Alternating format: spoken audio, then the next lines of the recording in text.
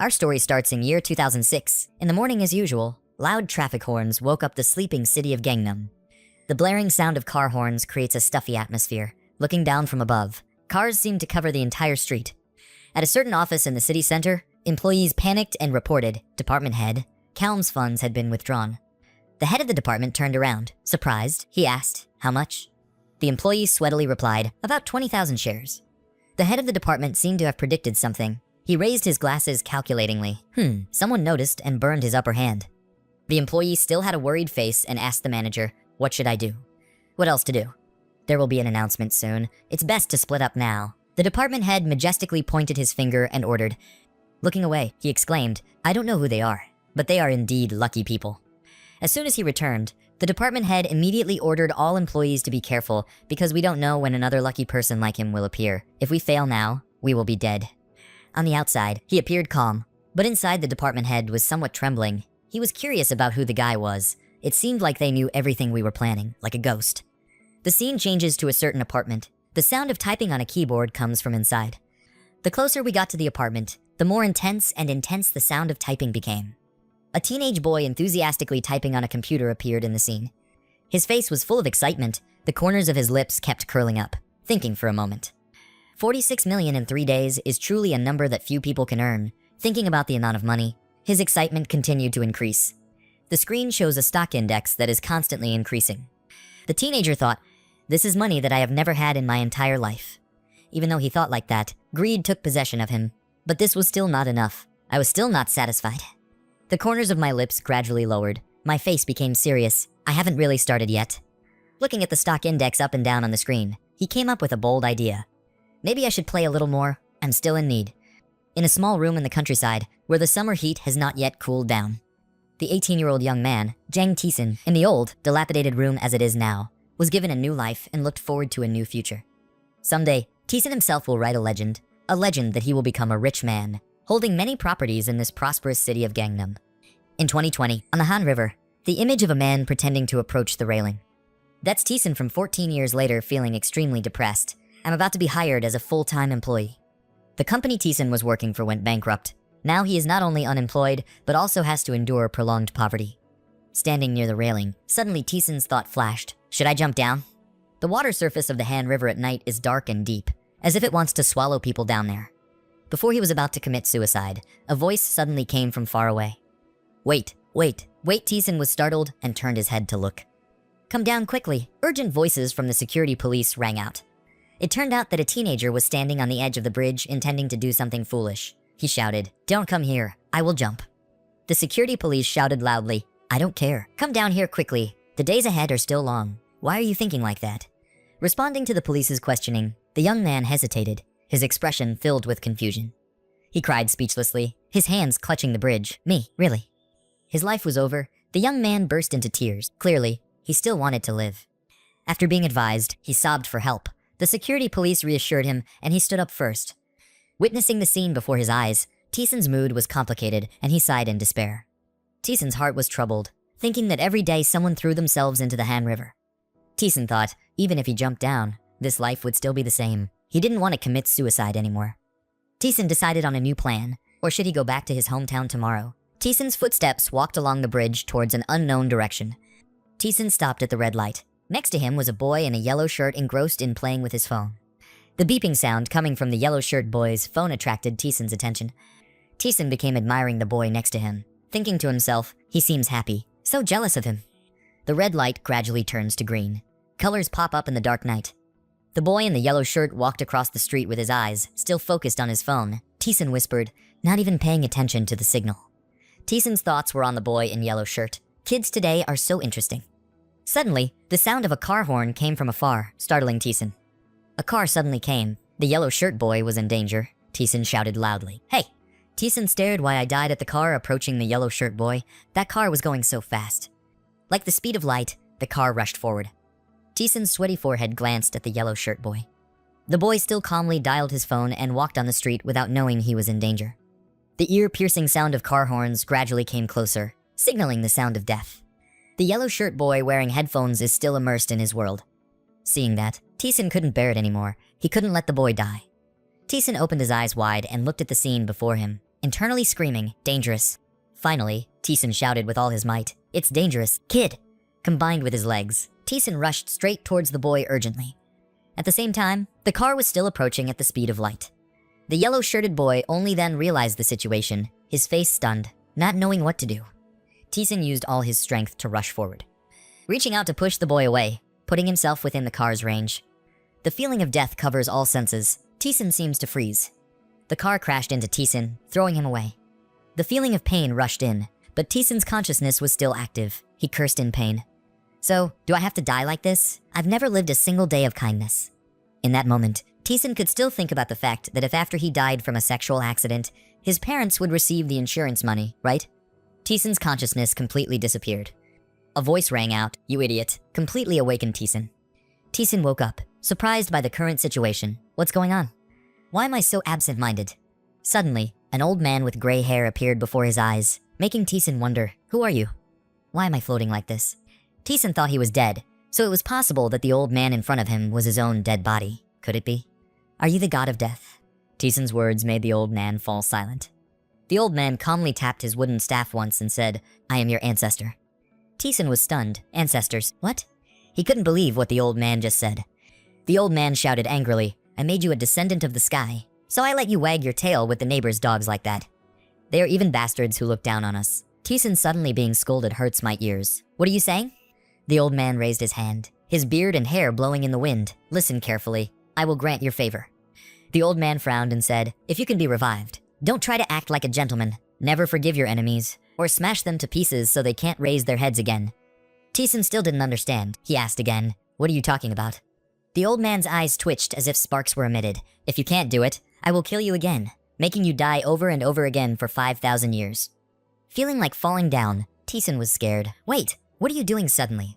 Tison followed gravity and his scream filled the air. The louder he shouted, the faster he fell, and Tison's mind seemed to be turned upside down.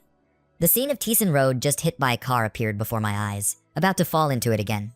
Tison screamed in panic. "Didn't you say save me?" Tison's head hit hard on the stone road. Pieces of stone broke like Tison's nerves. The alarm clock rang, a loud sound signaling the morning had come. A hand rushed forward, blocking the sound of the clock, pressing the button to turn off the sound. The feeling of having just died made Tison unable to adapt immediately. He had difficulty opening his eyes. Tison lay on the bed, eyes wide open in surprise, looking at what was before him.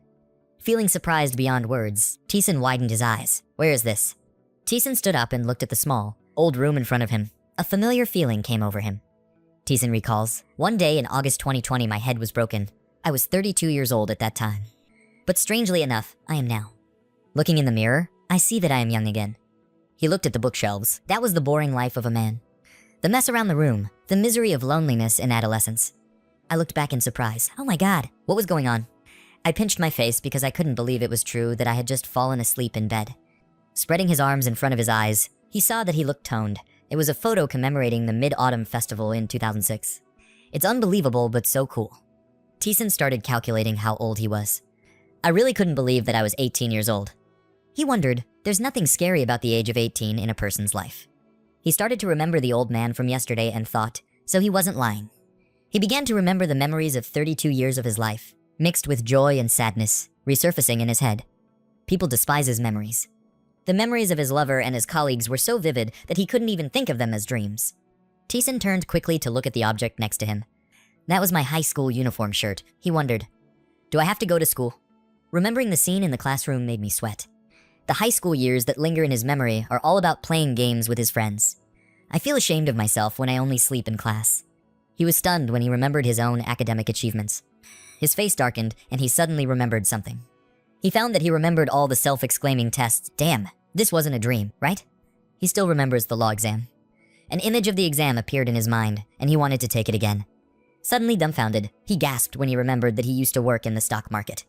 With the goal of getting a job at a securities company, he studied for a consulting certificate in 3 types of finance: bonds, treasury, and even derivatives. Not only did he not learn about the Korean stock market index, the Korean electronic stock market, foreign stocks, and stock indexes, he also learned about stocks and financial leverage derivatives. Thinking back, life is not a dream. That alone is not enough. In Tison's mind, he remembered that old man. Why? He once said, "I will give you a gift." Tison wondered what gift it was. Something made him come back. Suddenly, a blinding light appeared, making him unable to open his eyes. From that end comes the sound, "Sit down, cross your legs," made him curious as to where it came from. That bright light disappeared, and suddenly a black crow appeared. The old man he met appeared before his eyes again. The scene began to change, and he turned around and asked, "Who are you and where is this?" He answered and identified himself as the head of Shinsun Hospital, Chun Ryong Shin. Tison shouted back and asked, "What? The head of Shisen Hospital?" Seeing that he was still far away, he began to angrily shout, "Hurry up and move. This is a practice breaking curfew. If we are exposed, you will be in trouble." He didn't think much about Shinsun Hospital, practicing against the precepts, or the divine dragon. They were all strange things to him. That old man complimented Tison on his muscles. His muscles are good. How can they be like that?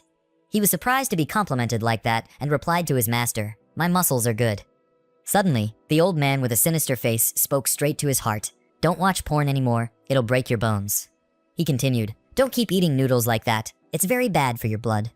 He started to seriously call you. "Close your eyes. Let's begin." Tison was a bit apprehensive. He looked down at the cliff below and felt more afraid to speak to the teacher in front of him.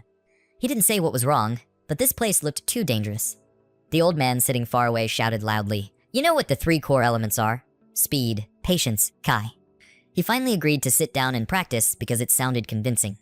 He said it looked like martial arts movies and novels. Hearing that, the old man threatened him, saying that practicing nonsense would hurt his bones, but he thought his master was like a charlatan. It was already late afternoon when it started. "The teacher is behind you." Tison suddenly started to feel like the powerful heavenly dragon was really behind him. He put his hand on his back and began to teach him. He said, after comprehending the small heavenly cycle and finding that truth himself. Hearing that, he turned around curiously and asked, "How?" "I answered your question. That's all I can say. Now let's begin." He began to teach internal techniques to Tison. He began to feel his inner strength. Power was transmitted to him. At the same time, Tison thought, "What is that? Why do I hear the sound of waves behind me?" He was gradually feeling the power more clearly. He advised, "Hold back. The more pain you have, the stronger you will be." Tison could only think in his head with the uncontrollable pain from too much strength in him, this old man. "How can I hold back? I'm about to die." His endurance had reached its peak. He just kept giving him all his energy. Tison's limit has been reached. So strong that all the animals were scared and shocked the whole area. Tison seemed to gradually lose consciousness. After being taught internal techniques, Tison felt the miserable feeling that everyone always talked about. His sweat flowed non-stop.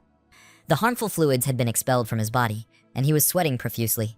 He writhed in pain, feeling that this old man's Buddhist teachings were burning his nerves. The power that was injected suddenly made me think I was dead. His blood vessels swelled as if they wanted to burn his body. But this old man still did not stop, until his body reached its limit, as the old man said, when tears and snot flowed out of his eyes due to pain. The limit of strength will also multiply with that pain. But that old man still decided to teach me the 5 pearls Tison. 5 pearls Tison are martial arts that only a few people can perform. Returning to reality, Tison did not expect the power that was given to him. He realized that old man, he was not lying. He had understood the 5 pearls of Tison. He remembered the old man's advice. It just looks evil, but in fact, he is an outstanding disciple of the martial arts school. He is also a martial arts expert who fought for 4 days and 3 nights with the leader of the Fat Hoa Sun clan, took his life and received an award in the 3D233rd contest of the Jade Emperor. You think it sounds cool, but who can verify it? Tison looked back at his clothes. He was really sweaty. He thought, the effect of Buddha's teachings is really great. I have this much sweat in my body. Looking at the calendar hanging on the wall next to the clock, I clearly saw the sun rise and set many times, but the time here still hasn't changed. Standing on the bed drenched in sweat, he wondered if that was okay. Because of the mold on the wall in the distance. Tison exclaimed, "Oh my god, look at that wall. It smells of poverty." Look at the network on the table. Next to it is a Celeron 500 system, 6 GB RAM, 4 MB graphics, 10 GB hard drive. There is also pirated software on the computer. Tison was quite surprised. It looked like something from a museum. He felt and smelled the nauseating scent coming from the room. The room was extremely messy, and there was a smell of sweat on the bed when he was infused with internal energy, so he decided to clean it out first. Tison came down to eat breakfast. The familiar calls in his subconscious, he remembered from his mother every time she called him. "Tison, come down for breakfast. You have to eat breakfast." He thought, even though I had heard these words my whole life, I still felt warm now. My mother was the only person who was by my side, even if I failed or lost my job. He began to remember his mother. Perhaps his emotions were indescribable. In his mind, he recalled the days with his mother. The memories of the days when she texted him to tell him to eat enough meals. In his memories, his mother often said, "Don't eat noodles and fast food all the time. You have to eat well, son." Returning to reality, she was urging him, "Hurry up. The soup is about to get cold." Teason quickly said, "Yes, Mom. Let me take a shower first." He quickly walked into the bathroom and took off his clothes. Looking at his strong and toned body in the mirror, he was surprised and asked himself, "Am I already this tall?" Laughing reluctantly, he was extremely surprised as if he couldn't believe his eyes. Rinsing the cool water from the faucet made Teason feel more refreshed. He wondered if his body had been purified. Immersing in the cool water slowly feels so relaxing. Looking in the mirror, he was quite surprised and happy because his skin was also smoother. Peaceful scenery, clear blue sky. Teason walked downstairs. He had just finished bathing so he could feel the comfort and coolness. Teason, wrapped in a towel and drying his hair, suddenly stared into the distance. Before his eyes appeared gardening tools, and this was the garden where his mother always worked hard. There's also his father's old tractor. This is a house that has been passed down from ancestors for 10 generations, so it is quite old. For those reasons, he lives in the countryside. It felt like he hadn't come in to eat for a long time and was standing still like a man, so his mother asked, "What's wrong?" Teason turned back to answer, "Yes," hesitantly continued, "I just thought the weather was so beautiful today." At the same time, she brought out a fully and thoughtfully set dining table. She kindly smiled at him and told him to eat quickly. "It's about to get cold." Thinking back to my mother who had to work every morning in the orchard, she looked so haggard. However, she was always the most beautiful mother in my middle school parents' association. Thinking of my mother, Teason couldn't hold back his emotional tears. His eyes began to well up, yes, to his mother. Unable to contain his emotions, he immediately rushed to hug her. Seeing her son suddenly act like that was so different from usual, she also suddenly said, "What's wrong with this guy? He's already so big and still alive." Teason called out with tears in his eyes, "Mom, you are the most beautiful in the world. You are as beautiful as a fairy." She was also very panicked and asked, "Why is it suddenly like that? Why am I crying?" That kind and gentle woman. She graduated from Hongin University of Fine Arts, where only excellent artists in Korea can study. Her mother once said that before she got married, she had never touched a piece of grass, yet my mother is a farmer. She heard her son's words and smiled happily and said, "Oh my God, it seems that in this world, we are not the only ones who are blind." Teason continued to sob and said, "Although Mom is still healthy, don't try too hard. The more you see that Mom doesn't look like a rural woman at all." She patted her son a little shyly and said, "Stop it. There must be farmers so everyone can have food to eat." Teason exclaimed to his mother, "Why are you so lucky? Did you sell your country in your previous life?" She smiled happily and said, "This guy." She became happy. Her kind face smiled brightly in response to her son's words. Surely, her mother was a princess who betrayed her country. Teason thought to himself that it's been a long time since he's seen his mother smile. Hugging his mother, feeling the warmth from her, Teason thought to himself, "Mom, from now on, I will let you walk on a path full of flowers." After a while, seeing him hugging so tightly, his mother said, "Son, if you love me so much, why don't you eat more?" Hearing that, he quickly let go and apologized, hugging his mother without asking his father's permission. Hearing that sentence, she laughed loudly and said, "You're right, your father's jealousy is not the normal type." Then, he and his mother sat down to eat at a daisheng booth. Along with the cool breezes, the scent of hot food rises. Teason began to invite his mother to eat. It had been a long time since he had felt like that, compared to what he had experienced. This was truly a precious meal. He ate deliciously and thought to himself, "If I don't reincarnate, I won't be able to feel this again." I just brought in a spoonful of food, but he was so quick to praise me. "My armpits hurt. Mom, it's spicy and fresh. It's okay for drunk people to eat it. Why don't you open a restaurant instead of working as a farmer? If my mother opened a bean soup restaurant, it would be as expensive as hotcakes." She asked him again, "Today you still know how to get drunk. Did you secretly drink alcohol for Mom?" "Mom, I'm an adult. Why didn't I know?" She knocked his head and smiled, saying, "You joke a lot like your father."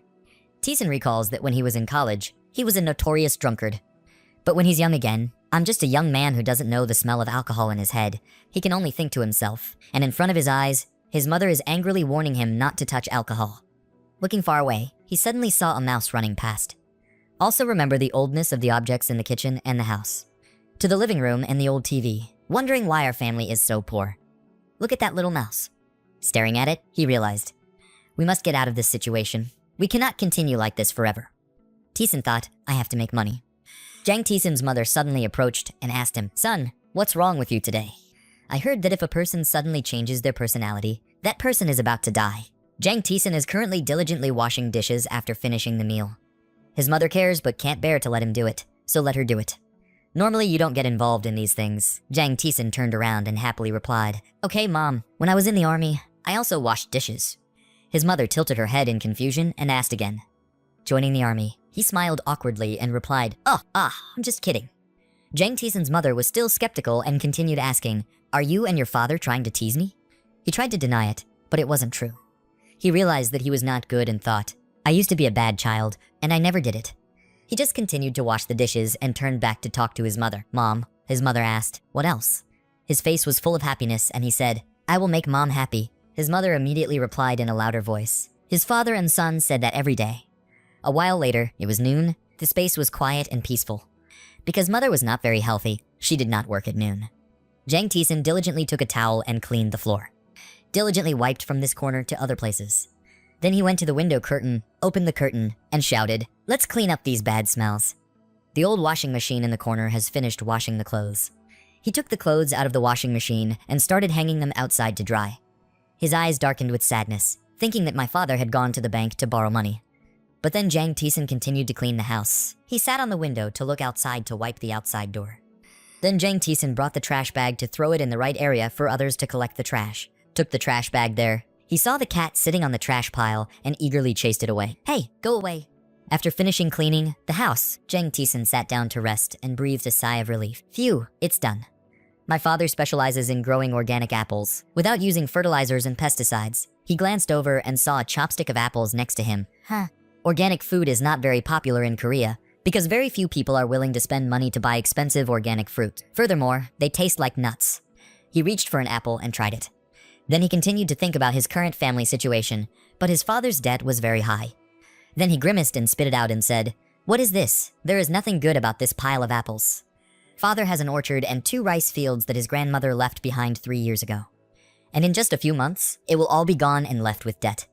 Thinking of this, Jang Taesin's eyes darkened with sadness and helplessness.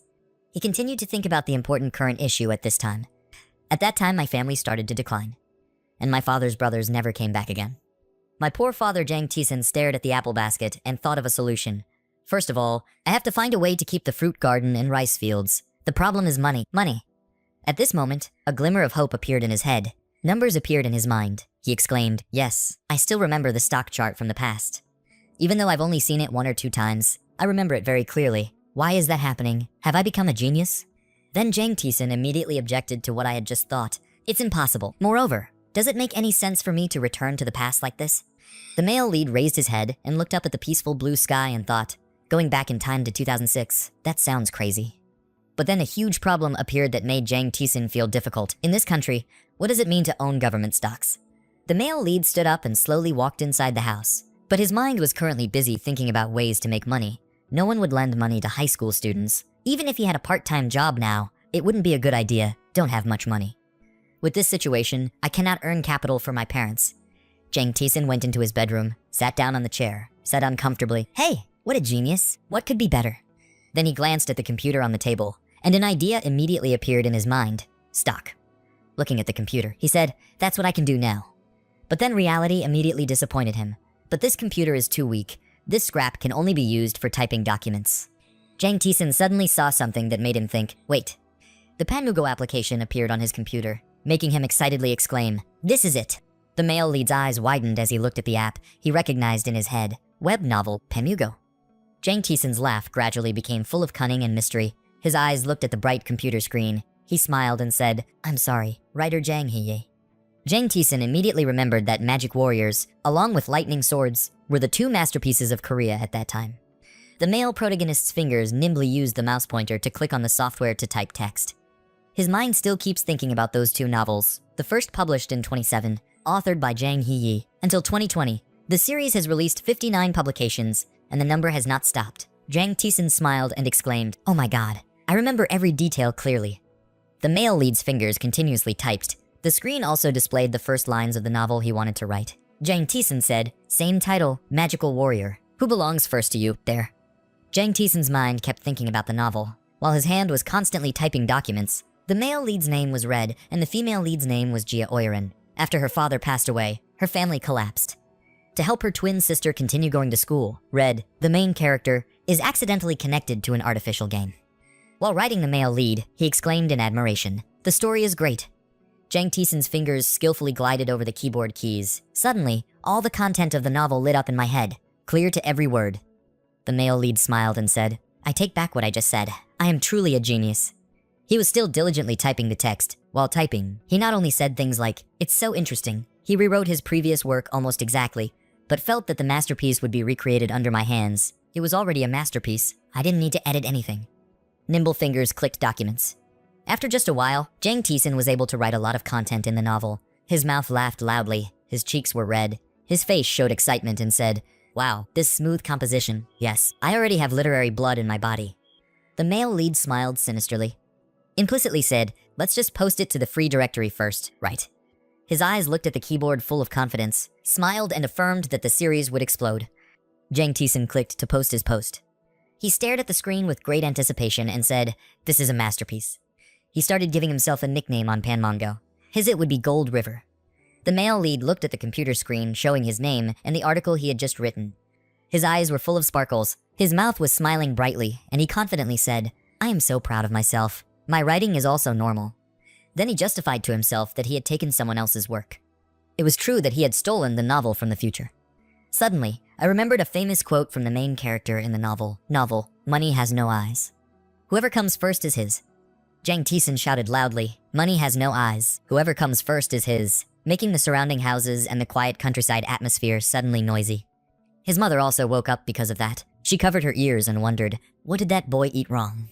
In an apartment building in a bustling city, a man was blowing on a chopstick of noodles and asked, what novel is this?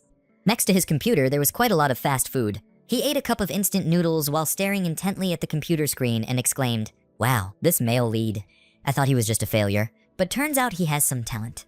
This man's appearance is quite sloppy. He slurps his noodles while complimenting him. This novel is great. It's the best book I've ever read. He read the novel and burst out laughing. This read name. Are those 3 useless items more important than women? As soon as he ate the noodles, he laughed so loudly that the food in his mouth, before he could swallow it, flew out. The man raised his hand and clicked on the mouse pointer and said, I read all 10 chapters at once. He picked up the rice ball he bought at the supermarket and brought it to his mouth to eat. But his eyes were still focused on the computer screen, smiling and saying, it is Gold River. If you release a book, I will buy it immediately. Then he fixed the rice ball in his mouth. Typed on the keyboard with both hands, now make a reservation and recommend it to everyone. The man clicked on the keyboard again, then left a comment. From outside the window, you can hear him typing on the keyboard very clearly. Even though it was a free series, it topped the charts with only 10 chapters. Jang Taeson looked confidently ahead. The next day, in the hustle and bustle of the city, at a newspaper office, a voice asked, Assistant Lai, have you seen this series? Assistant Lee looked at his computer screen and replied, yes, even though it hasn't been released yet, they will still print 5,000 copies. On his computer screen right now are the comments from the audience when reading the novel. The chief editor asked, there are only 10 chapters now, right? Is it too early to print it? Another employee looked up at him and replied, you see, this novel is very funny and the storyline is progressing very well. Another employee continued, it's a very popular novel. An employee wearing a black vest sitting at the right corner of the table spoke up. The author was probably a famous author, but had changed his pen name to publish the novel. The chief editor was still skeptical about the other staff's opinions and asked, knowing it was funny, but don't you think fantasy novels would be more attractive than game novels? His employees compete with each other to answer, and readers' tastes have changed. Recently, this game genre is very popular. The staff kept praising the novel, Magical Warrior. The title was very attractive. This novel has great potential. The chief editor still hesitated and observed his staff. A girl with shoulder-length blonde hair wearing square-rimmed glasses suggested, I will recommend this novel. I read it yesterday. The main character is really attractive. Our chief editor must contact the author. The chief editor asked, what are the conditions? She replied, if the author is not a novice, we can divide 8% of the profits of 4,000 copies to that person. The chief editor was surprised and asked again, what, so much? She replied, actually, I was planning to propose 5% of the 5,000 copies. He thought for a while, then agreed and said, the original proposal was better. Contact the author. The subordinate replied, yes, I will do it now. At another newspaper office, a man with jet black hair asked his colleague, the chief editor, if he had read it. At this moment, the chief editor is making himself a cup of tea. This novel is very good. What do you think? The chief editor, still holding a cup of tea and stirring it, replied, I read it yesterday. The review was very good. I'm sure it has a lot of potential. The black-haired man continued, I also think it's very promising. Please publish it. The chief editor was surprised and asked again, why? The man pointed his index finger and said, offering 10% of the 6,000 copies. The chief editor sipped tea and smiled and replied, is it too much? I'm afraid the publisher won't do it. If the person who signed the contract with us knew, he might get angry. The black-haired guy then smiled happily and said, I had a dream yesterday. There will definitely be at least 10,000 copies released. The chief editor looked at the CEO and smiled, implying something.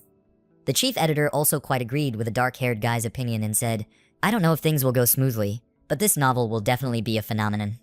Then the chief editor gave instructions. Contact the author. If that person calls, I will personally go see him. The man replied, okay. 3 a.m.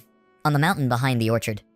Jang Taeson was sitting and doing internal exercises very focused. His whole body was now showing many tendons surrounding his body. I still faint like before, but my body can last longer. He took a breath and then realized his breathing became lighter. The male lead concentrates everything on cultivating internal energy. The sky gradually brightened. A source of light also appeared around him. After a while of hard work, when he opened his eyes, the male lead's face was filled with excitement and joy. It was great. Then his whole body seemed to emit a halo. Countless martial arts move constantly appeared in his mind. Jang Taeson took a deep breath. Immediately, Jang Taeson stood up and performed those moves in an extremely smooth and powerful way. Eyes are highly focused and move quickly. Jump up and kick your legs up high.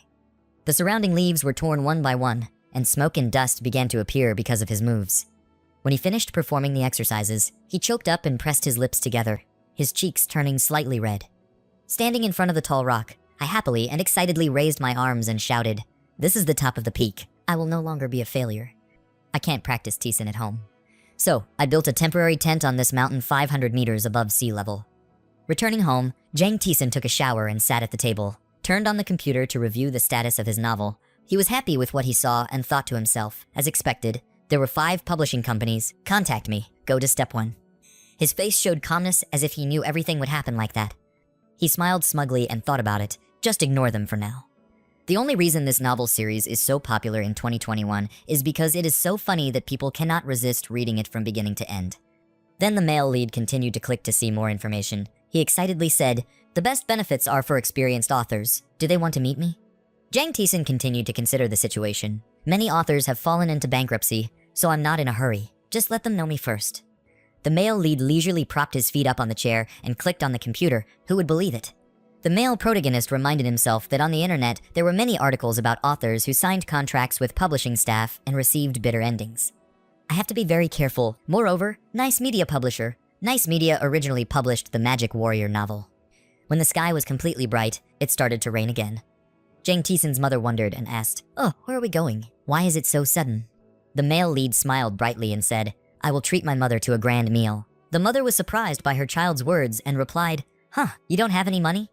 But then she still smiled gently and said, okay, I haven't dated my son in a long time. Jang Taeson and his mother were walking on the street.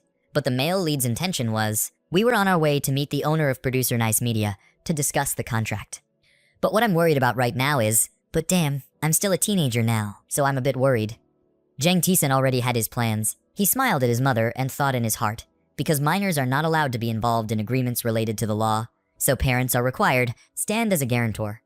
The law involves both wages and fines, so I need my mother to come along as my representative. The bus stopped. The two of them slowly got off the bus. Jang Taeson helped his mother down and gently reminded her. Here she is. Mom, be careful, the mother said. You've been so funny lately. Then the male lead and his mother walked together under an umbrella on the street. He pointed to the left and asked his mother, let's go get some coffee. The mother replied in surprise, coffee? Have you already drunk coffee? He smiled slightly, looked at his mother affectionately and replied, of course, with the weather like this. Let's have a glass of iced Americano, shall we? The two continued to happily walk together on the street in the rain. The two walked to a coffee shop. He turned around and smiled and asked his mother, you believe me? Right. The mother immediately replied, of course, my son. Then they walked into the shop together. 2 people from the editorial office looked back and recognized them. The black-haired guy said, there it is. The black-haired man suddenly whispered to his colleague, I'm just a student. And the other person said, they're late. Jang Taeson looked at the 2 people from the editorial office and smiled with satisfaction and silently praised. They were punctual, a plus point. The male lead approached the 2 men's table and asked, are you from Nice Media? Both of them opened their eyes wide in shock and stammered, author of Gold River. The male lead smiled softly and replied, yes, it was me. His mother, standing behind, looked at her son in panic and wondered, "What, the author?" Jang Taesin walked over and said, "Hello." He smiled confidently and introduced, "I'm Gold River." Choi Wong-chun and Hwang Song-woo widened their eyes in surprise as they looked at the male lead. They were skeptical in their hearts. They didn't look like professional writers at all, just like students. The chief editor faltered and replied, "Ah, hello." Jang Taesin still maintained a small, confident smile as he looked at the two people in the editorial office. Choi Wong-chun widened his eyes and looked shocked, thinking, "But what is this aura? His tone is so arrogant." And as soon as he entered, he recognized me. He is really sharp. He is not the average person. The male lead saw that they were silent and looked at him for a while. Then he retracted his smile and asked, "What's wrong?" The two people from the editorial office immediately realized they were showing off too much and awkwardly smiled industrially and extended their hands to invite him. "Nothing, please sit down." Choi Wong-chun happily said, "You're younger than I thought." Hwang Song-woo continued the question right after, asking how old he was. Jang Taesin answered quickly, "A second-year high school student," making the two people in the editorial office sweat. Their smiles also disappeared, replaced by a very unbelievable expression that made them think to themselves, and spoke condescendingly again. Choi Wong-chun seriously looked at the male lead and felt worried. Sure enough, he wasn't simple. It didn't seem like it would be easy to sign a contract. Jang Taesin and his mother sat down on the chair. His mother turned to him and asked, "Son, who are they? Also, what is Gold River?" Hwang Song-woo looked at Choi Wong-chun and smiled, thinking CEO Choi was confused. The male lead's eyes were full of cunning, glancing at the two people in the editorial office, smiling slightly and thinking. They couldn't control their faces, so they hit him again. He then crossed his arms and asked with a serious look, "You guys don't want to sign a contract with a high school student, right?" His mother quickly stopped him. "Child, what are you talking about?" Hwang Song-woo quickly raised his hand to deny and said, No, let us introduce ourselves first." The two people from the editorial office introduced themselves with confused and worried looks. "I am Choi Wong-chun, CEO of Nice Media, and I'm chief editor Hwang Song-woo." The male lead looked at them with satisfied eyes and smiled softly. Then he seriously replied, "Nice to meet you, I'm Jang Taesin." The male lead turned to tell his mother, "Please introduce yourself too. These two guys are the CEO and chief editor of Nice Media Publishing Company." His mother was stunned and asked again, "What, a publishing company?" Jang Taesin calmly replied, "Yes, Mom. Today your son will sign a contract with the publisher." Choi Wong-chun immediately held out his card. He held the key in front of Jang Taesin's mother and said politely, "It's a pleasure to meet writer Jang's mother. I'm Choi Wong-chun, CEO of Nice Media." The mother looked confused and replied, "Yes." The male lead looked at the CEO and smiled with satisfaction, thinking, "He called me writer Jang. How cute." The male lead's mother raised her hands to receive the card. The CEO gave it with both hands and said, "Her son is great." Then the male lead's mother suddenly remembered and asked in confusion, "Wait, what's going on? Why is my son a writer?" Jang Taesin turned to his mother helplessly and asked, "Why can't your son be a writer?" His mother replied as if it were natural, "She knew well how you write. Why would you be a writer? Moreover, students have to worry about studying. What is the point of being a writer?" Two people from the editorial office were sweating and nervous and responded in unison, "Yes, you're right." He calmly explained that during the vacation, I posted a novel online, and if Mom allowed it, I would sign a contract. His mother was surprised and asked again, "Contract? You signed it, really?" Jang Taesin looked at his mother meaningfully and said, "Seriously, Mother, you just said you would trust me to the death." His mother panicked and replied, "Then surely, her fate is about to come." Choi Wong-chun immediately continued to praise, "Sorry, ma'am, Gold River's magical warrior novel. No, writer Jang Taesin here is really charming." He confidently said, "He published a novel not long ago, but it was admired by many readers. You can trust him." The two editors brought water to drink happily. The chief editor continued, "As an editor, I can say it is the best work I have ever read." The male lead looked at the two of them and frowned in confusion. The male lead's mother put her hand on her chin thoughtfully and said, "Magic Warrior, the title sounds good, right?" He smiled confidently and said to his mother, "Mom, your child is very talented." Then his mother looked at him without saying anything, but her eyes were filled with concern and worry. Jang Taesin suddenly remembered and asked, "You too, can I order coffee?" His mother quickly reminded him, "What kind of thing are you talking to adults like?" The two people from the editorial office were suddenly startled in realization and exclaimed, Then the two guys shyly asked, "Oh my gosh, I'm so serious. I'll go order right away. What do you guys want to drink?" The male lead smiled brightly and replied, "1 iced coffee and 1 bingsu." The head trainer immediately left his chair to go to the counter to order drinks. Jang Zheng started to get serious and asked Choi Wong-chun, "Did you bring the contract?" Choi Wong-chun happily replied, "Yes, this writer seems impatient." The male lead calmly said, "I'm not impatient, I'm just curious." Then he took out the contract from his briefcase and showed it in front of him. "Here is the contract." He read it carefully. The male lead received the contract and turned the pages to read it attentively. Reading a paragraph, he frowned. The publisher will keep the second copyright for 5 years and automatically renew. In the contract, it is stated that Clause 16, second copyright and license during the contract term. Nice Media has full rights to use the author's novel, if related to the issue of collecting usage fees. He smirked and said, "Are you kidding?" Jang Taesin whispered in his heart, "Just look at this. I'm preparing to take the judicial exam." At the same time, the chief editor also brought drinks to the table for the mother and son.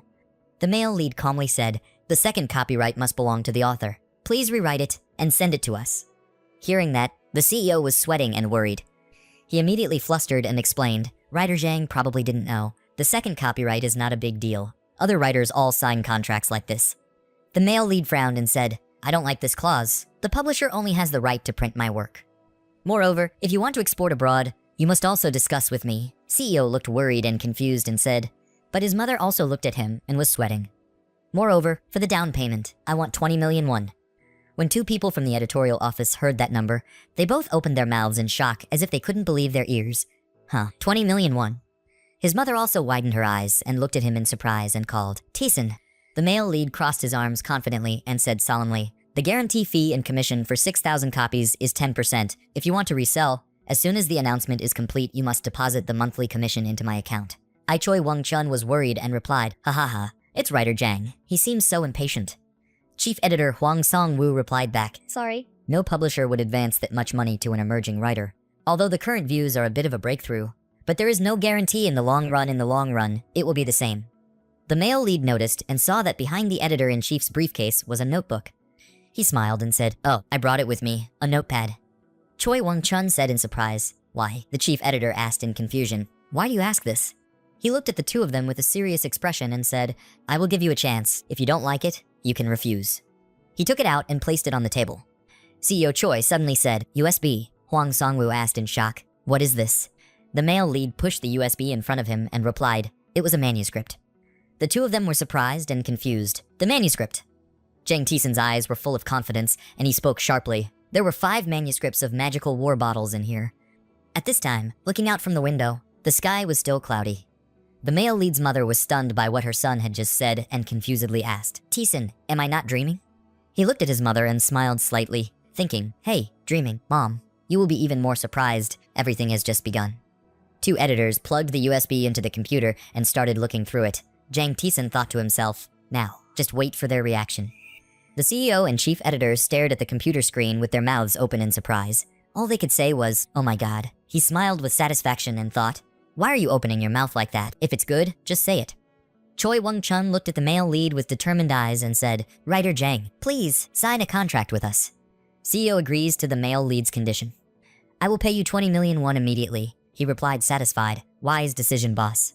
He reached out and took back the contract. Then he seriously said, "We will redraft the contract according to my request. Please sign here." Jang Taesin's mother looked at him worriedly and called Taesin. It was still pouring rain outside. People were walking around briskly. Inside the shop, the two sides were still discussing the contract. Jang Taesin said, "Please submit the income tax declaration properly. When reselling, you must pay me according to the content of this contract." The editor replied, "Of course, I will do it according to professional ethics." He raised his hand to sign the contract, thinking in his heart, not knowing if he should trust them or not. Never mind. Just trust the money in his account. Then, this is what it feels like to be a writer without waste of brainpower. The chief editor passed the contract to the male lead's mother and said, "I will act as the legal representative, so please sign it." His mother replied, "Yes." Hwang Song-woo continued, "I have already paid you 20 million in advance." His mother exclaimed in surprise. The male protagonist looked down at his phone with satisfaction and smiled, thinking, back then, until my death, my tattered bank account had never had 2 million. I would slowly fatten you up. CEO shook hands with Jang Tae and politely said, "Thank you for signing the contract with us, writer Zhang." He happily replied, "Thank you. Both sides will benefit." Then he turned and said to his mother, "We can go now, mother." His mother was startled and replied, Okay. 2 people from the editorial office immediately said, "Wait, please stay and eat with us first." Jang Taesin politely refused. "Maybe next time. We have to go now." But in his heart, he secretly said, his mother is not used to eating with strangers, and now money is like a mosquito to him. Outside the door, the rain still continued. Standing outside the door, the male lead's mother bowed her head and said, "I don't really understand what's going on. But I'm sorry for being rude, CEO shyly replied. No ma'am, collaborating with writer Zhang is our publisher's luck. The chief editor turned to look at Zhang Tison and asked, "Oh right, writer Zhang, there's one more thing I forgot to ask." He smiled and asked, "How many episodes do you plan to compose? Judging by the current content, it's probably around 10 episodes, right?" The male lead calmly replied, 60 episodes. The two people from the publisher once again gasped in surprise, so shocked that they were sweating profusely. 60. Zhang Tison smiled and thought, what to do now? I remember up to 59 episodes. A masterpiece like this only has 20 episodes. It's very cruel to readers. The producer stammered and asked, "Is 60 episodes too long?" He happily replied, "Don't worry about the manuscript. There will be 60 volumes." The producer continued to say, "We will consider the situation and continue to talk about it next time." In Zhang Tison's heart, "It's certain. I'm sure in a few days, even if there are 100 volumes, you guys will happily publish it." Leaving the cafe, walking on the street, I have a lot to do today. The two continued walking in the rain, and the umbrella was covering the top of their heads. His mother turned to ask, "Where are we going now?" He smiled brightly and replied to his mother, "Let's stop by the bank for a bit." His mother slightly lowered her eyebrows and asked, "What business do you have there?" Zhang Tison calmly smiled and replied, "Yes, Mom, it's very important." His mother was worried and asked, "What's going on? Can you tell me, why are you suddenly a writer and earning 20 million? He looked at his mother thoughtfully. "I will start work tomorrow afternoon, so I have to open a stock account that day." The mother continued to ask with a very concerned tone, "Should we discuss it with your father?" As for the male lead, he is still concentrating on thinking, "Right now, I am still a kid who depends on my parents. With this 20 million, I can completely pay off my father's debt and interest, but I haven't touched it yet. This money is urgent." The male lead looked at his mother and said, "Mom, you still believe in me, right?" His mother quickly replied, "Mom, I believe you, but..." He smiled gently and persuaded his mother, "Give me a month and I will talk to my father myself." Mom looked at Zhang Tison with hopeful eyes. He was still calculating what to do in his head. This money was just the beginning. It was the goose that laid golden eggs for his family. Then she smiled kindly and lovingly and said, "Okay, I believe my son." The rain stopped. The male lead raised his head to the sky, put his hand out to check and happily said, "Ah, the rain has stopped." Then he happily told his mother, "Let me invite you to eat jajang noodles." She hugged her son's arm and happily said, "More sweet and sour fried meat. My son has so much money." He replied cheerfully, "Okay, Mom?" The next day, when the sun was still peeking behind the distant mountain, until the sun appeared clearly, Zhang Tison sat on the rock concentrating with all his might. Then he suddenly opened his eyes wide. I saw it, saw all the details. Appearing in front of the male protagonist at this moment was a giant transparent stock board held in the air and said, "I'm ready. Let's go to the battlefield. Now the game is in my hands. It's my turn to suck your blood." Returning home, Zhang Tison opened his computer and saw a stock shard and said, "It's been a long time." He stared intently at the screen, then smiled softly and said, "You really are buying and selling in droves. So cute. This game is similar to a card game." The male lead raised his hand and clicked the mouse cursor happily and proudly said, "You guys are definitely dead." Zhang Tison smiled and said, "Let's start." Then he started calculating in his head. The starting unit price in the bear market was 2,251. The price of small stocks in the market was 50 billion won. He opened his eyes wide and thought, this situation will happen a few times. Now it's time to do it.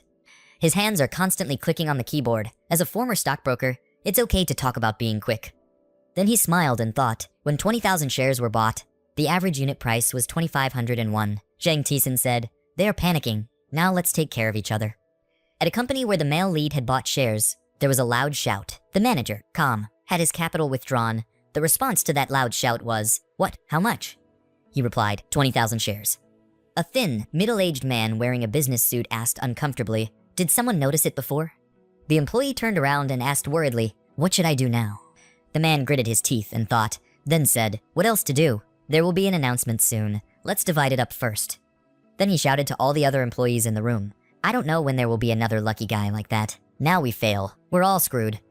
The man's face was now full of worry and fear. Thinking, he was like a soul, holding all the secrets in his hands. Who exactly was he? Then he turned his head and looked out the window at the city and said, "What a lucky guy." The estimated income of this campaign is up to 10 million won. If things go badly, at least 19 people will shed their blood. At Zhang Tison's house, when he bought the stock and saw the profit, he excitedly thought, "Oh my god, this is a lot of money. It's too much Pepsi."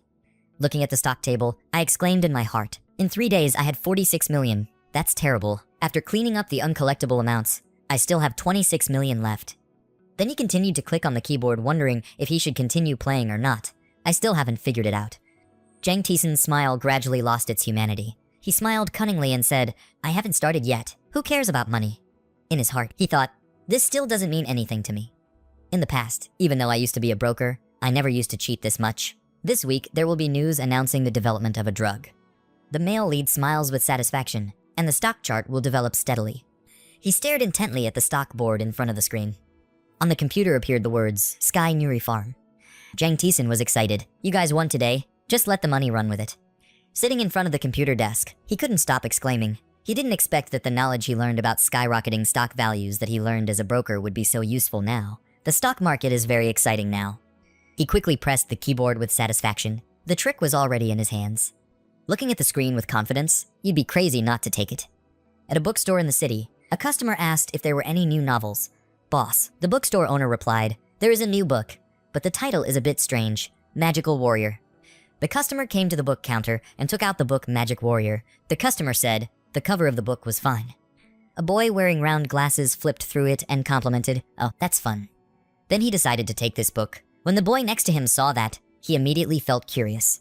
The boy next to me asked, really, I thought the main character was a bit boring. But the boy wearing glasses replied, it's a funny read. The storyline progresses quickly. It's interesting to read at first. The people nearby also glanced curiously and thought of the novel, The Magical Warrior. The owner turned to the boy wearing glasses and said, hey kid, do you like that book? Pay here. The boy opened the door and smiled and replied, yes, I bought it. Then the boy who bought the novel told his friend, let me read it, and I'll tell you about it. That night, at the bookstore that was buzzing about the novel, one person said loudly, boss, that novel is so great. The other person replied, why do you reply so quickly? Isn't it fun to read? That person continued, it's exactly my style. The next episode is already booked. Jang Tison is currently at home, excitedly typing on the keyboard to write a novel. The next day, when it was dawn, at Jang Tison's family dinner, parents and their 3 children, as usual, were sitting and eating together very warmly. The mother was surprised and looked at her husband with wide eyes. Then she worriedly asked, what's wrong? Cha Jang Tison used his chopsticks to pick up some white rice from his bowl. He slowly put it in his mouth and chewed it. The male lead looked at his father without saying anything. The father then smiled kindly and said, it's okay, don't worry, let's eat. When his other 2 children saw this, their faces were also full of worry and panic, asking, what's wrong, Dad? You look very pale. Please go to the hospital, father.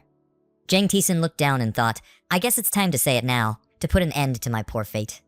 Then he slammed his chopsticks on the table and said loudly, the rice is so delicious it hurts my armpits. He smiled brightly, raised his 2 thumbs to the like button, and said to his mother, her pea soup is the top of the top. His younger brothers thought helplessly, please be a bit more subtle. Jang Tison turned around and winked at his mother, silently saying, don't worry. The mother looked at her son with eyes full of hope. His eyes were full of seriousness, thinking, I will make my father more excited. Then he asked everyone, do you all have time today? One of his younger brothers asked again, what's wrong? The other brother continued, he was eating rice, brother. The mother smiled industrially and asked, is there anything, son? He thought helplessly, it's so fake, Mom. Jang Tison replied, today I will treat my family to a drink and play until the end. The 2 younger brothers looked disbelieving and said dejectedly, you. The father looked tired. The little pancreas said with difficulty, Tison, Dad is a bit out of breath today. He looked at his father with pity. Then he turned around and smiled and said to his mother, today I'm taking my father with me. His mother happily replied, but what else? The male lead advised, Dad, please bring your proof, and the 2 of us should bring our student cards. His mother asked curiously, what was the use of bringing proof? He happily replied mysteriously, there was something he needed to use his mind for. Jang Tison's 2 younger brothers were surprised. One asked, what happened to you today? The other asked, are you forcing the whole family to work part-time? He immediately interrupted, children, don't ask too many questions. The boy was not convinced and argued, you are only 2 years older than me. Jang Tison and thought excitedly, my time has come. The thought of being able to spend money like water makes me excited. The next day, when the whole family got in the car and went on the road, in the car the male lead told the story to the whole family. His younger brother was surprised and said, the second brother is a writer. What is a rose? Dude, is it money? The male lead replied, well, not much. Arriving in the city, the whole family walked the streets together. One of Jang Tison's younger brothers excitedly said, wow, I haven't been to the city for a long time with that family. The other brother immediately replied, it hasn't been a long time. It's my first time going. The 2 children stopped and marveled in surprise. Look at that. Any call, in front of the 2 children are 2 small phones. They excitedly stood at the phone counter, praising them endlessly. It's so beautiful. There's a 3 megapixel camera too. Isn't this so pretty? The male lead looked and smiled slightly. 1, 3 megapixel. The father standing behind smiled softly and said, I can't buy it anywhere, kids, let's go. Jang Taesun calmly said, just take whatever you like. The two of us asked in surprise. Huh, really? The two children happily kept asking, did you buy it for me? Anything is fine. The father panicked and worriedly waved his hand and said, Taesun, you guys are still young. These things are very expensive, even if you have a commission. The male lead happily turned to talk to his parents. The parents also chose a pair of phones. The design is so cute. The mother happily replied, thank you, son. I'll go choose too. The father turned helplessly to his wife, me. Then the whole family happily and excitedly chose the phone they liked. Jang Taesun's mother told him, I like this one, honey. Let's get 1, 2 for a pair. And the male lead pointed to another one and said to the salesperson, I'll take this black one. My 2 younger siblings happily complimented me. My brother was the best. Did he really buy it? After making all the choices, the male lead told the staff, I'll make a lump sum payment. Just count it all for me. My 2 younger siblings are still underage, so let my parents name it. At this moment, the father's face was pale and full of worry. The clerk gave him the receipt and said, the total was 2,170,000 won. The whole family gasped at Jang Taesun in surprise when they heard the amount to pay. What, 2,170,000 won? He happily gave his card to the staff and said, thank you. The staff said, we will not charge a booking fee. After paying, they continued walking. One of his younger brothers said, my sister is the best. Will you treat me to lunch? He happily answered, of course. At the building of a securities company, a loud voice shouted, what? The company's department head pounded the table angrily. What the hell happened this morning? His employee replied, I don't know, boss. It's from Calm, Yandai and Gubbo. He angrily asked, that much? How much is the total? The employee worriedly answered, 1 billion. The department head shouted loudly, who is this guy again? Is it the same guy from last time? The staff said, this time the amount is different. The employee worriedly said, maybe he's a billionaire. He angrily cursed in his heart, a guy who knows nothing about the morality of this world, bastard. The employee asked, what should I do, boss? The manager angrily shouted, no matter what, just follow the plan. He threw it out and grabbed it right away. The whole family was walking when suddenly Jang Taesun stopped. The 2 younger brothers asked him, what's wrong? His mother was also concerned and asked, why are you so tall? The male lead said, let's go in. Then he turned around and opened the door and said, here. Jang Taesun pointed inside and smiled and said, let's go into this store. The whole family started sweating when they saw that. The mother asked, my child, where is this place? Step inside to see the auto shop. When the manager sees the guests arriving, he warmly welcomes them and welcomes them to our safe and sustainable Samyang bus company. The whole family gasped in surprise as they looked at the male lead, and he thought, nothing is more important than the safety of his family. He slowly walked forward, the highlight of today. Coming next to a white car, Jang Taesun smiled and asked his mother, how do you feel about this car? The store manager quickly introduced, this is a Rockstone SUV, a representative product of the Samsung brand. His mother smiled awkwardly and replied, well, that's beautiful. Then the male lead turned to look at the car and said, it's suitable for taking 2 children to school, right? His father frowned and asked worriedly, Taesun, what's wrong with you today? The 2 younger siblings asked with bright eyes, will you take us to school by car, Dad? He looked tired and said, do you think our family will need this car? Given our current situation. He turned back to look at his father to reassure him, don't worry. From today, it will be different. Don't worry. The mother turned to tell her husband, honey, Taesun secretly bought this just now. Then she gave him a blue notebook. Receiving the notebook, the father wondered, is it a bank book? The mother replied, the novel my son wrote is really doing very well. He looked at the numbers in the notebook and sweated in surprise. It's hard to believe that looking at the notebook is a big number and wondering, 50 million won. Jang Taesun's father's face immediately softened and was skeptical. Taesun has that much money. The mother smiled and said, my child has grown up, his father. He looked at his son in amazement, emotion, this kid, at this moment. The male lead was smiling gently at the 2 of them and said, Dad, just believe in me. He recognized his son, already grown up. His father smiled happily and replied, yes, of course I believe you. He smiled and thought, I understand your father's feelings. The money to buy that phone is enough to pay this month's interest. Don't worry, from today, I will write another page of history for the Zhang family. Jang Taesun happily got into the car and asked the store manager if this car was in stock. The staff wondered, why? He continued, if you don't have one, you can take this display case. Then he reached out and patted his younger siblings' heads and told them to come sit and try it. Then he took them shopping. He secretly said in his heart, from now on, the breadwinner of this family is him. When his parents saw that, they smiled with satisfaction and happiness. The 2 brothers smiled brightly in joy. The 2 children shouted in unison, I love you the most. So the trip ended. Tomorrow morning, Jang Taesun was wearing his school uniform, but in his heart, he felt strange. How long has it been since he went back to school? At the bus stops so he can go to school. The male lead smiled and realized that he was now a high school student again. Everyone took turns getting on the bus. Jang Taesun also got in the car to count the school, standing in a bus full of people. He felt that everything was still the same as before, from rows of seats for customers to sit on to those who still ride every day. He smiled happily and said to himself, "Long time no see." Inside the bus, Jang Taesun saw an empty seat. He thought to himself, his familiar seat has been gone for too long. He put on his headphones and looked around. Everything was still the same. The headset is plugged into the ear. On the bus, there was laughter and joy from everyone around him, but he was still immersed in his own world, getting on the bus every day, listening to An Moon-se's music on the way to school. Image of a female student turning to the table below to talk. He watched the scene outside through the window. Xiaodong will go public today. Even though I'm in school, my investment will automatically be added. Now my net account is over 1 billion. He happily chuckled in his heart. I was already on automatic mode. On a beautiful morning, an ant was crawling on the ground. Normally, ants do not invest in stock values that do not fluctuate. They bet their lives on skyrocketing stocks and enjoy the ups and downs in value. They rush headlong into red and black, causing that obsession to be fully exploited by powerful forces. I am also one of those ants. To the powers that be, the chart means nothing. In the end, the ants cannot do anything to them. And the end result is that they suck all the blood. However, Jang Taesun looked outside. There are flocks of birds flying in the sky, and I have knowledge and information from the future in the palm of my hand. Even being a stock expert can't stop me from missing opportunities. While immersed in his own thoughts, he was startled when he heard a familiar voice. 2 female students were talking to each other. He was so sad that the vacation had ended. The 2 of them continued to chat. Why did you have such dark skin like going to a chili farm? Now he discovered an acquaintance. Oh, there it is. My Jin explained to her friend. Otherwise, she would have gone to the beach with that family. Na Young walking next to her said, really so jealous. This is my Jin who always brags about her travels. And next to her is Na Young, her friend who is always jealous of her. The 2 girls were silent for a moment and didn't say anything. Both girls opened their eyes wide as if they saw something. Jang Taesun also suddenly looked.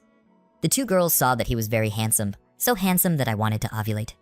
He was the one who spoke first to break up this awkward atmosphere. If the bag is too heavy, I can hold it for you, made the 2 girls startled. Then Min Jai quickly gave him her bag. Mine was very heavy. He didn't hesitate and said, okay, just give it to me. The 2 female students looked at him in surprise. Who is he? He looks familiar. I thought so too. I feel like I've seen him before. The 2 men on the other side looked at such a scene and scoffed. There was a crazy girl here, but his face looked familiar. The other people on the bus exchanged words. Mine Chul's bag. I can't see clearly anymore. Should I come and ask? Are you crazy? Jang Taesun sat to the side, looking at them with a smirk. He thought to himself, oh yes, there are all the upperclassmen in this car. The 3 girls next to me said admiringly, I don't know who it is, but it's very attractive, my type. Jang Taesun smiled and thought, female students this age are still a bit naive. But in just a few years, they will become bold girls who actively ask for men's numbers. Seeing Jang Taesun smiling, the girls laughed and talked to each other. Mom, he's smiling. I'm in love. Guys, I'll come talk to him. On the bus, the song resounds. In the neighborhood, you are very good. No one saw me drunk. My mother told me everything, but forgot to tell me not to get drunk. Jang Taesun suddenly saw someone, suddenly opened his eyes, and felt happy. Ah, the person I wanted to see again. The person I always look at from afar. My first love. The person I secretly love, Lee Yeren. When he got to school, Jang Taesun's friends all gathered around and asked, how many vegetables have you eaten in your life? I can't even see you. You're so handsome now. Taesun pointed at Jang Taesun and said, the new uniform looks so good on you, like it was tailor-made for you. Jang Taesun was moved and shed tears, thinking, when he went to school, all the love affairs he encountered when he encountered his old love suddenly fell apart. I miss you guys so much. Taesun is sobbing every night because he has rhinitis. Jang Suk, with his shaved head, is determined to study, but his grades are still mediocre. Hyang Chui was bald before he was even old. And as long as Do Jun has food, he doesn't have any brothers anymore. Bong Suk always calls himself a poet and acts like he's rich. D-Sun asked Jang Taesun, did you secretly take your old man's growth medicine? Why are you so tall? Jang Taesun replied, if you stop watching porn, you'll be like me. D-Sun scolded him harshly, living without pawn, I would rather die. Jang Taesun smiled and said, then I will kill you. D-Sun punched Jang Taesun in the face and shouted, is this guy crazy? Jang Taesun immediately pinned D-Sun's neck to his body and cursed him. That hurts, you bastard, you're crazy. D-Sun shouted, stop, Dad gives up. D-Sun hugged her neck and tearfully asked, why are you so strong? Did you go to the gym during the summer break? Jang Taesun proudly said, having entered high school, of course I have to exercise. Di-sun pouted and mocked. Disgusted with entering a sports school, Jang Taesun scolded, your father is crazy. Suddenly someone's voice rang out, you guys are so noisy. Everyone looked at the door in panic. A pair of hands are opening the door. Hong Seung-hyeon scratched his head and explained, this is not a kindergarten. Can you kids shut up? Da-jong panicked and called his name. Hong Seung-hyeon, Hyung-chul timidly replied, okay. Looking at everything that was going on, Jang Ta-sin thought to himself, in any environment there will be trash. Despicable people who only know how to bully the weak. Hong Seung-hyeon disdainfully walked in and told Jang Ta-sin, damn raisin, long time no see, you've grown taller. Jang Ta-sin silently thought to himself, he couldn't stand his laugh. Thanks to this sinister guy, he even got depressed. Hong Seung-hyeon, he is a member of a third-rate gang called Scorpion at school. He is the big brother of the class. Seeing that Jang Ta-sun did not respond to him, Hong Seung-hyeon gritted his teeth angrily and said, you son of a bitch, I'm asking you, haven't opened your mouth to answer yet. Jang Ta-sun smiled and said, why are you jealous?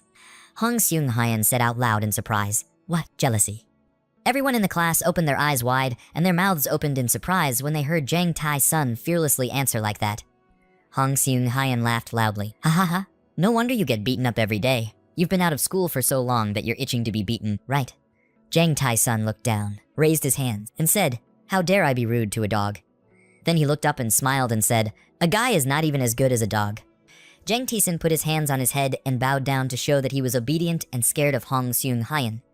But who would have thought that he would dare to retort to the guy who was loved and feared by the whole school? How dare I be rude to someone? Jang Taesun's voice came out strongly without any fear. His eyes glared at Hong Seung-hyeon as if challenging him to see what he dared to do to him, then continued to speak in a harsh voice. No, it must be a guy, not as good as a dog, right? After hearing that, Hong Seung-hyeon couldn't believe his ears. His face was frozen. He stammered in bewilderment and asked, what? Maybe he still didn't believe what he heard because he's the big brother of a large school and now being insulted by the person he called a brat and calling him a dog.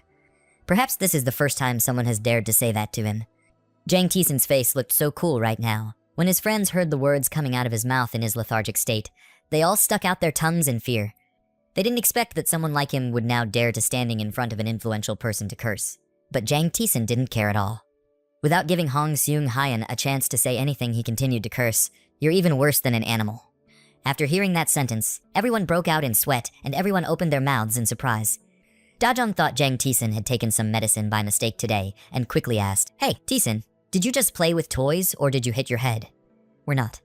As for Jang Taesun, he ignored everyone's words. His eyes were full of hatred because he had been humiliated for so long, and now it was time to change, he thought in his mind. It's time to take revenge, pay back the battles, beaten to a pulp in his pathetic past. Hong Seung-hyeon at this moment, all the blood in his body had been pushed to his brain. His hands were clenched as if preparing to throw his fist in the opposite direction. He lowered his voice and slowly said to Jang Taesun, try barking back at me, see. Hong Seung-hyeon moved closer to Jang Taesun, his eyes rolled back, his face showing an extremely dangerous and threatening attitude. Looks like this guy has eaten lobster liver. Try fixing it again. Looking at that big brother's attitude made Jang Taesun even more interested. This guy is so cute.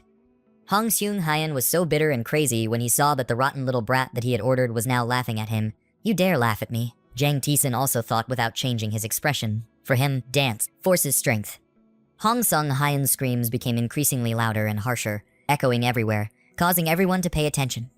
So as soon as he heard a loud argument coming from a classroom, the teacher quickly arrived. As soon as he walked to the classroom door, he saw two students looking at each other provocatively. Everyone in a good posture was being fought. The teacher immediately shouted, hey, what are you two doing? Seeing that the class was so quiet, I thought the students were concentrating on studying, but instead they were there glaring at each other, yelling at the teacher, and threatening them with a ruler pointing straight at the two thuggish students. Suddenly, Jang Taesun's attitude changed 180 degrees back to his previous innocence and happily turned to explain to the teacher, teacher, long time no see, we were just having fun. As for Hong Seung-hyeon, he was surprised by Jang Taesun's attitude. He really has no shame, and dares to do these tricks in front of me. The teacher also believed that this joke was true, because in the past, Jang Taesun or any other student had no intention of daring to argue in front of Hong Seung-hyeon, so he quickly told the class to calm down and take their seats, started studying. But it seemed like Jang Taesun had something to say, so he hesitated, teacher. When his classmates saw the teacher solving the problem, Jang Taesun also returned to his normal attitude as before and felt relieved. Fortunately, he saw it. Otherwise, he would have eaten everyone's bran. I hope he did. Say nothing more. Noong Jang Tisen has changed before, and he's back and more powerful than before. He glanced at Hong Seung Hyan and whispered to him, "Hey, Hong Seung Hyan. Let's meet at lunchtime." He winked at Hong Seung Hyan like he was commanding him, then left. When his friends saw him, they wanted to pray to God. But they didn't expect that things would go further than they imagined. Hearing that made them want to pee their pants. Help. After hearing this, Hong Seung Hyan's eyes were wide open and his mouth was wide open, not understanding what was going on. So, he gritted his teeth and couldn't do anything but swallowed his anger. He thought to himself that this guy really wants to die. I'm sure, will give you satisfaction. After the class was calmed down, the teacher began to repeat what he said. The higher the university entrance exam score, the more all the students in the class agree. The higher the university entrance exam score. The teacher continued, the more beautiful the wife would be. The whole class said in unison, the more beautiful the wife would be. On this side, the bitterness still hasn't subsided. Hong Seong-yin looked at Jang Tisen with dangerous eyes and chuckled. After class, it was time for break. The guys went to Jang Tisen to inform him. You're screwed, Jang Tisen. Sun Joan is gathering his clique there. Jang Tisen, still calmly sleeping on the table, replied, I know. It was time to go out for the second period. But my friends were still worried and continued to advise Jang Tisen. What did you eat by mistake today? Avoiding poop is not cowardice. It's just fear of being dirty. Do you understand? Jang Tisen loudly responded to each sentence. But I wanted to clean it up better. During third period recess, our friends continued to tell Jang Tisen, think again. Play less, my friend, Jang Tisen humorously said. I play with toys very regularly. After hearing this sentence, my friends literally stood still for 5 seconds without saying anything. Finally, the bell signaling lunchtime rang. Jang Tisen looked at his friends who were still trying to surround him and asked if they weren't going to eat. What was the matter? These friends couldn't do anything anymore, knowing they couldn't stop Jang Tisen, so they cried and said, You bastard, how can we swallow this? Thanks to your grace, we are about to die without a whole body. Here it is. Did you eat bear bile by mistake? Do you know how terrible Sung Yun's gang is? I heard they play very dirty. Thanks to your blessing, we are about to go to the altar.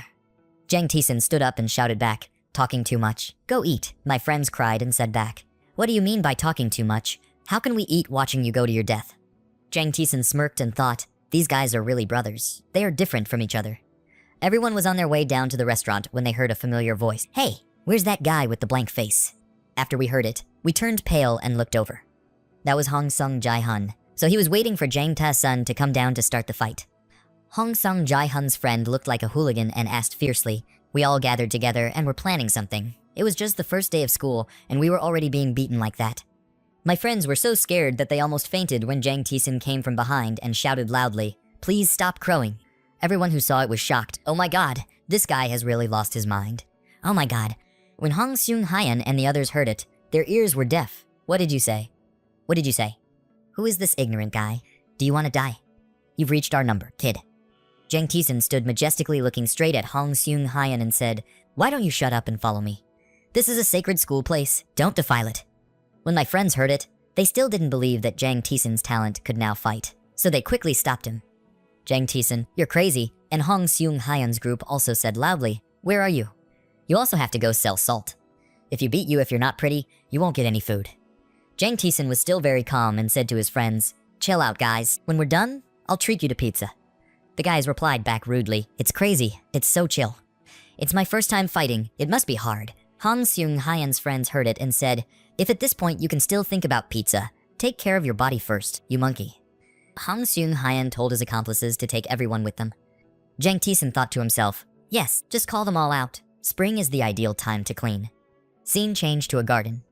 Hong Seung Hyan's soldiers were all gathered. They stood solemnly and bowed, greeting Big Brother. Jang Ta-sin also had his own plan, so he gave Dojong a laptop and slowly said, Dojong depends on it. Dojong sadly picked up the phone and said, Yes, I understand. Jang Ta-sin looked at his friends, then looked straight at Hong Seung Hyan's face. Hong Seung Hyan's group was very crowded at the moment, forming a large field for Jang Tisen and his friends to stand in the middle, looking at this match. It was already dangerous because the forces of both sides were so different that they were not evenly matched. Dojong listened to Jang Tisen and picked up the phone in front of him, preparing to take action. The machine's lights light up and it's ready to do its job. On this side, Hong Seung Hyan still calmly spoke to the fraternity. Sorry guys, it's because of this insolent guy that you can't have lunch. A friend listened and said again, It's okay, sir. To increase excitement, he told everyone, Today I invite you guys for a drink. There are also handrails. After listening, they shouted loudly, Thank you, Big Brother. Big Brother is the best. As for Jang Taesin, he smiled contemptuously and thought, you guys know how to enjoy drinking too much. Then he asked, Hong Seung Hyan, I asked you one. Hong Seung Hyan heard big wedding, ask me. This move can't be done again. Then he changed his expression. His eyes were a little wet. Why do you keep bullying me and these weak classmates? We're not friends. Anyone who hears this sentence will probably think this is a joke. Crazy question. Hong Seung Hyan stood on his hips and boldly answered, there are many reasons. First, I hate going to the same school as you lowly people. Second, I hate having to smell the smell of that guy who eats kimchi for breakfast. And I also hate piles of bean residue in your brains too. You poor bastards pollute my eyes. Jang Taesin heard those words and thought, this guy has a good answer. Jang Taesin continued to act pitiful. But we are still friends. Beating up friends and stealing money is very bad. Your father is lawyer Hong Jang Hyuk and a prominent member of the city council. If he knew you lived like this, what would your father think? Think about your father and stop. Hong Seung Hyan heard and reminded, when it comes to my father, I say it directly. Why is my old man now bringing up his father's name and status to say it? Hong Seung Hyan is so big, you keep worrying about trivial matters like that. I don't need you to worry. As you said, step on those lowly people until they can't stand being stupid anymore. Jang Taesin said that in his mind. He's disdainful, considering his family's education. Behold. Jang Taesin continued. It turns out that he relied on his father's position to bully others. Hong Seung Hyan still replied, of course the principal's son and the head of the management department were both my old man's acquaintances. As long as he gave away the money, everything could go smoothly. Why did Jang Taesin suddenly change so much? Tears fell down and said, please forgive my friends. They didn't do anything wrong. Hong Seung Hyan laughed again and continued, why not? More than that, you guys are just low-class people and dare to pay me back. I'll take this opportunity to teach you a lesson until you can't open your mouth anymore. Jang Taesin heard it and leaned down and said, I beg them to apologize to you. Please forgive us. Hong Seung Hyan was surprised again. Sorry, you've been playing the game for more than 180 minutes. Right, do you think you who is? Jang Taesin shouted, then I'll pay you. Hong Seung Hyan felt happy when he heard about money. Money, okay, if you pay me 100,000 won, then I will forgive you. Immediately Jang Taesin pulled out a wad of money and gave it to Hong Seung Hyan, saying, this is the money for my parents' sweat and tears and my spending money for a month. I'm sorry again, please forgive my friend. Hong Seung Hyan, when he saw Jang Taesin giving him such a large amount of money, he was startled and said, wow, this dumb guy is quite rich. Or did he just win the lottery? Jang Taesin still looked scared. Please forgive them. As for Hong Seung Hyan, seeing that they had given in to him, he happily smiled. But he stepped forward and gave Jang Taesin a slap, causing blood to spurt out of his mouth. Jang Taesin thought in his head, this is really a dog. I already expected it, but it still hurts so much, but I still have to try to finish the drama first. When his friends saw Taesin in pain, they cried in pain. They could only stand and watch without doing anything to help. Jang Taesin still didn't react. He sat on the ground and wiped his wound with his sleeve. Thoughtfully looked at Hong Seung Hyan. Dajong saw his best friend in pain and immediately froze. Then he pressed swallow to end the recorded video, completing the task assigned by Jang Taesin. Jang Taesin wiped his wound and whispered, now it's time to clean up the trash. Hong Seung Hyan finished processing and turned away. But before he could take a few steps, his name was called, hey, Hong Sung. Where are you going? What's the fun in going now? After listening to Hoi Hong Seung Hyan, he was surprised and didn't know what happened. Jang Taesin twisted his neck to relax, then raised his face and said, I'm not done with you yet. Hong Seung Hyan was so angry when he heard that. He didn't expect that just now he was obediently obedient, but now he's turning around as fast as rice paper. This ignorant guy, tell me again. Give me the car. Jang Taesin looked cool and cursed back, you trash. If your ancestors knew you lived like this, they would sweat. Hong Seung Hyan heard this and looked at him with wide eyes and shouted back, you son of a bitch, Jang Taesin, how much do you know? Jang Taesin's eyes were still glaring, but they must have created a lot of bad karma to have a nephew like this. When Hong Seung Hyan's brothers heard that, their ears were itchy and they shouted, this guy, are you tired of living? Luckily, he left. Big brother, Hong Seung Hyan's cold face gritted his teeth and looked at Jang Taesin. This stoned guy ordered all the brothers to rush up and quickly sew his mouth shut. When they heard the order, some picked up sticks, others grabbed tips and rushed straight towards Jang Taesin. They ran until they rushed forward like horse hooves. You should death, but before they could even make a move, Jang Taesin beat the superiors until they were so bloody, they couldn't see a way to retreat. When Hong Seung Hyan and the other side, they stared with wide eyes. What the hell? He couldn't believe that a little kid who was bullied by him every day could now be so cruel.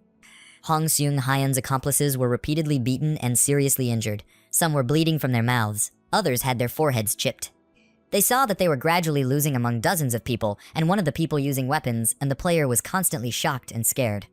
Jang Ta-sun clenched his fists and looked at them with a disdainful smirk. "Ah, sorry, I don't know how to measure my strength." On this side, Jang Ti-sun's friends stood in a corner and saw his strength. They were so amazed that they couldn't close their mouths, not believing everything in front of them, not believing that the other person was their friend. Hong Seung-hyeon quickly ordered the thugs around. "What the hell are you doing?" "Attack him quickly," they replied in fear with a trembling voice. "Yes, I understand. But in my head, I think I'm just defending myself, but I'm not stupid." Hong Seung-hyeon shouted an order, "Quickly tear it apart, beat it to death." Seeing that, Jang Ti-sun still leisurely stood waiting for those monkeys to rush in, to see how big they were. Quickly after that, a punch was raised straight to Jang Ti-sun's face. But before he could even touch his face, he was punched by Jang Ti-sun and fell to the ground.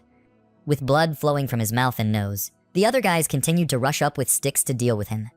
But it seems that after the last summer vacation, Jang Ti-sun had trained his muscles very well, so in less than a minute, some of those brats were lying at Jang Ti-sun's feet. There are still a few stubborn guys who want to compete with Jang Ti-sun. They stubbornly rush forward. And Jang Ti-sun also wants to play the time game of taking a few steps back to let them smell life a little more and then attack later, not late. A few minutes later, Jang Ti-sun stretched out his long legs and kicked a basic right at them. Then that guy's eyes were looking straight, but they were 180 degrees off. One looked to the left, the other looked to the right. Blood spurted out from his mouth and nose. Hong Seung-hyeon and a few of his close friends stood from afar, seeing the fear of Jang Ti-sun approaching them, and immediately ordered, "Don't back down, keep walking." There were a few more guys who still tried to obey and rushed to fight Jang Seung-hyeon, but they probably already knew the outcome. As expected, a Jang Ti-sun weighed all of them in a few minutes and saw that each one was neither a ghost nor a demon anymore. When Hong Seung-hyeon and the others saw it, their eyes turned blue and they probably didn't even dare to move their feet. Jang Ti-sun dealt with these guys in just a few notes. Looking at him fighting, he seemed so brave that he had fought all this time without any injuries. Seeing these scenes, he was afraid that he would lose to Jang Ti-sun. So Hong Seung-hyeon quickly called the two close juniors next to him to deal with him. He shouted that it's impossible, "Let's go up too." They also obeyed and rushed up to fight with Jang Ti-sun. Seeing the old commander's names with black eyebrows and black eyes, they also sneaked away. They couldn't disobey orders, so they had to courageously rush forward. They held logs in both hands and rushed toward Jang Ti-sun, intending to hit him from the side, but Jang Ti-sun discovered them and attacked in time. When Hong Seung-hyeon saw the scene before his eyes, he couldn't believe his eyes. Was it really him? Was it really Jang Ti-sun? On this side, Jang Ti-sun kicked his foot and all the wood fell into pieces. Those thugs, completely defenseless, crazily picked up a piece of wood and intended to attack Jang Ti-sun. Jang Ti-sun saw the funny scene ahead and quickly said, "Come on, don't play with toys. It's very dangerous." Everyone saw the good-for-nothing guy being defeated along with Hong Seung-hyeon's sky-high style, and their faces were frozen. As for Jang Ti-sun, after a battle with dozens of guys, he seemed a bit tired. But he hadn't finished solving the problem yet, so he was still exhausted. He shouted loudly at Hong Seung-hyeon, "What are you guys looking at? Why don't you kneel down quickly?" When the group of friends saw Jang Ti-sun being so brave, they were extremely admiring and stood outside shouting his old spirit's name for him. Jang Ti-sun majestically said to Hong Seung-hyeon, "You too, Hong Seung-hyeon, don't you even kneel down." When Hong Seung-hyeon heard his name mentioned, he trembled and sweated profusely, but his mouth still refused to give up and brazenly cursed back at Jang Ti-sun. "You son of a bitch, do you think I will leave you alone?" Hong Seung-hyeon comforted himself and reassured himself. He was just Jang Ti-sun, a trash guy. Jang Ti-sun gradually moved closer to Hong Seung-hyeon. When he saw that, he trembled in fear and stammered without saying a word. "Whatever you want, don't come closer." Before he could finish speaking, Hong Seung-hyeon received a fatal slap from him. The slap was so loud that the whole other world must have heard it. He is a big brother of a territory who used to bully many people and not let anyone touch a hair. But now he gets his first slap in life like this. He looks really bitter. He thought to himself, "Why is it suddenly so scary?" But on the outside, he still looks very strong, still loudly threatening Jang Ti-sun. "Don't let me repeat it a second time. We'll bear the consequences." And Jang Ti-sun said, "You should re-examine what you did to him. Someone else goes." Hong Seung-hyeon was in pain and couldn't control the tears falling down and said to Jang Ti-sun, "You thought my dad would leave me alone. I won't forgive you." But in my head, I was thinking fearfully, "Oh, this guy won't know how to be afraid." Jang Ti-sun used his hands to tease Hong Seung-hyeon. "Everything you spit out is rotten. You son of a bitch. Your father despises you." Hong Seung-hyeon screamed, "Mother, do you think I'm afraid of you? I will kill you." Hong Seung-hyeon's eyes lit up and looked towards Jang Ti-sun. He clenched his fists and rushed forward to punch Jang Ti-sun, but he stopped him. The two hands were pressed tightly together. Neither one willing to give up, they kept punching each other like that for dozens of minutes until blood started to drip down. Hong Seung-hayan looked painful as if he was about to faint, but for the sake of dignity, he had to grit his teeth. Waiting for Hong Seung-hayan to no longer have any strength left, Jang Tae-sun took the opportunity to push him back. The prince's hands that he had been serving all day had now changed into what shape he was in. He was screaming in pain and crying miserably. The pain was so painful that I couldn't bear it anymore and fell to the ground, holding my hands and crying, "Mom, my hand, my hand." But he still swore to let Jang Tae-sun suffer. "That bastard, I will kill you and destroy your whole family." Jang Tae-sun heard it, but his ears itched to say it again. "It seems like you haven't been beaten enough, right?" That's a very good line that Jang Tae-sun quoted from the dialogue of The Story of War Against Evil, a very famous movie in the future, Hybrid. As for Hong Seung-hayan, he still couldn't believe the truth and couldn't believe that he could lose so miserably. He was in pain and could only lie on the ground screaming at the sky. But Jang Tae-sun still had no intention of forgiving him. So, he moved forward and raised his hand, wanting to punch him a few more times. When my friends outside saw it, they were scared and didn't think this could happen. But just a few seconds later, blood was sprayed everywhere. The whole area is red. It was Jang Tae-sun who punched Hong Seung-hayan until he was half dead, leaving him lying motionless on the ground, covered in blood from head to toe. Seeing this, Jang Tae-sun was still not satisfied. He thought, it would be a shame to stop after this. Should I play around with the lawyer a bit? Then he turned to Da-jung and said, "Give me the phone." Da-jung on this side was standing there frozen when he heard the call and quickly followed. He took out his phone, not knowing what fun he was going to make. 113, right? There is a bloody fight going on here. The location is the mountain behind Jang School. There are up to 20 people injured. Please bring 119 immediately. It turns out he called the police and paramedics to see what happens next. The scene changed to the hospital. From inside the hospital room, a loud scream came out that shook the whole hospital. My arms couldn't move. Oh my god, my legs. Hong Seung-hayan and his accomplices were transferred to the hospital with injuries all over their bodies. The doctor came to ask if he had pain in his body, and the pain in his head, arms, and chest was all over the place. Because of his serious injuries and family conditions, he was transferred to the VIP room. Hong Seung-hayan lay motionless on the bed with his whole body bandaged. The doctor said it would take 16 weeks to recover. The bones and joints in his hand were completely broken. The surgery was successful, but in the future, he will be disabled. Seeing his son lying motionless and still breathing oxygen along with what the doctor said made his father no longer shocked. He shouted loudly, "That damn guy, where is he?" His assistant next to him was startled when he heard it and asked what it meant. He said again, "This bastard made my son so impulsive. Where is he now? Hurry and put him in jail." Currently, Hong Seung-hayan is lying in bed, wearing a neck brace and all kinds of bandages. It is said that the treatment takes up to 16 weeks.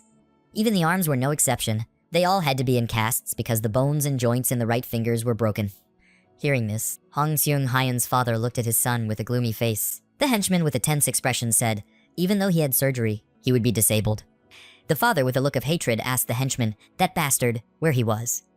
Hong Seung-hayan's father said, quickly put him in jail, because he was beaten so much that Hong Seung-hayan's body was full of injuries, and he still couldn't wake up. His henchman said hesitantly, Park Kyung-mai has already started working, but that student was also injured and is currently being treated in the emergency room. The father said, student, how could someone like that be a student? He shouted loudly, what do you mean? You can't arrest a student. My son has to be disabled for the rest of his life. The henchman replied in a cold sweat, that's not it, sorry, Senator. Hong Seung-hayan's father firmly said, quickly contact the school management. I want to meet them. The henchman replied, yes, sir. The father said indignantly that not only him, but his entire family must pay the price. Scene changed to the emergency center. Detective Park Dong-seok is questioning. Name, Jang Tae-sun, Class 4, second year of Jangju High School. Is that right? On this side, Jang Tae-sun was also injured, but less severely than Hong Seung-hayan. The inspector continued to question, why did you do that? Jang Tae-sun replied, what did you do? Why did he attack those students? The inspector asked with suspicion, thinking that Jang Tae-sun was the one who beat those students. Jang Tae-sun replied in shock, oh, Inspector, you're exaggerating. You're the victim. The gangsters over there are guilty. The inspector's words didn't seem to reach his ears. So, Jang Tae-sun put on an ugly face and said, they beat me. I'm also a patient. It seems the inspector lost his patience, so he shouted angrily, you still dare to deny it? You are the one who assaulted them, right? Am I right? Tell me quickly, if I investigate, it will be exposed. Jang Tae-sun became tense and looked at the inspector, saying nothing. Unexpectedly, Jang Tae-sun hid the phone there. The detective did not know that Jang Tae-sun was recording him. This inspector became more and more angry and impatient. He shouted loudly, tell me quickly, brat, why did you attack those students? Did you intentionally call them out? Because you didn't know. Do you like the students in that class? Are you acting like a bully? If you don't have money, they have to borrow it from your friends. It can't be said that they have robbed you. Jang Taesin said, did the inspector receive the money? After hearing Jang Taesin ask that, the inspector was startled and speechless. He cursed silently. This brat. Jang Taesin said with steady eyes, why did the inspector only ask me? Besides, I'm still a minor. Neither my legal representative nor guardian is present here. Inspectors don't have the right to interrogate people like criminals, right? The inspector was speechless, only able to babble 2 words, so what? This time, the inspector started to move. He grabbed Jang Taesin's shirt and said, this kid is not blowing his nose properly. Are you talking about something? Jang Taesin was startled and shouted. Not only did he grab Jang Taesin by the collar, he also shook Jang Taesin hard and shouted loudly, naughty people like you. I haven't only seen it once or twice. Jang Taesin shouted loudly. The inspector shouted. He was so insolent. Jang Taesin couldn't stand it anymore and told the inspector to stop. At this moment, Jang Taesin's tears were streaming down both sides. He shouted loudly, Uncle, I'm so dizzy. Why did you do that? Please call another inspector. Even though he said that, the inspector still wouldn't let him go. So he had to call doctor. The doctor and nurse heard the call and immediately ran to ask, what's going on? Jang Taesin said with a sad face, the detective wants to kill me. He said out of breath, he treated me like a prisoner. The doctor became angry and started shouting at the inspector. What are you planning to do to this student? Are you crazy? The doctor kept asking, if something happened to the patient, would he be responsible? The doctor raised his hand and pointed straight at the inspector's face and said, he is the patient. Can't you be gentle with the questioning? The inspector, when questioned like that, broke out in a cold sweat and couldn't say anything. The inspector shyly replied, that's not the case. Suddenly, the nurse's expression changed, and she stammered, doctor, patient, him. Looks like he's unconscious, the doctor replied. What? The doctor shouted loudly to call the nurse in. Nurse, where is the nurse? Prepare to lower blood pressure and move the patient immediately at this time. The inspector's face had changed color. He was afraid that if something happened to Jang Taesin, he would be the person responsible. The doctor said, quickly take an X-ray and MRI. This is an emergency. It could be an early concussion. Check his head carefully. The nurses became nervous and replied, yes. The doctor still kept questioning the inspector. Did you come here to assault the patient? The doctor's voice was so loud that the whole emergency center could hear it. Scene changes to an afternoon at Jangju High. There is an important meeting here. The director spoke. As everyone knows, yesterday at our school there was a bullying incident. Recently, school violence is at an alarming level. The school needs to quickly take measures. An angry-looking teacher spoke up. He had to expel that bad boy. He humiliated more than 30 students that day. Teacher Kim looked puzzled and rejected the other teacher's opinion. What are you saying? That match was 30 against 1. If you punish that student, then the remaining students will also have to receive the punishment. The other 3 teachers also spoke up. What, Teacher Kim? Are you defending your students? Teacher Kim became tense and quickly explained. I mean, it wouldn't be fair to only punish her. The director asked, what does Teacher Kim mean that he wants all the students involved in this incident to be expelled? Kim stammered and replied, no, what I mean is, we should come up with a more balanced solution. The director continued, the media has reported on this incident. Everyone is still watching us. This could be a big stain on the school. Speaking of this, he smiled strangely and said, but if students who commit crimes are severely punished, the school's image will improve. Continue transitioning to the hospital. There is a hand typing continuously. On the screen are stock figures. Turns out it was Jang Taesin, eating cake and thinking, I was diagnosed with a concussion, have to recuperate for 8 weeks, so I don't have to go to school. I can comfortably buy stocks. He enjoyed it and thought to himself, this is great. He thought, the special care room is so quiet. What's the use of having so much money? Of course it's for enjoyment. A little pretending can fool them all. Thanks to that, I can learn all the subjects I need to learn through textbooks and online lessons. He smirked as if he was having fun. Looking at the data table, money begets money. He was happy to enjoy the results. Today's profit had reached 700 million. The trend was still increasing. What a great time to work. Suddenly a voice rang out, attracting Jang Taesin's attention. How does Taesin feel? It turned out it was the lore uncle. Jang Taesin saw him and immediately said, oh, just call me by my name. I'm just a high school student. No need to be polite, he replied. But that's the operating policy of the school, company of law. Uncle continued, then call it Taesin sentence. Jang Taesin hired a lawyer named Jo Yoon-dae. Samwoo is a law firm in the top 3 in Korea. There is nothing that money cannot solve. Jang Taesin smiled and said, you're so stiff.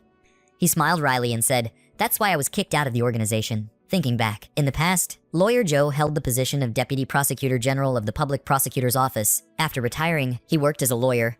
is a first-class state civil servant.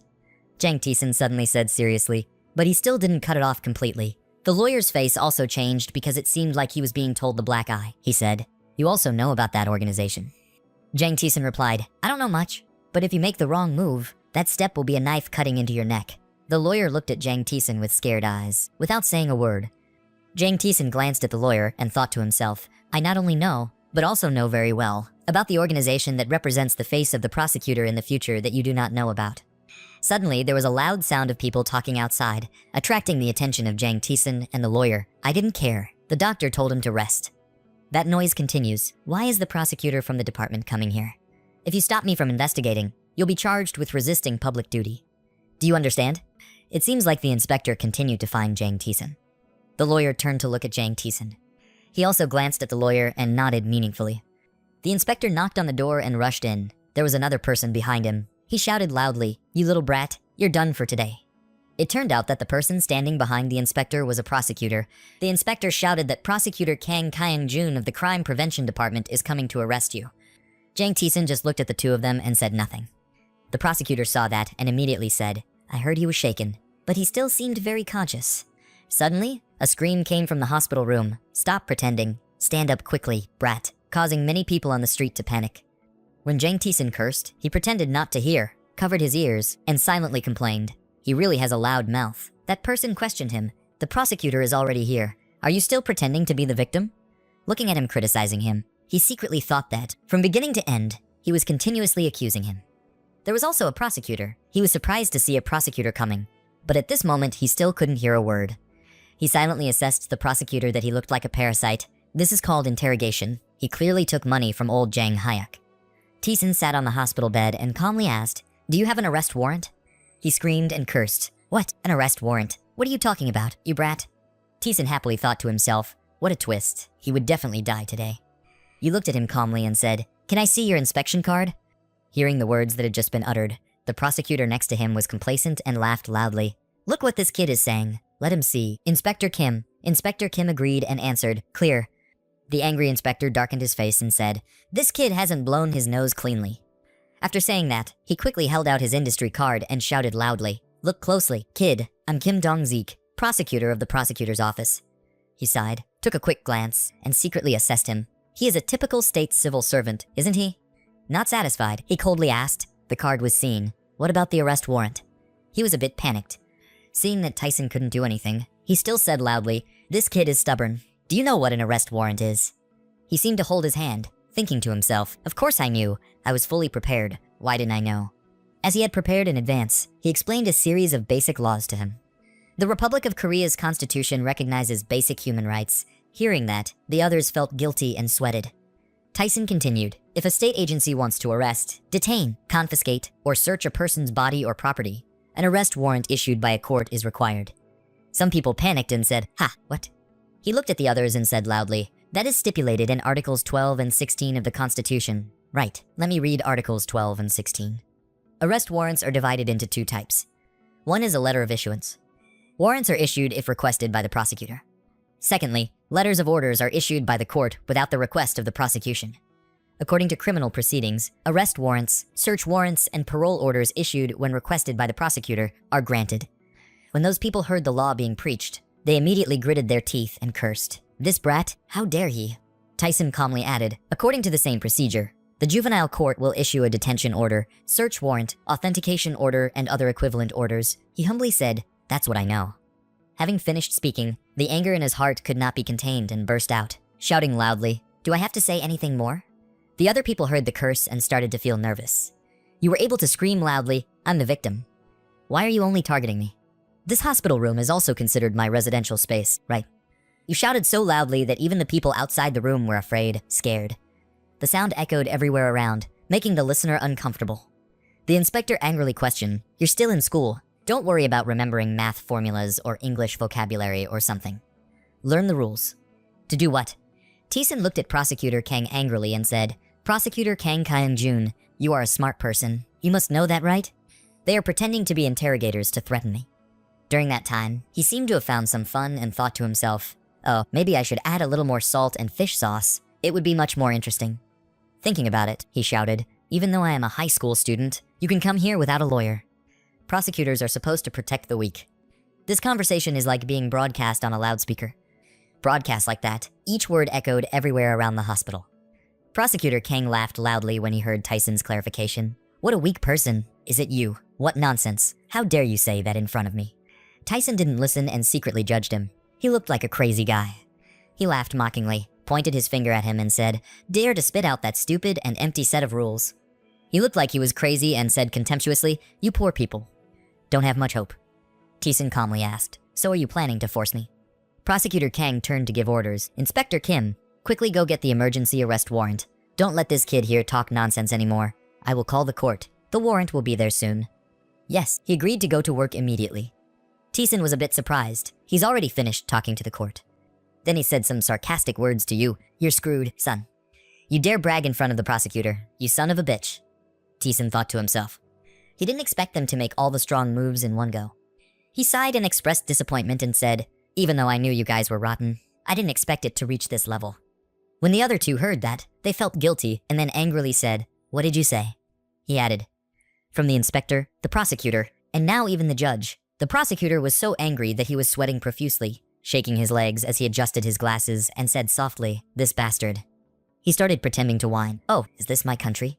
Having been suppressed all this time, Prosecutor Kang's anger broke out, revealing its true nature, raising his hand to punch Tyson in the face and cursing, "This son of a bitch." But before he could do anything, someone suddenly said loudly, "Stop quickly." Everyone turned towards the door in surprise. That person jumped up as if to grab the prosecutor's neck, making everyone unable to react. He was startled and shouted loudly, "Do something." Tyson witnessed this battle scene and secretly exclaimed, "He was so brave." Seeing him approaching him, the inspector quickly shouted and moved away. Didn't he see that we were on duty? The four-eyed guy was brave for a few seconds, then got scared and shouted, "Please leave, or I will call the police." When the other guys heard that, they started to threaten him and call the police. "Hey, doctor, you're just normal. If you know your fate, get out of here." He continued, "This kid has been convicted and is at risk of escape. We have requested an arrest warrant. People outside don't understand what's going on when they see this." The four-eyed doctor said loudly, "You can't. If anything happens, we doctors are responsible, so please go out." Tyson next to me heard these words and chuckled. He touched me so much. He silently praised the doctor. "This is a true doctor." Tyson looked at something glowing and thought, "Only I know that the entire conversation was recorded." He pondered and wondered if he should act again. His head was spinning. Maybe he should practice a little, Tyson. His expression gradually became strange. His four-eyed brother shouted worriedly, "You, what's wrong with you?" Tyson cried out and then performed a convulsion. Under the screams of his four-eyed brother, "Wake up, nurse, prepare to give electric shock." Everyone around was panicking. He was proud and performed his act, reached the top. Hearing the screams, the other three men's eyes widened in panic and fear. Prosecutor Kang was falling into deep thought when suddenly someone called out, "Kang Kyung-jun." He was even more alarmed when he saw a person wearing a neat suit walking towards him. Kang Kyung-jun stood still for a few seconds, thinking to himself, "Oh my god, is that Vice President Joe?" He was scared and wondered why he was here. Not too fast, not too slow. With a bang, the deputy director decisively slapped him in the face, causing him to stagger and become unsteady on his feet. Suddenly beaten, he did not have time to react and fell down. The deputy general shouted loudly and questioned, "Are you thugs?" Inspector Kim quickly explained that, "Deputy chief, this is not what you think." But his fate was not much different from the prosecutor's. He was punched in the face by the deputy general. He fell down on the prosecutor in pain and cried out. Witnessing this scene, the four-eyed doctor and the other person trembled and gasped in surprise. After the deputy general finished typing, he took out his phone and dialed someone's number. After the other end picked up the phone, he immediately said hello. "Oh my god, hello boss, how have you been? Since you retired, you haven't called me anymore." The deputy general shouted loudly and criticized the person on the other end of the line, saying, "Go Young Chan, you bastard. I warned you to be careful with your subordinates, right?" On the floor, the other two people stood up and asked in surprise, "That's what the boss is saying." The deputy director cursed continuously like a machine into the phone. "You ordered this bastard Kang Kyung-jun to go to the hospital, right? Scum, a department head like he sent him because of a few student fights. Even the prosecutor came. Do you believe I strangled you to death?" Inspector Kim and Prosecutor Kang heard their boss curse and covered their faces, trembling with fear. Seeing changes to Tison's school, at a meeting, someone insisted that he should be expelled from school. The old man smiled evilly and continued, "Keeping a thug like that would harm the school's image." An old teacher among the people was worried and said, "But Mr. Director, there are still no results of the investigation." What if that student is innocent and is expelled from school? The governor blatantly affirmed that my wishes were the same as my father's wishes. I could make decisions as the owner of the school. He didn't seem to know what happened, so he confidently said, as far as I know, the prosecutor is in the process of arresting him. He's probably in jail now. The old teacher was so shocked when he heard that he opened his mouth and asked, what? At this time, the vice principal also spoke up. Director Kang. He said the disciplinary action will be postponed until the truth is verified and the court issues a verdict against student Jang Tison. When the director heard that, he angrily asked the vice principal, what do you mean? What if this kid affects the school's reputation? The principal here also agreed with the vice principal and said, let's wait for the results of the investigation together, Director Young, if it is resolved hastily, according to the vice principal. Not only will the school's reputation be damaged, if affected, our school will also be watched by the Department of Education. The old director was not satisfied at all and shouted loudly, why is this principal so indecisive? We must make a decision immediately. Not letting anyone have an opinion contrary to his, he quickly said loudly, I would like to announce that from today Jang Tison will be expelled from school. He continued to affirm that he was not allowed to transfer schools. This was not a request. But the wish of my father, the president of this school, do you understand? Hearing that, everyone present at the meeting bowed their heads, dare to argue. Suddenly, someone opened the door and walked in. Knowing that he was interrupting the meeting, he said, sorry director, I have something to report. The old director shouted loudly, what's going on? He was trembling and couldn't speak. The thing is... Then, he whispered into the director's ear. He panicked and said, what? The online community is in an uproar. But what is it? Is there someone fighting online? He was worried and stammered at the hospital. The smiling nurse walked in and asked, how are you feeling today, Tison?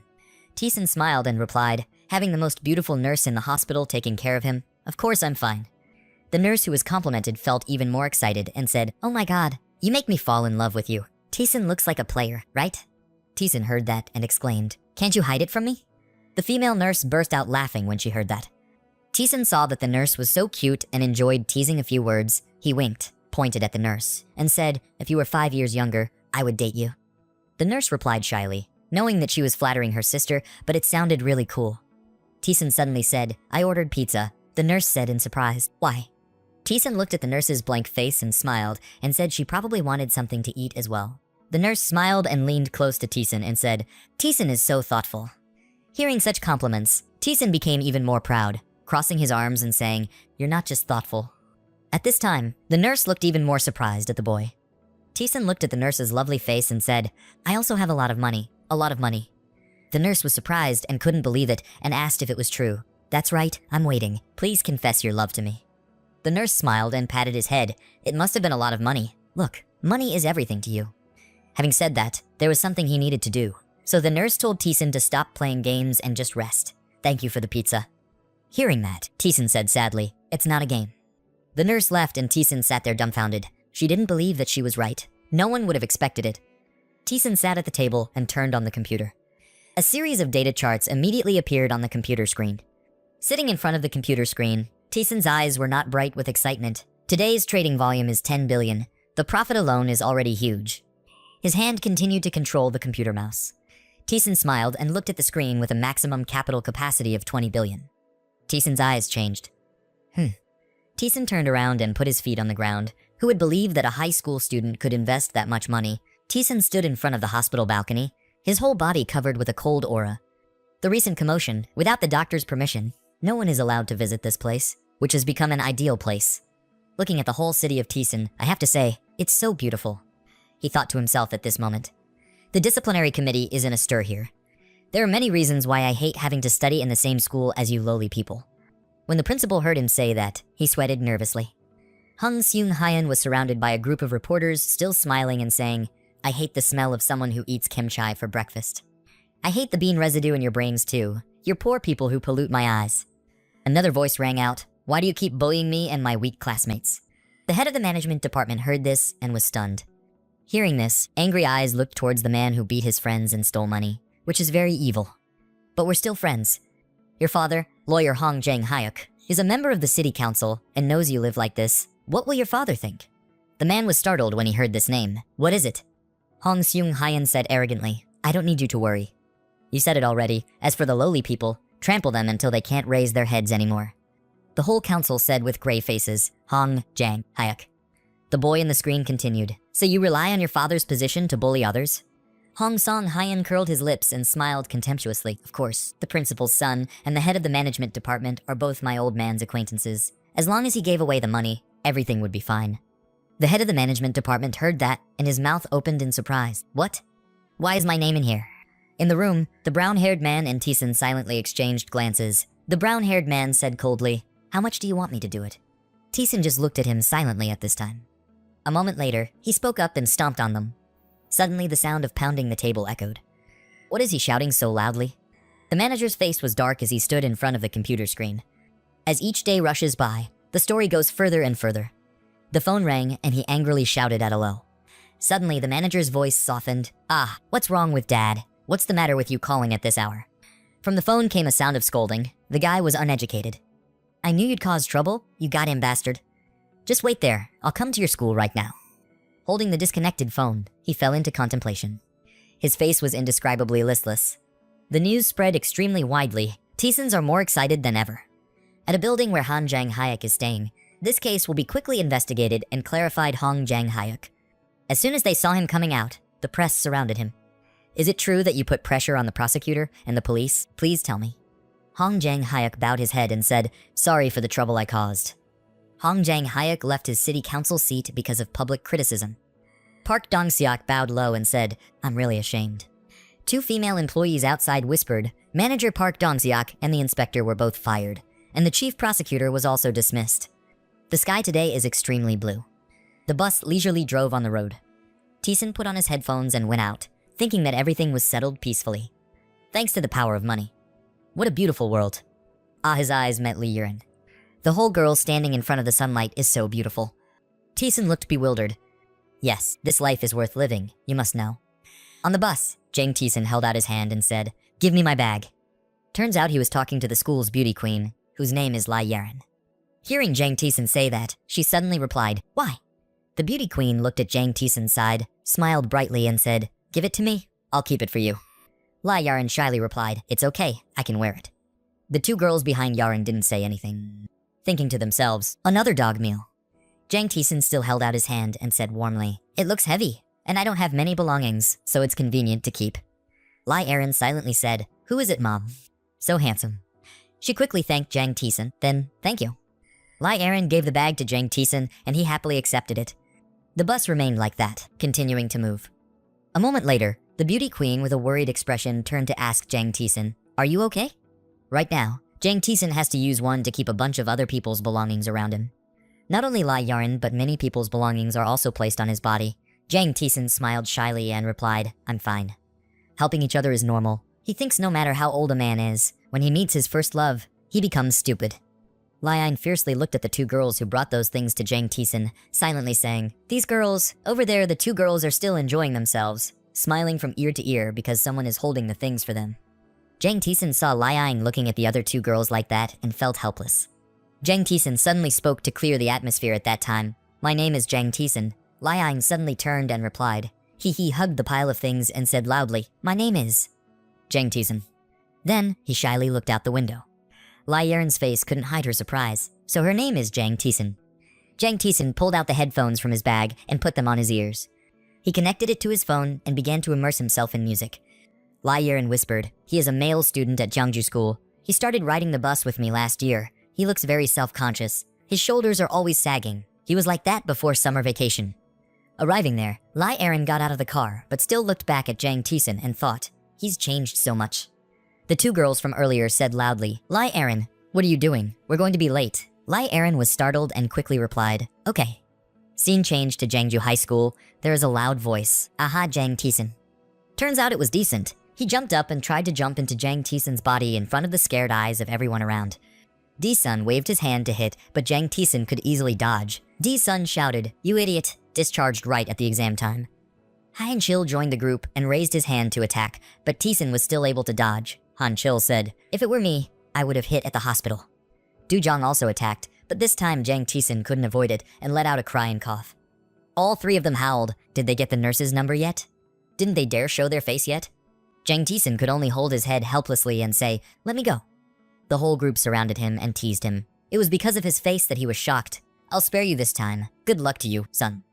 Jang Taesun's clothes were tattered. He cried and laughed, saying thank you, brothers. He whispered, normally people would think that friendship and love are expressed through words. Oh my brothers. All 4 of Jang Taesun's friends looked at him and smiled. The voice echoed throughout the hallway asking, have you studied for the exam? At this time, Teacher Kim was present in the class. He said, second year, there are 5 general education classes. In the last exam, our class ranked last. This time, are you going to make him look bad again? Teacher Kim warmly looked at Jang Taesun and asked about his health. Are you feeling better yet, Taesun? Jang Taesun happily replied, I'm fine. He smiled and said, I'm so excited. It's all thanks to the teacher.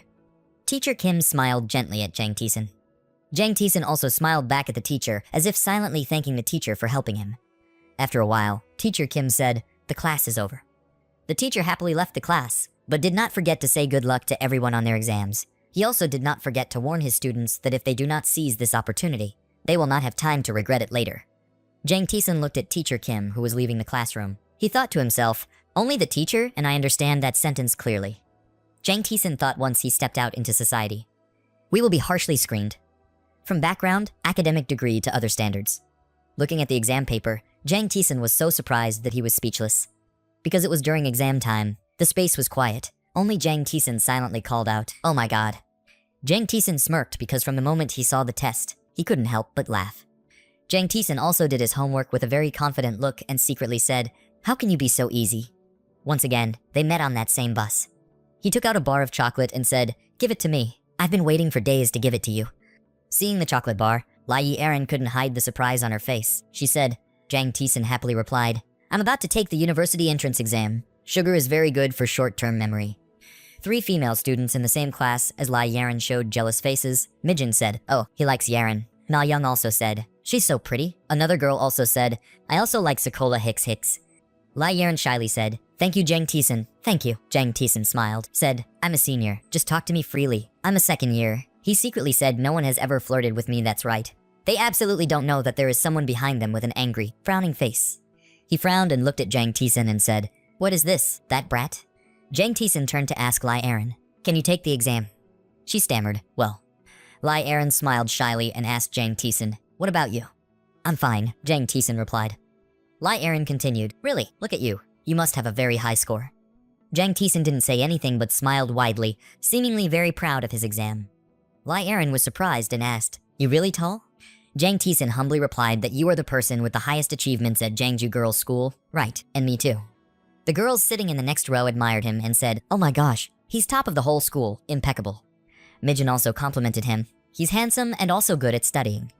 Jang Taesun smiled and humbly said, maybe the teacher made the test too easy. Lai Erin showed surprise clearly on her face. Jang Taesun took out his phone and said, do you use your phone?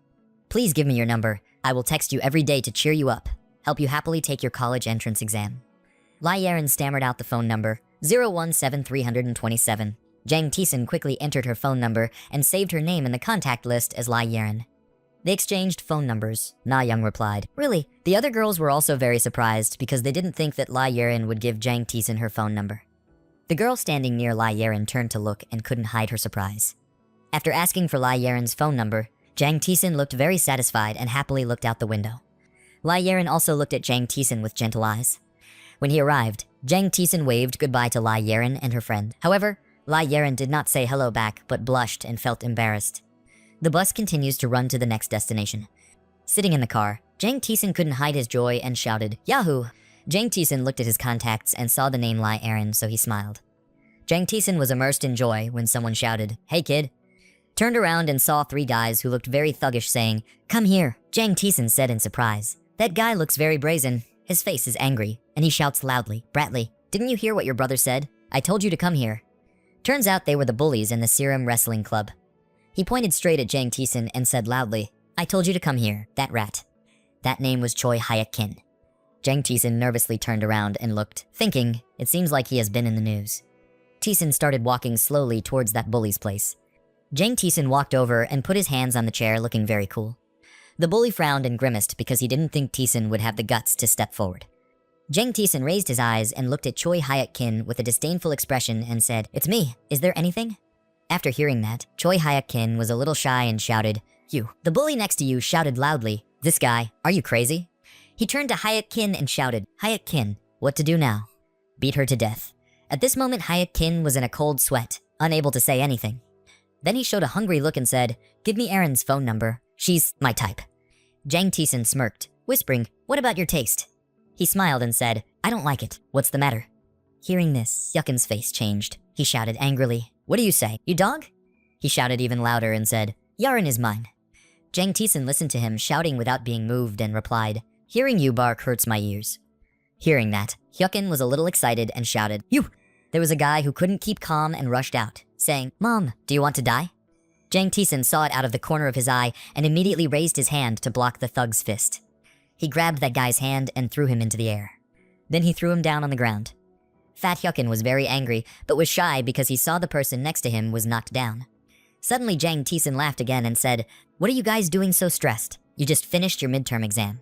He laughed loudly and said, "Forgive me. To you guys, competing is nothing. But to me, it's very important." Hearing this, every guy's face turned black as ink. I didn't expect Jang Tison would dare to insult him like that. Jang Tison smiled brightly, picked up the guy who was defeated earlier and said, "If you want to continue fighting, choose a quieter day." He looked at me and said, "Guys, please understand." Jang Tison's words just now probably offended Hyukin. He was so angry that all the veins on his face were exposed. His mouth was screaming loudly, "Shut up right now, or I'll break your eyebrows right now." Hearing such a loud noise, the driver quickly stepped on the brake. The bus braked suddenly. The driver shouted down, "What's wrong with the kids down there?" The driver looked in the mirror and saw Jang Tison bowing his head with the other two guys. He asked, "What's going on?" Jang Tison finally spoke up, "I'm sorry for making noise." The two thugs behind looked at Jang Tison with angry expressions and said, "This guy." Jang Tison hung his head and thought, "Maybe they don't know. My dream is to become a model Tison. I want to live peacefully from day to day, buy a few buildings and gangdom to earn pocket money, build a few villas on Jeju Island for summer vacation, and when I have enough time, go shopping for another island. Whoever dares to interfere with my dream, I will make him look bad." Scene changed to Jangju High School. It was lunchtime, and a woman said, "Enjoy your meal." Today's school menu is a bit simple and frugal, with only bean paste soup and a few side dishes. Seeing that, Da-soon felt dissatisfied and said, "What's wrong?" Bang-suk replied, "My son's rice is even more delicious." Jang Tison looked at the tray of food without saying a word. Jang Tison looked disappointedly at the nutritionist. She said, "You guys should eat a lot. Soybean soup is very good for your health. Did you know?" She continued, "It was very difficult to get these soybeans. Rumor has it that the person who made this lunch worse than dog rice was the director's lover." Suddenly Jang Tison remembered. With his own eyes, he saw her put a few boxes of cheap bean paste into the truck. Remembering this, he decided to put down his spoon and not eat anymore. This caught the nutritionist's attention. She looked towards Jang Tison and Jang Tison started to stand up and put away his rice tray. The nutritionist looked at him and said, "Oh, handsome male student. Why is there so much food? If you waste it, you will be punished by the king of hell. Did you know?" Tison didn't seem to care much and glanced at her face. He poured the leftover food into the container and said, "But it's okay to be alive." She sounded angry and spoke loudly, of course. But speaking that way to a beautiful woman like you is impolite, you know. So, while you're still alive, try being punished once. You don't have to wait until you die, Jang Tison replied. This time she really lost patience. She shouted loudly, "What, have you finished talking yet?" Jang Tison turned his head to look at her with cold eyes. He asked, "How is the director?" She was startled as if she had been told something right in her heart, and quickly said, "Who are you?" Scene transitioned to the director's office. Knowing someone was coming, he said, "Come in." He put food in his mouth and chewed it. Seeing Jang Tison coming, he asked, "How can I help you, Mr. Tison?" He gave a friendly smile and said, "Don't be shy, just say it." Jang Tison said loudly, "I want to eat meat." Not believing his ears, he asked again, "Do you eat meat?" The director said somewhat awkwardly, "Really, do you want to eat meat?" Jang Tison turned to continue speaking, "But not just me, everyone too." He said with a serious face, "The director's lover is a nutritionist." After listening, the director just looked at Jang Tison and said nothing. Jang Tison continued, "But for the past year, the school's lunch has been worse than dog rice. The students here all pay 3,500 won for each meal." Hearing this, the director thought to himself, "Dog rice." Tison said, "In other schools, there are at least 3 days a week where you can eat meat. There is no school in this world that allows students who have to pay for rice to eat soybeans. Sir, this behavior is called blocking." Hearing this, the director was extremely surprised. His hands clutched the chair. Jang Tison firmly said that he would like you to file a complaint with the police. After speaking, Jang Tison stood up and said, "I'm sorry." The director said, "Hey Tison." The director said with a very serious expression, "No matter how immature you are, you still have to consider your words. Jang Tison smiled shyly and replied, I was just recounting an incident that you already knew. The space suddenly became quiet and awkward. The two people looked at each other without knowing what to say. After leaving the director's office, Jang Tison thought, I spent 500 million to settle Hong Sung Hyun. Although working with a reputable law firm is very expensive, but they resolved it very smoothly. Jang Tison glanced into the room and thought, when the time is right, I can mess up this school again. The director's voice was very loud. It could be heard outside. He said, where is Mr. Park? Quickly call the principal, and the vice principal will be here immediately. Tison walked quietly, whispering, I only want one thing now, when the quality of school rice is worse than dog food. Jang Tison smiled. My purpose is very clear, isn't it? The scene changes again to a moonlit night, cloudy, but without a single star. On the table is a glass of wine being refilled. There was a guy holding a bottle of wine about to pour more and said, Sir. His face was angry and sharp. He said, bury it. The big brother sipped a glass of wine and said, let's solve this discreetly. The junior raised the bottle of wine with both hands and respectfully offered it to their big brother. That guy poured the wine and said that it wasn't just a matter of burying a high school kid. Looking at his big brother, he said with deep black eyes, there are many people who are eager to join our organization. A sinister smile appeared on the cruel face of his junior, if he only looked back. The big brother spoke emotionlessly to his junior, as if he didn't care what he said. If you take care of it well, I'll reward you with double, immediately accompanied by the junior's joy and a loud shout, thank you, boss. His hands were clenched under the table. Trembling, the big brother thought, the problem was only money. So angry that all the wrinkles on his face appeared, he trembled and called out Jang Tison's name. He shouted loudly and roared angrily, I will definitely kill you. Outside, the waiters, waitresses, and other customers expressed surprise and fear when they heard that scream. The scene changes to the school, and immediately a call for Jang Tison rings out. Accompanying that was the scene of the teacher opening the door along with his rapid breathing. Jang Tison sat on the desk, both hands clasped together, suddenly asked the teacher, what's wrong? The teacher with a panicked face and sweat pouring down asked, what did you do? He held the scoreboard high in front of him with the numbers appearing. The teacher shouted loudly as he pointed at Jang Tison's score, why did he get a perfect score? Next to him were two friends with surprised looks of disbelief. The whole class was silent as if witnessing something they had never seen in their life. Hyun-chil was surprised. What? Tison got a perfect score. Da-jung even called. He's definitely cheating, teacher. Everyone is surprised, angry, and jealous. Please check it out. The teacher smiled with satisfaction. He saw that the whole class was on his side. He held out his hand to the side as if reluctantly. Well, I guess you have to explain to everyone. Jang Tison lowered his head, thought for a moment, and then said, there is no other way. While still cursing his friends in his mind, you monkey, you guys should just try to die and come back to life. Jang Tison's teacher and friends were silent as if waiting for something. Jang Tison faltered. He smiled, pointed to the sky as if he had found a solution. He frightened the whole class with the following sentence to the above sentence. He would invite the whole class to eat pizza. Teacher, Hyun-chul. Da-jung and the crowd behind were very angry. The atmosphere was visibly gloomy. But no, Jang Tison raised his second finger at the same time. Not yet, there's more. I will always be on the internet, which makes my classmates clearly surprised and happy. The teacher seemed to have suspected something from the reluctant expressions on Hyun-chul and Da-jung's faces that made him unable to close his mouth.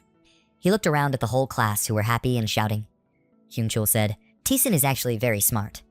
Teacher, Do-jung laughed and said, yes, and talking about diligence, Tison is second. No one dares to be first. Bang Suk pointed at his head. On the internet said, after a brain concussion, people will become more alert. Teacher, Tison is like taking heart. I believe in you, brother. Jang Tison held out his hands to the sides, smiling happily with countless voices shouting his name behind him. You guys have confirmed it for me, teacher. The teacher couldn't do anything else. He let it go this time and thought about it. You easygoing kids. A while later, in the school cafeteria, Hyun-chul and Jong-suk looked like they couldn't believe their eyes. A whole tray of rich rice, filled with delicious-looking dishes including a huge chicken. Jeonju School's nutritionist was confused. I'm sorry, isn't that enough? Next time, I'll learn from experience. The school returned to its original peaceful state after the mood breaker disappeared, and the students appeared happy and thanked her profusely. Not only does it have meat, but the meal also includes high-quality local agricultural products. The traders at the market wholeheartedly thank us for purchasing ingredients to cook for more than 1,500 students every day. The scene changes to a certain pizza shop. Tison's entire class gathered at the counter and ordered without any order. Auntie, please give us a super large pizza. The bigger the better. The students were jostling. No one was willing to yield to anyone else, trying to get their turn first. Get it for me first. Auntie, get it for me first. The sales lady asked curiously, did you guys have a fun time? Tison replied, There is someone at the top of the table. Auntie, she asked again. Jang Tison. Hyang Chil was surprised. He knew Tison anyway. She replied that she heard that thanks to Tison, the school was peaceful. Her children also studied in Jangju. Where was Tison? Tison smiled, turned to face a guy sitting cross-legged, over there. Tison seemed to realize those gazes were directed at him. He smiled friendly and said hello, and after that smile, the girls in the distance seemed captivated, constantly thinking, Mom, he's so handsome. The sales lady wondered if I could pay in full. Tison raised his hand to signal as if he wanted everyone to feel secure, smiling from ear to ear, carefree. He also thought with a very confident attitude, today he made more than $1 billion. From behind Tison came a greeting. He turned around with a surprised look and could only give a cursory response to that greeting. A girl with ear-length blonde hair and a brown uniform appeared. You're a second-year student, right? That beautiful girl put her hands on her hips and asked, Do you have a phone? A beautiful beauty, shiny blonde hair, emerald eyes, and a sharp face with lovely small lips. Tison calmly raised his hand first and said, Sorry, but I have an audience. His friends were very surprised and jealous. This Jang Tison is so good, so jealous. She asked him back, saying that he was just an object, so that meant he didn't have a girlfriend, right? Tison didn't seem to hear that question. He even asked her back, What? That beautiful girl smiled, a gorgeous, satisfied smile, so it wasn't there yet. She boldly leaned closer to Tison. So give me your phone number, making him confused. All he could do was blurt out, What? Tison couldn't sit still with the girl's words, gestures, and actions, he thought. What's wrong with this girl? She's so embarrassing. He explained hesitantly, pointing continuously, smiling awkwardly. He thought doing so would be very unfair to that person. Even though it was an unrequited love, he still had to be loyal. That blonde girl seemed interested in Tison. He was so interesting. Tison thought, wondering where he had seen this bold girl before. Suddenly his eyes glanced at the name tag. Kim Syrian. Wait, Kim Syrian. Tison's eyes were wide open. His mouth couldn't close. He was shaking as if he was witnessing something he had never seen in his life. He couldn't believe his eyes anymore. He wanted to jump up and down. Could it be that it was Kim Si-yeon? A beautiful figure appeared in his memory. She was a top star from her hometown, a representative idol for Korea. Kim Si-yeon, the center and representative face of the group. Fob is the most talented female idol in K-pop. In my memory is the image of the Fob group performing under stage lights with countless cameras.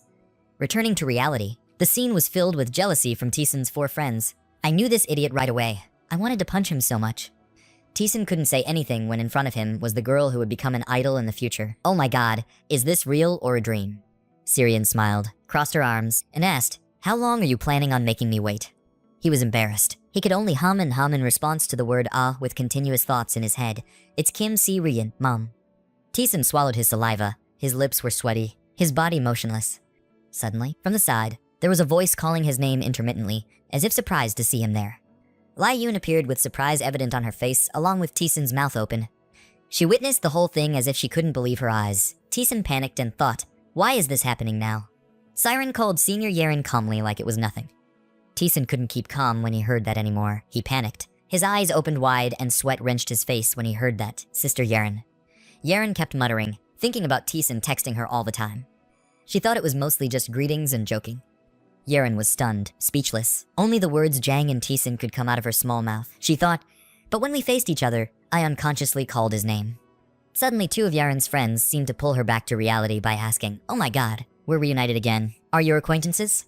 Those 2 girls kept praising that Tison was handsome and had a very good body. Tison was the only one standing there, absent-mindedly, with his hands hanging down, calling out the name of someone familiar to him very softly, Yeren. Tison's friends were so jealous, bastard Tison. He must have eaten something good during summer break. Suddenly a guy seemed to realize something, pointed at Yaren and said, I know her. She's the student with the highest score at Jangju Girls' School, a 3rd-year student. Tison is also the one who got perfect scores in our school. They are not scores that we can reach, someone said. Tison realized he was a bit rude. He put his hand to his mouth, cleared his throat. I am, thinking not to be nervous, to be natural. He smiled brightly. The sunlight from the window made him even more dazzling. He confidently asked Yaren, Are you coming to eat pizza? Yaren was embarrassed, didn't dare to look directly at Tison, shyly answered, Yes, you guys just asked me to hang on. Tison was surprised and asked, Dear friend. Yaren's 2 friends quickly interrupted, making Yaren quite confused. The girl on the left with short hair around her neck said, Hello, I'm Yaren's friend. Just call me Young. And the girl on the right with I introduced myself with my hair styled in one eye. And I was the hottest girl in school, Sarah. Tison was confused and replied, Hello, ladies. Young and Sarah quickly went to both sides of Tison and said a few things about their close friend Yaren. Her midterm score was really high, so we told her she wanted it. But we didn't expect Yaren to know a queen. This is how handsome he is. Young poked Tisun's body with his hand, and at the same time gave a sinister smile, jokingly asking, he's just a junior, right? Syrian seemed to have an epiphany, understood something, happily shouted loudly, got it, it's Yaren. She leaned over to Tisun's right side, excitedly asking as if very confidently, is your crush Yaren? Leaving Tisun with his mouth that can't be closed, so big that he can fit the whole box in. Yaren was so surprised that he couldn't say anything anymore. His eyes were an O, his mouth was an A. His soul seemed to hang on a cloud. Syrian elbowed Tisun's body as if to remind him to calm down and not show it so clearly, followed by Tisun's coughing sound. All the students at the pizza shop were dumbfounded. Yaren lowered her face, her mouth not opening, her eyes hidden deep under her hair, calling Syrian.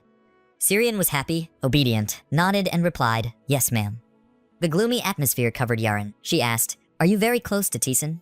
Syrian answered confidently and honestly, her blue eyes looking straight at Yaren. No, I just met him for the first time. Is it really the first time? Yaren asked. Behind Syrian was Tisun with a reluctant smile, adjusting his tie to ease his awkwardness. Then suddenly Syrian said, yes, but the photo is my type. I graded the photo. That made Tisun sweat, his mouth open even wider than before. Syrian put his two hands, one hand near Tisun's head, one hand below Tisun's feet, as if measuring his height, squinting his eyes while saying, he's already handsome. He's also good at studying. I but don't like it. Tisun was startled, speechless with doubt behind Syrian's satisfied smile. What's wrong with this girl? Seeing everything in my eyes, Tisun's friends cried bitterly. This bastard Tisun, so jealous. Yaren and Syrian looked at each other, like two women fighting for the man of their lives. The difference is, Syrian is smiling happily, without any discomfort, while Yaren is gloomy, looking down. Her face does not show any smile. Suddenly Yaren raised her face. Like an angel descending to earth with a bit of radiant sunlight, she smiled brightly. I thought so too. Tisun's eyes were in an O shape. His mouth was in an O shape. He didn't know what else to say. As for Syrian, she was surprised because it was like she saw another Yaren. The crowd of boys around looked at the two beautiful, talented, perfect girls with perfect bodies who were affirming that they had feelings for Tisun and felt bored and jealous. Not just one, but even one. Two ladies. Yaren quickly walked to Tisun's side like a lover, like marking sovereignty with a beautiful and innocent smile, making Tisun look at her in bewilderment as if witnessing a completely different person. Syrian said in surprise, Senior is quite good. She also quickly walked in front of Tisun. Facing Yaren, Tisun didn't understand what she was doing. Syrian passed by Yaren and looked at each other like bitter rivals. Syrian suddenly stopped, turned her back to Yaren, confidently smiled and asked, but Senior will play fair, right? Yaren suddenly felt embarrassed, shyly opened her eyes, thinking about it. Tisun couldn't stand it anymore when he saw it. He wanted to scream, what day is today? Syrian stopped again, turned to face Tisun as if she wanted to ask something more. She shouted loudly, asking without any hesitation, Tisun, Yaren Senior has your phone number, right? It surprised both of them. Tisun didn't expect that. Syrian walked up and questioned, then you also have to give me your phone number. Isn't that fair? Syrian tilted her head and smiled brightly, crossing her fingers together, playing nice like that. Oh God above, Tisun with a reluctant face. Suddenly Yaren said, just take Tisun, which surprised him even more. Why? Syrian nodded in agreement, feeling that Yaren's actions were right. Tisun stood between the two girls confused, listening to Yaren's words, give her your number.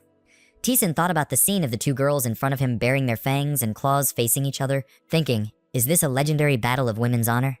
He was reeling, thinking, crazy.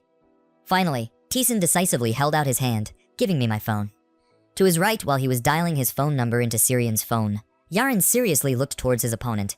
The opponent lost his life, and pondered about something. Syrian looked at Tisun entering the phone number and felt a little embarrassed. Just a little bit it showed on her face. Tisun seemed to have thought it through. He happily thought, to be honest, I'm as happy as being on top of the world. The drama between us will explode from now on, and it will definitely have a very interesting ending. He beeped the call button on Syrian's phone. His friends, still jealous as before, but now, mixed with a bit of pride and admiration, followed Tisun. He thought, this development is not so bad. On the left is my first love. On the other side is a future superstar. Two beautiful and talented girls that cannot be faulted. The crowd roared in anger again, calling Jang Tisun's name with all their anger and jealousy. Jang Tisun, you bastard. Right nearby was a girl who secretly called someone, bewildered and holding her phone in both hands, announcing that Yaren seemed to have dumped Tisun. Yes, she knew right away. Turned to a scene of a martial arts school. A burly, big guy with curly hair was sitting with his back turned and received a phone call from somewhere. Okay.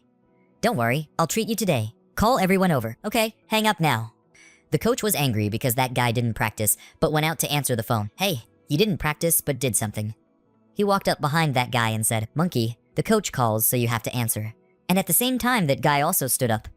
The coach put his hand on the back of that big guy's shoulder, wondering, didn't you hear what I said? When suddenly this guy roared in anger, blue veins appearing on his face. The big guy turned around and hugged the coach and flipped him down as if venting his anger on someone without caring about anything else. The coach was thrown onto the sand as if he was about to lose consciousness, screaming in pain. That guy stood up straight, eyes white, raised his voice as high as possible, roared at the top of his lungs, pouring out all his anger into the sound while his upper body was naked, the layer of fat on his body flowing down. I will kill you. A loud roar along with sweat and saliva flowing down. The big guy seemed to hit Jong Tison to the bone. Tison took everyone to the garage to see the car he bought for his father. The children widened their eyes in surprise and exclaimed in unison, Oh my god, you bought this for your father? After that, everyone went shopping together, everyone carrying big bags and small bags, happily saying while carrying them, You two are the best. The father saw the children like that and said, Oh my god, take it slow, kids. Tison immediately replied, It's okay, I've paid, Dad. After hearing this, everyone was surprised at how rich the second brother was. He winked, raised his finger to signal okay, and exclaimed, If you have money, you have everything, okay? In the evening, a cool, moonlit night in the heart of the city, the buildings had not yet turned off their lights. In a room of a building, there was the sound of Tison's keyboard typing. He said as he typed, I love the keyboard that rattles in the room. In the room, Tison was wearing a swimsuit, concentrating on his work on the desk. He thought, I have left home and live independently. I also rarely go to school and completely control my time.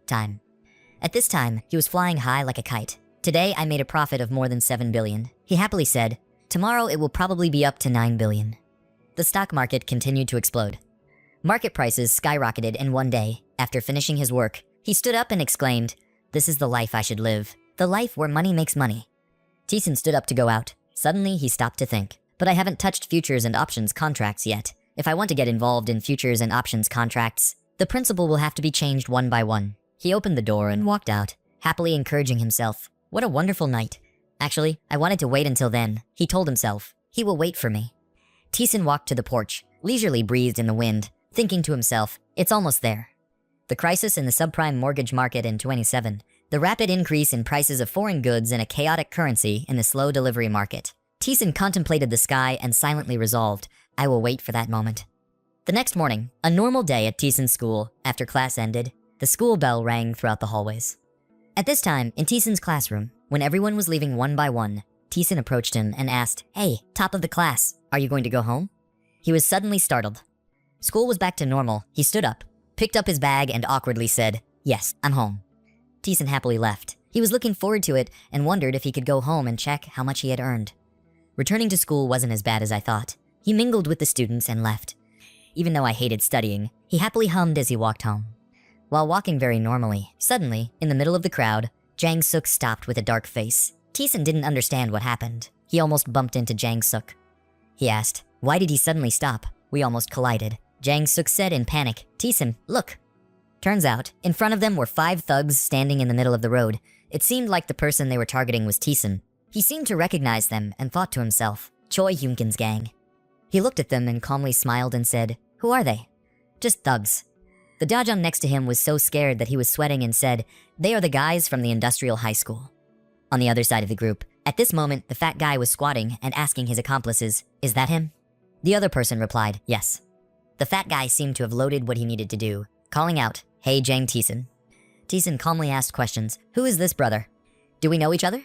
The 2 kids next to him gasped in surprise when they saw Tison dare to say that, trembling and calling out his name, Tison. The guys on the other side laughed loudly when they heard that. Guys, follow us quickly, you dog. Tison was so helpless that he was speechless, and then realized, that's right, I can't talk to you guys properly. Having said that, he seemed to want to solve it himself, so he turned around and told his friends, You guys should go home first. As soon as he finished speaking, Tison realized that next to him was not only Dajong and Jongsuk, but a whole group of people 2 people larger than the other group. He was startled and confused and asked, When have we been here? There was a fuss. If we come along, will you treat him to pizza? Treat the internet too. Long live pizza. Then everyone decided to stay and help him. Tison was so touched when he heard that. I know you guys love me. A moment later, when the high surface was about to descend the mountain at a small alley corner of the street, the others aggressively brought Tison in front of Choi Hyunkin, saying loudly, Big brother, we brought Tison. A guy on the boss's left still kept a calm expression as he looked at Tison. The white-haired guy on the right chuckled as if he was planning something. The big fat guy sitting in the middle was the boss, surrounded by a group of juniors, all of whom looked towards Tison. At this time, the boss also spoke up to welcome Tison, who had finally arrived. The rat language, he cursed Tison in front of his juniors. My juniors burst out laughing. He frowned angrily and said, "Don't leave this place alive. This move won't work again." Tison looks innocent, but still doesn't forget to flirt. What's the point? Is he in love with a movie or what? His fake smiling face combined with his words looked very prestigious. His friends below were smiling to each other. Ha, so fat. Choi Hyun-kun angrily gritted his teeth and impulsively cursed, "I will kill you," while Tison just calmly looked at him with a confident smile. Tison's 7 brothers seem to be weaker in numbers, but are still aggressively preparing to fight. The other group has an overwhelming numerical advantage. Suddenly he felt uneasy, thinking, this room is so strange. He rolled his eyes continuously, looking around, then realized something. He felt a very negative energy flow. Around him was like a battlefield, with dried blood everywhere. He thought to himself, after practicing martial arts, my body became very sensitive. I could feel everything, so it was quite annoying. Observed for a while, then he tried to persuade him to buy time, smiled coldly and said, "You know what?" The thugs stood there watching him speak. What they were doing was an extremely serious act of violence. While being serious, Tison suddenly burst out laughing. There's still time to turn around. How long have I lived? This life is actually very short. Living in this busy and pitiful life, why waste time on useless things? Hearing what Tison said, the old man gritted his teeth, and the juniors next to him added insult, saying, "Big brother, he must have just played with that toy. He has to adjust it really hard." Tison seemed to be possessed by the divine law, reading out a series of laws to enlighten the thugs. According to Article 261 of the criminal law, organized or individual acts of violence, carrying dangerous weapons, causing injury, or harming the health of others is considered a crime. The stupid thugs didn't understand anything and asked each other in confusion. What was going on? Who knows? Making the boss's face darken. Tison confidently told Hyunkin, "If I had a nosebleed, it would be a serious injury. The sentence would be at least a year in prison. Your parents would have to come and beg me, not to mention having to pay for it, treatment fees. Moreover, I just had a concussion not long ago. If I get injured, I will have to be treated for half a year. If I stay in a VIP room, it will be very expensive." Hearing that, the thugs still showed no respect and simultaneously walked closer to Tison. Hyun-kin took out a cigarette and put it in his mouth. With sharp eyes, he said, "Damn this guy. You're so innocent." He didn't panic at all, but started to complain. "Oh my god, look at this. People who practice sports are addicted to cigarettes. Their heads are probably full of chubbins right now." Tison's friends heard that and smiled at each other. Too embarrassed to become angry, the old man crushed his cigarette, then loudly ordered, "You guys, I will take care of that guy. Give you the clowns in the back. And then the murderous juniors. Don't aim at your prey." At this time, Tison's brothers were a little scared when they saw there were so many of them. They were worried and cried out, "Hey, don't be like that." Tison is like a deaf person who is not afraid of guns. With a senseless smile on his face, he turned around and said, "I'm about to be taken care of now. I'm so scared." The juniors on the other side started to raise their voices. "You go ahead and brag. We're still underage. No matter how heinous the crime is, just give up $1,000,001. Cry and beg the judge. Let's go home. You think you're the only one who's smart." Tison smiled coldly and thought, that's why the law needs to be tightened. In Korea, underage criminals will not be convicted, so the number of victims of injustice continues to increase rapidly. Just wait and see. Then Dad will tear it apart and trample it under the ground, foot. Without hesitating for too long, that Hyunkim shouted loudly to his juniors, "What are you waiting for? Beat their mothers to death." Having said that, the other guys, some holding sticks, some holding iron tips, shouted loudly like good heroes and rushed forward. Then the group of juniors holding iron rods rushed straight towards Tison, as if wanting to give him a ticket to the west. The Tison brothers' eyes widened in panic when they saw that. There was the iron bar. Tison reacted, raised his hand to signal everyone and said, "Back away quickly." Suddenly, whether accidentally or intentionally, Tison suddenly tripped and fell, crying out in pain. The juniors were overwhelmed by the water, and when they saw him stumble and fall, they became even more aggressive. Everyone below was scared by you and called out your name, Tison. At this moment, he had already jumped to the ground, sprawled out, watching the other guys rush towards him. Several of them jumped up, brandishing iron clubs at him. Tison was scared at the last minute. His eyes widened, and he thought, "I'm leaving." Suddenly, a front tooth, whether mine or the enemy's, flew out of his jaw, blood splattering. There were 2 men holding iron clubs, jumping up and swinging the clubs at Tison. The rest also rushed forward at the same time. Tison panicked, widened his eyes, and exclaimed, "Leaving me alone." The other 2 guys smiled confidently, then slammed their sticks straight down. Suddenly, before those two guys could touch Tisun's hair, one of them grimaced in discomfort. Turns out, he was kicked straight in the face by the long-legged handsome man Tisun. His jaw was bleeding, he coughed. Unexpectedly, even though he fell down, he was still able to counterattack. Not only that, he also kicked out the other guy's front tooth, causing blood to splatter. He jumped into the sky like Superman and kicked him to the ground. The other people who witnessed this scene were a little panicked. He jumped up and punched the guy on the right, drawing blood, then cursed, "You're making me scared. You're just playing the game." Then he turned around and gave the guy on the left a kick, causing him to vomit blood and curse, almost killing me. Tian knocked out a few guys, and then stood proudly looking at the remaining guys with provocative eyes. "If you want, then jump in." He arrogantly stroked his nose and said, "Whatever you do it quickly. I'm hungry." Not being cool for a few seconds, he showed off again, then said, "5 Pearl Tisun." The young thugs were shocked to the core, gaping at the scene before them, unable to believe their eyes. Hyunkin was still stubborn, telling his juniors to continue fighting. Beat him to death. Play whatever way he wanted. The juniors said yes, then rushed up simultaneously. He also didn't want to take the fight, so he ran forward and thought complacently, "You idiots, in movies, has the main character ever been beaten up by thugs?" After saying that, he shouted loudly, "Look at me." The first punch distorted the first guy's face. He choked and cried out. When the second punch was given to the second guy, he was no worse than the first guy. His face distorted, and he exclaimed. Tisun confidently said, "Now it's Dad," then hit him consecutively, one punch at a time. These guys all had the same fate of blood from their noses and mouths. Finally, after defeating a few more guys, he loudly announced that his father was the main character of this territory. Tisun looked at the remaining guys and smiled coldly and said, "You guys dare to laugh at me over there again? I will deal with you all." Tisun's friends saw him beat up a few guys and were even more shocked than the others, exclaiming, "Oh my god." He kicked a guy in the stomach while kicking him. "Can you hit a little harder?" Then he ran towards the guys standing there looking at him, ran over and said, "What are you doing there?" Dad said to come. They were a bit panicked. One of them yelled and cursed, "No, let's fight the gang. Let's play with him." Tisun burst out laughing, fighting the council. "Okay, let's all go." After that, they suffered the same consequences as the previous guys. They were all defeated, blood splattered. He ended the fight with a jump and punch. Tisun landed safely in front of the boss, who was also scared and panicked. He opened his mouth and widened his eyes in disbelief, thinking to himself, "Who is this guy?" His subordinates who were defeated were lying in piles as if they were about to be used as tributes to the boss. Tisun's friends were even more excited, enthusiastically cheering and stirring up the atmosphere. Come to Tisun. Wow, play it like a movie. Tisun saw his friends cheering enthusiastically, forgetting the important thing to do, so he sighed and said, "What are you guys doing there? Quickly call 112 and 119 here. Report that your friends are being attacked by a group of thugs. Attacker." The friends were confused, not knowing why they had to say that, then hesitantly asked, "Oh, they were the ones being attacked." The boss on the other side looked at them and whispered, thinking that Gidong had warned him, if he failed now, not only the organization, but also his juniors would not consider him anything. Then, he put his hand inside his shirt, as if he was about to take out hot goods. That's right, he definitely pulled out a sharp knife. The ignorant Tisun was currently explaining to everyone that, you see, what I was doing was just self-defense, when suddenly that guy came at me with a knife, running and cursing, "You son of a bitch!" He rushed forward, shouting, "I will kill you. Jang Tisun." Tisun's friends saw this and panicked, screaming at him. "There's behind him, Tisun. Quickly avoid him." The old thug was beaten to a pulp by Tisun, crying out in pain. Everyone still couldn't recover and called out Tisun's name. Tisun. With just a few basic moves, he kicked down the thug, who lay clutching his arms and screaming miserably. He was extremely confused, but could only ask himself, who you really are.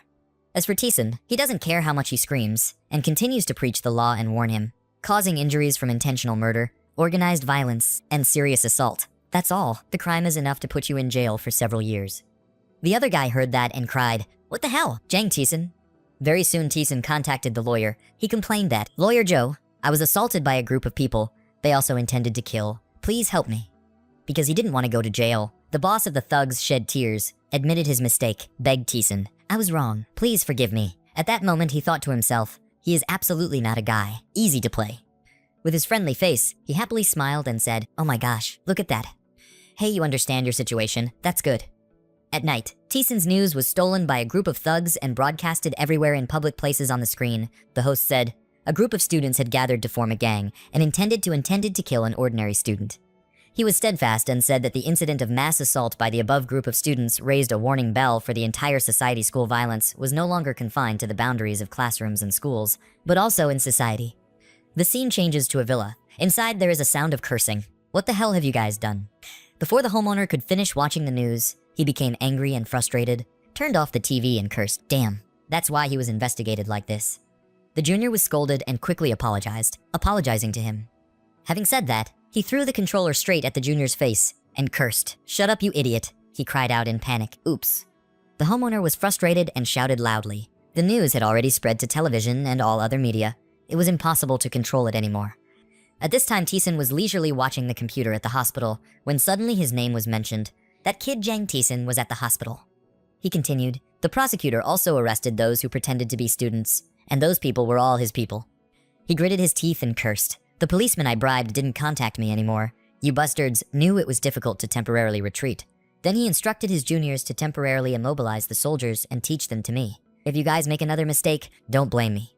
Having said that, the other guy poured wine for the boss and said, yes, sir. He drank the entire glass of wine and said, it's good to know. Then he turned around and asked, how was that glass of wine? The other guy was a bit startled. Suddenly, something ran through the villa door. He quickly reacted and said loudly, who? Seeing no one out there, he felt confused and thought, there was no one. Before anyone could react, the electricity in the villa was turned off. The two people in the house were even more frightened and screamed, what the hell? It seems like the electricity is malfunctioning, the junior replied. The junior then pulled out the knife, trembled and shouted, who are you? Come out quickly. As soon as he finished speaking, a stone flew in from somewhere at a very fast speed. The stone with a very strong force hit the junior man in the face, causing him to fall over and cry out. When the old man saw that person, he became bitter and cursed. This bastard!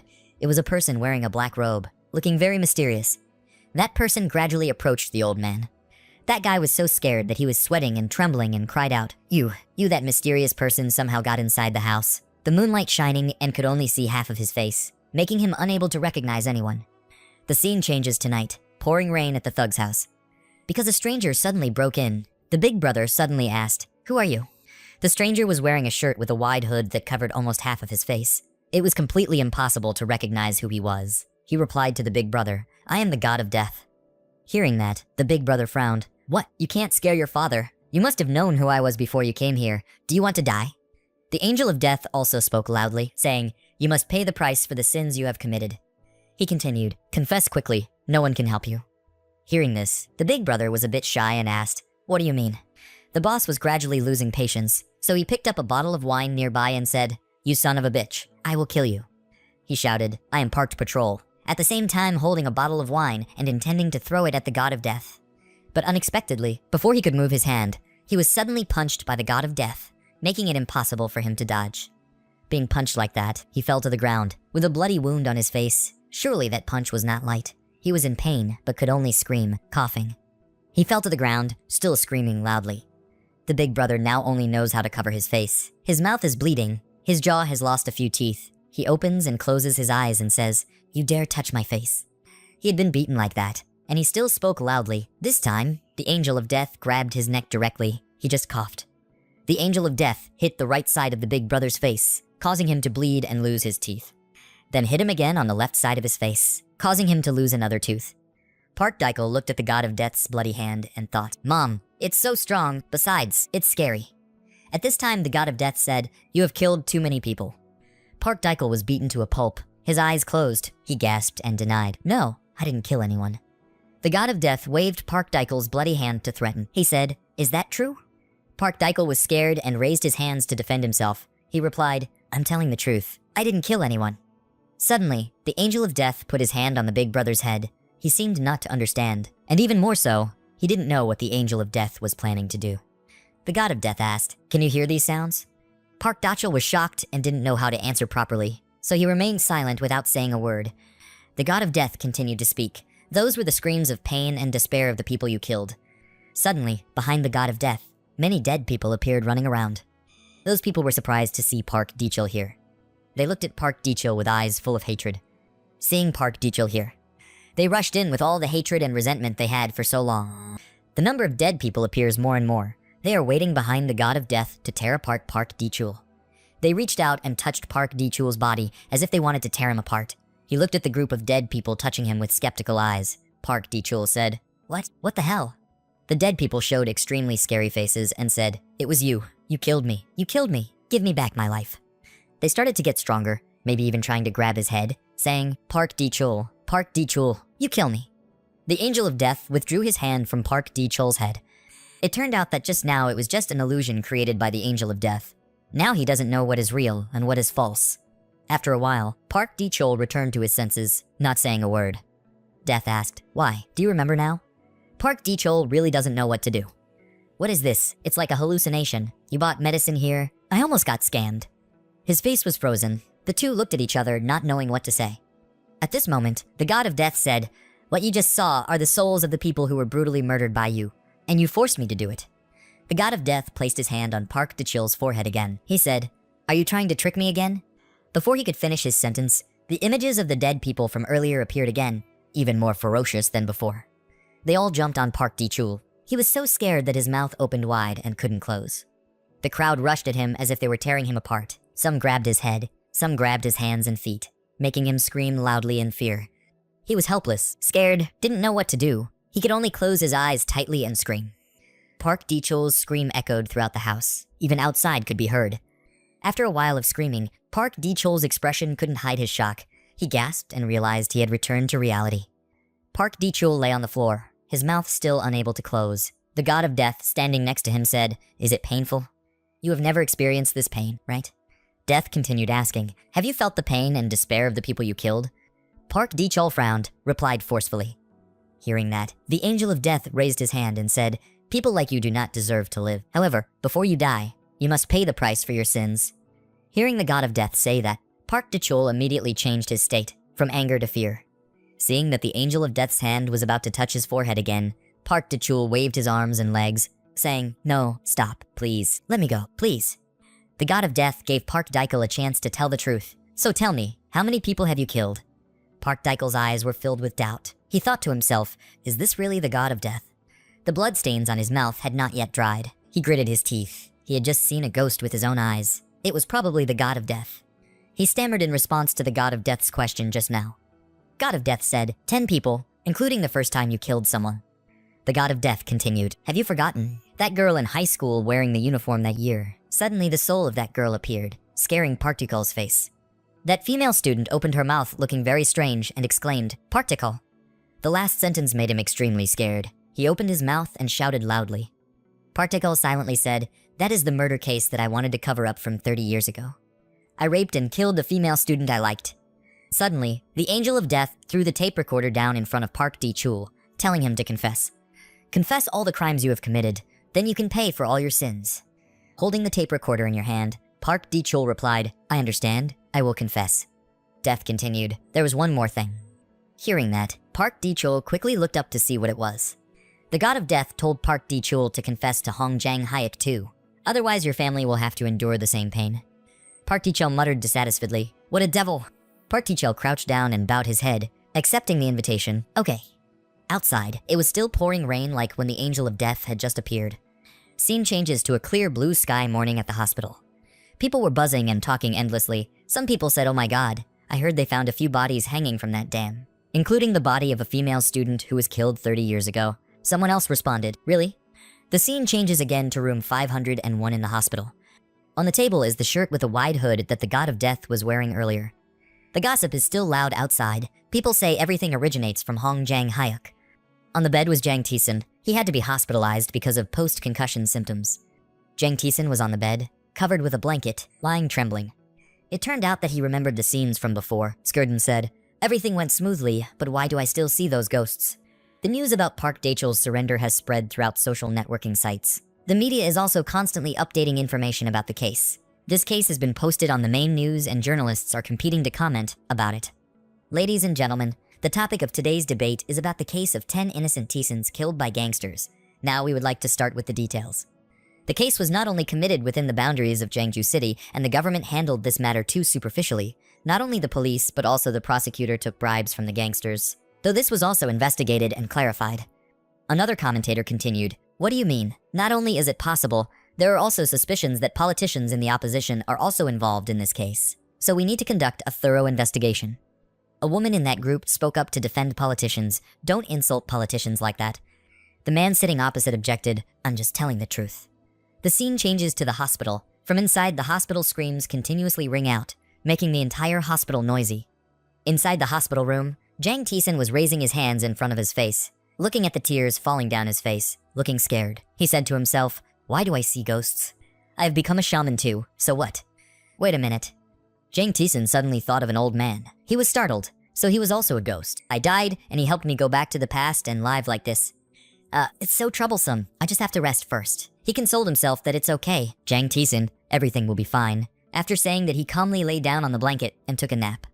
But not long after he fell asleep, he had a nightmare, with ghosts continuously coming back to haunt his mind. He was scared and cried out for Mom, "Please help me." His screams shook the entire hospital and echoed into other rooms, causing people passing by his room to jump. Jang Tison is so afraid of demons attacking him that he always has to hold his hands in front of his face to defend, while his mouth continues to curse him too. There are so many dead people in this hospital. Why? But these ghosts keep haunting me. Suddenly, a cry came from outside the door of Jang Tison's hospital room, startling him. Looking through the window, Jang Tison saw a shadow appear, his mouth trembling as he said it was a ghost. "Mom, help, save me." The door slowly opened, revealing the appearance of a woman. Seeing Jang Tison sitting on the hospital bed, the girl quickly rushed towards him and hugged him, crying, "Tison, brother, do you know how worried I am about you? I thought I wouldn't be able to see you again." Jang Tison also hugged the crying girl, Cheroyan. But I'm still supposed to be at school right now. Why did I go to the hospital?" Siri cried while answering, "I haven't taken the exam yet. What's the point of studying? Even if I study a lot, I can't become a star." Hearing the girl's words, Jang Tison was startled and stared at the girl with wide eyes, but still gently comforted her so she could calm down. Okay, I know." The girl still tried to hold Jang Tison tightly because her fear of him losing consciousness had not yet ended. She looked up at Jang Tison and asked with a wry expression, "Honey, are you still in pain?" Jang Tison hesitantly said no, "I'm fine." Syrian put her hand on Tison's forehead to see how his wound was. The slender and soft hand of a teenage girl made this guy fall in love. Her hand was so soft. Syrian's hands touched Jang Tison's face and nose. After seeing that there were no injuries or problems, she was happy. Luckily, he didn't have a fever, but Syrian's actions seemed a bit too intimate, which made Jang Tison was shy and unfamiliar. He felt like this atmosphere was a bit awkward. Suddenly, Jang Tison's eyes changed and focused on her chest, probably because the distance between the two of them was too close. Jang Tison looked at his round eyes and then froze as if he didn't know what was about to happen. Syrian's soft hands were resting on his cheeks. These emotions were truly indescribable. Tison's eyes still didn't move. I thought in my head that it was too dangerous. His face was covered in sweat and his mind was thinking, "Tison, this girl likes you. Why are you hesitating?" Syrian also seemed to understand what Jang Tison was thinking, so her face was a bit shy. But looking at her face, she seemed to be enjoying it. Without letting Tison say anything else, Syrian closed her eyes tightly, moving her face and body closer to Tison. Seeing this, Tison panicked and sweated profusely, not expecting this girl to be this strong, but maybe he was still shy, so he spoke quickly. "Wait a minute, Syrian." Syrian still remained in the same state as Chayoff Jang Tison approached, but Tison was now very confused, thinking about the person he secretly loved, but he already had a crush on Yin. But this girl looks so pretty. Suddenly, outside the door, there was a familiar-looking figure approaching and preparing to open the door of Jang Tison's hospital room. Inside, the two of them were also in a face-to-face, lip-to-lip position. Tison was hesitant in his mind, but kissing in this atmosphere wasn't too bad. "But Mom, what should I do now?" "Well, when the time comes, come now." After that, Jang Tison also closed his eyes and slowly moved his lips towards Syrian. The distance was only 2 centimeters away. Suddenly, the door opened and Yaren walked in, but seeing the scene before her eyes made her freeze for 5 seconds. She couldn't expect Aizen to be like this. She screamed, "What are you two doing?" Jang Tison saw that the person he liked saw this scene, so he quickly pushed Ryo aside and ran back to Yaren while calling Yaren as if he wanted to explain what he was doing. He looked at his Yaren sister and then pointed to her eyes to defend herself. "Sister, why are you here?" "Something flew into my eyes, so I asked her to help me blow it out." Yaren stared at Tison. Her eyes seemed a bit wet. Then she stammered and said, "I thought you were injured, but you look like you were still healthy. I came because I was worried about you." Syrian stood aside shyly, not daring to say anything while Tison was crying as if he was about to cry. His appearance and expression seemed to be very regretful for the actions he had taken. He mumbled to himself, "How similar. It's like I'm being caught jealous. My mouth stutters. I understand." Syrian was mad because Yaren had ruined the romantic scene she had longed for. She couldn't do anything but gritted her teeth, clenched her fists, and walked away. Stepping out, the two of them faced each other. But looking at the eyes of these two ladies, it was enough to know that they didn't like her at all. And it was probably because of a man. But on the outside, they still had to act normal and nothing. Syrian spoke to greet the other person first, showing respect to both superiors and subordinates. But in her heart, she considered this older sister as a thorn in her eye that she couldn't look away from. As for Yaren, she was no different. On the outside, she appeared to greet Syrian gently. But in her heart, she couldn't help but want to teach this girl a lesson to mark her sovereignty and know where to stop Jan H. Tison also seemed to understand something, seeing that the atmosphere was quite dense, so he had to resolve it himself. He came next to the two of them, put their arms around their shoulders, smiled and talked intimately, invited them to sit down. Let me go get some water. Having finished speaking, he let the two sit down on the chair and then went to get 2 bottles of water and offered them. On the chair, 2 girls were sitting and talking, but it seemed like the atmosphere was not very comfortable. Syrian quickly asked Yaren, "The university entrance exam is about to arrive, but the senior looks like she's free." Yaren also replied gently, but every sentence and every word made Syrian very difficult to hear. Tison was injured, so no matter how busy he was, he had to come visit. Jang Tison saw the 2 women talking to each other and secretly thought to himself, why do they keep smiling and glaring at each other? We need to change the atmosphere again. He walked over and sat with the 2 of them talking. When have you been here, Syrian? You've already signed the contract, right? Syrian heard that Tison was interested in her and happily asked, wow, how did you know that? It seems like you pay a lot of attention to me. The words were in response to Tison, but the tone was directed towards Yaren, probably with the aim of provoking this senior. Jang Tison just smiled indifferently and continued to ask Yaren, what about the senior? You just finished the midterm exam, right? Have the results come out yet? Yaren happily turned to Tison and replied, you did your best. The thesis was the hardest part. Tison said back, wow, what do you have to worry about? Your scores are always bad. I'm sure you'll pass. Yaren happily replied, is that true? I saw the 2 of them talking to each other happily, and it was very suitable for Syrian to sit next to her and be so angry that she could only frown to show her dislike, but couldn't do anything. Tison sat up and said loudly to cheer up Yaren's spirit, she will definitely do it. Tying Guang awkwardly thought to himself, I just wanted to make the atmosphere less tense. But it seems that after the conversation just now, Tison has made things worse, causing the 2 people's conflict to go even further. The 2 of them turned their faces in different directions. No one looked at the other and looked uncomfortable. They both told Tison that they had finished drinking water, but with a harsher voice than before. Tison saw that things were getting worse and was confused, not knowing what he had done wrong. Suddenly, he made another plan. I'm so hungry. Let's go eat pizza. What do you think? What do you think? Syrian coldly asked back, are you asking me? And Yaren replied just fine. Tison was so happy that he cried and said, you 2 wait outside for me. I have to go change clothes. The 2 people who heard that both pictured Tison's muscular body in front of them. So Syrian quickly said, Hyun, you should just change clothes in front of us. Yaren also said, yes, Tison, it's okay. Scene changed to the company. From the room, the employee is asking the department manager, has the department manager looked at the profit rate yet? He looked at the papers in front of him and replied pile scene. Then, everyone kept saying, that guy was a stock god or something, or a genius. I watched it all again. Everything was perfect. All the money was spent, completely legal. This guy is amazing. The head of the department also said, yes, so you guys should be diligent to regain your honor. When the staff heard that, they were startled and asked, why? The manager continued to say that an experienced stock trader like you guys is not even equal to a high school student. When the staff heard it, everyone looked dumbfounded and didn't understand what the manager meant. That's just a kid. On an early winter day in the city, the first snowflakes of the season began to fall. The scene at this time was so beautiful that everyone ran out to see it and exclaimed, wow, it's snowing, so beautiful, go. At this time, Tison's family was gathering together to watch the first snow of the season. Everyone was excited. Tison's sister happily said, it was the first snow of the season. Tison's father, even though he had experienced dozens of snow seasons, was no longer as excited as the children were when they saw the first snow of the season. He just smiled in surprise and said, snow. While Tison's 2 younger sisters were playing in the snow, he noticed his father's thoughtful expression. He was surprised and called out, Dad?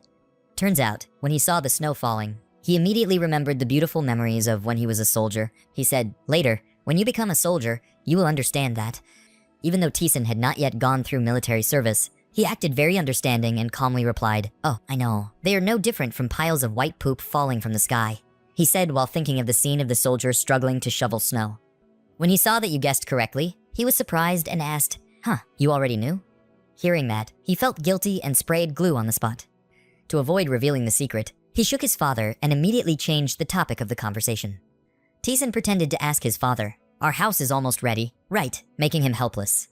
Tison's family's house is being rebuilt, expanding the area and renovating the inside, while still retaining the ancient look of a traditional house. His father just thought about the house and said, maybe next month you will be able to stay there. Suddenly, because she liked this place so much, his sister asked him, brother, Will we be able to come here after high school? Then Tison replied, of course. This place is very close to Jangju High School. You can walk there. His brother happily replied, really?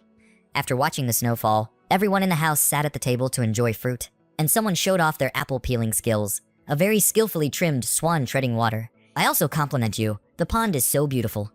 It was so beautiful that her little daughter climbed up on the table to admire it and asked, did you cut it like that? The complimented mother didn't say anything, just smiled confidently, and his fingers nimbly trimmed little by little. The father saw that the apples were of very good quality and immediately told the whole family that this batch of fruits absorbed a lot of sunlight and was more delicious thanks to natural nutrients. He thought the distributors would be very happy, like them.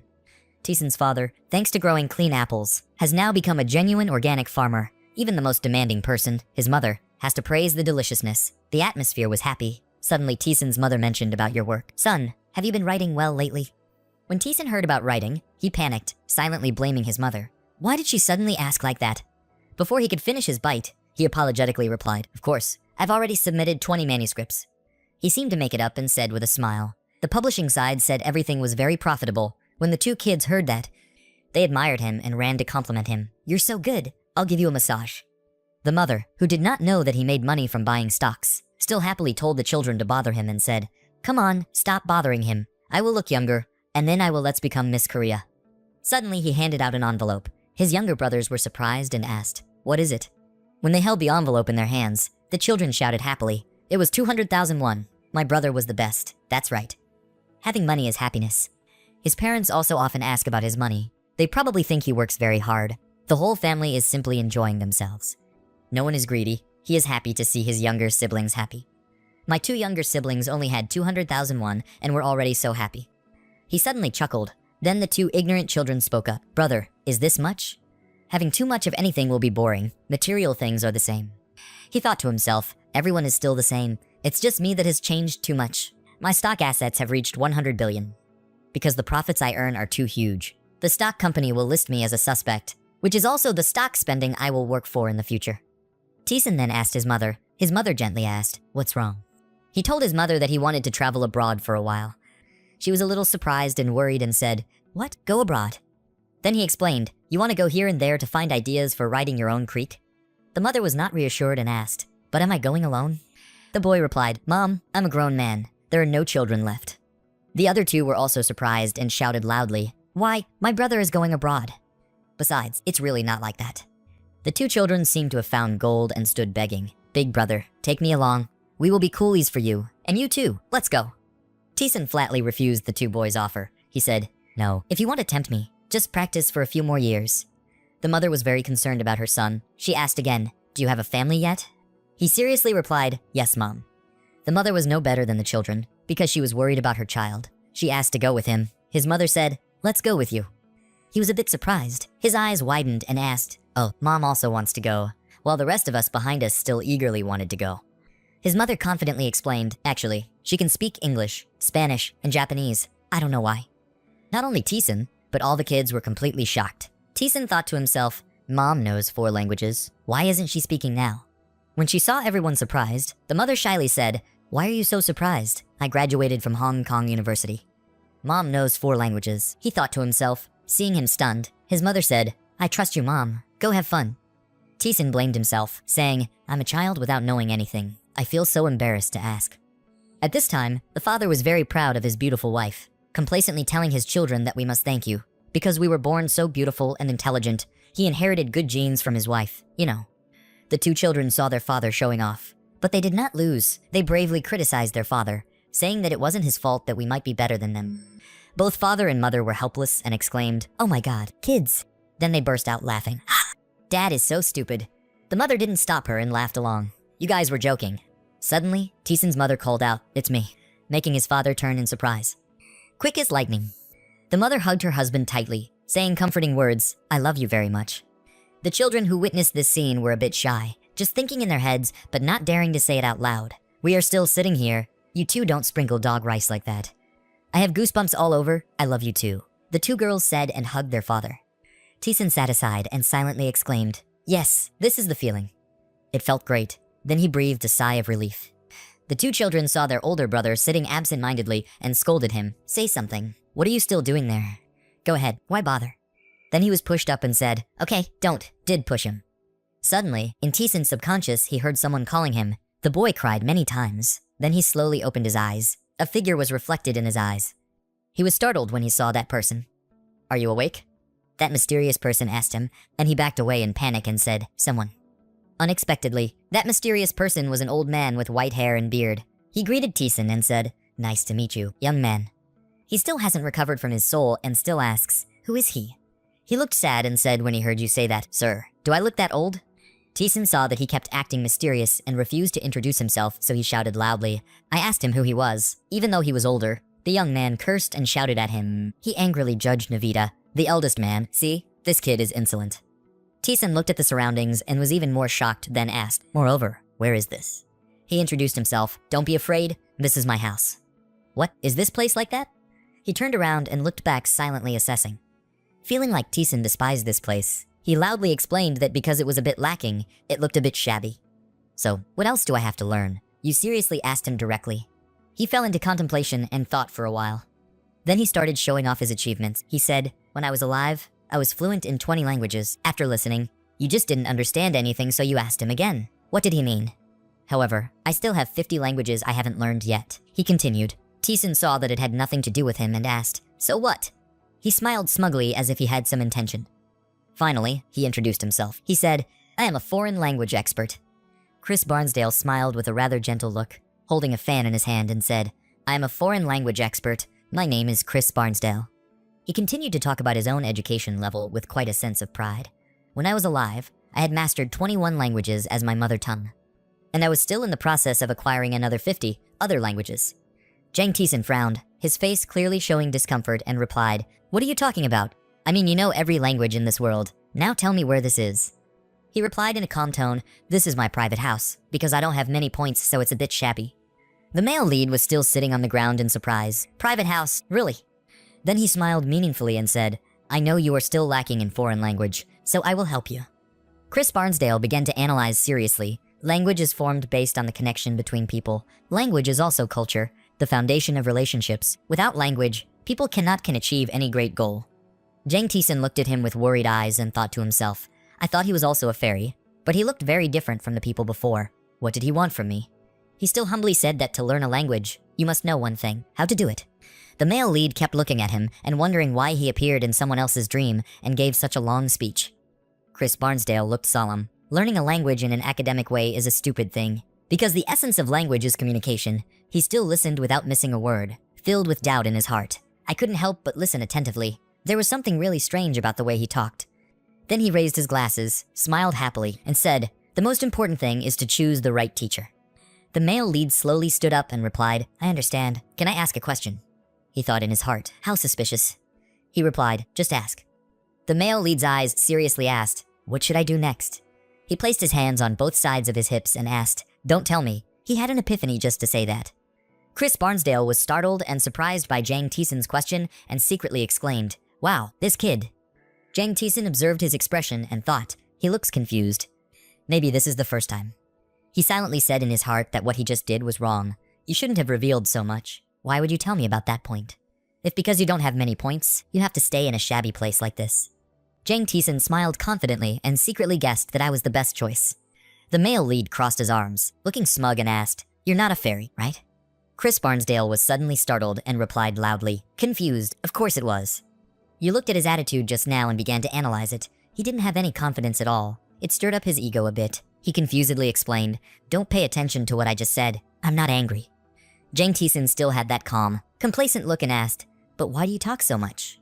He stammered in response, then. Chris Barnsdale's face was full of worry and some confusion as he said, "When I was alive, I only buried my head in studying, so I didn't do much good." Silently scolding him, this kid said he only asked one question, but he asked too many questions. He was still confused and explained, "If we had more money, we would have donated more." But still, the male lead calmly interrupted and asked, "What about fairy tales?"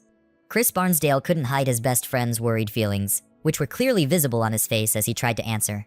"I studied foreign languages very hard, so when I died, I became a god. It's a special language to call." Jang Tisan exclaimed in his heart, "Oh, special language." The male lead suddenly understood the problem. "Got it. To earn points, he must have contributed something. If I dig something up, maybe there will be an extra bonus. He slightly raised his mouth and smiled faintly and asked, "This is your first time teaching, right?" Then he wondered in his mind, "But what is that point? Do I need to have it?" When Mr. Chris heard this, he seemed quite guilty and loudly reproached me. "What do you mean? Why do you keep interrogating me like a fraud?" Jang Taesin asked with a serious expression, "Have you registered to be crowned king? Did you suppress summoning me to earn more points?" He was startled and exclaimed, "Yoke." Still with that look, the male lead continued asking, "You also know that earning points is not easy, right?" Chris Barnsdale gasped in surprise. "Ah, how did you know?" In panic, how did he know? He still stared at him with those serious eyes. Then he pursed his lips and remained silent for a moment. Chris Barnsdale looked down and sadly admitted, he was right. The karma points from the good deeds he did were very valuable. Jang Taesin was surprised and stunned when he heard the words. Karma points, he speculated, were the points earned for doing good deeds. The male protagonist began to remember the good deeds he had done. His ancestor also praised him highly when he sacrificed his life to save that child. And recently, he also took action to clean up the scum. I took care of a local gang and brought peace to Janggu-hai. Furthermore, discovering his unjust death is no small achievement. He was still skeptical and asked, "But why did he have to say so much?" Jang Taesin smiled and said, "You can't just sit around and eat a golden bowl." Chris Barnsdale immediately denied, "No, I never had that thought." The male lead walked towards him while he was slowly backing away and asked, "So what have you been doing?" He raised both of his hands to indicate that he was innocent and replied, "I'm just introducing the theory, don't misunderstand me." The male lead's face suddenly changed. He smiled happily and said, "Can we have a relationship, Professor?" He was surprised when the male lead called him that, Professor. You asked a question that hit Chris Barnsdale's heart. Tell me honestly, how much do you need? When asked the right question, he hesitated for a long time without saying a sentence. That's it. Then he looked down shyly, embarrassed and worried, and replied, 50%. Jang Taesin crossed his arms and continued asking, "If you marry without my consent, it's against the law, right, mister?" Chris replied, "Of course. That's why I'm talking to you properly." He wondered, "What is 50%? Damn it." The male lead thought and said, "I will only give you 20%. Chris Barnsdale immediately objected strongly. "No, that was too little." He said loudly, "That's just enough to build a main hall and put gravel on the ground. You're so evil. At least let me plant more flowers." Hearing that, the male lead thought, "Is 30%, okay?" He frowned and replied, "So call someone else." Mr. Chris was surprised again. "What? How do you know that?" The male lead curled his mouth and smiled slightly, thinking he would accept it and then run away. Then he spoke up with a smug look. "Don't be so surprised. I'll call someone else. You know who I am." His eyes proudly said, "I am his descendant."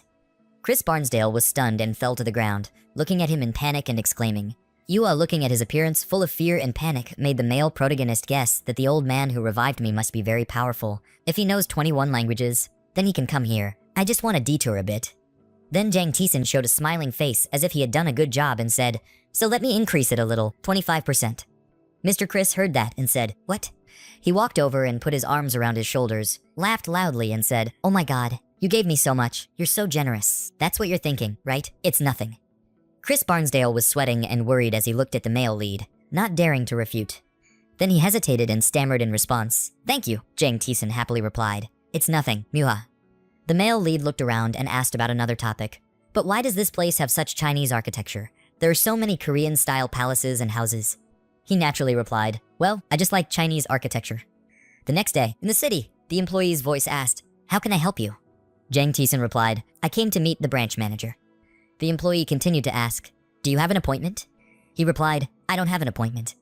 When the employee heard this, he frowned and said, "Sorry, you can't meet the manager. Manager Steve Benson doesn't accept people without an appointment." The male lead smiled slightly and meaningfully. He slowly opened his briefcase and reached in to get something. The employee was bewildered and skeptical. Why? The male lead winked and said, "Just read it and you'll know." Looking at that set of papers, she was filled with doubts. Was it a big business? She replied, "Ah, yes." Jang Taesin smiled and comforted me. "Just be confident." Then the confused employee told him, "Please wait a moment." The male lead replied, "Yes." He looked at the employee who was turning around to make a phone call. Then Jang Taesin looked around and felt nostalgic. It's been a long time. I haven't been here. He smiled and thought, because this bank is very close to my securities company, so I often visit it. This feeling can only be experienced by reincarnated people. He smiled and said softly, "It was strange." The employee from earlier approached and bowed. "Mr. Benson, please come in." Then she guided the male lead to the place. "This way, sir." In my friend's heart at this moment, I realized that every time I have this feeling of nostalgia, I realize that I have really returned to the past. I didn't expect that I could go so far. Jang Tison took a deep breath and reminded himself to calm down. Now he was on his way to meet the branch manager of Hong Kong Commercial Bank, which only welcomes directors of large companies. He raised his hand to adjust his sleeve, his face clearly showing confidence. There's nothing to be afraid of, Jang Tison. Everything has just begun. Jang Tison took a deep breath and reminded himself to calm down. Now he was on his way to meet the branch manager of Hong Kong Commercial Bank, which only welcomes directors of large companies. Jang Tison's face clearly shows confidence. There's nothing to be afraid of. Everything has just begun. Upon arrival, the branch manager greeted him politely. "Hello, Mr. Jang." He politely introduced himself. "I am the manager of this bank. My name is Stephen Bence." The male lead also bowed his head politely and replied, "It's a pleasure to meet you, Sir Stephen. My name is Jang Tison." The bank manager suddenly complimented him. "Oh, your pronunciation is so good. Did you study abroad?" Tison thought to himself that the foreign language ability that Chris Barnsdale had imparted to him was truly effective. He calmly replied, "No, I just self-study." Stephen exclaimed, "Wow, that's really admirable." He politely invited, "Please sit down." The male lead replied, "Okay." The bank employee brought tea. She spoke, "Mr. Manager." He turned to look and said, "The tea has arrived." The staff slowly approached and put the tea on the table. Manager Stephen happily asked if Mr. Tison liked to drink tea. The male lead also politely replied, "Of course." Jang Tison smiled naturally and said, "I really like black tea." The manager looked at him with doubt in his heart. The young man was still young and liked black tea. It seemed like he knew he liked black tea. He slowly poured the tea into a cup and explained that black tea that is not cooked according to Rule 333 will not be delicious. Holding a cup of tea in his hand, he kept talking about it. 3 grams of tea, 3 minutes, and 300 milliliters of water is the standard. Jang Tison took a sip of tea and said with a satisfied expression on his face, it was indeed very fragrant. Stephen Bence looked at him with wonder in his heart. He looked so young, yet he looked so relaxed. That maturity and courage did not suit his age at all. He hesitated and asked, "Mr. Jang, please forgive me. How old are you? You look like you're a college student, right?" The male lead calmly and confidently replied, "In a month, I will be a third-year student in high school." Both were extremely surprised. The staff member said in shock, "High school?" Manager Stephen gasped and exclaimed, "No way." He quickly took out his Tison identification card and student card from his briefcase and placed it on the table. The two of them stared at the 2 cards on the table, extremely surprised and exclaiming in their hearts, "Oh my god," Mr. Stephen said, "It's real." Jang teased and dispelled that awkwardness and politely complimented, "This tea is really delicious. I would like another cup." The manager held in his hand the document that he had just given to the receptionist and said, "Mr. Jang, I have read your document." With these huge figures, I couldn't believe my eyes. The male lead's eyes filled with pride as he thought, of course, because the total stock account balance has reached more than 250 billion won. He picked up the cup of tea and looked at him and said, "Then I'll get to the point." His face immediately became serious and asked, "What is the purpose of your coming to see me? You came to deposit funds?" Jang Tison put his teacup on the table and replied, "No, sir, just the opposite." He confidently said, "I came to borrow money." When Mr. Stephen heard that, he was confused and surprised. "What? You borrowed money?" He calculated in his mind that HSBC Group, the parent company of Hong Kong Commercial Bank, had many subsidiaries, such as investment companies as well as banks. Jang Tison said the reason, "I want to open an investment corporation in Hong Kong. I want to use that account to borrow money from the bank." He thought to himself, if you want to play big, you must have their help. He panicked and asked further, "But do you own any corporations?" The male lead calmly replied, "Not yet, but tomorrow I will fly to Hong Kong." Then he looked at him seriously and asked, "Mr. Stephen, will you help me?" The bank manager's face couldn't hide his surprise and disbelief. Has this person done business in many countries before? He doesn't look like a young man at all. But then he nodded in agreement. Yes, his employee sitting next to him couldn't help but be surprised by that answer. He smiled gently and said, "Because Mr. Tison is a big customer." Stephen seriously asked, "How much do you want to borrow?" Your staff was worried and stopped you, manager. Jang Tison looked confident in himself. Even though he was not that old, Stephen still treated him like a VIP guest. He sat with a solemn posture, his face showing seriousness, and replied, "I will use my stock account as collateral. I want to borrow $1 million. When the two people heard the amount of money, they were shocked and exclaimed in unison, $1 million. The male lead looks confident and proud. Why are you two so surprised? This is just the beginning. In a Tao building. Lawyer Joe showed the male lead a piece of paper and said, "The business license has been approved."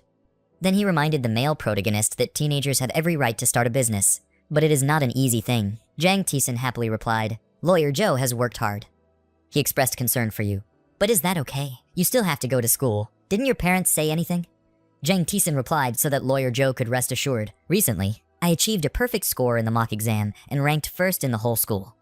Then he thought in his head, to have a certificate with a seal, I also need to have consent from my parents. A corporation with an investment capital of 1 billion won can be established if accompanied by the certificate, family relationship certification. He happily said, I look forward to working with you in the future. Lawyer Joe, you have already calculated. My parents will be responsible for household accounts, and Lawyer Joe will be responsible for auditing.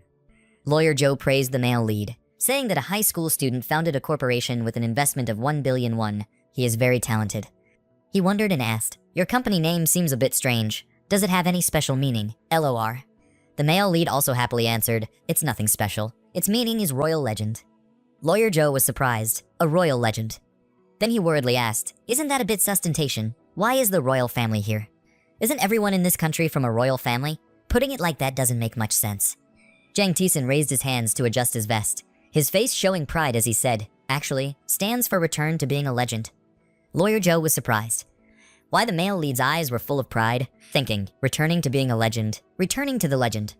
He reminded himself that he couldn't reveal to everyone that he was a regressor. He would soon be a legend. At night, from a high-rise building looking down at the beautiful city scene at this time, the male lead exclaimed in admiration, so many lights, so great. He held the fork in his mouth and excitedly wondered, what should he eat first? Jang Taesun is happy to eat delicious food, but high school students can't drink alcohol, so instead of eating at a luxury restaurant. Then he turned to look at everyone around and smiled and said, eating buffet is much better. He reached out and opened the can of Coke, happy pouring it into the cup, enjoying it with joy. Then he raised his eyes and looked up. In front of Jang Taesun's eyes, a girl suddenly appeared. She was carrying a white bag, wearing a black shirt with a striped skirt and black socks. The male lead looked intently and his face turned completely red. The girl stopped in front of him. Jang Taesun still couldn't take his eyes off her. His nose was bleeding out. His mouth was open, but he couldn't close it. His hand was still in the position of pouring soft drink into the cup, causing the water to spill out, but he's still looking intently and admiring. Mom, it's so beautiful. That girl opened her mouth to call CEO Jang Taesun. An extremely beautiful girl with long hair tied in a ponytail was standing right in front of Jang Taesun. The woman happily sitting in front of Taesun introduced herself. I'm Asura. I had an interview with lawyer Jo Yoon-di. Taesun looked at the girl in front of him and smiled. She was so beautiful. Asura shyly replied, thank you. The CEO also looks very handsome. Taesun continued very comfortably. People often complimented me on looking younger than my age. Asura saw him like that and hesitantly answered yes. Taesun was pleased with the thought. It's not just about looking. He's young, actually. After saying that, Taesun picked up the glass of wine in his hand and took a sip. Asura didn't expect the interview location to be a buffet restaurant, so she felt a bit uncomfortable. Taesun didn't think so and naturally smiled and said, in my opinion, communicating at the dinner table will make it easier to become friends. The era of 4.0 technology is almost here and people need to change too. The era of 4.0 technology. Asura was surprised to hear him say that.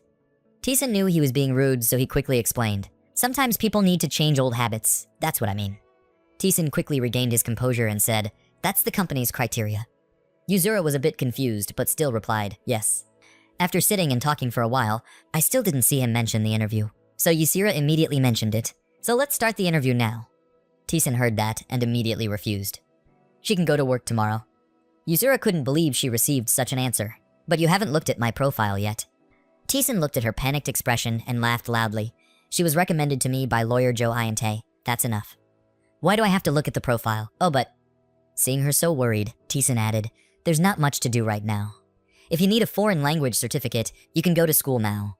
Asura still couldn't believe it after listening. Why was it so easy? Was it because the job was too simple? Or was the salary too low? Taesun looked at the girl with a worried expression inside. Asura looked straight into Taesun's eyes and said worriedly, tell me how much my salary is per year. It turned out that she was worried about this issue. Taesun smiled and replied that his annual salary is 70 million won. The company will provide 4 basic types of insurance. After hearing this, Asura screamed loudly, shocking even the people sitting in the restaurant. What? 70 million won? The waiter passing by saw her screaming like that and immediately expressed his displeasure. Looking at her surprised look like that, Taesun thought she was dissatisfied with him saying so little. Asura was surprised and quickly waved her hand and said, no, it's very different. After listening, Taesun added with satisfaction, there will be an additional bonus of 400% each year and other bonuses. There will also be a holiday bonus that will be given during the vacation. Asura stammered, let me ask. Are you running an entire corporation? Taesun froze when he heard her question. It seemed like the group was interested. Suddenly Tison laughed loudly. No, what business are you doing? Tison jokingly said, I'm a thief. This time it was Yusura's turn to be stunned by his words. A mysterious smile appeared on Tison's lips. This thief would steal the whole world. In the airport lobby, the loudspeaker announced that Flight He-603 was arriving in Hong Kong and the gate at Terminal 12 was closing. When Tison walked outside, it was extremely crowded. They chatted with each other in Hong Kong very happily. Tison smiled and thought to himself, so knowing many foreign languages is like this. Just overnight, cheers for breaking the rules. Tison suddenly remembered what the professor said. I think you lack foreign language skills and I will help you. Looking at the past posts book in my hand, it is Korean Airlines He-603 first class cabin. Everyone in the airport saw Tison not waiting in line and immediately expressed their attitude. What the hell? Why doesn't he stand in line? Who does he think he is? He's already in first class at such a young age. So cool. He's an idol. So handsome. The flight attendants, knowing that this was a high-ranking customer, respectfully said, Sir, the plane is about to take off here. We have available beefsteak, Korean food, and a list of wines for you to choose from. Tison was quite embarrassed that this girl kept leaning close to his face. Oh, the flight attendant said dessert again. There will be bread, salad, and fruit. What kind of wine do you want? Tison smiled shyly and replied, I don't drink alcohol. Thank God I'm still a student. The flight attendant pawed slightly and gave him a small piece of paper. Then, Tison happily accepted it, yes. When he opened it, he was startled. It said, You're really handsome. Please call me when you're free. Oh my God, I can't have a peaceful day. After that, no one bothered him anymore and the plane gently took off. Hong Kong International Airport. Dizin walked down to look at everything in the lobby. Suddenly someone called out, CEO Jang Tison. The woman holds a sign that reads Jang Tison. Dizin came closer and said, Oh yes. This woman wears red shoes. Extremely beautiful, making Tison have to look at her.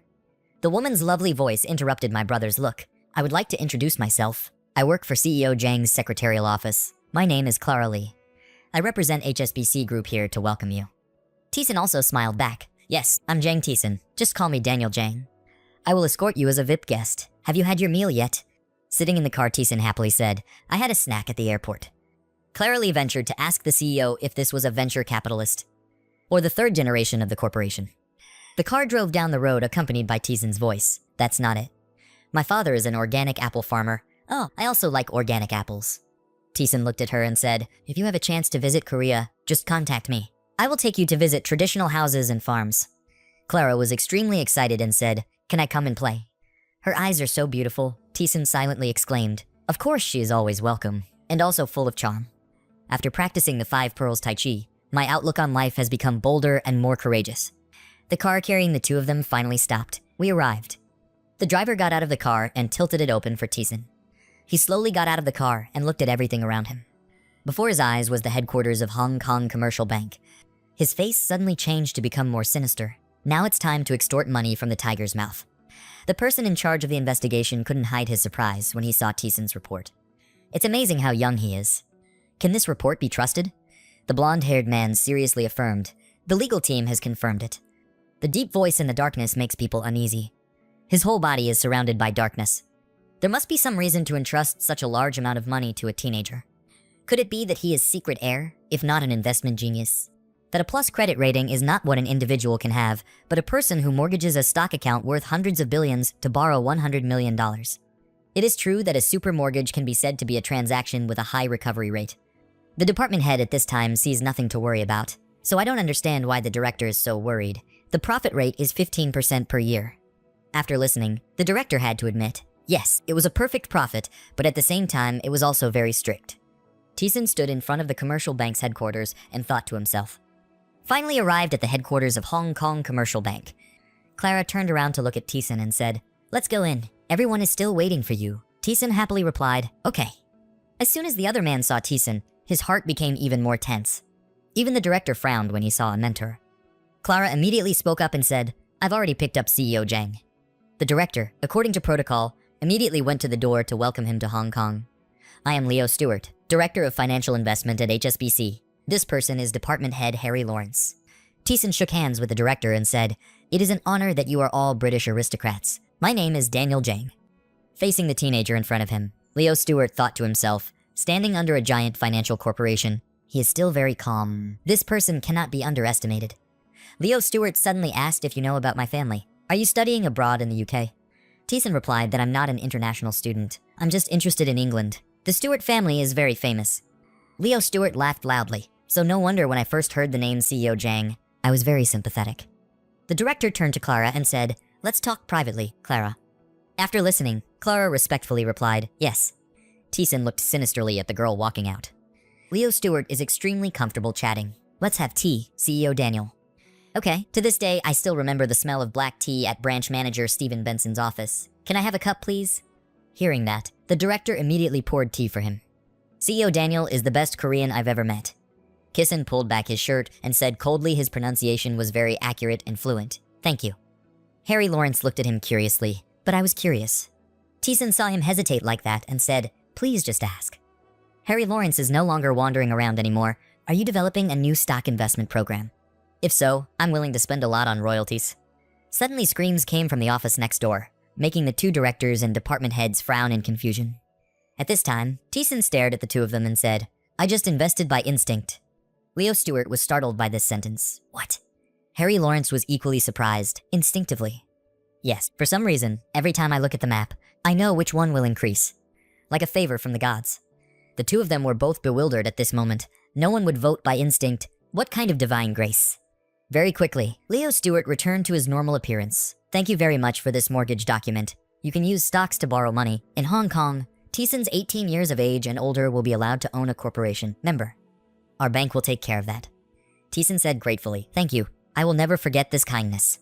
Achieving his goal, Thiessen secretly thought that profits from foreign investment would not be taxed because he had registered for domestic tax and could be completely exempted. I will use Hong Kong as an intermediate stop. I will open a business as a corporation in tax havens and the most secure Swiss bank accounts. If I go through a few steps, they won't be able to wait for me. Just like no one knows about the real owner of hot money. Leo Stewart said, "So. Funds will be transferred to the account the day after the group is established. What do you see?" Thiessen smiled and said, "I agree." Leo Stewart gave the contract to Thiessen and said, "So please sign this contract until then. We'll be provided with a full range of legal and decisive administrative services, including secretarial services." When we got outside, it was raining a little. Clara said, "It's raining." A pair of black shoes appeared. Thiessen was holding an umbrella for the two of them, "So I want to go for a walk." Clara contemplated the rain. Winter rain reminded me of Kai. Go. Thiessen asked her, "Did you live in America when you were young?"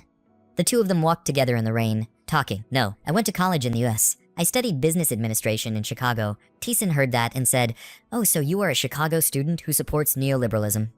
After hearing this, Clara's smile became even brighter. Her courage and passion burned for the results of capitalism's determination.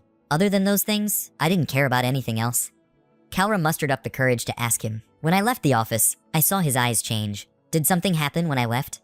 Thiessen looked at her silently. "Remember what I said earlier." "Wait, director, I'm here to change the contract." Leo Stewart shouted, "What? The contract is already perfect." Harry Lawrence continued in surprise. "The profit rate is 15%. Investing also has risks, so that rate is necessary." Thiessen coldly said, "It's not that." "Isn't that what happened?" The director and department head looked at him in confusion. Thiessen firmly said, "I want to increase the loan amount." Leo Stewart's face softened slightly, and he asked, "How much do you want to increase?" Thiessen chose to stay silent and didn't answer right away. After a while, he said, $200 million. The interest is 20% for a period of 1 year. The two of them gasped in surprise at this moment. $200 million, 20%. Thiessen put everything aside and told Clara that there is no sound that can stabilize a person's mind and body like the sound of afternoon rain. Clara also agreed. "I especially like the sound of rain falling on the sea." The light turns red. The two of them stood together waiting in the rain. Thiessen looked at the approaching motorbike in panic. The man shouted loudly, "The brakes are broken. It's very dangerous. Please stay away." Clara looked at the car rushing towards her and stood motionless in fear. There was no time to avoid it. Thiessen quickly hugged her around to avoid worrying and asked if she was okay. Looking at the situation before her eyes, Clara trembled in fear. After watching for a while, I could breathe a sigh of relief. Today is the day to take Jang Thiessen's driver's license test. The examiner announced that congratulations, candidate 47 had met the requirements. Jang Thiessen held his driver's license, grinned, and said, "Great! Now I can buy a sports car." The scene changes to a company. When the sky has darkened, briefly, this is BMJ Investment Limited Liability Company. A company secretly established in Hong Kong. BMJ is the abbreviation, by Big Mountain J, is the English translation of Jang Thiessen.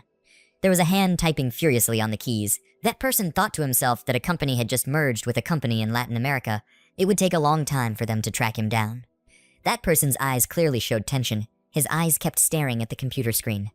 That person thought to himself, from now on, I have to put all my heart and soul into it. It turned out that the person who was typing continuously all this time was Jang Tison.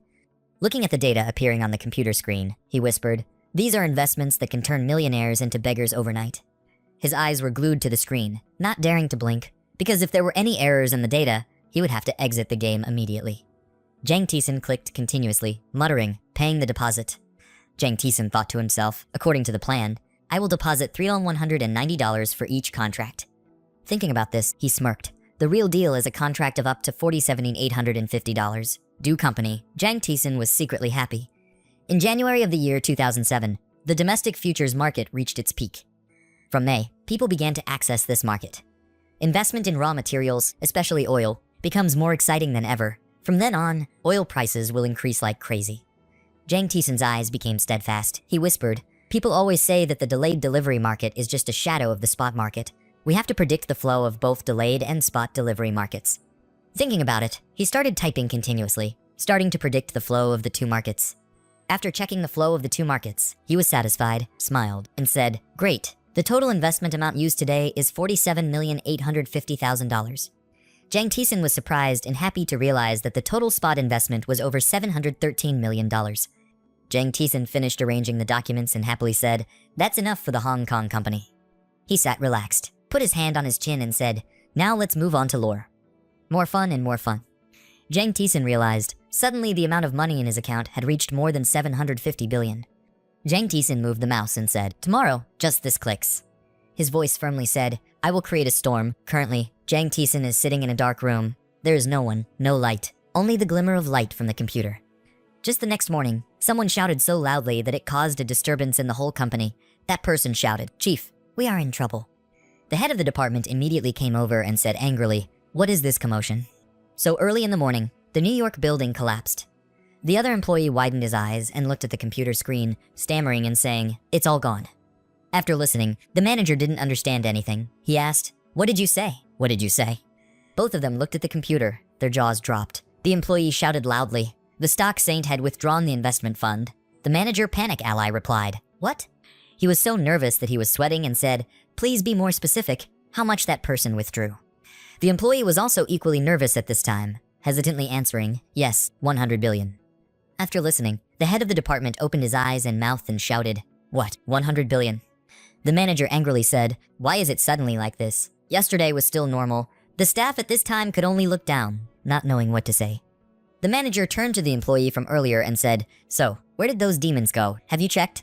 The nervous employee turned around and replied, early in the morning, it was transferred to an investment company called Lore using an affiliated account. The manager added, what's wrong with the bank? How can it have 100 billion? Just early in the morning, the main bank already had a large fund empty.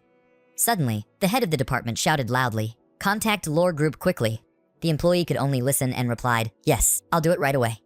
The scene changes to Lore Company. The secretary is busy answering the phone. She answers the other line. Yes, Lore Investment Company, please listen. Com shares. The CEO is not here right now.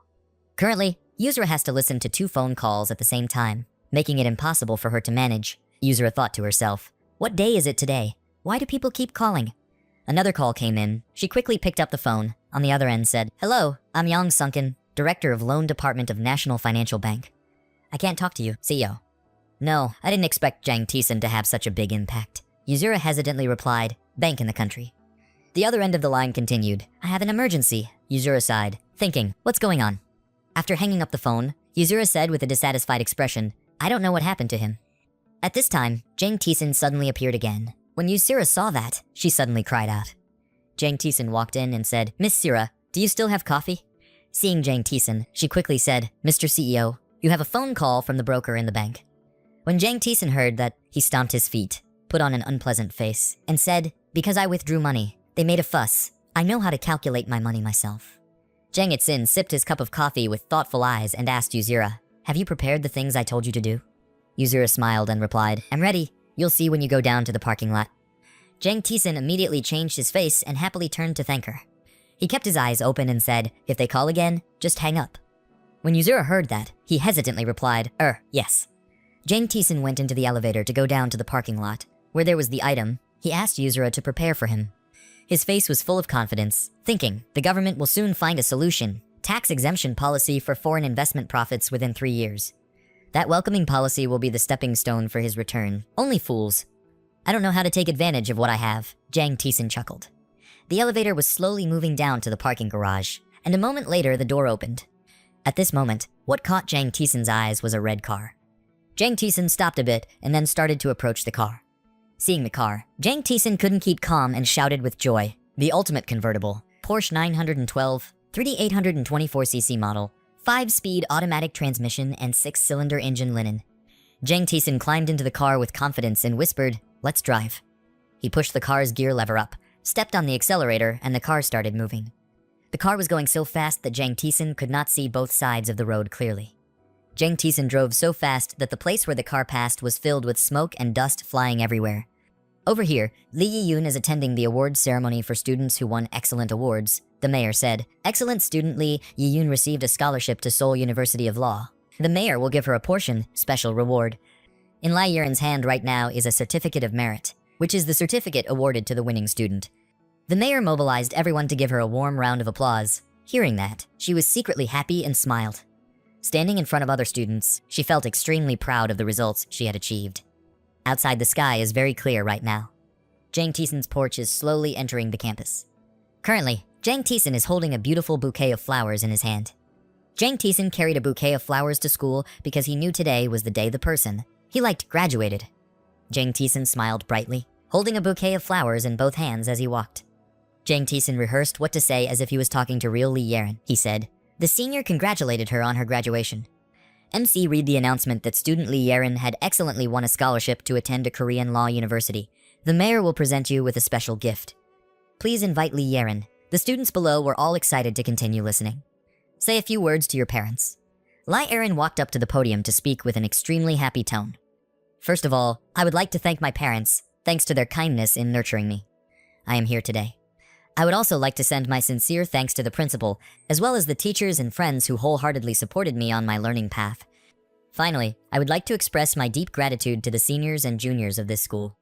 While Lee Yeren was speaking, the figure of a man wearing leather shoes and holding a bouquet of flowers approached. "I promise to always try my best to become the pride of Jangju Girls' School."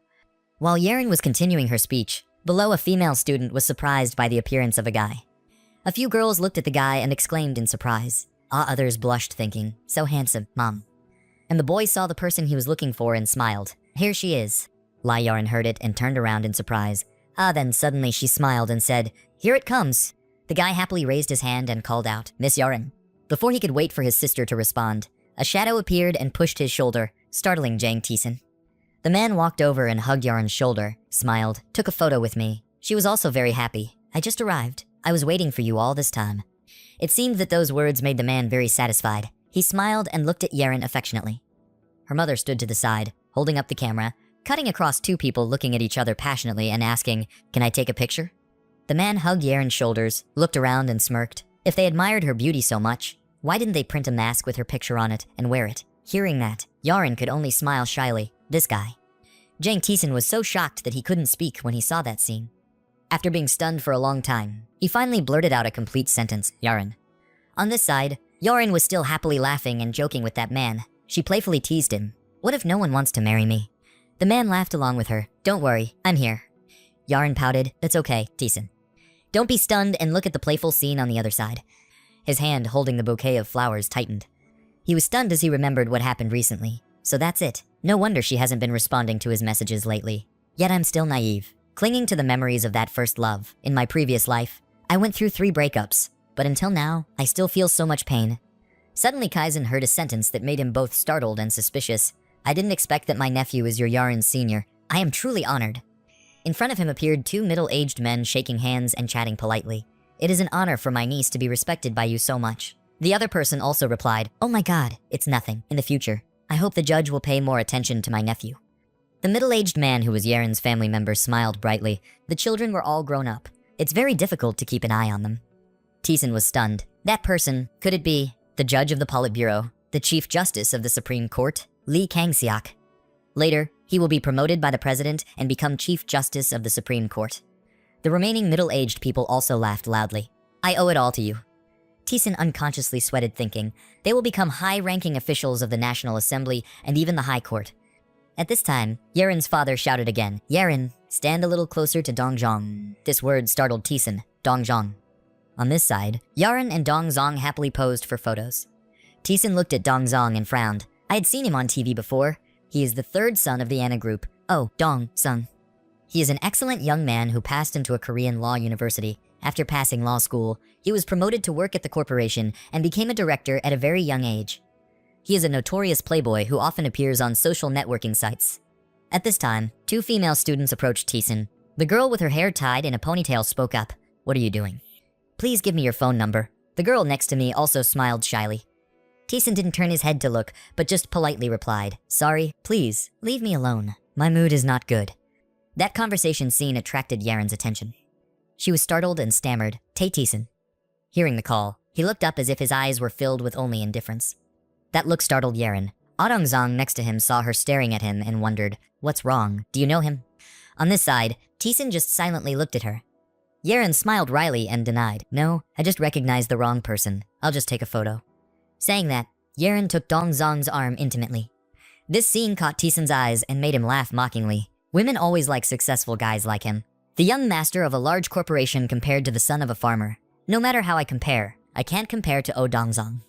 Around Yaren, gradually there were a lot of people crowding around asking to take pictures with her. Sister, take pictures with us too, sister. In the end, Teeson decided to turn around and leave and laugh at himself. That's it. This life is like that. He left. Behind him, there were cheers and praises for Yaren. Congratulations. You are my idol. Outside, the schoolyard is filled with sunlight. Teeson looked at the bundle of flowers and smiled to himself. What should I do with this now? Suddenly, he saw a figure. It was a very shy-looking girl with large glasses that covered most of her face. The girl standing there looked very sad. Behind the girl suddenly appeared two middle-aged figures. The man's shadow spoke up. Honey, our sarong has graduated. The silhouette of a woman next to me also smiled in response. My child is still growing up even without us by his side. I'm so happy, daughter. Teeson looked at that scene and just smiled and breathed out. Oh my god, do I still see ghosts?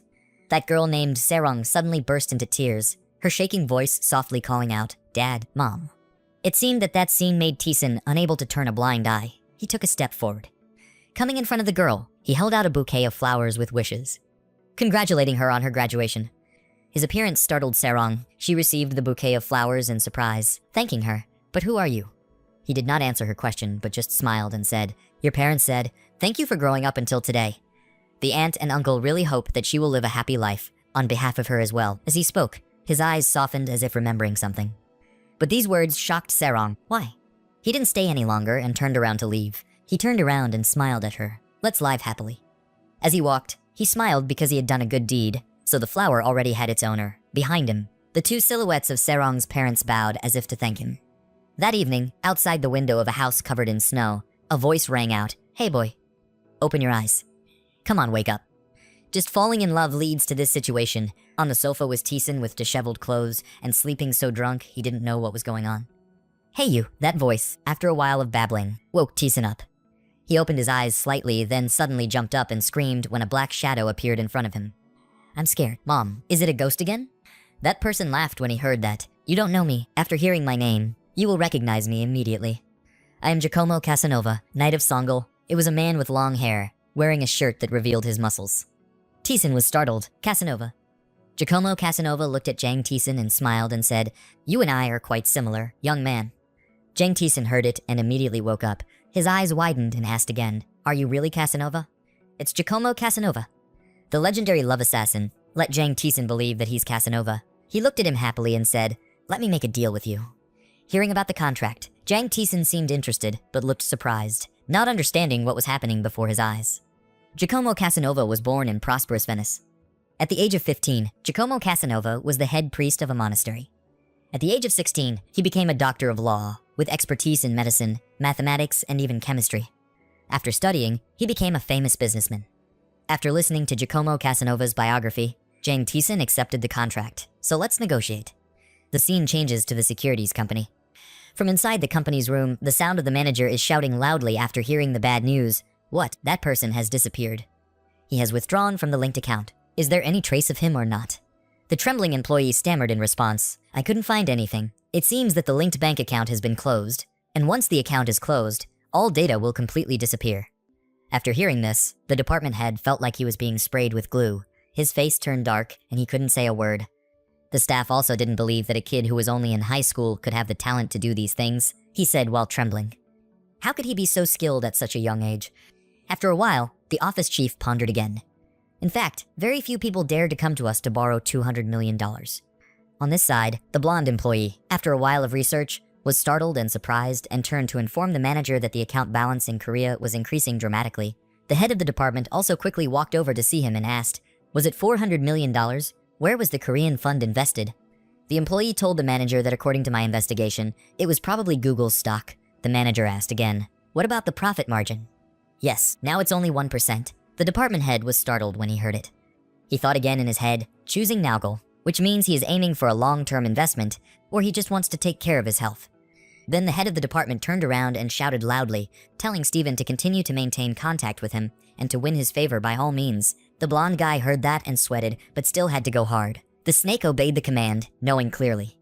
Manager stood by the window thoughtfully. Although I didn't know what was going on, it seemed like he was holding a terrible secret. I didn't know what would happen next. At this time, the news is buzzing with economic news. Currently, oil prices, after a period of high growth, have now begun to decline.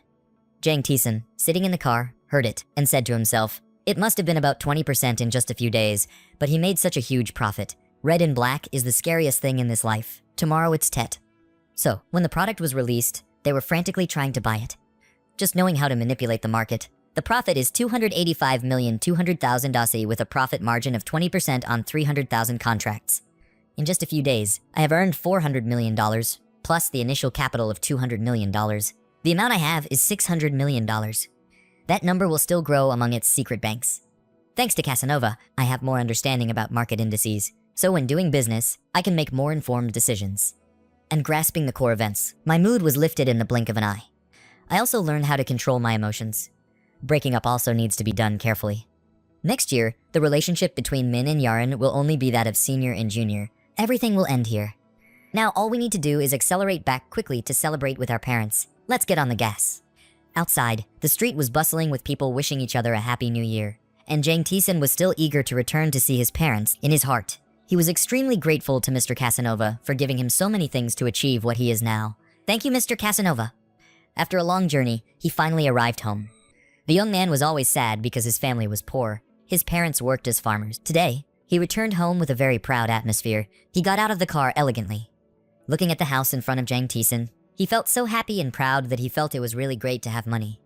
Carrying a bunch of luxury items in hand, looking at the house and smiling, my house should be like this. The old tiled roofs have been replaced. The ruined walls have been rebuilt with red bricks. Wow, it looks much better than before. Suddenly, something seemed to appear, making him freeze in surprise. So, it was his beloved dog. Seeing the dog healthy, he was extremely happy. OBKGU. Indeed, when the owner lives well, the dog will bring luck. Suddenly, from inside the house, there were a few familiar voices arguing back and forth, making Jang Tae-sun, who didn't know what was going on, widen his eyes and perk up his ears to listen. I'll help you. It's a big profit. Please lend me some more money. I've already signed the contract, but now I don't have enough capital. If I can borrow from you, the interest will be much lighter than the bank's interest. Jang Tae-sun heard the voices and the content of the story and probably guessed who it was. He thought in his mind that they were truly shameless people who don't know any shame. Unable to bear the anger, Jang Tae-sun's mother shouted loudly, "Are you guys too much? It's been a long time since the whole family had a chance to gather together to celebrate the holidays together. Yet you guys only care about money. No one feels embarrassed in front of their parents' ghosts." Tae-sun heard his mother scream and felt relieved. My mother must have had to hold back for a long time, so today she got angry like this. Now is the time. We have to prove our status as the eldest child in the family, so let's stir up the atmosphere. Tae-sun approached the house and shouted loudly, "Father, Mother, your eldest son is home." The thin figure of Jang Tae-sun's mother slowly walked closer and opened the door. Seeing her son come home, she was happy, but right at the time when the family was in discord, it made her feel awkward, not wanting him to come inside to hear the painful words. As for Jang Tae-sun, he still acted as if he didn't know anything. He happily asked his mother, "What's wrong?" "Mom, what's going on at home?" Then he followed his mother into the house where his aunts and uncles saw him and shouted loudly. Each of them started to criticize him. Who was that? Was it Tae-sun? Were the adults talking like that? Ignoring that, the uncle who was greedy for money continued to shout loudly at Tissan's father. Hey, let's continue what we were talking about. Why do you suddenly have so much money? Don't tell me it's money from your parents. Even the village doesn't know what you do to earn so much money. How do you make money? Please help us, please. How long are you going to be a civil servant? Can't you live a more dignified life? You have so much money, so what's the point of having brothers? Jang Tissan got mad and started talking straight to the aunts and uncles' faces. Yo, they're all there. One of his uncles heard it and turned around and looked like he was about to beat him up. Although Tissan was very angry, he still had to ask a few questions first. But in his words, it was enough to understand that he no longer had any respect for them. How are you guys? It's been a while. I've forgotten what everyone's faces look like. After hearing that, the uncles and aunts shouted back, that boy, when he comes, he has to bow his head to say hello. Dare to say that he has enough face to speak. You are treating adults like a joke. Tissan's mother heard that if a son is being disrespectful, he will also turn his face and give advice. The aunt looked at him and his father again. Hey, Tissan is being a bit rude at this point. When you meet adults, you have to bow your head to say hello. Dyson's father listened to what everyone was saying and didn't say much, just sat quietly, listening and pondering in his head. Dyson calmly said to everyone, wow, what's wrong with everyone? Even the aunts and uncles didn't come to attend our parents' anniversary. Now I wonder what right they have to teach me manners. That sounds so embarrassing. The aunt and uncle were furious when they heard it, but they couldn't do anything. They could only grit their teeth and say a few words. Now, this brat. The aunt stood up and yelled at him, oh my god, look who taught you to talk like that. You learned from her, Tissan, the aunt said, looking at Tissan's mother's face. When Tissan's mother heard those insulting words, she couldn't calm down. Tissan helped her sit down, afraid that something would happen to her. But his mother still softly told him that she's fine and don't worry about me. The aunts and uncles saw that he stood up and wanted to teach him a lesson. How dare that boy ignore the adults like that? Tissan heard the two words adult and made his ears itch, so he lowered his voice and said adult. Eyes glaring like bullets looked at them. Are there any aunts or uncles here older than my father?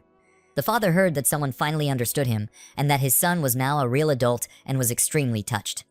The uncle, hearing that, cursed him for being uneducated and jumped up to slap him. Tissan's eyes were still staring without moving.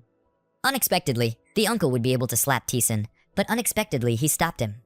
His strong and powerful hand grabbed the uncle's hand tightly, forcing him to stop moving. The father was now able to hold back his anger, and finally the anger had to burst, and he shouted at you guys, stop it or not. The father was upset, angry, his face showing blue veins, shouting, raising his voice to everyone as if venting all his discomfort over the past time. Will he stop now? The aunts and uncles of Tissan's father were suddenly speechless, their eyes wide open as if they didn't believe what had just happened. They were stunned and turned upside down by their eldest brother's attitude when they first saw him. They all felt embarrassed and looked at their eldest brother. Tissan smiled with satisfaction, finally seeing the posture and attitude he needed to see in his father, and thought, the tiger doesn't roar, but thinks the forest has no owner. The two uncles were frightened. Sweat flowed down their faces convulsed. The atmosphere around the two of them seemed to darken. They couldn't believe their eyes. Tissan's father tilted his head slightly to one side, his face cold, like an evil god, asking in a cold tone, what are you guys doing in front of me? Brother, what do you mean? The three aunts and uncles were confused, hesitant, not understanding what was going on. Their brother seemed to have turned into a different person. Still the same cold tone, still the same disdainful eyes, still the same words, calling me big brother. Unable to utter a single sentence, the words kept going back and forth, words gaining in loss. The three aunts and uncles reluctantly answered, me, big brother? You, me, no, big brother. Suddenly the other day, what are you doing now? They did not expect that their older brother, who was short-tempered, calm, gentle, and always patient, would change everything today. Tissan, you should also quickly apologize to the adults, Tissan's father said with a serious voice to his son. Mixed with a bit of command, Tissan replied, yes, father. He turned to his younger brothers and shouted loudly, saying that they must apologize too. Tissan was really comfortable with what he'd just witnessed. That's right, father. That's how the eldest brother should be. Tissan placed his hands along his body, bowed his head to his aunts and uncles, asked for forgiveness with an obvious reluctance that made those people speechless. Sorry, aunts and uncles. I failed. It's ceremony. They quickly used sweet words, apologizing to Tissan in order to reduce the warming of the air here, and at the same time to reduce Tissan's father's temper. They waved their hands to apologize. I'm sorry, Tissan. I was wrong just now. I also apologize. Tissan replied politely. It's okay. It's because I wasn't right first. Tissan's father became serious, looked straight at his younger siblings, and said with a strong and firm voice, if you need money, just go and ask him. He owns all the finances of this house. They were surprised. What, was it Tissan? He should have said it sooner. Tissan helplessly cried out in his heart, oh my father. Switching to Tison's company, his question was heard. Chief Yu, what is this? In Tison's hand, he held a green rectangular box as small as a hand. On the box, there was a very cute kangaroo image. Next to it was Chief Yu's response. It was a souvenir. Manager Yu was embarrassed and quickly replied, I just went on a trip to Australia with my mother. The local said that was very interesting in the innocence on Tison's face. She looked worried behind a forced smile and clenched her hands close to her face, saying that every day the CEO worked until late. Tison happily asked a very innocent question while looking at that box. If I eat this, will I jump as high as a kangaroo? Manager Yu was confused and shy, putting his thumbs together, looking very adorable and cute. I'm not sure anymore. Then she said with a serious look, but after all, it's an expensive product. Please take 1 pill every day. Manager Yu was shy and shyly ran out of the room, not forgetting to say to Tison as he ran, that's very good for men, making Tison smile and sigh because he understood. He pondered, looking at the medicine box, smiling and thinking, male enhancement pills. This probably suits Casanova better. Tison seemed to be immersed in memories and future plans. Winter break is over. It's time to say goodbye to Seoul. Let's go back to the hard school life. Tison adjusted his swivel chair, adjusted his posture, and sat up with his face half hidden, speaking with a curious tone. If the department head knew that he was the head of the company, would she stop? Isn't that right? His strong hand placed on the mouse and began to click. Clicking sounds were heard. That back was facing the numbers flowing on the computer. Tison thoughtfully performed a series of operations on the mouse, starting to click to learn about something on the market. He rested his chin, his eyebrows furrowed, clearly showing a rough look, thinking, from 2007 to 2009, the world was stirred up by a big storm, the US economy, which was believed to be a weak economy. An absolutely strong economy will be shaken. Continuing his train of thought, the image of the Pentagon appeared. If the US Federal Reserve did not mass issue money in the form of quantitative easing, the world economy would decline even further, very much. Only the United States can be the king of issuing money. He seemed to realize that the opportunity had come, the time to create heroes. Tison thought, now, if I don't intend to get involved in real estate or companies that are going down in price, real estate is inherently an immovable asset. It will leave a lot of traces. The same goes for the company. I won't be the owner, so it will be easy to become the target of others. He calculated very carefully. His image appears like a puppeteer, and the whole city is his puppet. It looks so magical, but also full of charm. I just need to rule them in the darkness. Money is the thing that rules this world. Most importantly, is always money. As if he was sure of his plan, he smiled, his eyes shining with confidence. Soon, the ruler of invisible money will be him. The sound of someone counting was heard as the scene changed to the names of Tison Company. 15 pizza shops, 11 fried chicken shops, 20 convenience stores. There is also a monthly payment at the internet shop. The shrill scream of Manager Yu was heard. She was surprised, unable to close her pretty little mouth. Who was the CEO? Using the company's card just for fun. Pizza is not a stock. Manager Yu wondered again. His face darkened. His eyes became visibly smaller. How could he eat so much? Maybe he didn't eat alone. Then his face turned red with anticipation. A little joy. Perhaps he was eating with his girlfriend. No, but this is still too much. She told herself, only pigs can eat this much. She turned her face to the side, thinking with a bit of shame while hiding her eyes under the light. Next to her was an old employee with side-parted hair. A wry smile appeared on his face as if he had just witnessed something very interesting. He left with a confused look on his face, leaving Manager Yu there. The CEO hasn't been here this month. The clear blue sky was a complete contrast to his face, he thought, hoping that even without a woman, he could still live happily. The night was dark. The full moon lit up in the dark sky, inside Tison's villa. He sat in front of his computer screen, grumbling, oh my god, these boring people. Tison's face seemed to show disgust and contempt. What's the point of pizza being a stress reliever? Now, seeing pizza makes me throw up. Usually, at the end of high school, students often go out to eat to relieve stress. Even though school meals are nutritious, there's no bottom in their stomachs, he thought while scrolling. An innocent smile appeared. Of course, no one cares about their wallet. Snacks costing more than 5 million won are no problem. He shouted, then looked straight at the screen, with numbers, charts, long lines of numbers, blue, red, purple, yellow, everything. Today was a big day. The US market will open on the morning of April 3rd. In Korea, it will be 10:30 p.m., he thought to himself. The countdown will be 5 minutes. I have fully saved up for today. Collected funds from countless bank accounts, including interest, up to 1 billion. You look really determined.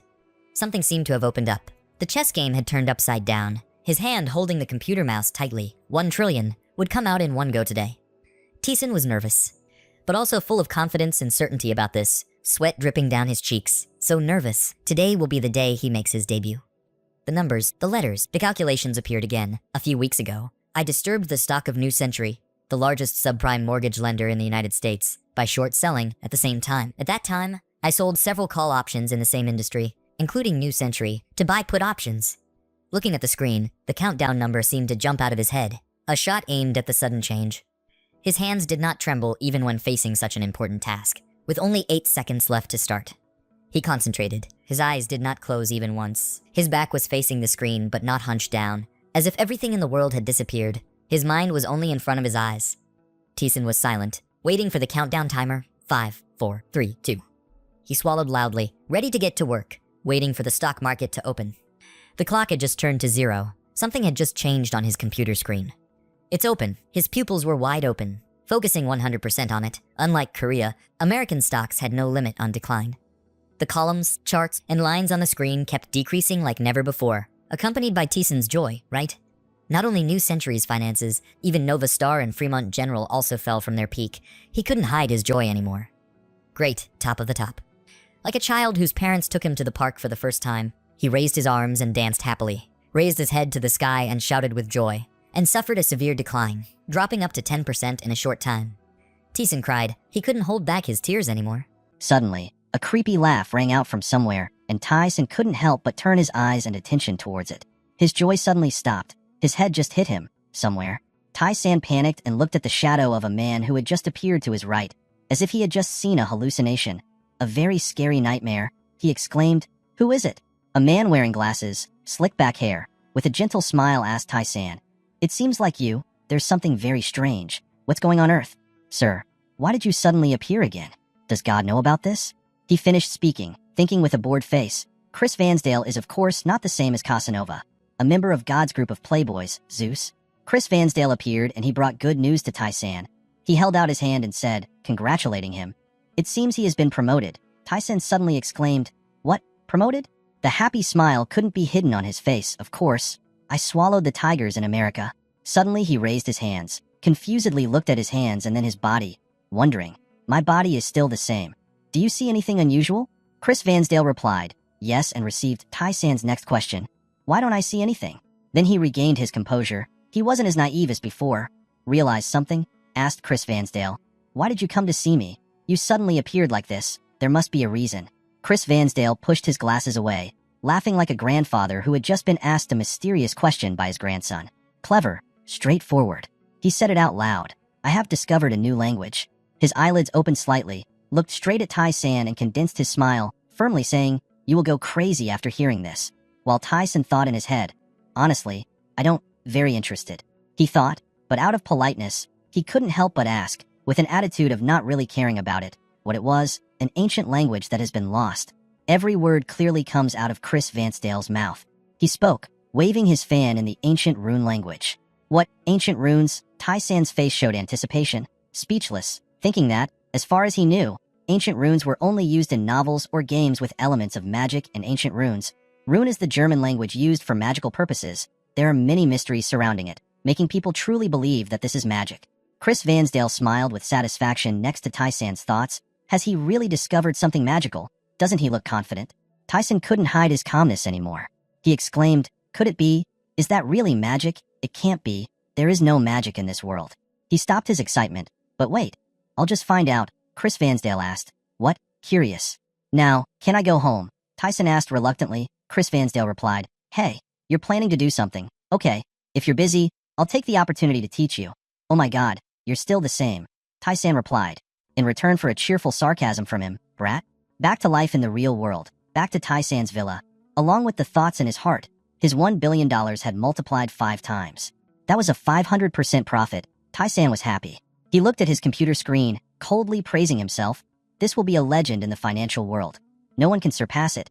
Now even George Soros and Warren Buffett have to call him by his name. Memories resurfaced. By 2010, about $21 trillion were hidden in tax havens, compared to $42 trillion of Manhwa. My 5 trillion is just a small boat in the middle of the ocean. Your back shows a hunger for money.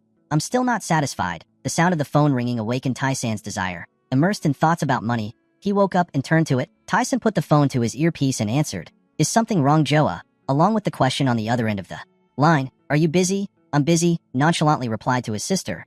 "No, is it okay?" Thiessen received an invitation. "Tonight we are planning to cook something to snack on. Can you guys eat it too?" we are planning to make raboki. He gently asked again, Rabki, do we have guests at home? Joa answered, a hen and Yeezeal. Tyson agreed to come and told his sister, okay, I'll come later. The phone rang with a beep. He left the company with happiness on his face, his eyes closed and a smile on his lips. Those two little kids would have no problem cooking. Hearing that made him hungry. Suddenly reluctance appeared on his handsome face. I can only cook for mine. Maybe I should go to cooking school. Then a loud sound rang out next to him. The bright light blinded his eyes. He thought he was about to be hit by a car. He could only turn his face away, his hands reaching out to catch the thing coming from the direction of the light. A shadowy figure appeared with fog surrounding it. Tai-san was still affected by the afterglow of the light from before. His hand was still raised and not lowered. A little panicked, he asked who was there. He lay there, fell on his back and screamed at the woman who appeared from the fog. Somewhere I was. Soft words came from that woman's mouth. Welcome to my kitchen. White bowls and sparkling vases appeared in Tai-san's eyes. Modern pots and pans simultaneously appeared in front of him. With a green hanbok, a lovely smile, beautiful eyes with an invisible smile and hair appearing on that woman, along with the introduction, I am Trunkum. Tai-san was really surprised, couldn't hide his panic, put his hand on his mouth to cover it as if he didn't want her to see that indiscretion. What are you? The famous Trunkum. Daetrong Kim walked close to him, happily asking, could it be that you don't know me? Tyson quickly said, of course, I know. You are really Daetrong Kim. She didn't seem to care about that. Her voice was a bit curious. Oh, is that what the lower world calls me? That's right. I'm Daetrong Kim. Tai-san bewilderedly shouted and thought, Daetrong Kim is for real, Mom. Then he wondered why she suddenly appeared before she could even sit up. Daetrong Kim replied, don't you have any wishes? Tai-san didn't understand. Me, Daetrong Kim immediately answered. He said he wanted to learn cooking. He was extremely scared. His mouth opened wide to his ears. What? Even that? Even the gods could hear. Then thought, I just want to eat spicy raboki. Daetrong Kim replied with an arrogant attitude. Her eyes hidden deep in the darkness revealed mystery and said, the gods know everything. Everything around is under the authority of the gods. Of course we will hear your wishes. Especially gods like me who need points. I always watch closely, she added. Tyson wondered, what points? He thought, Daetrong Kim also likes to get points. Why do these people like to take points from me so much? When he looked at Daetrong Kim, who was staring at him with anticipation, Daetrong Kim explained, because his karma points are so many, he attracts many gods. Of course, when I cook, I will also earn points, but not as many and pure as the points that humans earn. She answered with a calm expression, so the gods liked his score better. Daisen thought, she probably understood all my questions, that's why she explained so thoroughly. He asked with a naive look, why were karma points so attractive to the gods and why did the gods have to be close to humans because of that? Dai Drunkum gave him the answer in the way that made him never want to understand again. When he dies he will understand. He reluctantly answered vaguely, oh yes, just say it once, and she frankly spoke her thoughts. Although you are not a disciple of the gods, you can communicate with them. This is very rare. We have met many disciples of the gods. Sweat flowed continuously on Tai-san's face. His eyes widened in panic. The atmosphere around him darkened when he heard Daetrong Kim continue to speak. There are still many gods you don't know much about, so you have to be careful. Even though we are gods, not all of us are trustworthy, she said with the tone of an elder, a god, reminding her children and her people. The end Daetrong Kim's face sank. His eyes turned black without emotion, reminding him that, except for his ancestors, everyone else was just cold-blooded villains. What appeared behind them were the images of cruel gods in her memory. Then her attitude changed again. She happily told Tai-san, however, your ancestors are quite strong, making Tai-san laugh reluctantly and think, you are not my ancestor either. Tai-san made up his mind, stopped rambling, agreed to the deal. He bowed his head to show gratitude. I am human, so there will be many shortcomings. I hope you will help. In return it will be happiness and satisfaction. Daetrong Kim's heart, I will take care of you. Daetrong Kim suddenly spoke out. The agreement always made Tai-san panic. He could only exude an urgent smile. Okay. The purpose of cooking is not only to bring delicious dishes, but also to create effective medicines to heal the human mind and body. Hearing that, Tai-san held his head, cried, screamed loudly in his heart, please stop. Daetrong Kim continued asking, this kid must be San Wangmo's disciple at Yiri Mountain. He's so brave. Who is San Wangmo? He asked and received a harsh answer from her. I also don't know. The moonlight still shines in the starry night sky. Residing above Tai's and sister's apartment, the sound of cooking sounds so attractive. Tai-san looks as skilled at chopping onions as a 3-star Michelin chef. He skillfully tossed the pan of food in the surprise of the 3 children. The little girl with short hair and glasses asked with a curious and admiring attitude, Joa, is your brother a chef? Joa replied, no. Normally he only knows how to cook noodles in surprise, as if his brother had turned into someone else. The long-haired girl raised her hand to her mouth in admiration, clearly showing admiration, and looked very skilled. Just like the chefs in the show, please take care of my refrigerator. The exclamation of one of those 3 kids rang out. Yoa's 2 friends expressed their admiration for Tai-san, making Yoa feel a bit scared. Tai-san just pierced his heart. It seems like I'm in love. The delicious rustling sounds inside the pan were delicious pieces of roboki as Tai-san showed off his talent. He was suspicious, showing concern on his face. Daetron Kim is not our ancestor. Why is she so enthusiastic? Then suddenly realized, oh, I forgot she heard my thoughts. I just kidding, you're beautiful. A delicious plate of roboki food with eye-catching decoration is complete. Tyson raised his hand to the ladle, smiled with satisfaction, and said to the 3 children, you guys should try it. This is my first time making roboki. I don't know if it's delicious or not. Yoa and her 2 friends were surprised, bewildered, couldn't close their mouths, couldn't believe it when they witnessed this culinary masterpiece. Whoa, is this really roboki?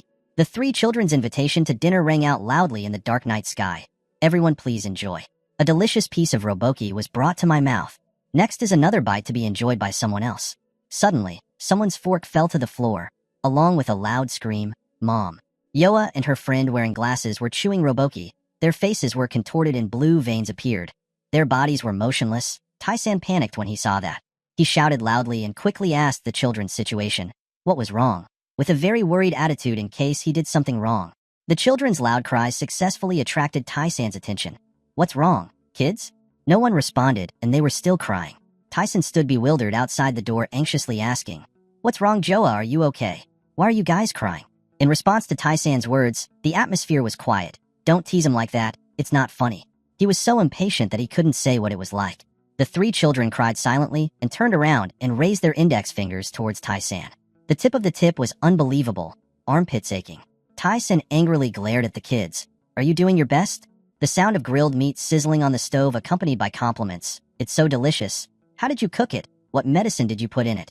Tai-san smiled and said, How can you eat so quickly that it won't cool down?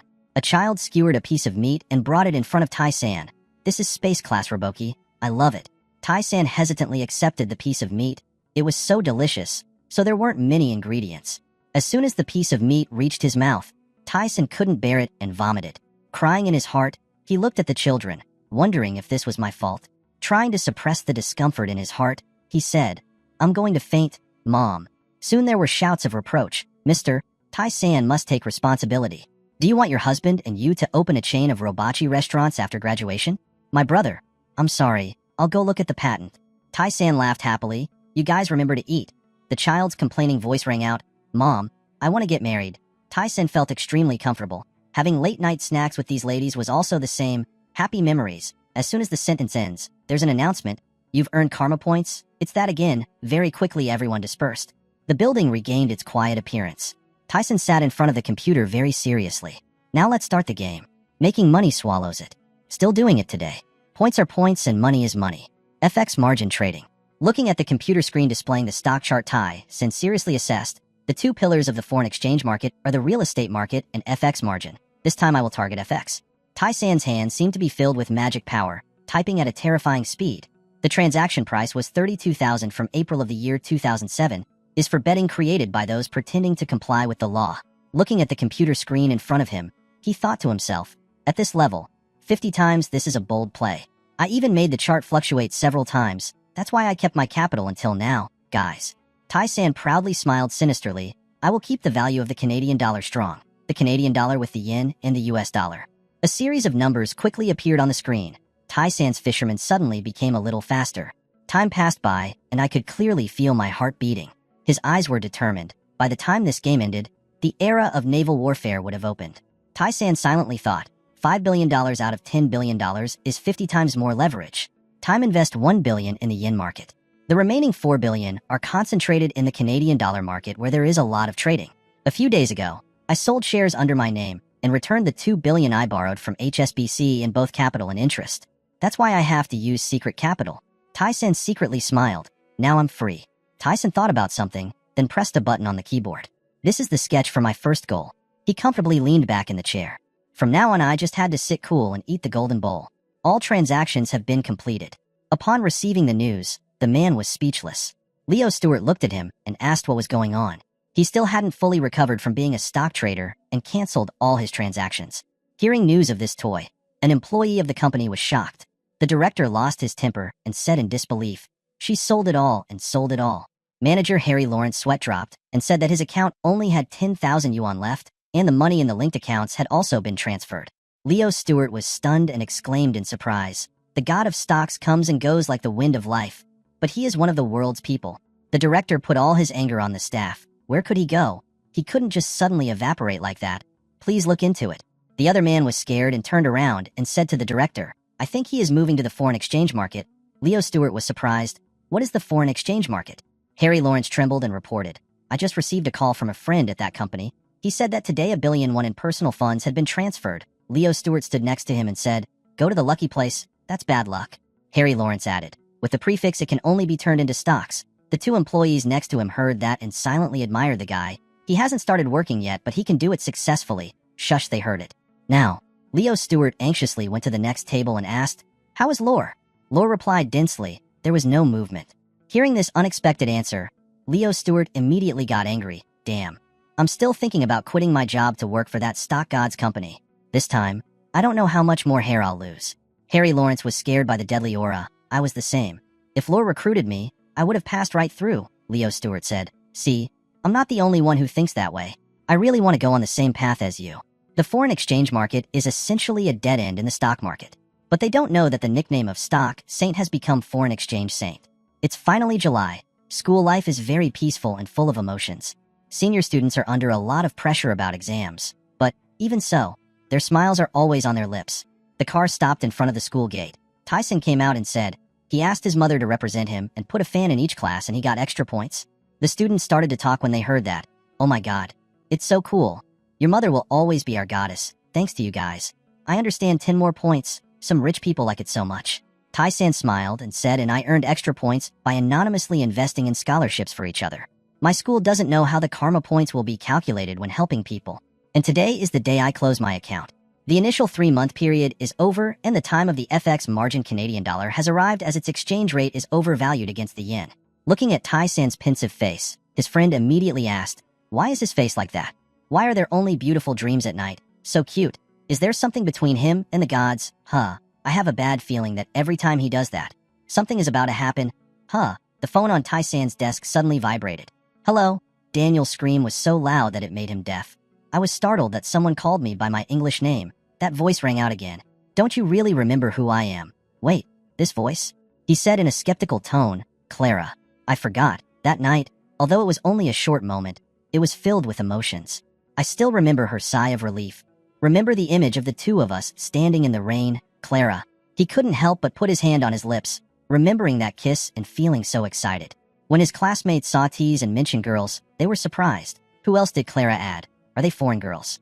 Clara suddenly said, "Surprised, Daniel. What are you doing?" Tai-san said, "I'm just resting after breakfast." Clara relayed for Leo Stewart. Director Leo sent his greetings. Tai-san smiled shyly and replied, "Please help me greet him too." Clara continued, "Daniel, don't you miss me? Even though we are far apart, my heart is always with you." Because they were having trouble with the FX investment fund, a few Hong Kong employees invited each other to go out for a drink. The man asked, "I have something to say." Seeing that he didn't want to talk, the guy next to me replied, "It's a story." "What?" The other brother who was pouring wine also chimed in. "What's wrong? Are you in trouble?" "Hayes, that long-term FX margin account has been liquidated today." Hearing this news, they were all very surprised. "What?" He continued gloomily. "It was sold in Canadian dollars, and the profit from that transaction was more than 3 trillion. This number is so terrible, 33 trillion. Wait, that's investing in FX margin. Are they institutional investors?" Regarding this issue, I'm not sure. It could be an individual or an organization, but I think that individual and organization has a return rate of 970%. This news is truly terrible. Then, my god, it's 970. Oh my god, this must be a foreign exchange saint. If this matter were reported, it would be crazy. Who would go down from the mountain? Oh my god, the foreign exchange network's revenue is up to $3 billion. While they were still chatting excitedly, a pair of dark eyes appeared behind them, always staring at them. "What are you guys doing? It's crazy, isn't it? The customer's return rate is a secret that you've forgotten about. If a customer discovers that we have promised to disclose information, our request will be considered terminated, understand? Now securities companies are jumping into the late delivery market. If this news leaks out tomorrow, it will be the day you die by my hands. You hear me?" The department head saw that they were all sitting together without speaking and became even more angry. No information was revealed to the outside. This group of people quickly replied, "Yes, but, department head, you are the loudest person here. There. What kind of origin investigation?" Dyson exclaimed in surprise. The lawyer saw his reaction like that and became even more worried. Why are there still gangsters? Seeing that he misunderstood, he immediately said, "Oh, that's not it. Dyson. Tai-san suggested, please investigate my mother's side of the family." The lawyer couldn't believe his ears. "What is your mother?" He said doubtfully, "Could it be that you?" Tai-san denied, "That's not the case." The lawyer asked, "What information do you need to know?" Tai-san smiled brightly and said, "Please thoroughly investigate my mother's family. This matter can be done with your eyes closed." Listen to the lawyer. He was a bit hesitant. His mother's family? When is the deadline? Please give me the information as soon as possible. Hearing that, the lawyer tried to force a smile and thought to himself, "Why do you have to investigate your mother's side? What are you planning to do this time?" "I understand. This is something I only did when I was young. Please provide me with her full name and registration number." Seeing him accept eyes and smiled and said, "Thank you, Lawyer Joe." At the airport lobby, Daniel's call came from Clara. The crop top combined with jeans looks extremely fashionable. Tai-san was stunned by this scene and couldn't help but look a few more times. Oh my god, how should I describe this feeling? Clara saw that he was not coming towards her but just standing there, so she proactively rushed towards his right. Seeing two people hugging each other in the middle of the airport lobby like that, I couldn't help but be curious. Who are they? That person must be a good match. Hugging the girl in his arms, Tai-san silently smiled. Everything is going well now. He asked if the long journey was difficult. Clara smiled and replied, "I haven't had a wink of sleep since last night. I really want to go to Korea." Tai-san hugged her shoulder and said, "Welcome to Korea, Clara." Clara looked up at Tai-san without taking her eyes off. Oh my god, not only has he grown taller, but he's also much more handsome than last time. Tai-san's heart felt like a flower blooming when he was complimented. "I just grew a little taller, about 1.87 meters, probably thanks to Casanova, right?" Sitting in the convertible, Clara excitedly shouted, "This car is great, Daniel. Thank you for inviting me here to play." Seeing the girl standing up like that, Tyson couldn't help but look at her exposed underwear. Maybe this is a foreign style, right? His heart became even more chaotic. Oh god, Clara has revealed everything. I'm tired of smelling her perfume all day. Sarah picked up the pin that had fallen to the ground, sat gloomily thinking, where did he go this time? Was it that busy that day? The last time he came was one day and now he has disappeared again. Sarah's eyes darted to the gift boxes on the table. It's a gift from KR Company. It seems like it's a gambling company, so it's okay, right? Forget it. As long as you don't go on a date that day. How can we be closer to that day? We have to find a way. Or maybe I invite you to spend your vacation that day attending a conference with me. That way, we'll both have more time together. Clara is extremely interested in everything around her. Daniel, the highways in Korea are so cool. Tai-san opened his mouth. Let's relax a bit. Clara happily agreed. Okay. Tyson put the car in the parking lot and went out. Arriving at the door of a restaurant, Clara exclaimed, "Oh my god, the place to rest is all so beautiful." Once again, he couldn't control his vision. His eyes fell straight on her plump butt. He whispered to Clara, "You're making my nose bleed." Restoring his calm appearance, he let her inside. Wow, there are so many dishes to choose from. Clara pointed to the stall next door. "I want to eat that, and the coffee too." Clara was happy like a child. Tai-san held a piece of cake in his hand and looked at Clara. "Do you want to try this dish? This dish is called Hanukkah. I've never eaten this dish before." Tai-san reminded him, "It's hot. Remember to blow before eating." Clara pointed to the restaurant next door and said, "Daniel, I want to try the dish too." Tai-san happily agreed. "Please sit and wait for me. Her taste is more similar to Koreans than mine. You go to Clara's restaurant just to order food. Pack a large portion for me." Tai-san suddenly looked ahead. Wow. Yerin looked at Tai-san bewilderedly. After a while, she spoke up, "Deet Tai-san." Tai-san seemed caught red-handed and stammered Yerin. His eyes were now filled with Yerin's image. Yerin asked, "How are you?" Tai-san smiled shyly and replied, "It's okay.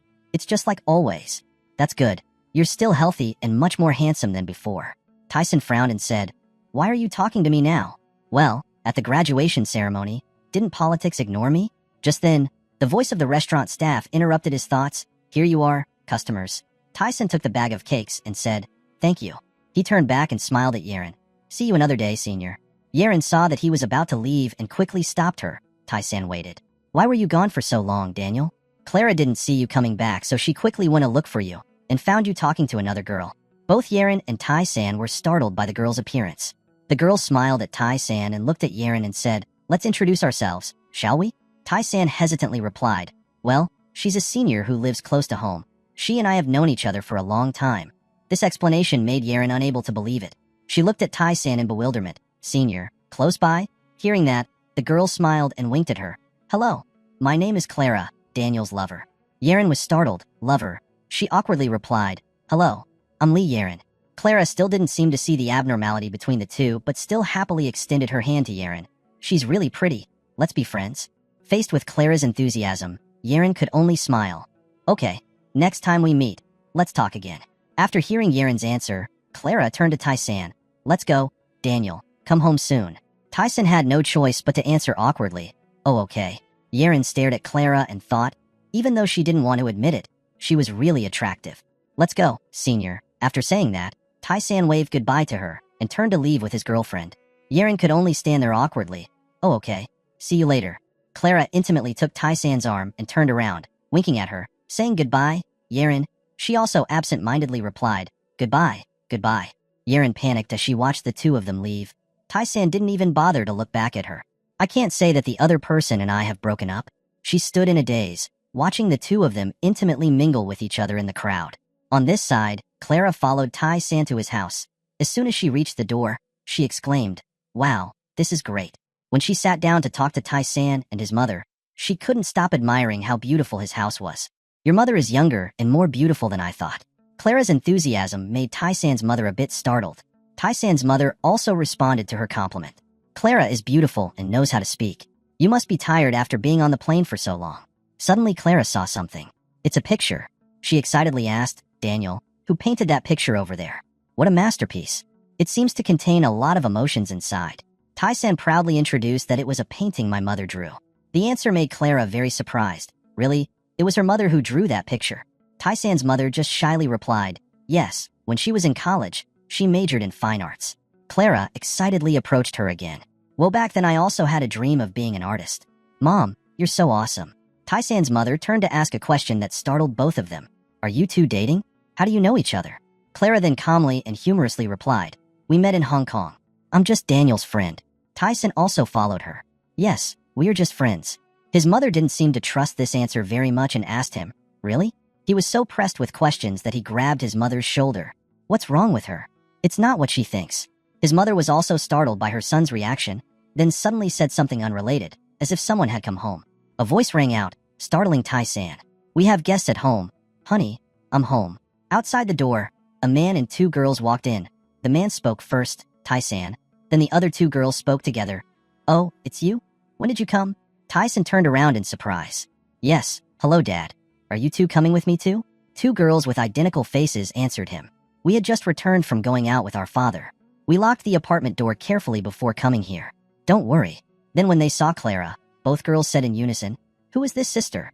Clara also quickly walked up in front of Tai-san's father and bowed his head to say hello, Dad. This action made both mother and son shocked. Tai-san wondered, when did she learn how to greet her father and even bow? The other three people were also shocked because they called her Aunt.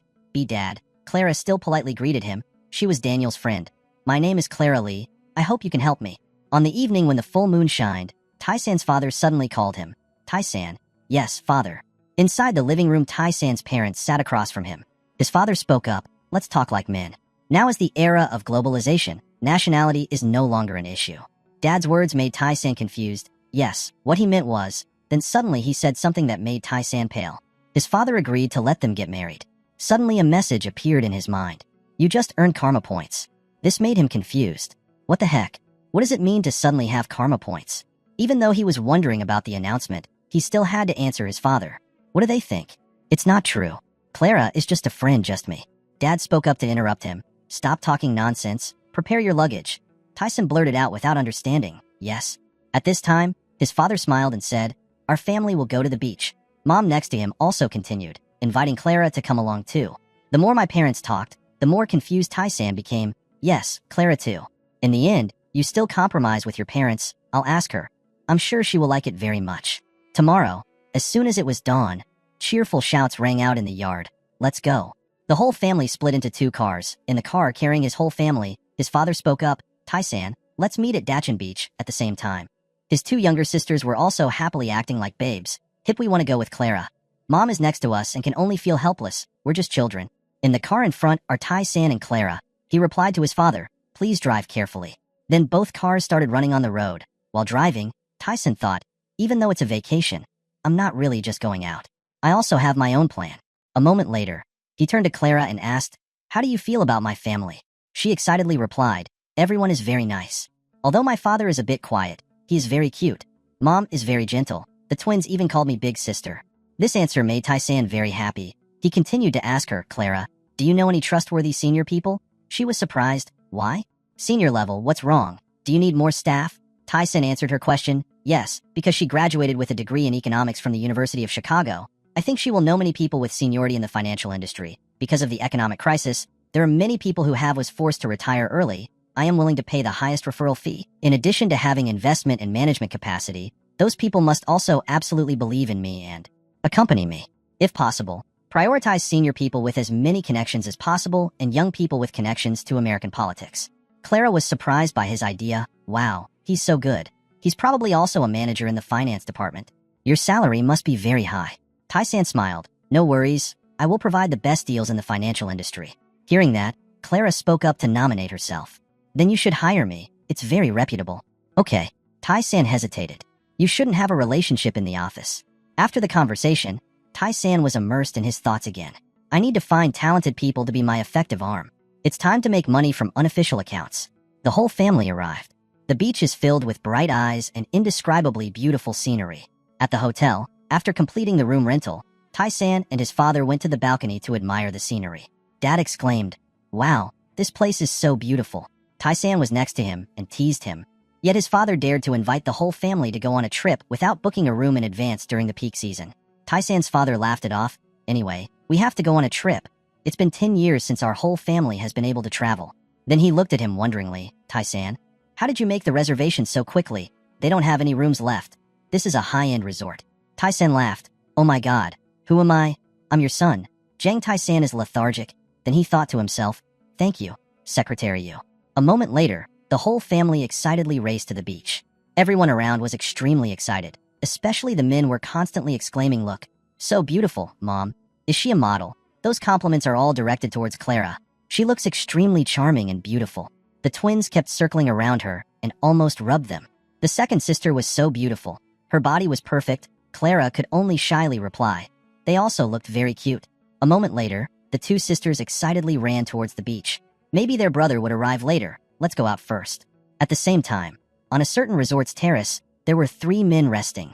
One of them spoke up, "The water is so clear today, isn't it?"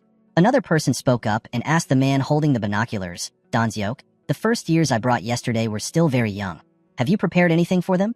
The man holding binoculars was looking intently at Clara. While looking at him, he answered, "What are you preparing for this time?" The man put down his binoculars and stood up. It was Donzyok. He smiled and thought, "This girl is pretty." 3 young masters were resting on the rooftop of the top floor of the building. It seemed like they were talking about a certain girl. The long-haired boy talked about the other guy's younger sister. He is Bandasik, Donggong's close friend, the young master of Jog Kilba Media Group. The guy immediately asked, "Who, Yaren?" The guy on the left said, "Look at your face. What happened so quickly, Dad?" He just replied, "I was heartbroken when we broke up with her, so we went on a trip to relieve my sadness." That young master continued, "His old man has already been promoted, and he still demands more from me." The guy with the long hair jumped in and said, "He's the chief judge of the high court, right?" He replied, "Yes, that old man is as hard as a rock. It's time for him to be demoted and transferred to the province." Eyes brightened. The guy with the long hair lay down and replied, "What a pity. It's so fresh and succulent." He just said, "Do you like it? Do you need me to give it to you?" That guy with the long hair seemed to laugh and say, "You get bored of him so quickly. I also lost my taste." It seemed like he was quite confident in himself, so he continued speaking. "So he saw me pampering him and had the illusion that I wanted to marry him. She's only 20 years old, but she's already thinking about jumping into the clouds. She's such a slut." The other name is Choi Ji-hyung, Dong Zong's close friend, the son of a parliamentary official, the nephew of the opposition presidential candidate, who had been silent all this time and now intervened to speak. It's about its low life. Dong Zong turned to Ji-hyung and said, "My old man has something to give to your uncle." He seemed quite surprised and asked again, "My uncle," Dong Zong said, telling him to take a little time. Ji-hyung seemed proud of what he had just bragged about. "You presidential candidate, you're so busy. It seems difficult to meet him here." The long-haired guy heard that and turned around and said, "My family supports you." Looking at Ji-hyun's appearance, he smiled even more arrogantly and said, "Thank you." There's nothing better than having the support of Korea's most influential journalist, Joe Gilbo. Thank you to your family. If elected, I will definitely repay you. While talking, it seemed like Dongzong saw something and told the others to look. The long-haired guy also took his binoculars and looked in that direction. It turned out that in the distance there were a few girls wearing swimsuits, and those perverts were in a higher position using binoculars just for the purpose of seeing the good stuff from them. He looked at those white breasts and said they were both my type. Dongzong seemed interested and turned around to ask who was going. The long-haired guy smiled proudly and said, "Today it's your turn. I just played yesterday." The end. Dongzong stood up and prepared to go to the girls. He was extremely confident in his playing ability and smiled proudly. Just one note, let's see. Right now, those girls are splashing in the ocean, extremely innocent under that cool water together. It must be said that each round came and went. They were talking to each other and were tired and wanted to go ashore to rest a bit. The girls went up to their place to rest. It seemed like she had noticed the short-haired girl and said, "Hey, it seems like those guys are watching us or something. I've seen those guys since yesterday." She turned to look at the three men behind her. "Go back and reassure your sister. It's okay. People stare at places like this so much. Just leave them alone." Suddenly someone spoke up. So happy. The three of us went alone. Young tycoon Dongzong came to show off his flirting skills. "Can you join us? There are three of us in our group." The two young deer girls looked bewildered and asked again. Joining the group, Dongzong arrogantly thought to himself, "You guys can't be happy yet." But unexpectedly, contrary to his expectations, he was a coward. When he heard the answer was no, his face turned sour. People said we just wanted to play alone. That young master was both country and wanted to operate when he was rejected for the first time. He also acted like a good guy to lure girls, so he hastily explained, "Don't misunderstand. We are not bad people. Prepare for him to use the label of a young tycoon to lure girls. We have booked a room at a high-end resort over there. Do you want to get in a sports car and drive around a few times and drink wine together? I just want to do it.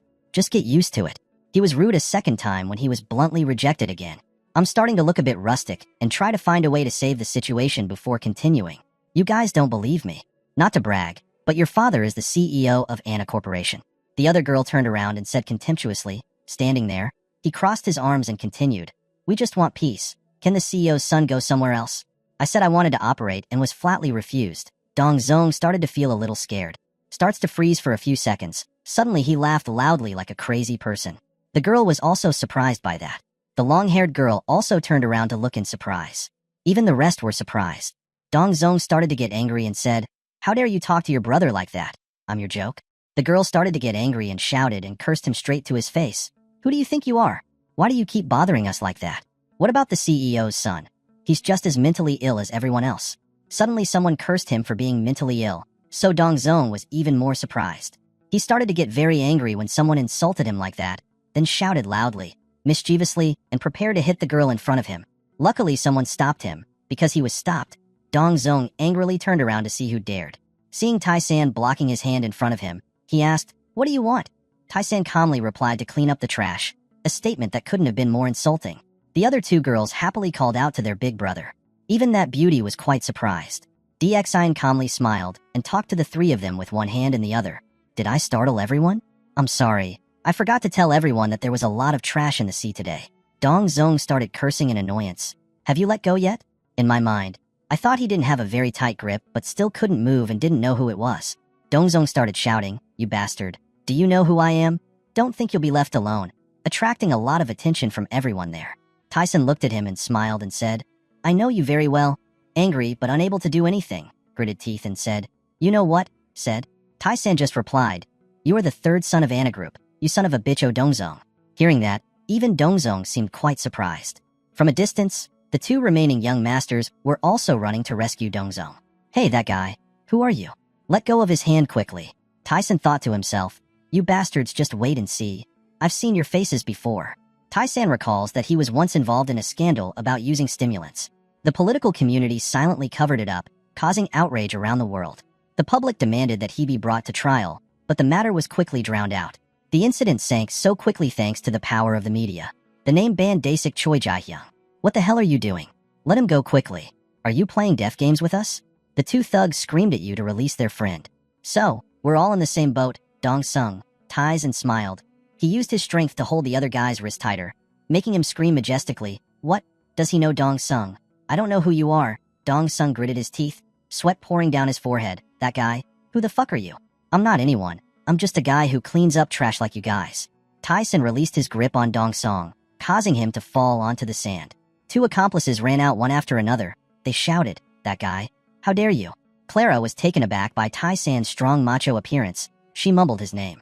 "The second brother is so cool." Taisan's younger brother praised him. The other said, "Yes," then looked at him with admiring eyes. Dong Song sat down on the sand and rubbed his wrists. He shouted and said, "You son of a bitch, do you know who your father is?" He glared, gritted his teeth, and threatened Taisan. "You touched the wrong person. I remember your face. Just wait there. Then you will have to kneel and beg me." The crowd turned their heads to look at Dong Song. They were attracted by this guy's screams. "Look, what's going on?" The two uncles who were on vacation started paying attention to Taisan. "Is there a fight? The other side is fighting. Tourists are flocking to the beach to watch." It was a real fight, 3 against 1. Taisan glanced behind him. He smiled, excited as the group of people coming to watch the story became more and more crowded. He thought to himself, "It's starting to be fun. Let's play with him a little." "Dong Song, I don't care who you are," Taisan suddenly shouted. "So, what if you're from a group? If you harass my brothers, I won't let it go." "Oh," Dong Sung shouted. "What? Anna Group? Really? You guys from Anna Group?" The tourists were surprised to hear you mention Anna Group. They were chatting back and forth. "Dong Sung, right? The tycoon's son got into Hankook University of Law. He's a young man who went to law school. So he brags every day, that's right. He's on TV all the time." Dong Sung glared. He did not expect that his identity would be revealed to the crowd. Taisan laughed at the speed at which the crowd spread information. He couldn't attack him in broad daylight, so he had to give the slot to the crowd. "That guy, who are you?" Dong Sung's accomplice shouted. "Which side are you from?" The guy with the haired head clenched his fists as he questioned him. "Choi Ji-hyung." You observed the bald guy's face and gave your answer. Taisan frowned, narrowed his eyes. This guy is even more miserable than Dong Sung. He relied on his uncle to be a presidential candidate, so he calmly evaded taxes and broke the law on a daily basis. "Choi Ji-hyung, you're the same. Aren't you afraid that your uncle will be sad if you do this?" Gritted his teeth. "What?" He wondered why Taisan knew information about him. Taisan continued, "My younger siblings are both minors who haven't even reached high school yet. Why did you solicit them to drink alcohol?" The crowd was in an uproar. "What? Minors? Did he know that and still do it on purpose?" Dong Sung was surprised. "Take a picture." A tourist spoke up. "What a bunch of perverts." Everyone started to agree. They took out their phones. Dozens, hundreds of flash beams shone on the 3 thugs' faces. "It looks so bright, but why is it so miserable?" One person commented. 2 thugs began to cover their faces and deny. "It's not like that." "Oh," a tourist shouted. Dong Sung and his 2 accomplices looked over impatiently, posted online. "Tycoon's son and presidential candidate's nephew. You trash." Taisan smiled. He silently thanked the crowd for the enthusiasm. "I don't care who you are, but please don't touch us. You're going too far." The long-haired guy spoke up. "You be careful, you dog. I remember your face," he said loudly, putting his hands on his hips. "Bandasic, nephew of traffic kingpin Joe Kilbo. You're lucky it's daytime. Otherwise, I would have torn your mouth open." Bandasic, the long-haired guy, sweated when he heard you call his name. "Damn. It knows me too," the long-haired guy thought nervously, his eyes widening in fear. "Your grandfather is the chairman of Bandasic, right?" The long-haired guy jumped up. He was almost shocked by the information he knew. Bandasic's body tensed up, his face full of fear about being exposed in front of the crowd. Coming from a media background, he shouldn't have harassed minors. The crowd started to get angry. They shouted loudly, "What trash? Why didn't I know today? Take a picture again. Fuck you." "Stop taking pictures for me," Dong Sung shouted. "You guys think I'm a joke? Get out of here." He clenched his fists and glared at the tourists holding the phone. "Damn these beggars, are they all deaf?" He waved his fist at the crowd. "Oh my god," the tourists screamed in fear. "Do you think I will leave you alone?" Dong Sung turned around and shouted at Taisan. Taisan's face turned serious. He began to condemn every word he said in his mind. "You called everyone here beggars? Hankook University of Law students speak like that. It seems the school standards are going down, granted? I will complain about today's incident to the president of Ani Group," Clara said calmly. "What's wrong with you again?" Dong Sung turned back to look at her with an annoyed look. "Who are you to complain about my old man?" He asked a purposeful question. "I am HSBC's secretary in Hong Kong headquarters. I will ask the group's legal team to file a complaint about slander and sexual harassment," Clara said. "What?" Dong Sung was surprised. HSBC. Choi Ji-hyung's mouth seemed to be tight. "That Hong Kong bank." Bandasic was surprised. "Everyone, withdraw." Bandai-shik ordered his 2 accomplices. "It's not good to mess with HSBC. They'll cause trouble for your father's group, Dong Sung." The 2 names, Choi Ji-hyung and Dong Sung, gritted their teeth and began to swear. "That guy will temporarily withdraw for now. Bande Shik said in a low voice. Don't think this is over. He turned around and glared at Tai-san threateningly. You will regret it, he thought to himself and left with his accomplices. Tai-san laughed. He thought, oh, have I let you guys go? What fun would it be if we left now? Where are you dad going? If you're sorry then let's go, Tai-san said, putting his hands in his pants. Bandasik said, he deliberately provoked us. Choi Ji-hyung immediately reassured Dong-sung. Calm down, Mr. Dong-sung. There's something I don't know if I should tell you. Tai-san looked at him, and a group will collapse in a year, Tai-san said firmly. Dong-sung lost his temper and said, you son of a bitch, how dare you? Then you'll also become a beggar, Tai-san said, glaring at Dong-sung. Stop it, let's go. Don't be angry about these types of things. The two accomplices dragged Dong-sung away. These guys are willing to sell their country to live comfortably. We'll just wait and see. Tai-san's face turned cold, he promised. I will take everything you have and trample it under my feet. After Tai-san's beach trip ended, he returned to a normal working day like everyone else. After arriving at the company, Deputy General Manager Joe came to see him. After learning that Tai-san wanted to set up an investment fund, people immediately objected vehemently. What? You want to set up a private investment fund? That's right, Tai-san said. He slapped the table and asked, CEO Jang, do you know what a private investment fund is? He said a little shyly, yes, I know very well. I used to work at that securities company. Tai-san knew what it was and understood the purpose of doing it. He confidently said, I want to establish a private investment fund that can acquire human resources and merge. Okay. Mr. Joe seemed to understand Tai-san's intentions and then panicked and said, what? Maybe a takeover and merger. CEO, are you trying to acquire any company? He looked at her steadfast expression and asked curiously. Tai-san replied, not really. In fact, the main reason why he did this was because he had declared war on the Ana Group and could not retreat. He then explained clearly to Deputy General Manager Joe that, instead of talking about acquisition, I was planning to manage a corporation that was on the verge of decay. Using that wealth to contribute to society, he thought to himself, Dong-sung is so easily controlled by others and I am not. When it was time to put the knight on the board, Mr. Joe was extremely confused at this moment, silently wondering, CEO Zhang, who are you? How can a high school student think and do that? Tai-san smiled and said, isn't it great to have a successful career and make money? What are you thinking about? Mr. Joe looked at him and thought, CEO Jang, private investment fund is not a joke. He advised Tai-san as if it were a big deal. Tai-san blankly asked, as if he had never experienced anything in life. Why? Deputy General Manager Joe calmly explained that it is not a foreign currency. Even using local currency has many obstacles. A notoriously fraudulent company like Landstar is also a form of investment fund, private. If public opinion becomes dissatisfied, we will be forced to turn to the politicians again, he advised with a worried expression. When Tai-san heard what he was talking about, his face darkened. Yes, politicians can control the tax investigation. So this private investment fund, yes, it will be a bait, a prey waiting for the big fish that is Ana Corporation to jump in. You seem to have calculated everything and then told Mr. Joe, I just want to make a small investment, then make it look real, mysterious, and attractive, he thought to himself. Mr. Joe was a bit confused and asked, is it a small investment? Specifically, how much is it? Tai-san immediately replied, 100 billion. This short and decisive sentence shocked Mr. Joe. He couldn't believe that 100 billion was small for him. Seeing his reaction like that, he asked again, is that too little? Or is it 200 billion? The more he talked, the more dumbfounded he became, thinking, that's a small amount, to calm Mr. Joe's mind after the shock just now. He happily said, Lawyer Joe, what's wrong with you today? I still have to do it when I bring my own car on the plane. I will pay you the fee. Let's finish the contract later. When Mr. Joe heard that, he couldn't help but agree. Okay, thank you, he thought to himself, I'll give in to you. After saying that, he immediately changed the topic and asked him, oh yes, about what I asked him. How far have he done it? Well, I've done it, it's quite simple, he said. Mr. Joe naturally wondered, do you really know nothing about my mother's family? Tai-san thoughtfully said, yes, I don't know anything. He seemed to have investigated this matter and said seriously, Dio Zhang, you are a descendant of an elite lineage. He couldn't believe his eyes and asked in surprise, is the lineage elite? Mr. Joe slowly explained, have you ever heard of Donglong Group? Surely you have heard of it, right? Tai-san panicked. Dongryong Group? He doubted life for a second and then asked again. The group has affiliated companies such as Donglong Cement, Donglong Securities, and Donglong Magic. But what do they have to do with me, let alone? Lawyer Joe immediately confirmed that, yes, Donglong Group is his family. This time, it was Tai-san's turn to be completely shocked. He couldn't believe his eyes. Questions appeared in his mind. What? Mother? Is my mother from a dragon lineage? Then Mr. Joe took out the file and said, Chairman Ju Yong-suk is your grandfather? He passed away 10 years ago. The current chairman is your uncle. Impossible. He couldn't accept the truth yet? But suddenly he seemed to realize something, thinking, wait a minute, Donglong Securities is also affiliated with them. That is the company that I worked for after graduating from university. When I thought about it, I was dumbfounded.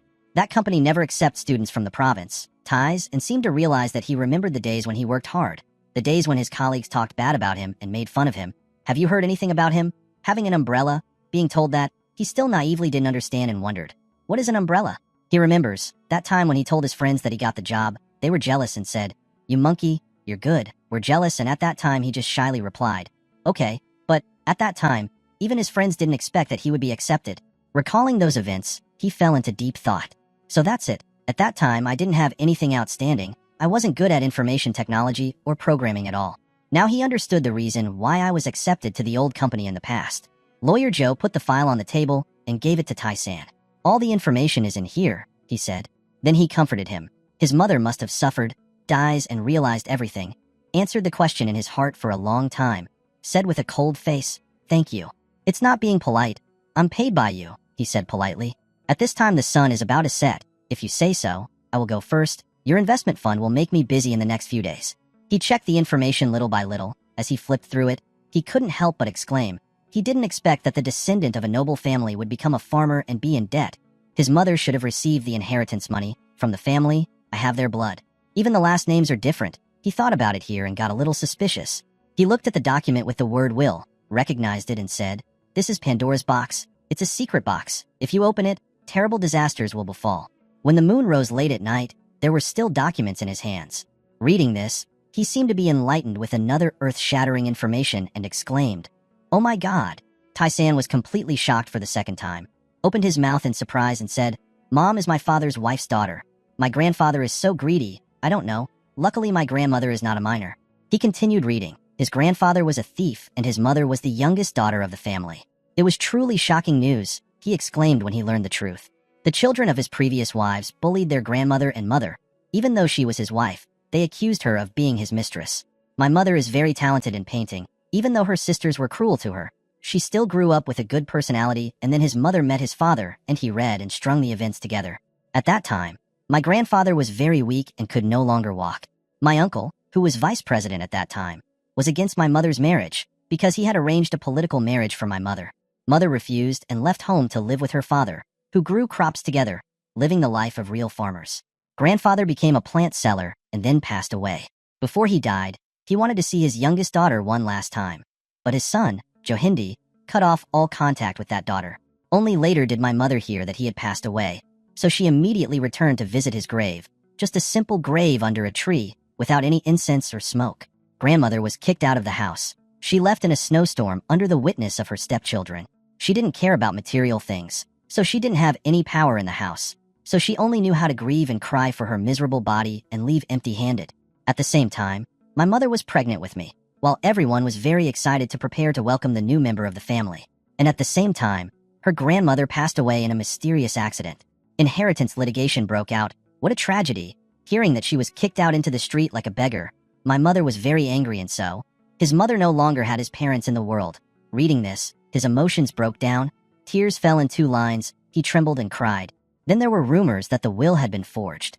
The Jew family fought constantly, and it was said that mother refused to accept the property of that dirty family.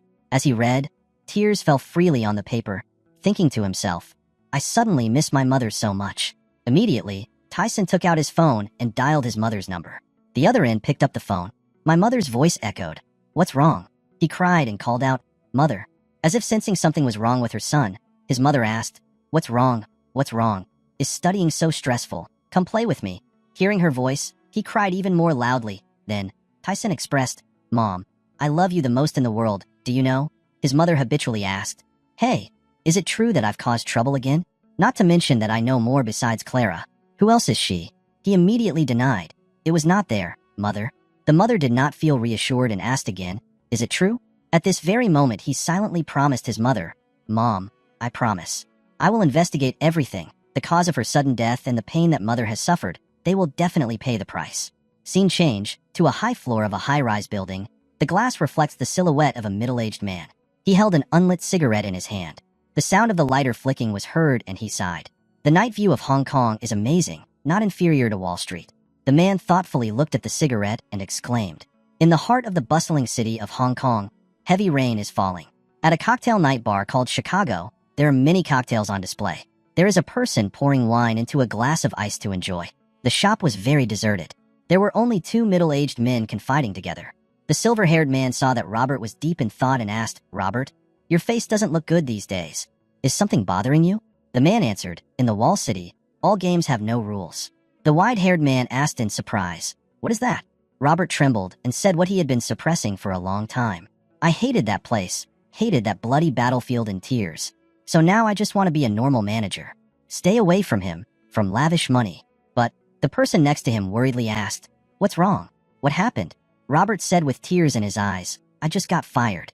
The other man looked at Robert's sad face and said in surprise, "What?" He began to tell a story when the economic crisis was still looming. "I presented my concerns to the derivatives investment company I worked for many times, but they still ignored me. When the economic crisis really broke out, they blamed me." "Those bastards," Robert said bitterly. The man next to him saw his friend being bullied and angrily said, "It's unacceptable. How could a virtuous person like him?" Then the man said words of encouragement to Robert. "Cheer up, you still have capital, then you will hold your head high again." He asked in surprise, "Capital?" He seemed to have lost his strength, talking about the things he had been through. He said, "Recently my mother-in-law had been struggling with cancer and Alzheimer's disease and the hospital bills had cost her a lot. I'm in so much debt. I can't borrow any more money now, and then my mother-in-law passed away and my wife." Saying this, he suddenly stopped for a few seconds. "My wife had an affair with her boss," Robert said. His friend gasped loudly and asked, "What?"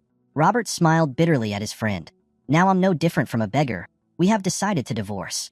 I left all my assets to her. Now I have nothing to regret." Hearing that, your friend raised his voice and asked, "Why did you do that?" Seeing that Robert only cared about his ex-wife and did not care about himself or his family, his friend asked, "What about the children?"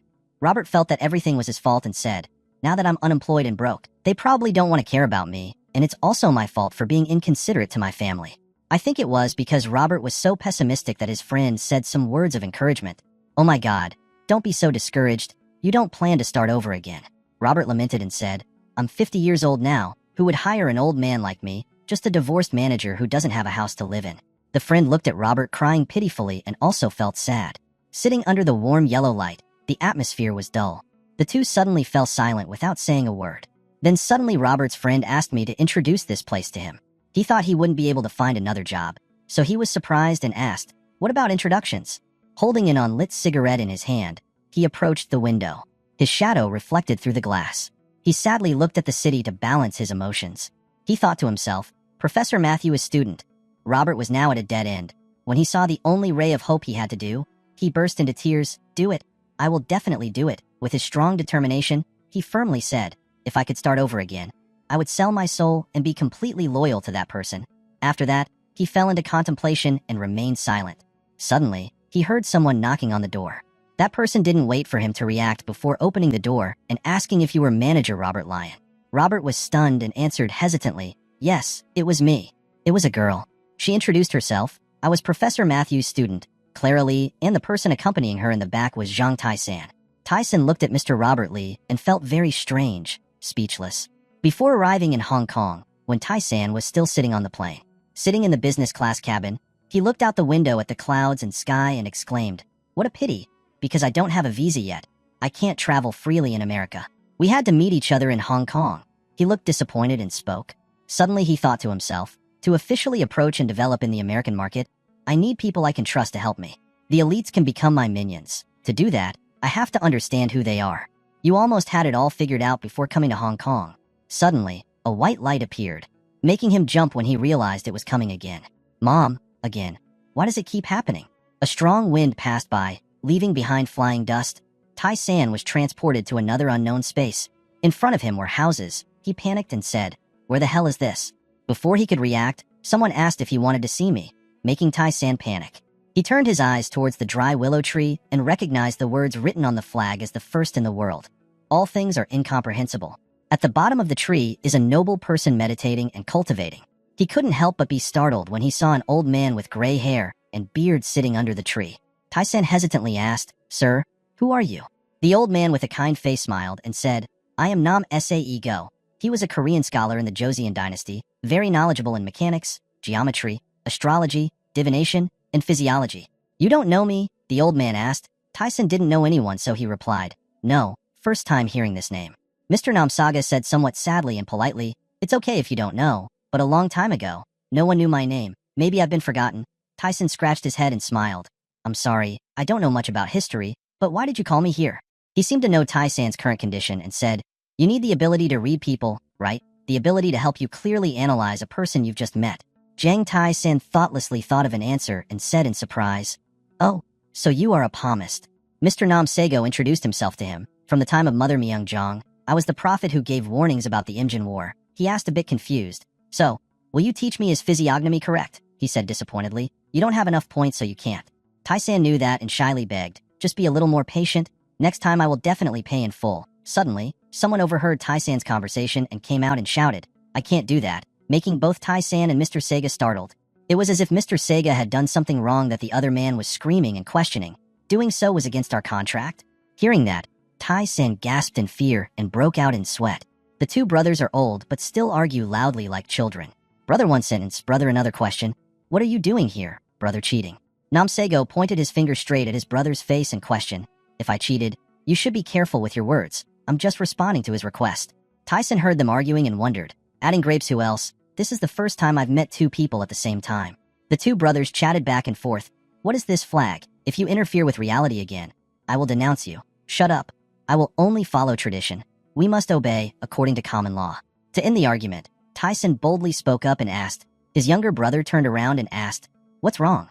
Who is uncle?" He crossed his arms and seriously asked, "Like two blood brothers, this person has the same reaction as Namsago. What uncle? You don't know me." He shyly introduced himself. "I am Park Yubong, a very famous person during the Joseon era.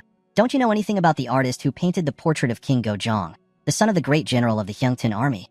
Not to brag, but I'm also a fortune teller. I looked at my face and saw that I had to lose an eye to be an official, so I gouged out my own eye," he said calmly. Hearing that, Tyson stiffened and faltered. "Oh, that's great." He didn't expect there to be such a person and secretly exclaimed, "What a terrible thing." When Namsago heard it, it was very unpleasant for him to hear. So he spoke loudly, "What a monkey. You die from drinking poison wine. You can't predict when you will die." Park Ju-bong heard these words. What else is there to say? Sago proudly stroked his beard and said, "Being able to prophesy even your own death is a true prophet, like me." The argument continued. The two of them yelled loudly, "So what? You're just a 6th grade servant. If you want to be chosen by the young masters and ladies, you must at least be 3rd grade like me." "Oh my god. Look what that guy who doesn't know what day he died is saying." Park Hyubong firmly said, "I'm not addicted to alcohol. Don't equate me with the worldly humans out there." Seeing that the two of them did not care about him, Tai-san shouted loudly. The two of them stood there to interrupt the argument, making the two of them startled. He smiled and said slowly, "You two don't need to point out my karma. I forgot. I need it. Of course I need it. I really need it," the two Confucian scholars shyly said. To be fair, Tai-san came up with an idea. "So now I will ask you two a question. Whoever can answer will get my karma points." The two brothers agreed. He made a cold face and asked, "Look at my face. What do you two thinks?" Tai-san curled his lips. "Look at my face. What do you think of me?" Hearing him say that, Namsago and Parkabong were startled. Looking at their faces. Their faces? Huh. Tai-san drawled. "What, can't you see?" Parkabong faltered. That's not it." Then he burst out in surprise. "You? In the past there is no past. In the present there is no present. You, could it be? Also, a fairy?" Parkabong's closing sentence left Tai-san speechless. "I'm human."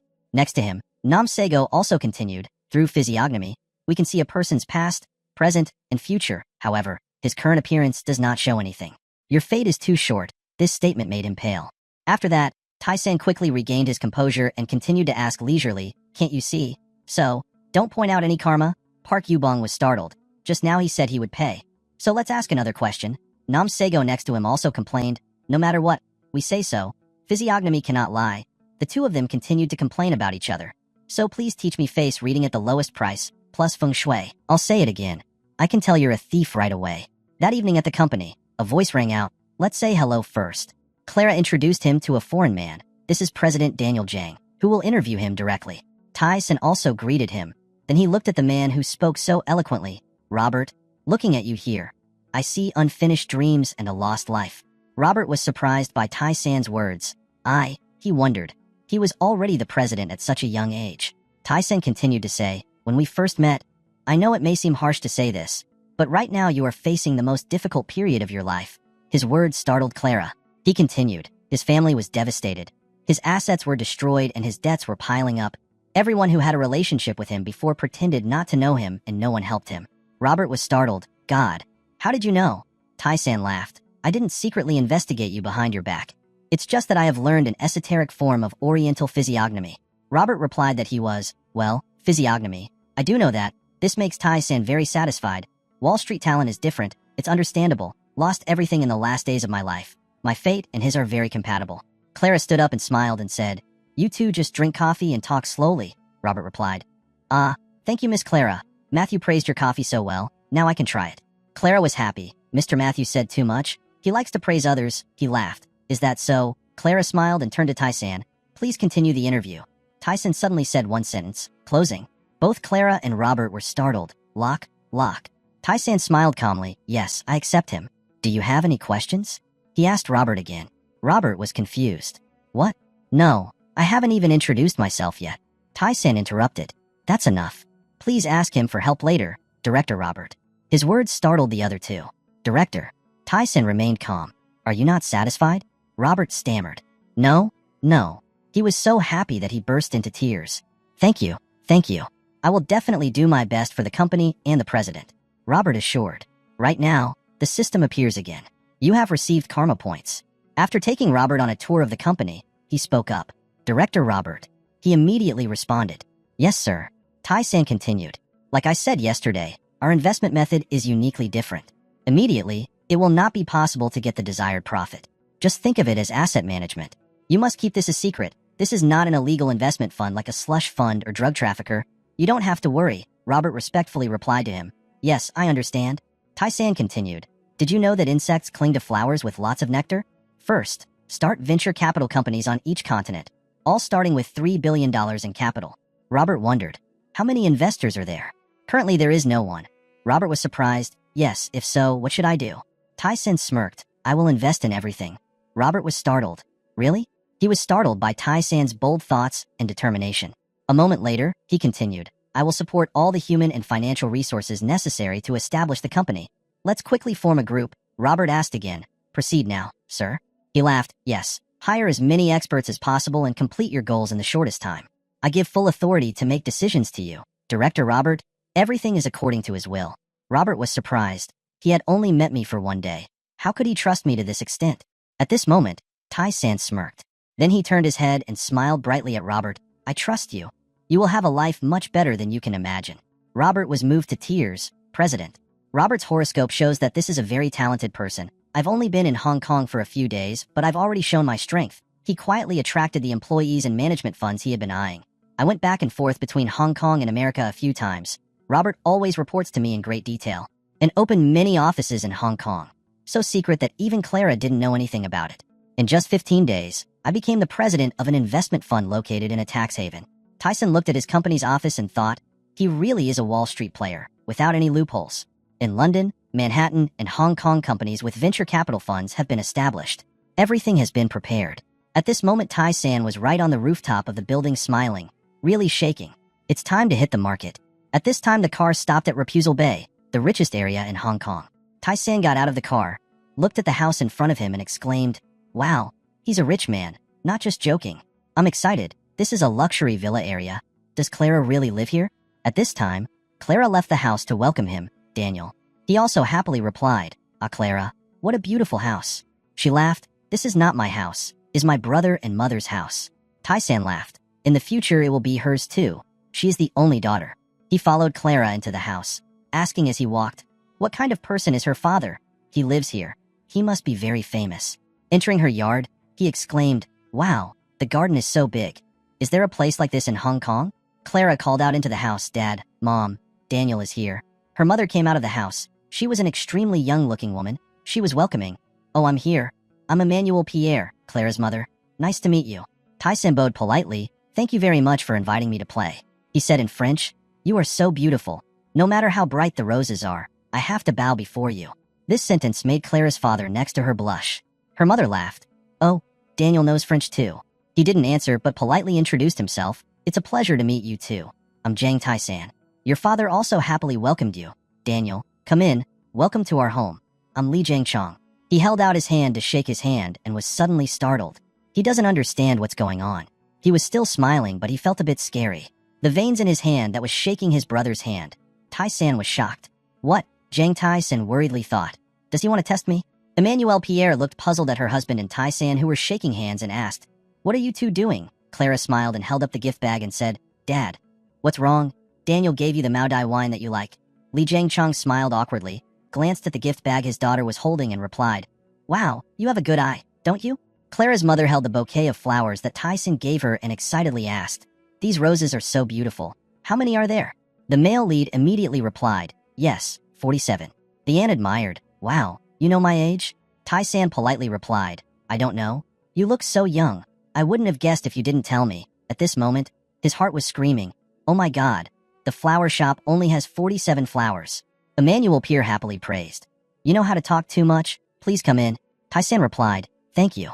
In the area where there are large mansions all around, and Clara's house is also in this area. Stepping into the house, the aunt politely said, "Don't criticize the house for being messy." Surrounding the large house were bustling servants and bodyguards. The male lead was admiring in his heart, "Oh my god, that's a 65-inch TV." He stood still in surprise and thought, "It's not a PDP, it's an LCD." Tai-san gasped, his eyes widened in admiration, exclaiming, "Oh my god." In my heart, I'm constantly exclaiming, "I'm so rich." Clara smiled brightly and turned to tell her father, "Dad, Daniel's house is great. It is a traditional house with a very long historical value. Our house is far behind." The male lead calmly continued, "After all, home is where we live. It doesn't matter if it's small, as long as it's comfortable, right?" When Clara's whole family heard Tai-san's words, they all sweated, confused, and somewhat surprised. "What, little girl?" Li Jiangchong suddenly burst out laughing and said loudly, "This kid, I like you." He smiled in a friendly way and gently asked, "Daniel, no. Jang Tai-san, please have a drink with me. You give it back. I won't refuse anywhere." Li Jiangchong happily replied, "Okay, let's have a drink." Stepping into the kitchen, where the dining table was prepared, he approached the dining table and warmly welcomed us. "We had prepared snacks. Please sit down." Tai-san replied in surprise. "Ah yes." In his heart right now he was wondering, "This is so light." Sitting down at the table to eat, Li Jiangchong spoke, "Come on, raise a glass. You continue to talk to your uncle. I respectfully ask for you." He happily raised his cup of wine and wished you success, young man. The male lead politely replied, "Thank you for inviting me here, and I also wish you and Clara all the best." Li Jiangchong started asking about him. Apparently Clara said, "He is a VIP customer of Hong Kong Bank." DXIN humbly replied, "Not really a VIP customer. I just borrowed a little money." He smiled and praised, "It seems you know how to use tricks quite well." The male lead replied that there was also collateral, so why would they refuse? Then Claire's father looked at him with meaningful eyes and a slight smile. He continued to ask about it, "Boy, is an investor or owns a secret Korean corporation?" Tai-san confidently answered his brother's question, "I only have one private investment fund." Li Jiangchong exclaimed in surprise, "What, private investment? You?" He awkwardly and shyly asked his age. "Wait, how old are you this year?" Tai-san smiled calmly and replied, "If you're making money, then age doesn't matter." Then Li Jiangchong lowered his eyebrows, smiled shyly and said, "You're right, I'm so confused." He still happily asked what you invested in, stocks, securities, or lending companies. Tai-san looked at him and realized that the businessman was different. His face was really good. The male lead replied, "This is business. I have to keep it a secret." Li Jiangchong was surprised to hear that, but he still jokingly persuaded him, "There's no need for that. Just consider me your father. I'm very curious." DXIN reached for the bottle of wine and asked if he wanted to invest. He excitedly continued, "Investment? Let me try. Let's see if we should invest money in our little son." He looked at Li Jiangchong with the confident, sharp eyes of a business-minded person and said, "You will profit 1%. When my uncle heard that, he sweated and asked again 1%. He silently asked in his heart, "Did I do something wrong?" Then the male lead continued to say the minimum investment amount is $1 billion. Li Jiangchong was shocked at the amount of money teased and told him and exclaimed, "What? $1 billion? His face was sweaty. His mouth opened in surprise and disbelief, wondering, "Who is this kid? It seems like no joke." He was confused but still smiling and asked, "Am I the only one investing?" In his heart, he silently reminded himself that in this situation, he must smile confidently. The male lead raised his index finger to explain, "Yes, currently my staff is still hunting for investors." Li Jiangchong wondered, "Staff?" Elsewhere, looking out the window from the room was a clear blue sky. The hot coffee cup on the table was slowly placed down. A voice said, "Robert, long time no see." The response to that statement is, "You look more like a politician than a scholar, Jack." Jack spoke naturally. It seemed like he was having trouble. but the office was so grand. Robert replied honestly, "Fortunately, I run a private investment fund." Jack immediately wondered, "Private investment fund?" Robert replied that the operating fee is not much, but the investor is very skillful. Robert's words made Jack curious and asked, "Who is that?" He smiled and asked again, "What do you want to see?" Jack smiled and replied, "Hey, I'm just curious." Right after that, Jack immediately proposed his own proposal. "Next year is the time to run for president. If anyone is willing to pay for my political path, even in hell I will dig down to meet him." Robert said, "Yes, I will help you," causing Jack to ask in surprise, "Really?" He was immediately happy and frantically thanked. "Thank you so much, Robert. You are truly my good friend." Robert smiled and replied, "It's not free, honestly." Then he said with a serious face, "I personally support Obama, the member of the federal Senate." More. Jack heard this name and suddenly exclaimed, "What? Doctor of Law Obama?" Robert calmly said, $100 million? For Obama Democrats? No, I can fund much more." Jack was stunned. Sweat rolled down his cheeks in surprise. "What? How did he know?" Hillary clearly had a lot of advantages. In the clear blue sky, Tai-san spoke. Another month has passed. He sat at his desk, next to the window, looking intently out at the sky, thinking, "I've been back in the past for a year. A lot of things happened. Even in my wildest dreams, I never thought I could create so many shocking missions. Moreover, there is a peaceful life and a very enjoyable summer in Hong Kong, although I couldn't attract Li Jiangcheng." The final semester of Year 3 is about to come to an end. In the classroom, a voice rang out. "Oh, two people in the same class as the male lead were talking to each other. He Yangziak is absent from school again," the other friend continued. "Is there anything wrong with him?" Then the classmate seemed quite worried and said, "Lately, it's been very hard," and the classmate leaned in and whispered to the other classmate, causing the other classmate to exclaim, "What?" The classmate asked worriedly, "What's wrong? Is there something wrong at home?" The other friend replied, "Actually, I promised Hyung Suk to keep it a secret." The other friend suddenly exclaimed quite loudly, making Tai-san, who was waiting for a conversation, surprised. "Oh my god, he's not here. Just say it. Say it quickly. Give it to Dad." The other friend reluctantly had to say, "Hyung Suk, he's an orphan, don't you know?" Making other friends surprised and exclaiming, "What? Orphan?" When Tai-san heard this news, he opened his mouth in shock and then called out his name in his heart. The other students are still talking about Hyung Suk's case. It is said that this case involves a member of the National Assembly, so the mayor cannot intervene. Bong Suk said worriedly, "That's why Hyung Suk had to run all the way to Nagoda."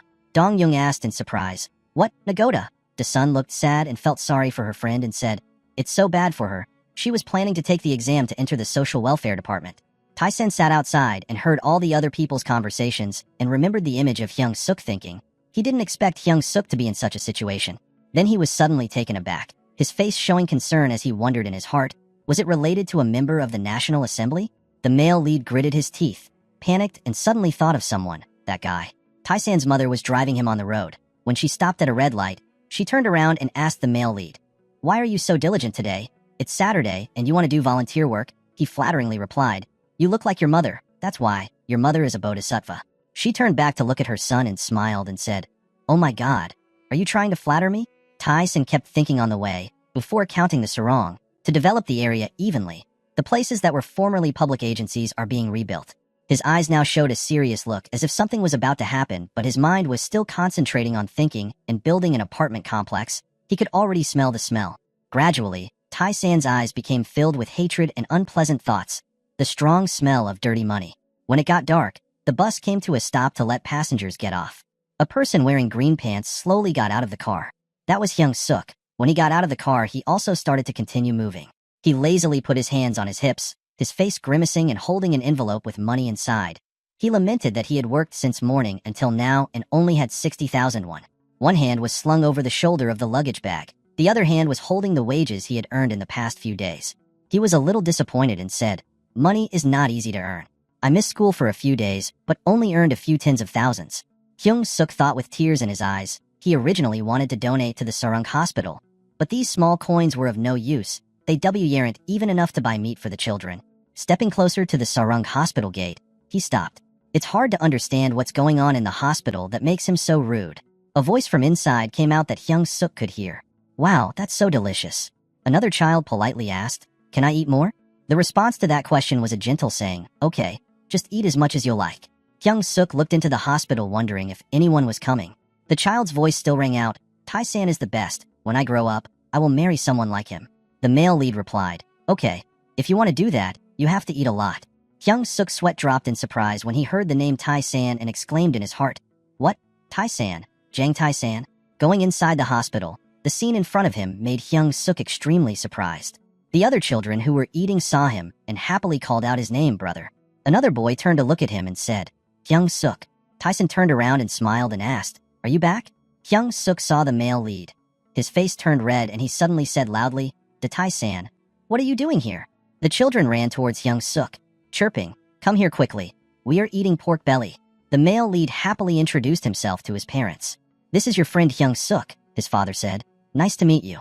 His mother also smiled and greeted, "Hello, Hyung-suk." Hyung-suk bowed his head politely and replied, "Yes, hello to you too." Tai-san's parents stood next to boxes of apples stacked higher than their bodies and said, "We brought some apples here." He looked at the number of apple crates and exclaimed in shock, "Huh." Then he looked again at the food crates in front of him. Hyung-suk looked at the male lead again and called out, "Tai-san."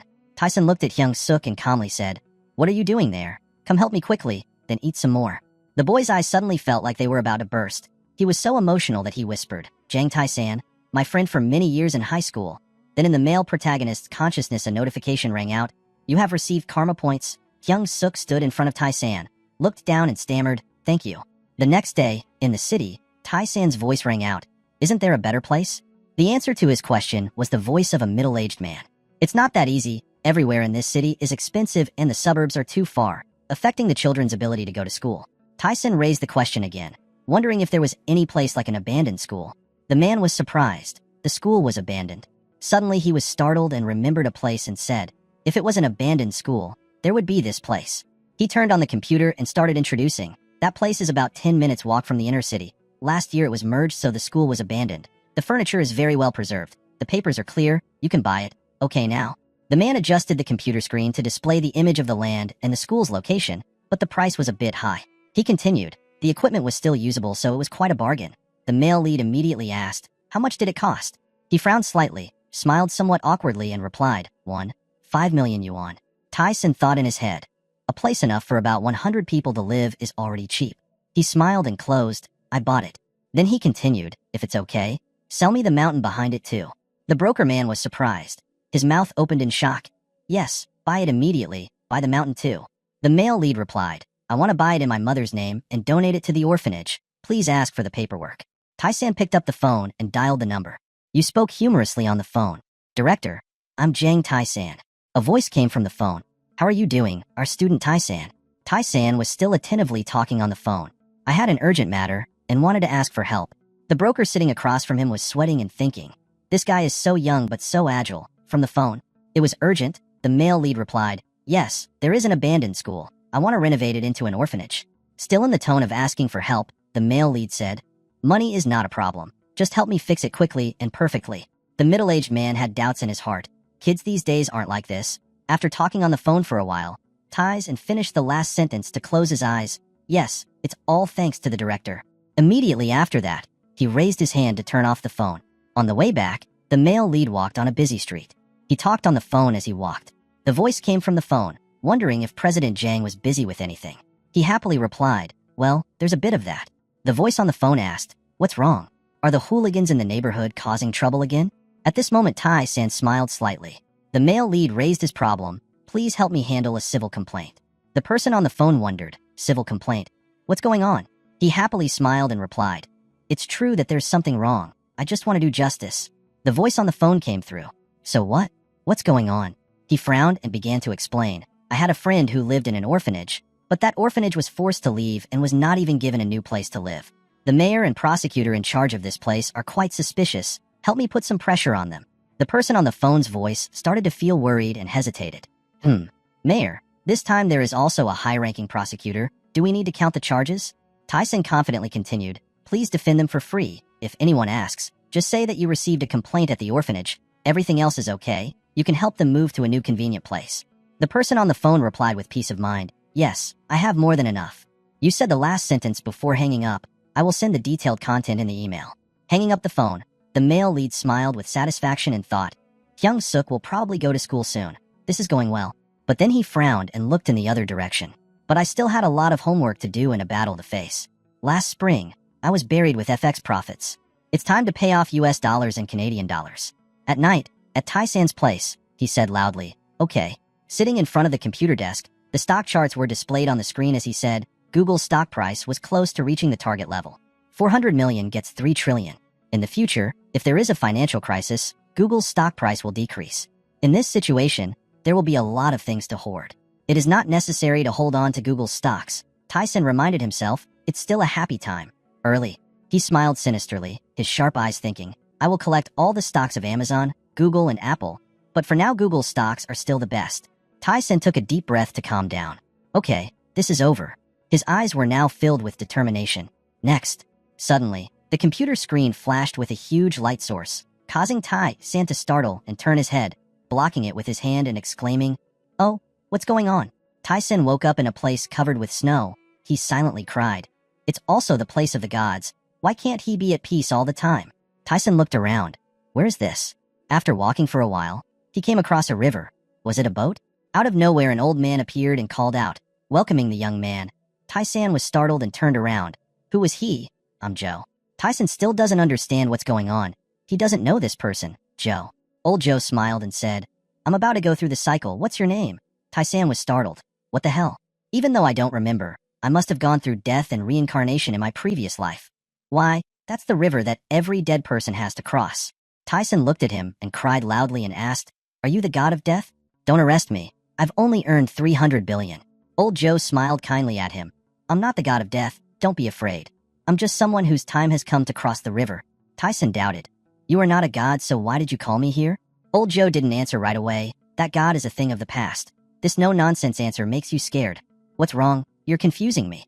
The old man calmly said that if he was already flying, there would be no need to cross this river. Faitang. That's the word used to talk about people who have become saints and ascended to heaven. Old Joe continued to say, Vang Shuyan, also known as Gang San Hoi, is the journey that every dead person must pass to be reincarnated. Tyson understood some parts of what he said. Now you and I are connecting. It seems like that. Why did you connect with me? Tyson is extremely unhappy and suddenly points his way to death. Old Joe smiled and said, I want to thank you. Tyson was surprised. What are you thanking me for? Hello, sir. Did you book the boat through Vang Shuyan? I am Richard Kong, the one who will guide you to your afterlife. Old Joe replied, Thank you for coming all the way here. He happily smiled at Old Joe. Don't say that. Tyson was now observing him. Richard Kong, the afterlife guide. Why is his outfit so strange? Richard Kong enjoyed looking at everything around. It's been a long time since I've been back to this old wharf. It feels strange. Nowadays, everyone takes the speedboat, and this place is just a small wharf, so there's no tax. Old Joe turned his head to look at him and said, It's time for me to go. Thank you. Thanks to you, the future of my descendants has changed. I will definitely repay you. Please take care of the children for me. Tyson pondered. My relatives only have 2 people named Joe. One is Lawyer Joe, and the other is my friend Hyung Suk. So, these are Hyung Suk's ancestors climbing the boat out into the middle of the river. Richard Kong said, That guy seems like I've seen him somewhere before. Screens rang out in the company. The director was there again. At the central bank in Canada, deposits have poured in again. The whole office was surprised. What happened today? Isn't it a futures contract? Who is this guy? The final approval party for delivery. The transaction between banks and individuals in Korea is the central bank. The man spoke, I have checked the number of contracts, all of which are margined from the Chicago Commodity Exchange that has gone to the island, England, Hong Kong, England, and other countries. The FX margin is huge. That affected the currency market immediately. The man saw that the situation was not good and panicked. What should I do, director? He shouted and asked again. Of course, to save his life. If it continues to increase, we will surely die. Unlike the future market, the population of the contracting parties is in the present. Someone suggested that you should buy it, spend your dollars, but it was not approved. It is impossible. There was a buzz in the office. Please accept $5 billion. Yes, Richki on my side must do the same. It can't be like that. There was a loud cry. How good is Bobillion? Change and hope?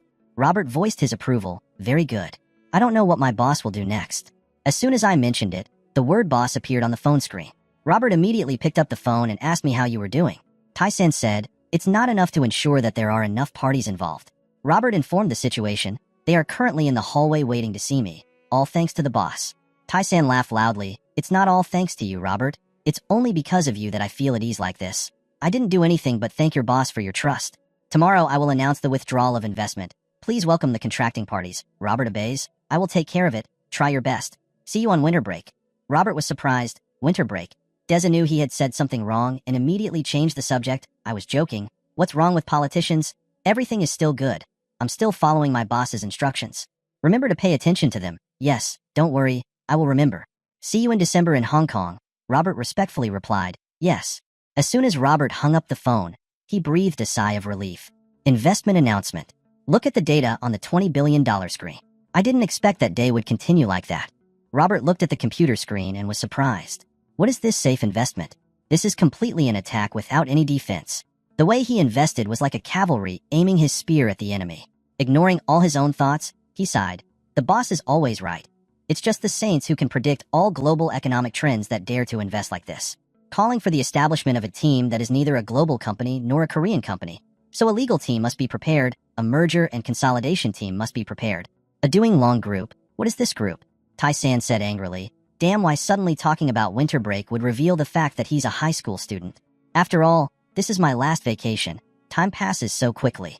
Tai-san leaned on the sofa and thought, college vacation is coming. A memorable moment of my student life is about to end. Tyson pinched his cheeks and said, does that look like someone with $70 billion? This is not a dream, right? But anyway, I live like this and call it simple. I have a car, an apartment, and a high school student. Tyson racked his brain and thought about whether he should spend more or not. The game has reached a new level. Now it's time to go to school. Lawyer Joe said with great satisfaction, the city council failed to inspect. I have a clause in the contract that allows you to proceed. Tyson heard the good news and smiled. Thank you, Lawyer Joe. You don't need to do that. I told you, you already paid me, but it's nothing. Tyson looked into the distance and said, it's not thanks to Lawyer Joe that everything went so smoothly. After all, he is a famous man. At first, he was very speechless, but after I gave him an internal document number, he immediately bowed his head. Tyson called, Lawyer Joe, if you call now, he will be scared to death. Why should I do that? Compared to a 9 deputy prosecutor like you, he's just a fly. Lawyer Joe heard that and laughed and said, he can't compare to you. Tyson said, I want to invest in a law firm. Lawyer Joe was surprised. A law firm? Seeing that he was worried, Tyson said, don't worry about the costs. I'll take care of everything. Let's do it cleanly. Can we buy shares? Lawyer Joe replied, if you have money, then there's nothing you can't do, no matter how much you need. Tyson said coldly, about 30%. Huh, 30%. If it's a law firm, then yes. Lawyer Joe said in confusion, those are the CEO's shares. Why are you so interested in the law firm? Tyson leaned on the railing behind the schoolyard and said, let's get to the point. Lawyer Joe, there was a startled sound on the phone. Tyson said coldly, how much money is 30%? The lawyer looked carefully and replied, Samwoo is a law firm in the top 3 in Korea and the prices are not cheap. After listening, Tyson just gently gave the number. So how about 100 billion? The number really made him nervous. What 100 billion is that what you really want? He smiled and said, if you don't believe me, you have to believe the money in my account.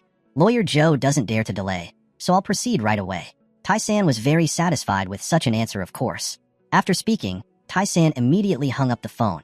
If it was 100 billion, how could Samwoo refuse? While I was deep in thought, my phone rang again. Tyson said, hello, soon. A soft voice rang out saying, I'm you. Tyson thought to himself, you. Seeing that there was no answer on the other side of the phone, the girl asked, what's wrong? Don't tell me you forgot about me. Indeed, that's the case, he asked. Who is it? Wait, this voice. The girl didn't believe he could forget her, so she said, are you dating Yeren? After hearing that, Tyson suddenly called, Syrian. The girl shouted so loudly that he had to put the phone away, afraid that the scream would damage his eardrums. You're too much. How could you forget my voice like that? How could you bear it? To reduce her anger, he said, it's been more than a year since she called me. I'm sorry we haven't talked for a long time. Are you okay? Looks like you're debuting next week. Syrian was surprised. How did you know? Tyson smiled and said, well, there are rumors online that Fox Entertainment Company is preparing to launch a perfect girl group. Syrian didn't expect news to appear online. Oh my gosh, the rumors have spread so far. Syrian asked, who are you calling for so long? I kept calling you but couldn't get through. Oh, I was talking to my lawyer Joe. Syrian heard him say to talk to a lawyer and got worried. Lawyer, don't tell me you got into a fight with a thug again. I'm not that bad. Why do you say that?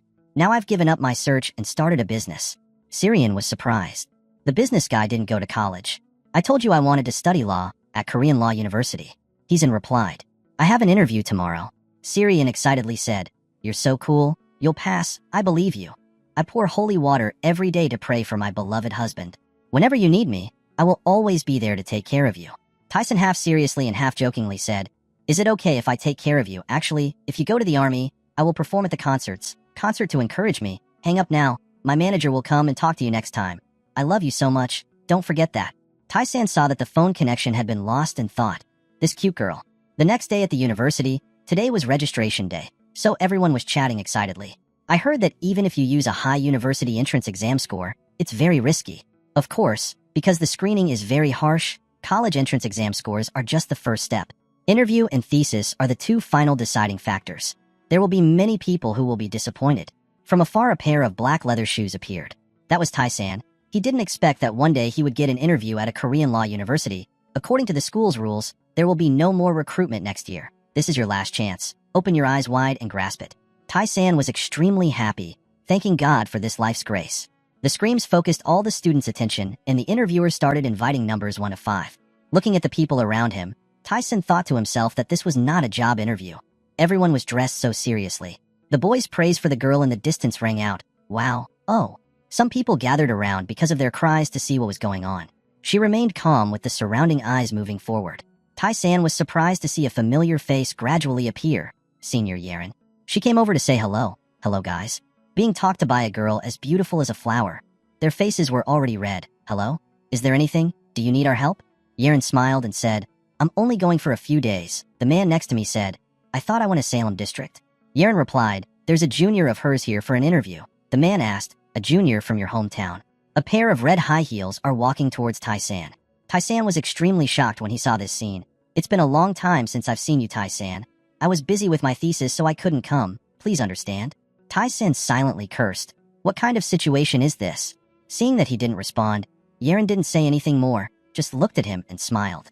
Tai-san said angrily, why should I understand you? Yeren was petrified by his words. Huh? Then Shilly said, why are you angry? Okay, after the interview, let's go have lunch. We have a lot to talk about. Tai-san just coldly said, I'll contact you later. Seeing his attitude like that, she didn't even bother to accept it. Okay, I'll wait in front of the school gate. Tai-san didn't say much but turned around and left behind a lot of gossip. What the heck? Yeren's junior.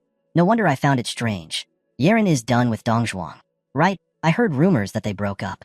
He's a philanderer. The line is very long. Little brother, please get in line, my Yeren. Tai-san stood in the crowd and listened to the whole story. Wake up, you idiots. In a million years, you won't be able to get into law school. She's so scheming. Seeing that the situation was developing as planned, Yeren was happy. Good job, Yeren. The worst is over. I heard news of Zhang Tai-san from friends. His family suddenly became wealthy, and he is a descendant of a noble family.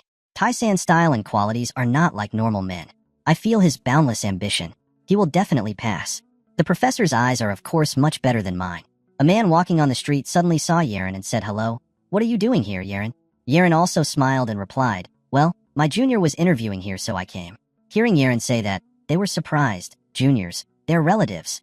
Don't misunderstand. It's just a junior close to my house. They don't seem to believe in her reason. A junior close to home has the tough girl year and fallen for him year and still kept her smile and replied, she's just a junior from home. You can't deny that you really like him, right? Suddenly, she asked, what are you two doing here? The two of them replied, we came to verify the rumor. Yeren was surprised saying the rumor. They continued to talk. I heard that there was a guy here who looked like a model. The interviewers were going crazy in the group chat. Eren said confusedly, so why am I so sure I can't lose her? Tai-san finally finished the interview and went downstairs. I feel so comfortable. I might as well have a law school interview. I'm so hungry. The 3 examiners were bewildered. Tai-san sat in the red car and said cheerfully, I've definitely parked. It's time to eat, and after speaking, he drove the car as if it were flying on the road. The whole road was very peaceful. Suddenly, he remembered Yeren's words. After the interview, let's go to lunch. Tai-san smiled evilly. I'm sorry I couldn't keep my promise. I changed my phone number and lost it, so I don't know how to call. How can I contact you? The car sped away at an ever-increasing speed. With disdain in his heart, he said, Senior, let's go our separate ways. This guy isn't that naive. Tai-san just rushed forward, leaving Yeren standing on the side of the road exposed to the wind and dust. On a cold winter day, Tai-san was not afraid of the cold but went up to the mountain and practiced shirtless. He thought, when this winter ends, this world will have to face another cold wind. Those who do not prepare in advance will have a much worse outcome than the International Monetary Fund. Everything will be wiped out. As the situation can clearly be seen, he affirmed. Today is a beautiful day, blue sky, white clouds, light shining through the balcony into Tai-san's room. Tai-san sat in the house, not knowing what he was focusing on, but suddenly sighed. The phone rang. Please enter your registration number. He quickly entered his registration number. The beeping sounds rang out. He nervously looked at the phone screen. Number 44. Candidate Jang Tae-san, Faculty of Law of Korea National University of Law. Tae-san was so stressed that he held his breath while looking at the phone. You are accepted, the announcement sounded. He seemed to have regained half his soul and was overjoyed. The phone rang once. The other end of the line answered. Hello, what's wrong? Tae-san immediately called his mother and said, Mom, I passed. His mother asked in surprise, Really? Half a tear fell from the mother's eyes because of joy. She turned to show off to her husband. Oh dear. My son passed the test? The father was also very surprised and asked, Is it true? Our son is so good, that's really my son. Both of them screamed with joy. My parents spent their whole lives taking care of their children, so I think I've paid back a bit, he thought as he clicked on his phone. Getting into law school was just a bit of filial piety. Tae-san hadn't even had time to put his headphones on the table when he suddenly saw something. A text message appeared on the screen as CEO of Nice Media. He was surprised. Oh, what is this? Suddenly, someone called Tae-san, asking about him. Are you still well, writer Jang? He put his headphones back on, then happily said, I'm fine. I even got into Korean Law University. On the other end of the line, the man happily congratulated you. Congratulations. So now you're my junior. Tae-san asked about the company's affairs. Is everything okay? The other person replied, Thanks to your writing talent, we are still making a fortune, your gold mine of our Nice Media, writer Jang. But I have something to tell you. I should have said it sooner, Dyson asked in surprise. What is it? The other person continued, I don't remember the name, but someone recommended a novel called Magical Warrior. I have the manuscript here. Dyson said in panic. What? He asked clearly. He said, a magic warrior. The man said nervously, It's not at all different from your novel, right? In that case, it can be considered plagiarism. How can you copy almost the entire thing and claim it as your own? The man felt indifferent. I scolded him thoroughly. Of course we will never accept plagiarized products. Ties and seemed to realize something and silently exclaimed, Oh God, I forgot about him. I stole everything from him. Writer Zhang Hajia. It seems like you've forgotten all about this. The man continued, That guy kept insisting that he had written this work last year, and even showed me the entire manuscript he had already written. Tai-san sighed and said, He must have been very shocked. That's right, I thought he was like that. He disappointed me so much. The other person complained and Tyson fell into thought. What should I do? But then he presented me with another manuscript, he said in surprise. Another one. Ties and curiously asked what it was about. The other person replied that it was a novel called I Am a Noble. Hearing that, he was so shocked that he took off his headphones and thought to himself, Am I a noble? It seems like the timeline is a bit mixed up. I am a noble who has led the Ice Sky movement. You seem to have realized something. Having created a huge buzz since the ebook market, since 2008, novels about games, Ice Sky, and martial arts have begun to become popular.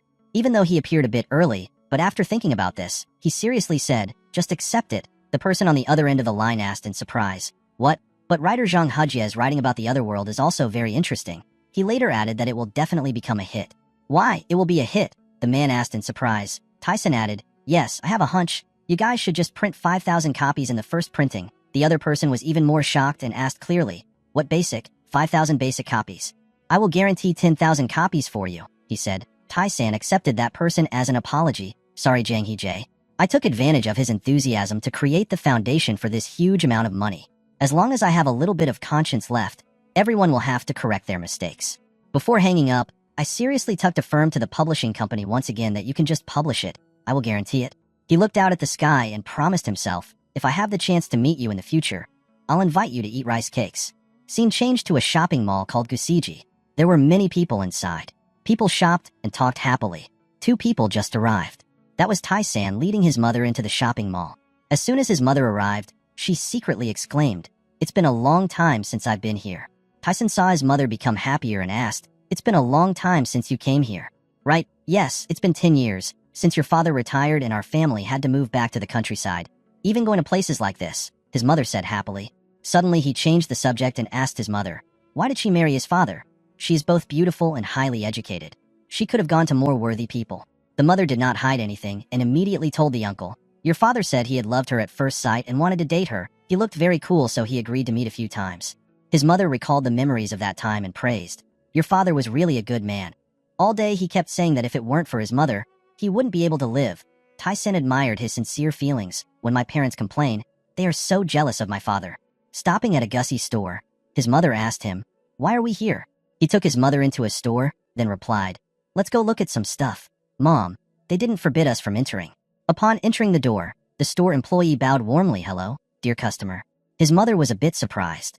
Tyson cared about his parents and said, Mom, go buy some things for Mom and Dad.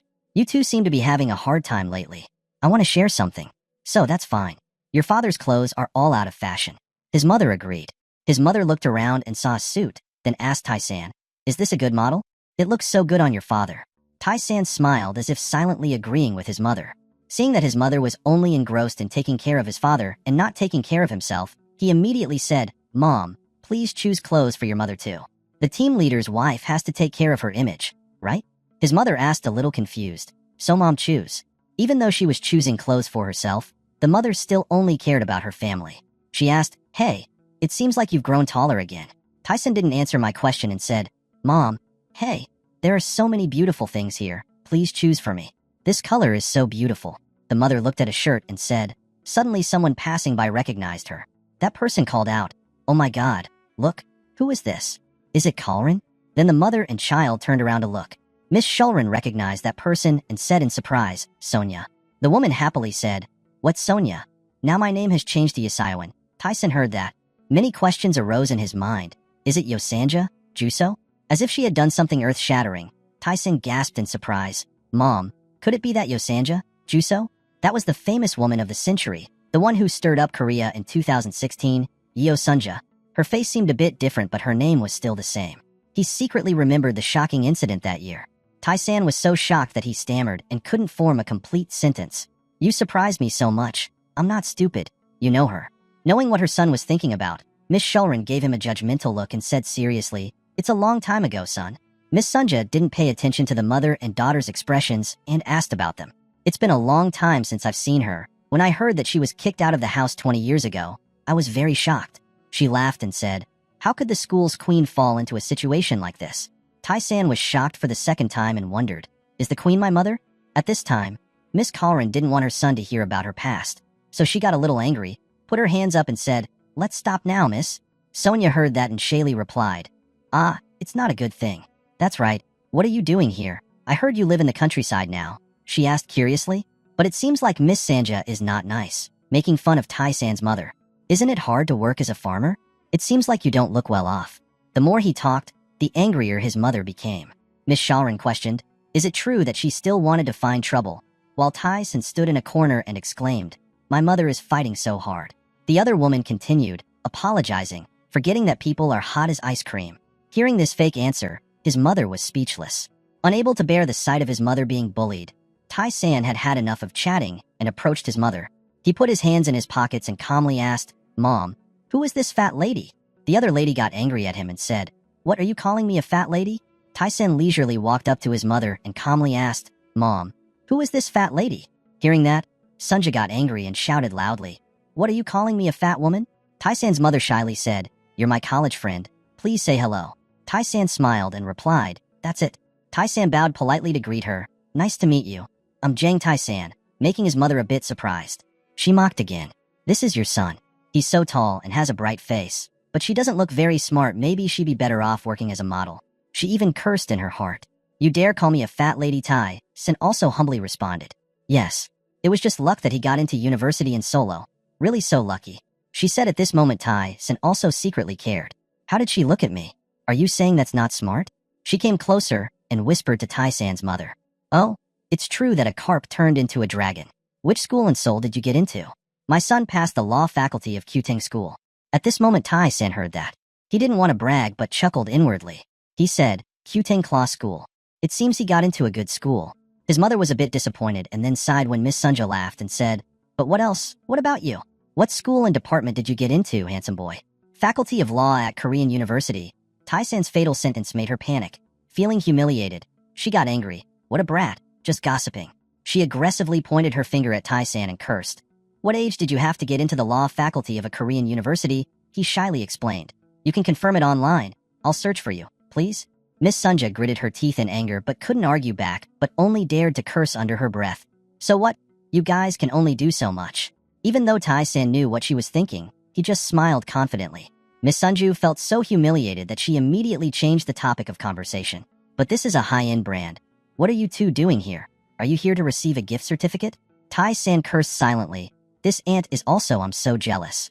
She thought that Tai-san's mother lived in a poor rural area, so she said, you probably didn't bring a gift certificate. Instead of explaining, Tai-san took action and directly called the staff over. Hey, yes, sir, call me, she replied. He said, help me choose some outfits that suit my mother. Today I only need 5 outfits. The staff agreed and went to get them immediately. That lady sounded like lightning had struck her ears. What 5 sets? The shop employee immediately took out the cart. He said, the price is not a problem. You can choose whichever outfit suits you. In my heart, my mother is always the best. The girl is like meeting a VIP customer. Happily replied, yes, sir. To block that woman's throat, he thought of an idea. He told Miss Sonia, you also came to buy clothes, right? After all, you are my mother's friend. I'll buy you a set of clothes. Miss, after hearing this, you were even more shocked. She cursed so loudly that people outside had to pay attention. I don't care. You think I'm a beggar. I wouldn't wear these cheap things even if they were given to me. After I finished, she cursed at my mother. She pointed directly at Tai-san's mother's face and said fiercely, next Saturday at 7 o'clock there will be a meeting of friends at the Filton Hotel. You can bring your spouse to attend. She definitely had to go there. Seeing her being so confident, he thought to himself, it looks like she wants to play to the fullest. He was planning on inviting his mother to the class reunion so he could humiliate her. But auntie, my mother doesn't eat well. He looked at her and smiled. Ties and then spoke up and agreed on his mother's behalf. You don't have to worry. Your mother will definitely attend. But his mother looked at him a little worried. Seeing his mother like that, Tyson immediately winked and said, Mom, you're going, right? His mother was a bit confused and replied, oh, Mom, before turning around to leave, she shouted loudly, I will contact all my classmates, even if the sky falls. You must come. Tyson secretly despised her. Stop it. My anger is just right. She didn't realize that she was the one who was shameless, so she left and still cursed, was kicked out of the house, and still acted noble, truly shameless. Looking at his aunt leaving with her bodyguard, he silently felt relieved. Oh my God, look at that fat woman's back. Just wait and see. I'll trample you under my feet. In this era, patience is a luxury. Tolerating the enemy is being cruel to yourself. You must pay dearly for what you have done. Tai-san silently vowed to himself. After shopping, he took his mother to see the house. It was an apartment with the frontage of the Han River. The broker introduced, ma'am, this is an ideal place. This Cheongdamding does not have there are not many places with views overlooking the Han River like this. This place is far from the highway. There is absolutely no need to worry about dust and noise. So, it is also an ideal place to enjoy the river breeze on summer days. Listening to the man's very good introduction, the house was also very beautiful but no one lived. So he curiously asked, so why hasn't it been sold yet? The man panicked and stammered and said, yes, that. He explained that although this apartment was very good, the subprime debt crisis in the US made the real estate situation extremely tense and completely clogged. He turned to ask his mother, how do you like this place? She was a bit stunned and then said, it's a bit small, but it's okay. Dies and silently exclaimed, oh my God, it's so small. It's 130 square meters. Having said that, he immediately asked about the price. The penthouse is about 4.5 billion. The broker immediately said, yes, that is the highest price in the Olympus complex. No, it must be said that it is the highest price among the apartments. Apartments and villas are available in Korea today. He thought to himself, in 2008 that was the highest price. Tyson seemed to be thinking about something and smiled. Friend Lily then looked at the person and asked, are you Manager Jong? Yes, I am Manager Woon Chan. The broker replied. He leaned closer to the person's ear and said, tell the truth. How much can you reduce? This made the broker a bit confused. The department head stammered and said, if according to today's trading conditions, it would be 10%. Just one sentence can reduce 10%. Yes, this is the principle by which this world operates. He used that trick again, calmly asking the broker. So if he bought all 3 royal doing apartments, how much could he reduce? Tell the truth. The manager was so shocked that his eyes bulged looking at the customer. VIP right now? Yes, can I buy all 3 apartments? Tai-san saw through the current situation and seriously said, the consequences of the subprime crisis are not yet too severe. The builders should also try to solve it. Department head Jang asked with a happy heart, wondering if the 2 of you had any conditions. I will pay 10 billion including all registration fees and taxes. I pay all at once in cash, he said aggressively. The first time he encountered this good thing falling from the sky, Mr. Jang opened his mouth in surprise and said loudly, 10 billion and even paid in cash in one go. Tai-san nodded, yes, the rest is up to you on you. I know, I will do it right away. Manager Jang quickly agreed and immediately went to work. But at this moment he was a bit surprised to see his mother's calm expression. He thought to himself, I have spent 10 billion, but my mother looked like she didn't care at all. It's not that my mother doesn't care about money, it's just that this atmosphere is so messed up. So you and I seem to think of something to relieve the problem. Then he said, Mom, let's go shopping. We have to buy more household items. His mother immediately agreed. Yes, that's right. At this very moment he silently confessed to himself that Mom, I love you, Mother, a lot. The next morning, at Ty's in school, there was a red Porsche with the sound of a potty whirring into the school. Everyone was surprised and talking. "Oh, what is that? That car over there is a Porsche, right?" The girl curiously asked the boy next to her, "Do you know who it is?" "Probably not from my department." As soon as I finished speaking, the Porsche was parked. After parking the car, the person in the car got out. That person is none other than the handsome law student, Jang Tai-san. He had just set foot in the school and already grabbed the spotlight, making many of the school's girls flutter and admire each other. He looked so delicious, Mom. Having entered the school he always wanted. He looked around and thought to himself, this is a Korean university. The most prestigious school in the Republic of Korea is a completely different atmosphere. Tai-san went to the law faculty. He calmly walked down the hallway under everyone's admiration. Was he really a new student? Looking at him, he thought he was a sports student. What kind of law student would have such a physique? Hearing everyone's compliments, he felt complacent and thought to himself, the senior looks so stressed. If a handsome junior like this comes in here, all the female students will probably be devastated. That kind of pretentiousness is Mehran's style. Then he took a drink from the vending machine. Just as I bent down to get the can of water, someone from somewhere wondered why the senior was so arrogant. Just enjoy your beautiful face and advantages. What's the importance of the rest? At this moment, he secretly thought of the answer, which was that everyone was going crazy. After saying that, the person asked, "Buy me a can of water." The words made Tai-san a bit surprised. After looking at that person, he didn't take any precautions and immediately agreed. It was a girl with outstanding hair and a unique style. He wondered, who is this? He seemed to have downloaded it. Could this outfit be the legendary big sister, the senior in the art department? The girl saw that he was stunned and asked again, "Can you help me get it?" Suddenly a girl appeared from behind. She has a very beautiful hand, with long, slender fingers. With a friendly smile, she pointed at the vending machine and said, "This is the only place that sells coffee." Jang Tai-san heard her voice and turned around in surprise. She stood and looked at him for a while, then continued, "Are you a law student? This is the first time I saw you here." Jang Tai-san was very surprised because he didn't know who this girl was and why she was talking to him. He replied, "What?" She smiled and continued, "There is no one in this law department as good as you." Jang Tai-san shyly replied, "Thank you." She turned her eyes to the group of people in front, then said, "See those weirdos over there? They look like old men and women," then turned to Jang Tai-san and said, "So you look completely different." Jang Tai-san laughed hysterically when he heard that, took the can of water and gave it to her and said, "Here's mine." She happily accepted the can of water, then pressed it to her cheek and said, "Wow, it's so warm." That girl continued, "The heater in the art room was as fake as hell. If our industry had to argue with each other, the people who majored in law would probably die." Hearing this, Jang Tai-san thought to himself, she's really a big sister in the art department, already. She continued, "This is the most typical type of discrimination, don't you think?" Jang Tai-san suddenly whispered, "Why did you suddenly ask me?" Jang Tai-san shyly replied, "I can only use my warm bag." She laughed and joked, "Every time I draw, I forget it's cold. Now my arms are stiff. Maybe my body is too big so my heart can't warm it up. Oh my god. Sister, please answer something related. Cupped." Jang Tai-san seemed impatient and said, "Is there anything you want to tell me?" Hearing that, she immediately asked, "What year are you studying?" Jang Tai-san showed a bored expression and said, "Before asking about other people, you have to introduce yourself first. That's the minimum etiquette." She happily replied, "I'm Sun Yuri, 6th grade, Western Art Department, and you?" Jang Tai-san replied coldly, "Tai-san, Class 8, Faculty of Law." Sun Yuri was surprised to hear that. Quickly asked Class 8, "Are you a new student?" Sun Yuri said nostalgically, "Wow, time passes so quickly. Just days ago, I was still a toddler in school and now the 8th grade students have already enrolled. Even though I'm in 3rd year, I still have the soul of a little girl. I feel so sad." Jang Tai-san thought to himself, she's so strange. Jang Tai-san's expression changed when he heard her say that. He said seriously instead of being sad, "I think you should be happy because we only have to study for 2 more years, but education is not enough. It can bring more joy and benefits than you think."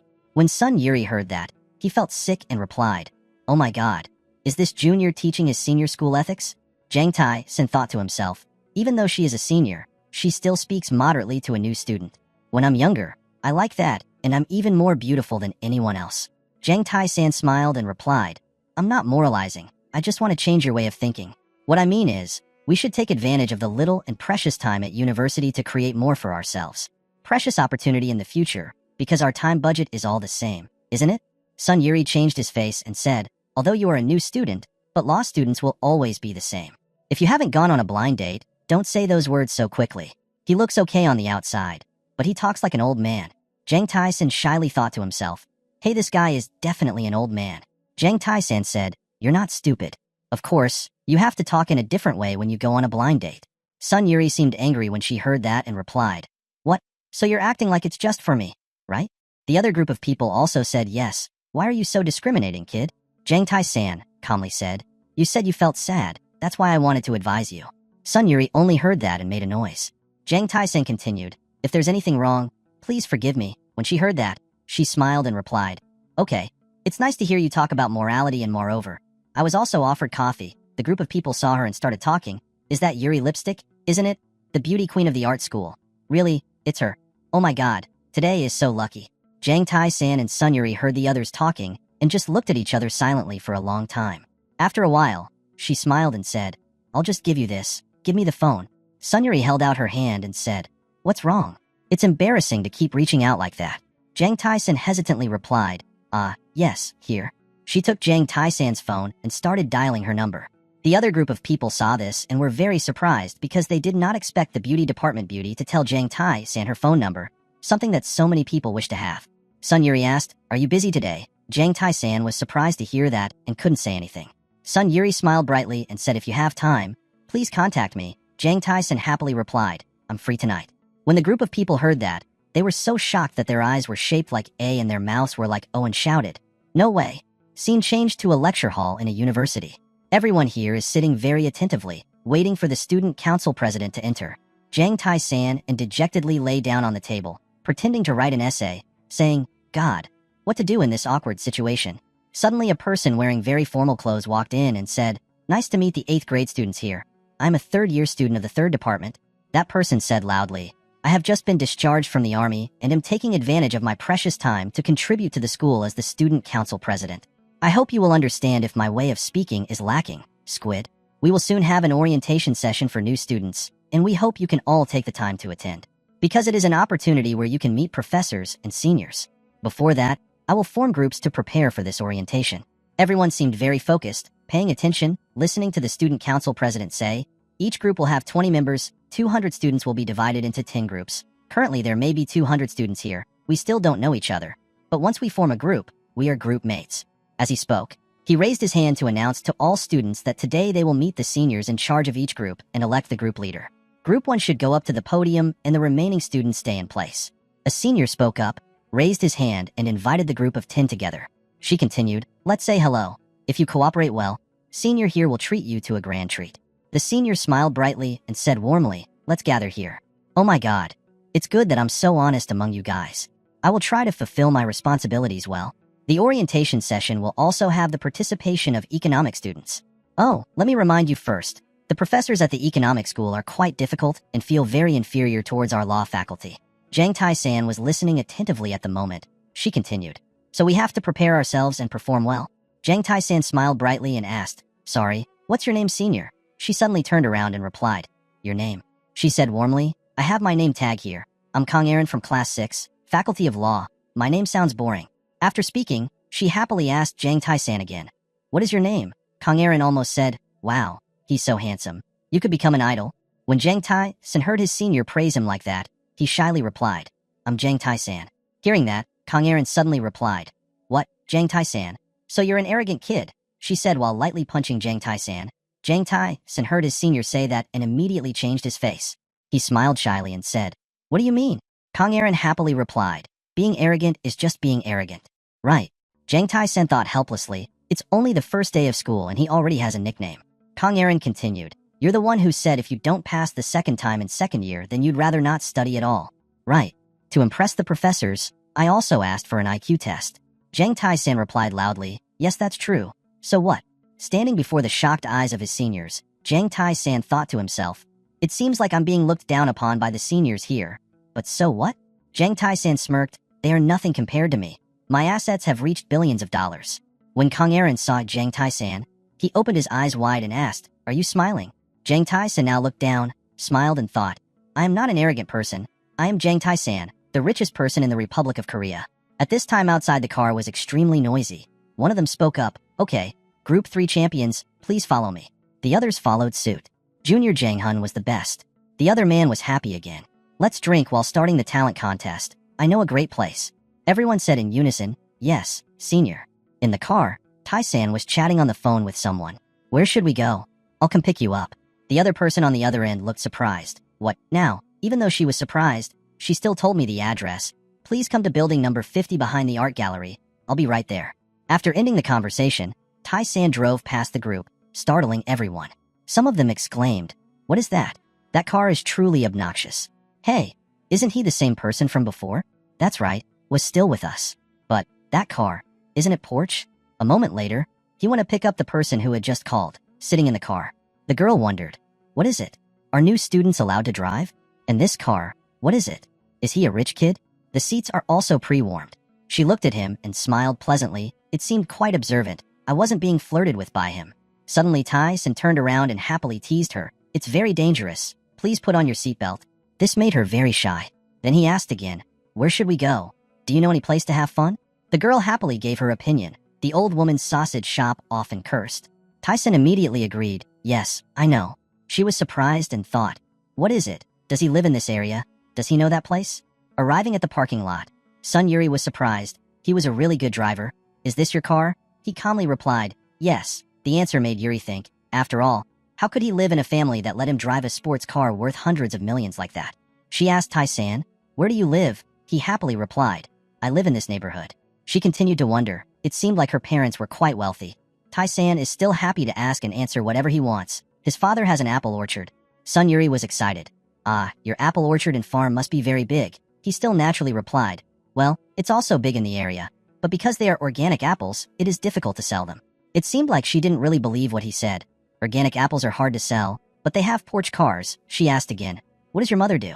He laughed. My mother only worked as a housewife and painted. Sun Yuri was surprised. What a housewife. She still didn't seem to believe it and continued to ask, really? So who bought this car for you? Isn't this car very expensive? Tai-san is proud. He started his own business. Yuri was startled, thinking, am I starting a business? Arriving at the sausage shop owned by the old woman who cursed, he and she chose a table to sit at and ordered food. At the dining table, Tai-san helped her grill food. Suddenly, the owner walked up to their table and started talking to Sanyuri. Oh, this cunning female student. She smiled. Yes, ma'am. The old woman continued to warmly ask, is this the first time you brought your boyfriend here? Sanyuri awkwardly answered her, not a boyfriend, just a junior. The old lady didn't believe this explanation at all. It's really funny. Hey, I know you're flirting with him right now. Everyone here knows what they see, so how dare they lie?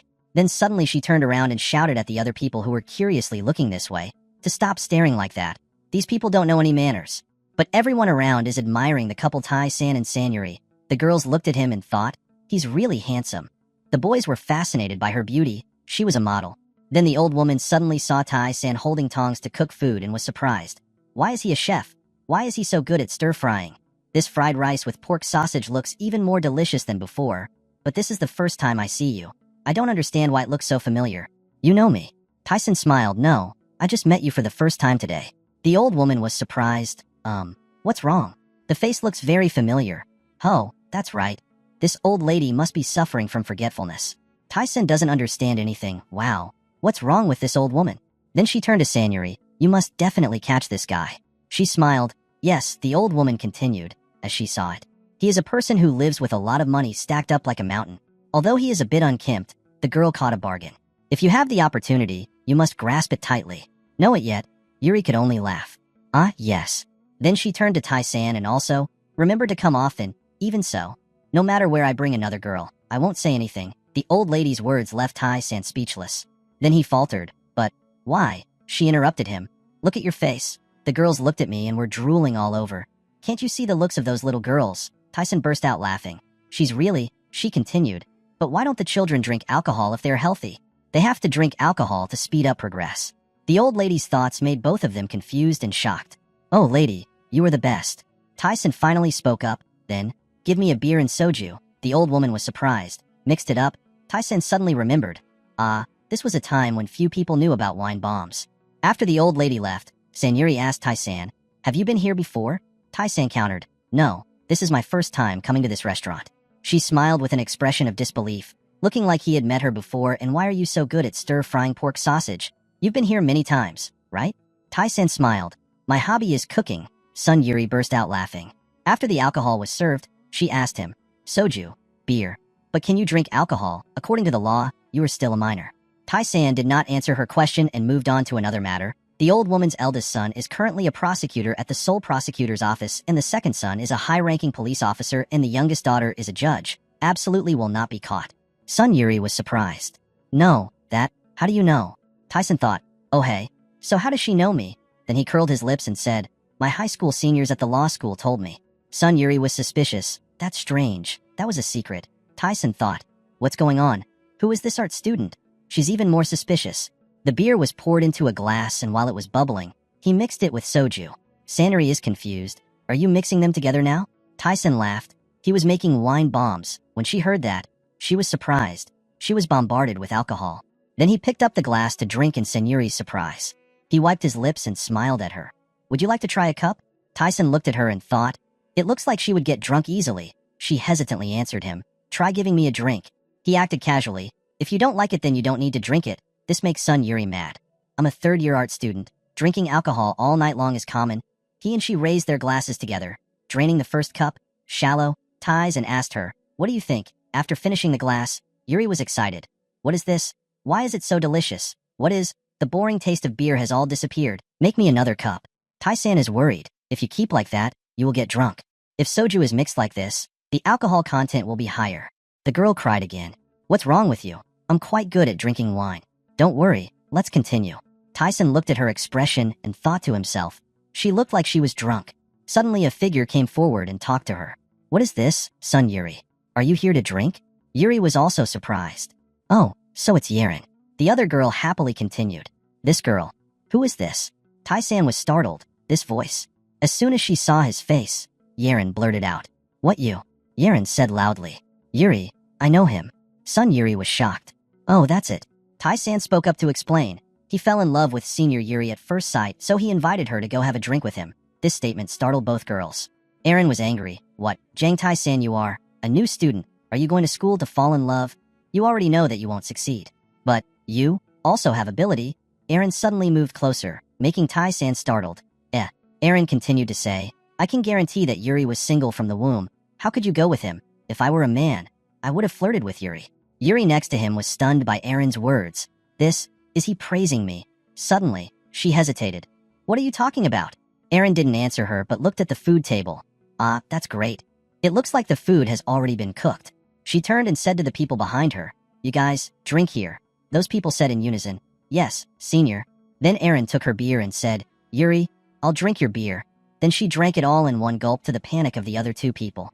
After drinking the entire glass of beer, Eren was delighted. What is this? How new is this beer brand? Why is the aftertaste so refreshing and sweet? Eren turned to look at the group of people following her. Why are you still standing there? You guys should sit down quickly. Take the glass. The other boys all hesitantly agreed. She winked at Tai-san again. What kind does Tai-san want? Soju? Beer? He forced a smile. I will get it myself. Oh my god, Tai-san's voice is really cool too. Yeren teased him again. One of the boys accompanying her suddenly spoke up. Sir. Senior. Yeren turned her head in wonder. Huh? The guy looked at Yuri and asked, who is she? Eren smiled. Who, Yuri, is pretty. The other boy's eyes all glowed looking at her. Eren continued to introduce himself, a third-year student of the Western Arts Department. He was my high school classmate, and our families also knew each other. Son Yuri smiled friendly and spoke up. Nice to meet you, juniors. I'm Yuri. Let's drink together. Hearing her invitation, we all said in unison, yes. Everyone raised their glasses and clinked glasses together. That day, we drank together all night. I work hard and drink alcohol, along with the scary feeling of having to go through hell the next morning. That whole evening was like a movie playing through Tai-san's head. It's so warm. Does it smell like blankets? Where is this? It doesn't seem like it's Eren's house.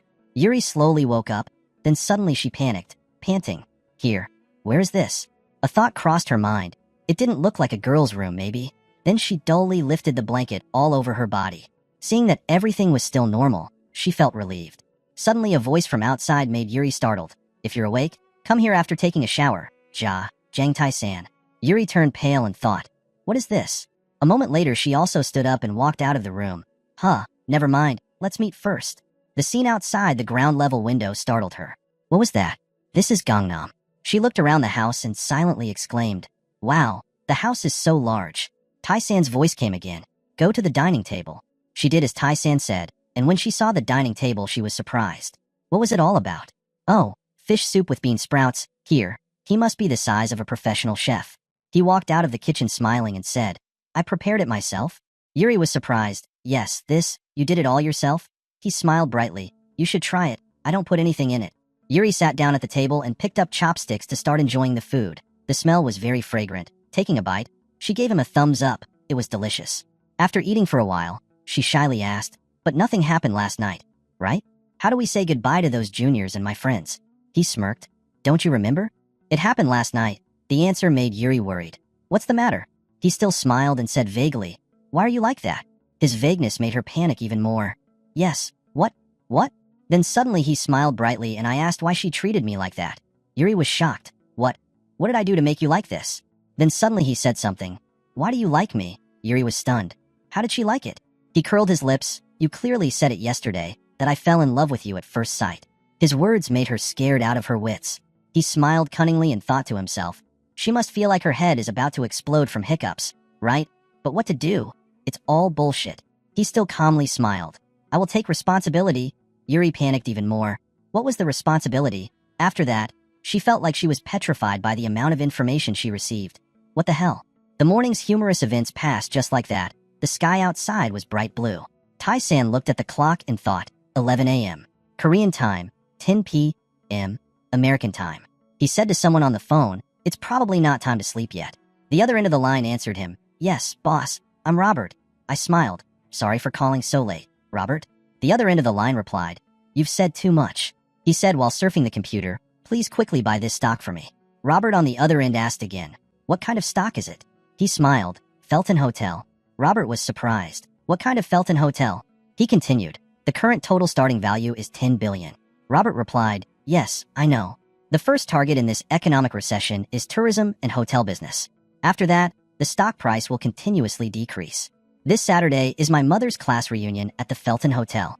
He told Robert again, Please buy at least 40% for me. Attack both inside and outside the market. The other end of the line wondered, Do you mean right now? He calmly replied, Let's start as soon as the trading session opens tomorrow morning. Robert respectfully replied, I understand. Boss, I will help Mom. There is no son like me in this world. He smiled and continued, The attack method is very simple. Lower the auction price and then start accepting from the bottom up. Having finished speaking, he thought to himself, the plan to revive his mother's confidence is currently underway. He told Robert again that if everything went well for about 3 days, he could buy it for half the current selling price. The bustle of school resounded in everyone's happy day. Jang Tai-san held a bouquet of flowers and looked handsome and elegant on his happy day, standing out from the crowd. His father and mother looked at him with proud eyes. His mother said, Son, thank you very much. Tai-san answered with boundless understanding, Thanks to his parents' teachings, I thank my parents. Then loud, proud voice rang out from the side. So proud of him. He's the best. Tai-san's 2 younger sisters in beautiful dresses, smiling brightly, Congratulations to you, brother. You look a little cooler today. Suddenly his mother saw 2 familiar shadows, still smiling, turned to ask Tai-san, Tai-san, is that your friend over there? Tai-san looked at those 2 figures, bored and speechless, thinking, what's wrong with those crazy guys? Tai-san Dojung and Tai-san both, but she looked up, smiling and saying loudly, I say hello to my father-in-law and mother-in-law. He mistakenly said hello to Mom. Tai-san said, First son-in-law hello to Mom, and Dojung smiled with his eyes wide open, said, Second son-in-law, hello mother. Tai-san felt annoyed. Not knowing what to do with the Tai-san and thick-facedness of his 2 friends, he gritted his teeth, trembled all over, couldn't even say a word. These crazy dogs. He suddenly got out of his thoughts when an unknown number called, and on the other side were his 2 younger sisters coming to greet his 2 friends. Hello guys. Oh yeah, hello everyone. A strange number he had never seen before suddenly appeared. He wondered, strange number? Who is it? Tai-san brought the phone close to his ear to listen with a voice full of gentleness and calmness. Jang Tai-san, please listen. On the other end of the line, a familiar sweet voice rang out, brother, making him realize after only half a second of thinking. Who is it? Yeren. It surprised both his younger sisters and his 2 friends. Their mouths wide open, the 2 younger sisters wondered which one she was. His 2 younger sisters realized, their faces stiffened, sweat pouring down their cheeks, asking as if they couldn't believe it. What? FOB's Yeren. Dojong and Tai-san knew Yeren from the beginning, but they didn't expect that she was in the FOB group. The 2 of them stood still, unable to think of anything else. Mr. Tai-san, congratulations on the occasion. On the other end of the line, the sweet voice of a group of girls echoed in unison. On this side, Tai-san listened and smiled with satisfaction. Behind him was a panic that engulfed the whole person, 2 younger sisters and 2 friends while still thinking about the name Fob. Someone said so on the other end. Hyung, sincerely sending you a million congratulations for your graduation. Serin said that she loves you like crazy. Every night she calls your name and hugs her doll tightly to sleep. It made the 4 people on this side extremely scared, as if they couldn't believe what the other end of the line said when Tyson turned on the speakerphone. His mouth couldn't close. Tyson smiled and replied, "Okay, thank you guys so much. Next time I will buy delicious food for you guys, in exchange for crazy happiness on the other end of the line." Really? You're the best.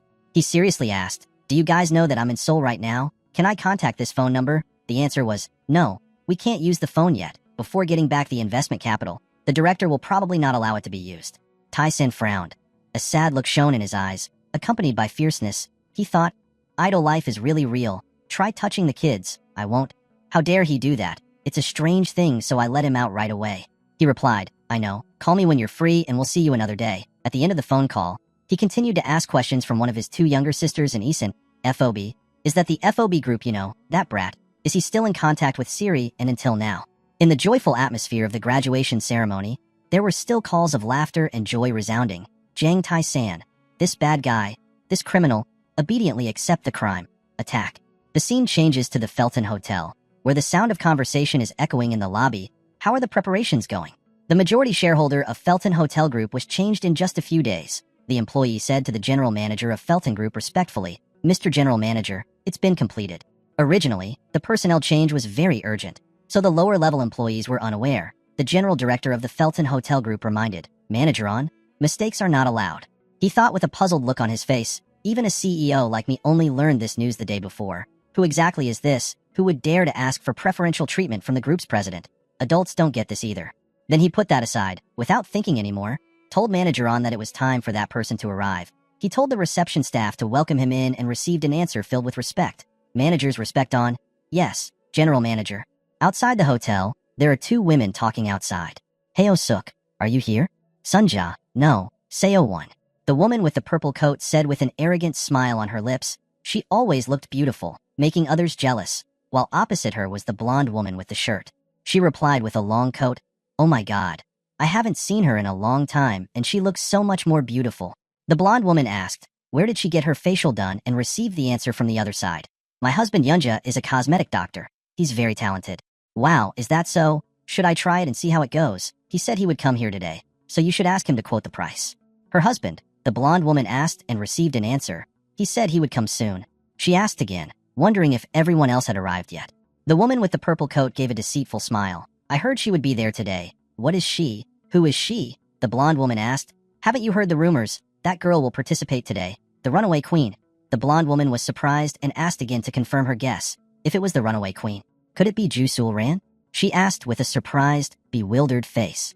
"That's right, naughty. She just tries to come here and see. I will trample her to the point that she can't show her face in this Seoul land anymore." The woman with the purple coat smiled sinisterly and a little creepy. Then a hotel employee came up and asked 2 women, "Sir?" He asked with a shy and reluctant look as if he wanted to chase away customers. "Because there are other cars waiting to park, can I please move the cars parked here to another place?" The 2 women were surprised. One said, "What are you talking about, another car?" The other a bit embarrassed and replied, "Oh yes, okay." Not knowing which celebrity's car it was, from the opposite side, an extremely luxurious, shiny white car approached, making the 2 of them bewildered Bentley. The 2 people didn't know what else to say. A bit of admiration appeared on their faces, accompanied by a slight concern. There were only a few of that car in the world. Then from the car, landing on the ground was a beautiful, long, slender foot with luxurious clogs. Ju Sol-ran appeared with an arrogant, poised demeanor. With a noble black dress and a small bag showing nobility, she said without seeming surprised at all, "Were you guys waiting for me?" The 2 women were surprised and couldn't believe it. It was impossible to describe the discomfort on the purple shirt woman's face from just now. The jealousy was clearly exposed and not hidden. "What about Ju Sol-ran?" Jang Tai-san sat in the driver's seat and proudly said, "These Andes are already so scared. They're so frustrating." Ju Sol-ran smiled friendly, like an angel, as if asking after a friend she hadn't seen in a long time. "Hyo Suk, we haven't seen each other in 20 years. "Huh, yeah, it's probably about that. After you disappeared from Seoul, we never saw each other again." Hyesuk emotionally replied with an extremely happy expression. Sol-ran said, with a lost look, "Life is really impermanent." Hyesuk replied, "That's it. Just a few days ago you and I were sweeping the street in front of our school. Hyo-suk continued to say, the soul is still the same as ever. Only the age has changed. Jang Tai-san sat in the shiny Bentley car and heard everything, feeling that aunt was still much better than Aunt Sunja. Sunja was controlled by jealousy, angrily criticized. Asked Sol Ran, what is this car? Do you even rent a car just to attend a class reunion? Isn't that unreasonable? She was still nagging her about it. How expensive the rental fee was. When Jang Tai-san stepped out of the car and attracted the attention of 3 women, the employee asked Jang Tai-san with his respectful attitude, asking permission to park my car. Sunja was surprised, her face covered in sweat. She screamed loudly, You are that impolite boy. Jang Tai-san seemed to introduce himself with disdainful eyes and an arrogant smile. Hello, Aunt Sunja. We meet again. He adjusted both sides of his vest and confidently said, this is my mother's car. This car she often uses to go to the market, and Sol made Sunja angry. She asked, what are you talking about, this car? How much money does that car cost to go to the market? Jang Tai-san answered with a tantalizing smile, 300 million is not much, making Sunja gritted her teeth. Her words were interrupted. What are you talking about? 300 million. Not much. Seol Ran seemed to want to adjust the atmosphere a bit. She said to Tai-san, this is Jang Hyo-suk, my mother's best friend from school. Say hello. He bowed, his face smiling, his left hand around his back, his right hand raised to his chest in greeting. Hello, I am the eldest son of Miss Ju Seol Ran, Jang Tai-san. Hyo-suk happily said, wow, he's so handsome. He can also be an actor at this level. You're a student. Tai-san replied, yes, I am this year's new student. Hyo-suk continued to ask, what school do you go to? His eyebrows slightly frowned. He smiled confidently, politely answered Hyo-suk, I study law at a Korean university. From the opposite side was the surprised voice of Hyo-suk. Faculty, law faculty, Korean university stars. Wow, your studies are also excellent. Congratulations, Seol Ran. Now you don't have to worry anymore. Hyo-suk's kind words continued to make Sunja crazy. Sunja gritted her teeth, trying to squeeze out her story to say not to lose in comparison with Seol Ran. I don't have to work hard anymore. My son treats me very well. Jang Tai-san stared at her, thinking, that's right, at this subject council, there has to be this scene to be in order. Besides showing off her husband, showing off her son, showing off her money, there's nothing else. Sonia couldn't attack Sol Ran, so he angrily turned around and cursed at Tai-san. You know where this is. Don't you dare bring your body here. Tai-san pretended to be confused and asked back, why can't I come here? Then you got serious. My father was busy going to college to work on the board of directors, so I came to replace him. He started talking nonsense, because our Jew family's lady was so fragile and weak, so different from the body of someone else from the Jew family that made Sunja angry. What, this brat? Hyo-suk wanted to dispel this atmosphere. Hey, it's okay if her son comes along. Last year Mrs. Sunja also brought her son. Sunja got angry and scolded Hyo-suk, telling her to call her Saeo1, not Sunja, causing Hyo-suk to laugh and apologize. Oh sorry, I forgot. Hyo-suk looked at Sol Ran and then the two of them laughed at Sunja's cursing. Huh. Obnoxious. Hyo-suk smiled brightly and invited Sol Ran to go to the party together. Sol Ran, let's go inside. Sol Ran also smiled in response to that wish. Yes. The party venue is luxurious and brilliant. Everything in here is so beautiful and magnificent. Sol Ran's friends suddenly couldn't believe it when they saw her current appearance. No, maybe, say, Sol Ran. What? Who? The surprise burst out loud. The crowd called Sol Ran's name with bewilderment in the satisfaction of mother and daughter Sol Ran and Jang Tai-san. Everyone gathered to say hello like a crowd gathered around their idols to get an autograph. The sound of greetings filled the entire hall. Sol Ran, nice to meet you. I'm Young Ho. How long has it been? And I'm Hyuk Chan. It's not like you've forgotten me. Someone said a touching sentence, as if expressing the feelings of everyone here. Sol Ran, you are still very beautiful. Sol Ran smiled back and replied, nice to meet everyone. How long has it been? Then a sturdy back suddenly appeared, speaking in a low and serious voice. Please excuse me, Miss Ju. It's nice to meet you here. I'm Eric Benson, the head manager of this hotel, said the man with slicked back blonde hair in the middle, flanked by 2 equally elegant staff. Sol Ran asked in surprise, yes, the head manager. Everyone was even more surprised. Was he Sol Ran's acquaintance? Oh my god, what was going on? Eric Benson continued his introduction with an extremely industrial smile. I was extremely grateful that she had chosen to come to our modest hotel. He was pleased and continued to say, I have prepared a small gift for Miss Ju and her friends present here. Sol Ran seemed doubtful of what she had heard. She asked again, what's the gift? Behind Eric Benson is a line of chefs bringing out trays of food and wine. He opens his confident eyes and says, these are the dishes prepared by the hotel's head chef, Albert Leo, and his staff. Its members make it directly. The crowd had a chance to be noisy again. What? That outfit? The chef? It's actually Chef Albert. Oh my god. Eric Benson held a bottle of yellow wine in his hand, with a handkerchief to hold it, as if afraid of getting his expensive jewelry dirty. Then he said, "This is Kim wine from 1992. Can I buy this VIP guest a drink?" Eric Benson asked, and that confused Solran. She just said yes. The women continued to discuss. Solran, who exactly is this? Did the head manager invite him to drink? Do they already know each other? I can't believe it. Then Eric Benson and his two subordinates bowed in half, saying respectfully, "If there's anything missing, please let us know. The manager will be waiting right behind." Seeing that, Kyosu quickly asked, "You? How do you know the head manager?" Solran replied, "No, this is also the first time I meet him." Hyasuk denied, lying. How high-class the manager of Felton Hotel is. A woman in there asked, if she was a chief manager, she would definitely have met the presidents of big companies. The crowd continued to cheer. "So you have been very successful. How have you been living lately? What has your husband been doing? The garden is just a joke, right? Is he actually a real estate tycoon? Or what kind of business is he doing?" Suddenly son Josh shouted angrily, as if wanting to let out all the jealousy in her heart, smearing ashes and rice husks on Sol Rant's family, saying, "What business? Maybe that promiscuous father will finally bring the money has already been used, right?" Sol Ran opened his mouth gently, but the atmosphere was not happy at all. "So what?" Jang Tai-san was surprised. He thought, What does that mother's calm voice mean?" Sunja seemed to be gaining momentum. She screamed loudly. Her saliva flew everywhere. She thought Sol Ran was weak and didn't dare to fight back. "That's right. That's it. Stop acting like I'm just because I have a good father." Then Sol Ran gently said, "What a pity." Sanja made Sanja snap back right away. What nonsense are you talking about?" Solran's face darkened. Her eyes shone with sadness, wrinkles in her eye bags as if due to the fatigue from the past still surrounding her. She said, "Ever since I went to school, I know you have always been jealous of me. Years passed. I believed that after raising children well, he would change. But you, whether then or now, have not changed at all," Sol Ran said, looking straight at Sunja with unprecedented coldness. Sunja seemed to be at a loss, screaming even louder, "Shut up.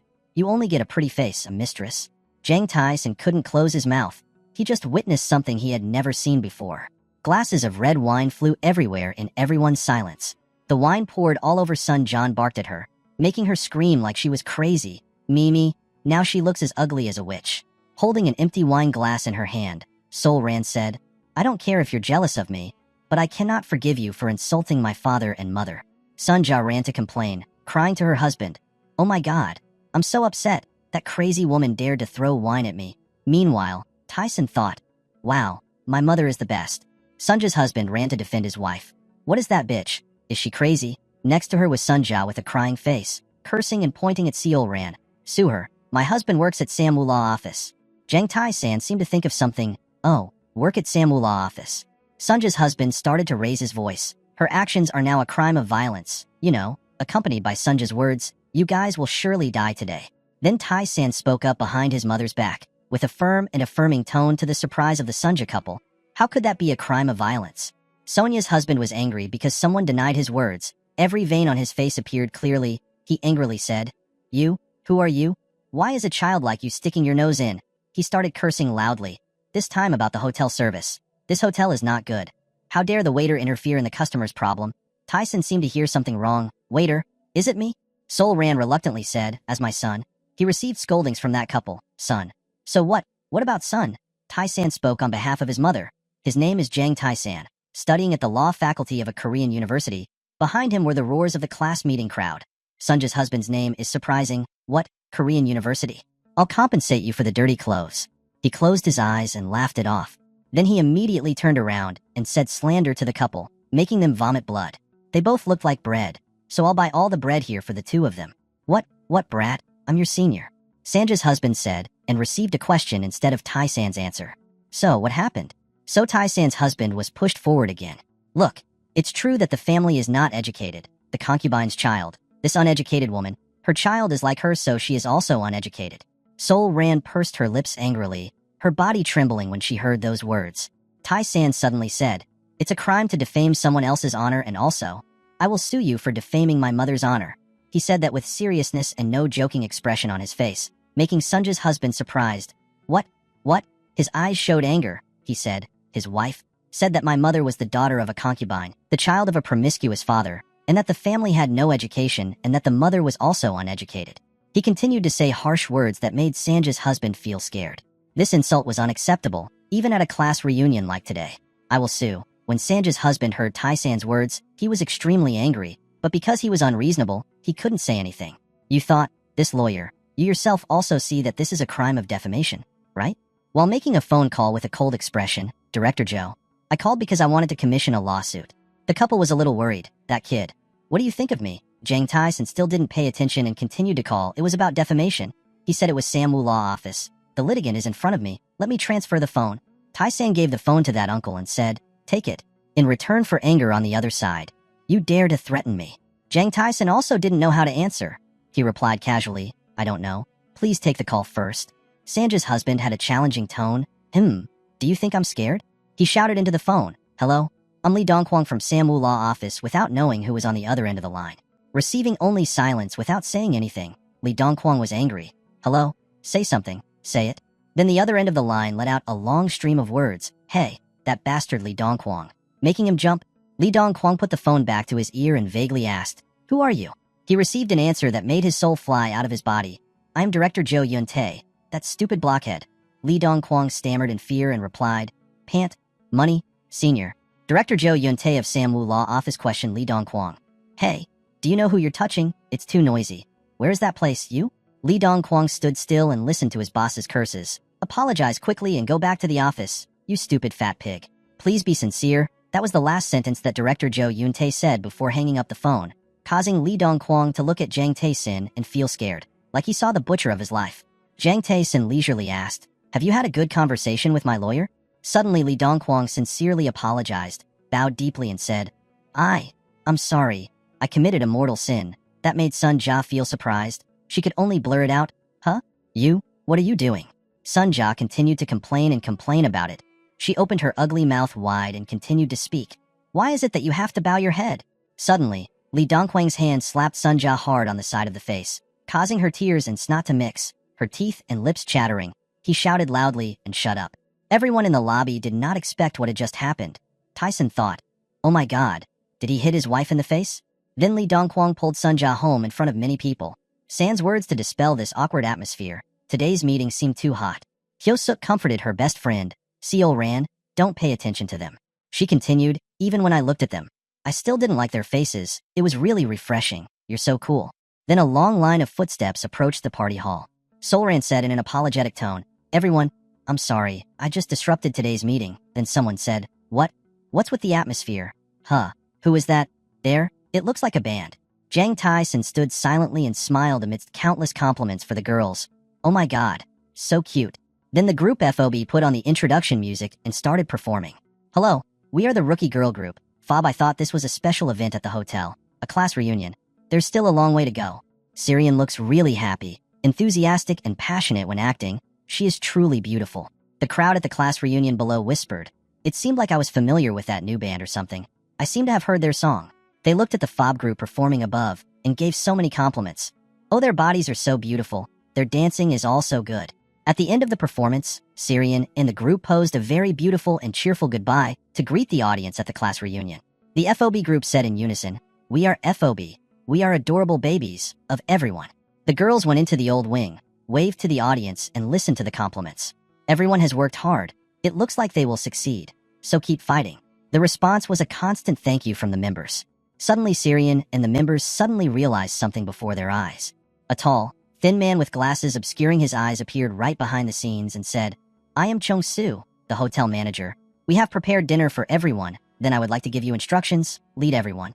The FOB members were surprised. A little joy appeared on the girls' faces. Many questions were asked. Yes, dinner. Really? Why suddenly no? That, manager, what about our reason? And Chong-soo said in a reassuring tone that I have also contacted your manager. The girls in FOB seemed to want to cry. So emotional their voices were trembling. How about inviting us to eat? Wow, this hotel is the best. I'm starving to death. Everyone in the band looked at the rich table of food and gasped, not believing what they saw. Oh, meat, beef, steak, lamb, even lamb. I love meat so much, I shed tears. Two girls in the band said emotionally. The band manager appeared and said, let's eat, because there is no schedule tomorrow afternoon, so please feel free. So, the girls started rushing to that sumptuous banquet table. Someone happily said that it feels like just living today. So happy. Someone continued to say, Die. It's so delicious. Now even if I die, I won't have any regrets. Then Jang Tai-san's voice rang out next to the girls' dining table, attracting everyone's attention. Yaren. He happily held a tray of ice cream in both hands and walked behind Syrian. Eat this ice cream too. Then someone shouted. Who is that? Some girl said. Who are you? Next to the surprise of Syrian. Tai-san. Over here. There's a pervert.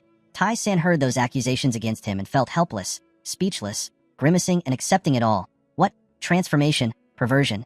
But Syrian ran straight to hug Jang Tai-san like she hadn't seen her for a long time. She cried loudly and buried her face deeply in his arms. The system displays a notification that you have received karma points. Jang Tai-san hugged Syrian and felt confused, not knowing what else to do. While the other girls were wondering, what are you doing? Someone shouted loudly, unknown.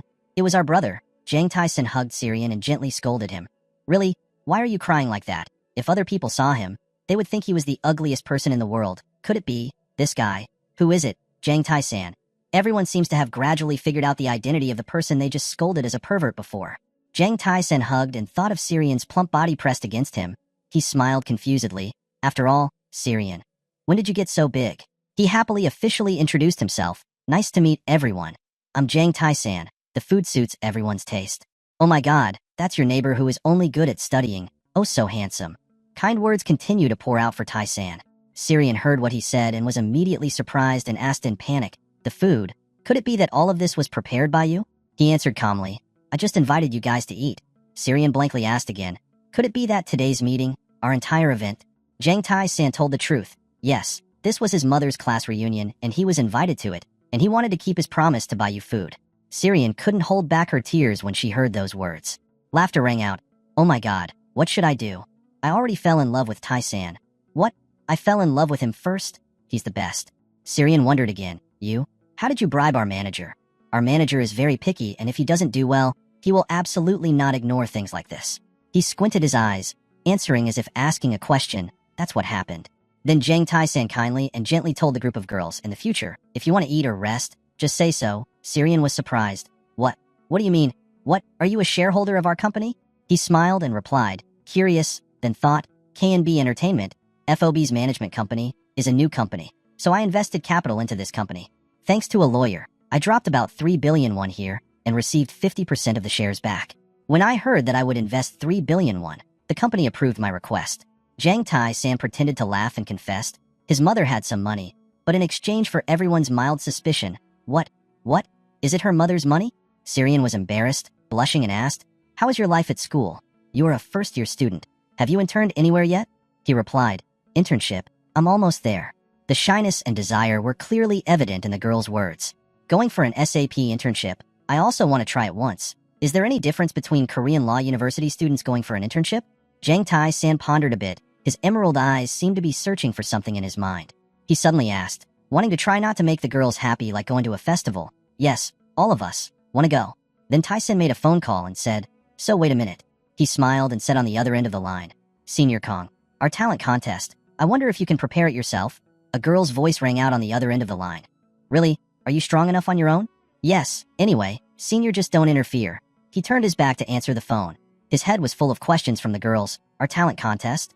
Another girl's voice rang out. Okay, I only trust you, even if not. She still planned to contact and invite everyone to gather once. Everyone was so excited. Phew. The girls of the FOB group couldn't believe what they just heard. Maybe, it couldn't be. Oh my god, could it be? Someone even shouted loudly. That's not it. On the plane, there were a few low murmurs. Really cool. That man? Is there a number? Shut your voice. People will laugh when they hear it. The whispering sound behind the man in the white shirt was elegant. Every line of text message on my phone popped up. I'm not going to school. I'm temporarily on a business trip to Hong Kong. Work? What's the matter with me? How can I really open a company? I'm just that old. Tai-san's hand pressed furiously on his phone. Most CEOs of startups in the world started their businesses when they were the same age as me, which is not very young. Yes, where are we going now? Does it take much time? Expected to arrive today. Go to school. Jang Tai-san opened his eyes wide and frowned slightly. The message popped up again. I'm going to practice on Tuesday. I think I'll go then. What an evil thing. I'll come home from practice and let's go eat together. Really? I know a place that makes delicious pasta. I know. It's okay to send a text message every once in a while. Then the captain's voice echoed throughout the plane. We are expected to land in Hong Kong. Please sit in your seat. Straighten your seat back and fasten your seatbelt. When landing at the airport, there was a blonde foreign man named Michael waiting there, happily smiling and waving to Jang Tai-san. Michael hugged Jang Tai-san and laughed, complimenting him that he looked younger, making Jang Tai-san look really confused. The skies blue and clear, looking so peaceful and soothing. In a certain building, Jang Tai-san's question rang out. So how is the American political community? Michael replied with a cold face, still following Hillary's trend. Jang Tai-san, wearing a very elegant suit, sat across from Michael, continuing to ask, not threatened at all, but received a clear and distinct answer from Michael. Can't say no. What? The Democratic Party was destined to collapse, but due to the war, it is likely to return to power. Jang Tai-san, looking very confident, with a wicked smile on his lips, told Michael to invest money in Hillary's election campaign. After that sentence came Michael's panic. Oh, what? Hillary? He looked even more crazy with an expression that looked like an economic assassin. He said, let's use as much political funds as possible to invest legally. After the election anyway, in the end, Obama's side still needs candidate Hillary. Michael looked confused and speechless as he continued to listen to Jang Tai-san's words. The Democratic Party's congressman did not support Hillary. Even if candidate Obama became president, he would only have half the power. Then Jang Tai-san smiled kindly, reducing this tense atmosphere, explaining that, of course, Obama's side also needed to make concessions. Michael seemed to understand. That's it. I'll do it right away. He asked again, how many investment funds have increased currently? Michael waved his hands and replied, currently has established 35 private investment funds and hedge funds. Jang Tai-san continued to say his direction, in the first half of the year, increased to 50, the number in my name cannot exceed 20. For the rest, I will promote and sign a contract to become a co-investor. Create. Michael looked really scared, as if he couldn't believe what he had just heard from this 18-year-old boy, sweat running down his cheeks. He replied, yes, I understand. Jang Tai-san smiled brightly, looked at the sky outside and said, there is about to be a big storm. He turned to Michael again, looking innocent and asked, what happened when I asked for help before? Michael replied, oh here. Michael gave a black card, an unlimited card, looking beautiful and powerful, and placed it on the table for Jang Tai-san. He smiled with satisfaction. His face looked so deceitful. He said, it's been hard work, finally. I can also buy my own plane, among them, buy me a plane for short-distance flights and a few for long-distance flights, he said with a calm but confident expression. Probably he thought carefully. He thought, one of the things Americans are proud of is having self-driving planes. Michael heard that. His face froze. He couldn't think anymore. He could only reply like a robot. I'm very happy to hear these words. I will go to work right away. Jang Tai-san looked so handsome with his green eyes. He smiled and thought, now he needs some temporary trowels, but as long as they're not in his name, that's fine. The two managers of the recently debuted group FOB are sitting together in the room chatting. Isn't it really cheap to transfer it? After listening, the younger brother immediately said, hey, if it's 3 billion, I'll get it. Even if the FOB group pops up later, they'll have to spend all the money on event fees in the future to be able to earn 500 million. After hearing his words, the older brother, who was still leisurely cutting his nails, asked, should we handle it or continue? The older brother ordered, don't act hastily. First find out if you can receive more and then decide later. If that doesn't work, then. The two of them looked at each other like they were telepathic and exclaimed, stick to the sponsors and transfer them when the price goes up. Lately I've been finding them in a lot of places. They continued to calculate. How much would each side get for 300 million? You're right, that's why I chose to develop a girl group. As long as they get popular, even if they fail, it won't cost any money. The younger sister sitting next to me immediately followed suit. Especially Syrian. She must be at least worth billions, he said. If she listens more, she can get even higher. The brother who spoke up to praise you is truly a person with sharp eyes that can see who is making money. So I saved everything to help her develop better before handing it over to someone else, saying, here his eyes sparkled with venom. You're too praising, just wait a little longer. Just raise the price a little more and I'll give it medicine and take pictures like last time. In front of KNB Entertainment Company, who said they would use the children for 3 days starting tomorrow, the man replied, yes, there was contact from the investor side. They said they would pay double the fee.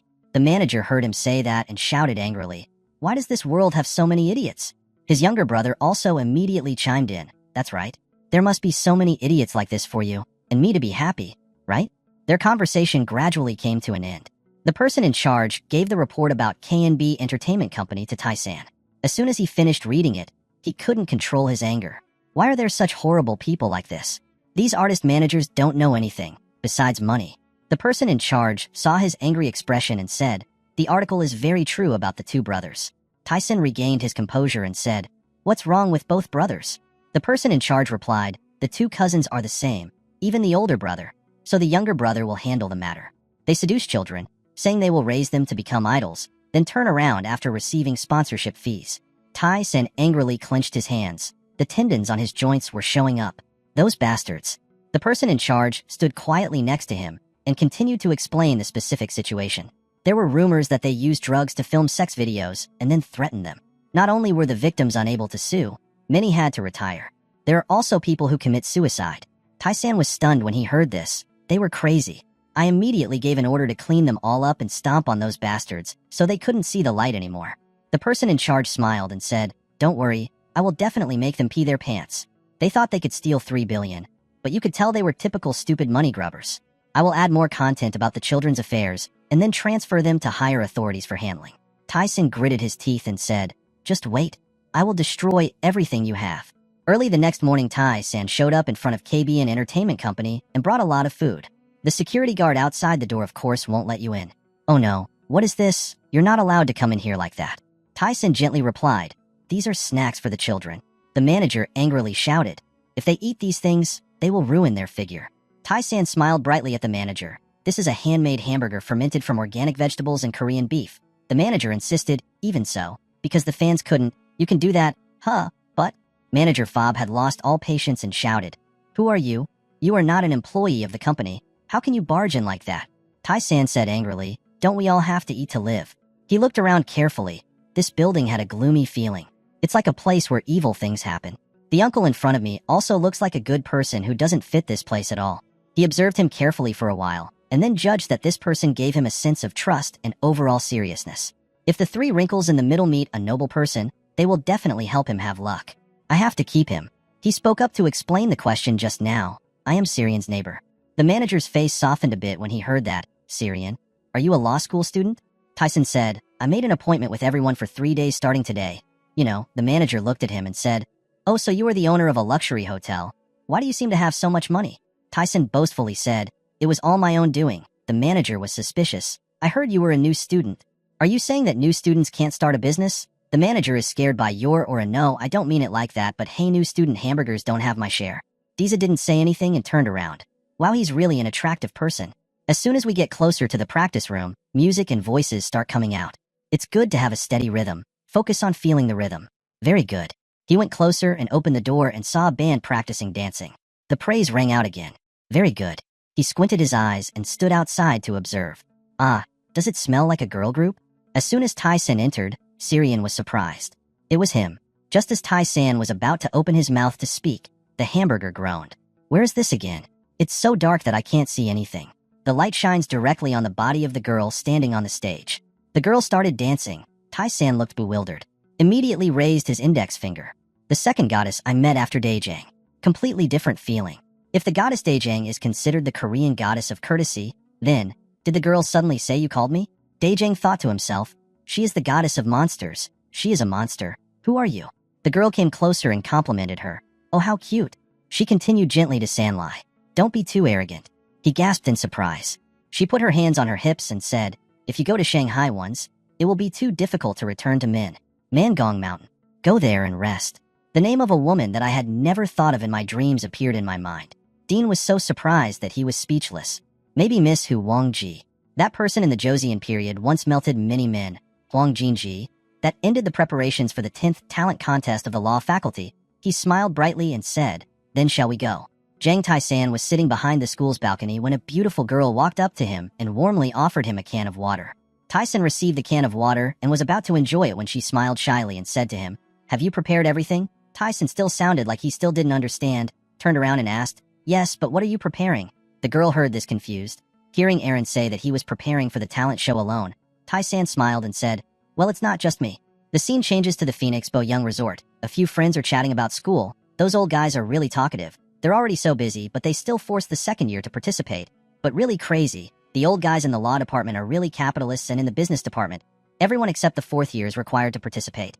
However, this year's new students have quite a few good ones.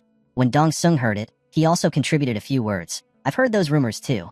If we stay a little longer, maybe we'll meet." The other guy saw that Dong Sung also seemed to be interested in these things, so he also joked, "Dong Sung, you just say it. If you can mark a girl, then I will let you." Dong Sung sounded ridiculous. "Okay, this is really true. I can do that too." We joked around for a while, and then we all entered the hall. Dong Sung heard the MC happily introducing himself and felt bored saying it had already started. After it's over, let's go drink together. Let's drink. What the hell is a talent contest? It's so boring. Inside the hall, the MC is introducing the groups participating in the competition one by one. Now it's the turn of Village 10 to perform. The MC points to the backstage and shouts loudly. So now let's enjoy the performance. The spectacular performance of the perfectly prepared costumes of the group of 10 business majors. Everyone please gives a round of applause. The three boys sitting in the audience seemed like they saw someone familiar. Dong Sung, is that her? Dong Sung looked over and still couldn't find out who it was. He asked again, who is it? The guy in the blue shirt turned his head and raised his hands to tease Dong Sung. This is it. Dong Sung looked down and said again, that thing is stuck in the furnace to study. Even so, the law student looks pretty. The rumor that she was abandoned by me has spread everywhere. On stage, two characters are reenacting the sweet love story. Oh, Juliet, my love, please accept this burning love of mine. The girl looked back at the boy dearly and said with pain, but that's not possible, Romeo. Our businesses cannot merge together. Although I love you, this love cannot support me. Everyone below was watching the performance and curiously chatting. Who is it? She looks so pretty. I heard this is the prettiest one among the new students of the business department. Seems to be the daughter of a business owner. Some big. Others watched the drama and felt extremely moved. After all, at least friendship should be guaranteed. As for the students in the same course, they happily and proudly shouted, great job, the 8th class of business faculty won the championship. The performance ends and the MC introduces the next performance. Now it's time for the final talent contest for new students of the 8th course of the law school. Please use a round of applause to welcome the group of 10 law students. Suddenly the whole hall went dark. Everyone looked up. Why did the electricity suddenly go out? A few seconds later, the LED light shined in the center of the stage. Girls dressed in sexy clothes revealing their hot bodies appeared. The whole studio saw everyone's faces in surprise and admiration. The Dong Sung group was even more surprised when they saw it. No, that couldn't be why the girl group was here. On stage, the girls happily introduced, hello everyone. We're your cute fob-born in winter. Everyone below was admiring this unique performance. This was the talent contest of a group of 10 law faculties. The girls on stage danced and shouted and interacted with the audience. At the climax, a young man with a smooth body revealing his toned chest stepped out to sing. While singing, he danced to the rhythm of the music, looking very professional as if he had a lot of experience dancing, causing everyone below to look up and admire, not being able to miss a second, their mouths constantly praising. Oh my gosh, it's so cool. Who is he? Is he a law student? Is it true that he is a new student? Dong Sung below saw a figure that looked familiar and was startled. Oh, that's Mandong. That's Jang Tai-san. After finishing the first performance smoothly while everyone applauded, Jang Tai-san said, now let's start having fun together. Moving on to the second performance. The performance seemed to be popular with the students at school because it brought out the charm and passion of youth. But it seemed like Professor Jang Myung-ki didn't like it, probably because it was ridiculous and inappropriate, given his age. After hearing the new student's introduction, there would be a second performance with a dissatisfied look on his face. What else? As for Dong Sung below, he couldn't sit still anymore. He didn't believe why Jang Tai-san could be here. Jang Tai-san thought to himself, June, you are so hot. Then he came closer and hugged June's waist, his face close to her hair, and her mother wanted to dance gently, looking at their coordination with each other so delicately. The girl who liked Jang Tai-san sitting down below saw this scene and felt angry inside. Her eyes must have had some tears because she looked quite sparkling. She looked and called Jang Tai-san's name, silently blaming her. Everyone below did not expect that our school would have such a VIP pro group and kept shouting so amazing. So amazing. Jang Tai-san, Jang Tai-san. The performance was a success beyond everyone's expectations. They received absolute charm points. The MC came out on stage and kept praising. It was truly amazing. This performance was even better, including the performances of Park Jin-young and OK Tae-kyun. On stage, the FOB band, after finishing the performance, did not forget to send warm greetings and gratitude to the audience. Thank you everyone for inviting us here today. We are FOB's Angels of Love, everyone's love. Professor Jang Myung-ki heard the MC say that and shouted this. This is cheating. Talent contest? Why is there another band here? This contest does not count. Does not count. Jang Tai-san looked at Professor Jang Myung-ki as he presented his thoughts. As far as I know, Professor Jang Myung-ki, this talent contest has no limits. He also said that he can be creative as he pleases. My ability. Isn't that so? The professor, after hearing the strong arguments of the new student, had to be speechless and only knew how to change his mind so that he could salvage some honor. That's true. But if you do it this way, it will be very awkward. This is not fair. Jang Tai-san didn't hesitate at all, just smiled lightly and retorted. But wasn't the professor also jumping along just now? Professor Jang Myung-ki heard that this student had said something right to his heart. He seemed to be trembling with fear and stammered out a reply. No, that's not the case, and everyone below listened to Jang Tai-san and found it reasonable, so they all cheered in support. That's right. This performance is really great. Don't say two words like that. The group's talent contests, the 10 law faculties, are the best. Jang Tai-san bowed his head and said thank you. Sincerely thank everyone. Just finished. It was the group of 10 law faculty, Jang Tai-san and his friends. The scene changes to the art company. After watching the performance, Dong Sung immediately calls his father's department head to ask for information. Does your father's department head know the FOB girl group? The manager then asked again. Do you mean that FOB rookie group? Dong Sung seemed happy after hearing this. So, you know what? It's easier to talk then. I'm about to call the FOBs over. Hurry up, especially I want to meet that guy named Seo Ryan as quickly as possible. Okay, let's take a test drive to see how capable the leader of the group is. Jang Tai-san, you're a junior in the law department, right? You're a bastard who doesn't know how high and how thick the earth is. How dare you tease the tiger's mouth like me? After a successful competition, Jang Tai-san and his friends enjoyed a drink. Senior Aaron just drank a few glasses and then collapsed, lying down, hugging and babbling. I think I've fallen for you. How about I? I'm opening my heart to wait for you. Suddenly, from outside the door, someone was coming in, Tais, and heard someone calling him and turned to look. Turns out it was Yeren Sir Jang Tai-san, and saw the person he used to like now appearing here. He couldn't help but be surprised. Why is the senior here? Lee Yeren said softly. A year ago you were also a freshman. Then Lee Yeren turned her eyes to everyone and happily introduced herself. Nice to meet everyone. I'm Lee Yeren, a second-year student at our school. When everyone heard the introduction that they were second-year students, they happily replied, Oh, hello senior. You are really beautiful, just like an actress. When everyone compliments Lee Yeren, she smiles from ear to ear. Haz is so cute. Let's be nice to each other from now on. These juniors, after listening, the juniors all responded in unison. Yes, Senior Yeren, everyone, let's have a drink together. Senior Lee Yeren sat down to have fun with everyone, then tried drinking a glass of wine poured by the juniors. Tai-san, let's drink together. Tai-san was startled after hearing this, as if he wasn't drunk at all. In his mind, he must have been very surprised to see his senior, someone who only cares about studying and grades like Lee Yeren, also know how to drink alcohol. The blue shirt student next to him saw that his senior seemed to care a lot about Jang Tai, and so he asked, why is senior so interested in Tai-san? After hearing that, Lee Yeren just smiled and replied, it's nothing. We're just a junior from the same area. Tyson turned around and shyly explained, I used to like senior and chased her everywhere. Senior Yeren was my previous unrequited love. This must have been sensational news for everyone, so everyone who heard it was indignant. What? Unrequited love? Oh my god. This is amazing. So, it's because of Senior Yeren that you study at a Korean university? Tyson said again. Senior Yeren is pretty. The long-haired young man thought Tyson was just joking. So why did he yell so loudly? Are you serious? As for Tyson, he smiled awkwardly. But now it's gone. I told you that there was once an unrequited love. Senior Lee Yeren heard Tyson say that she used to like her, and suddenly her face stiffened and her eyes widened as she looked at Tyson. What's wrong? So now you don't like me anymore? Tyson looked forward with sparkling eyes. I now have someone I like. Drunk Yeren was still lying flat. But when she heard Tyson's words, she turned around and laughed. It's really Tyson. We can't let that vixen get away. Yeren looks down on boys very much. Senior Lee Yeren heard that she was being touched, so she harshly said back, Hey Senior Aaron, why are you a fox spirit? I was the one who nicknamed you Fluffy Baby. Aaron responded with an innocent face, but her words were no less sharp. That's right, a rose. A rose with a thorny body.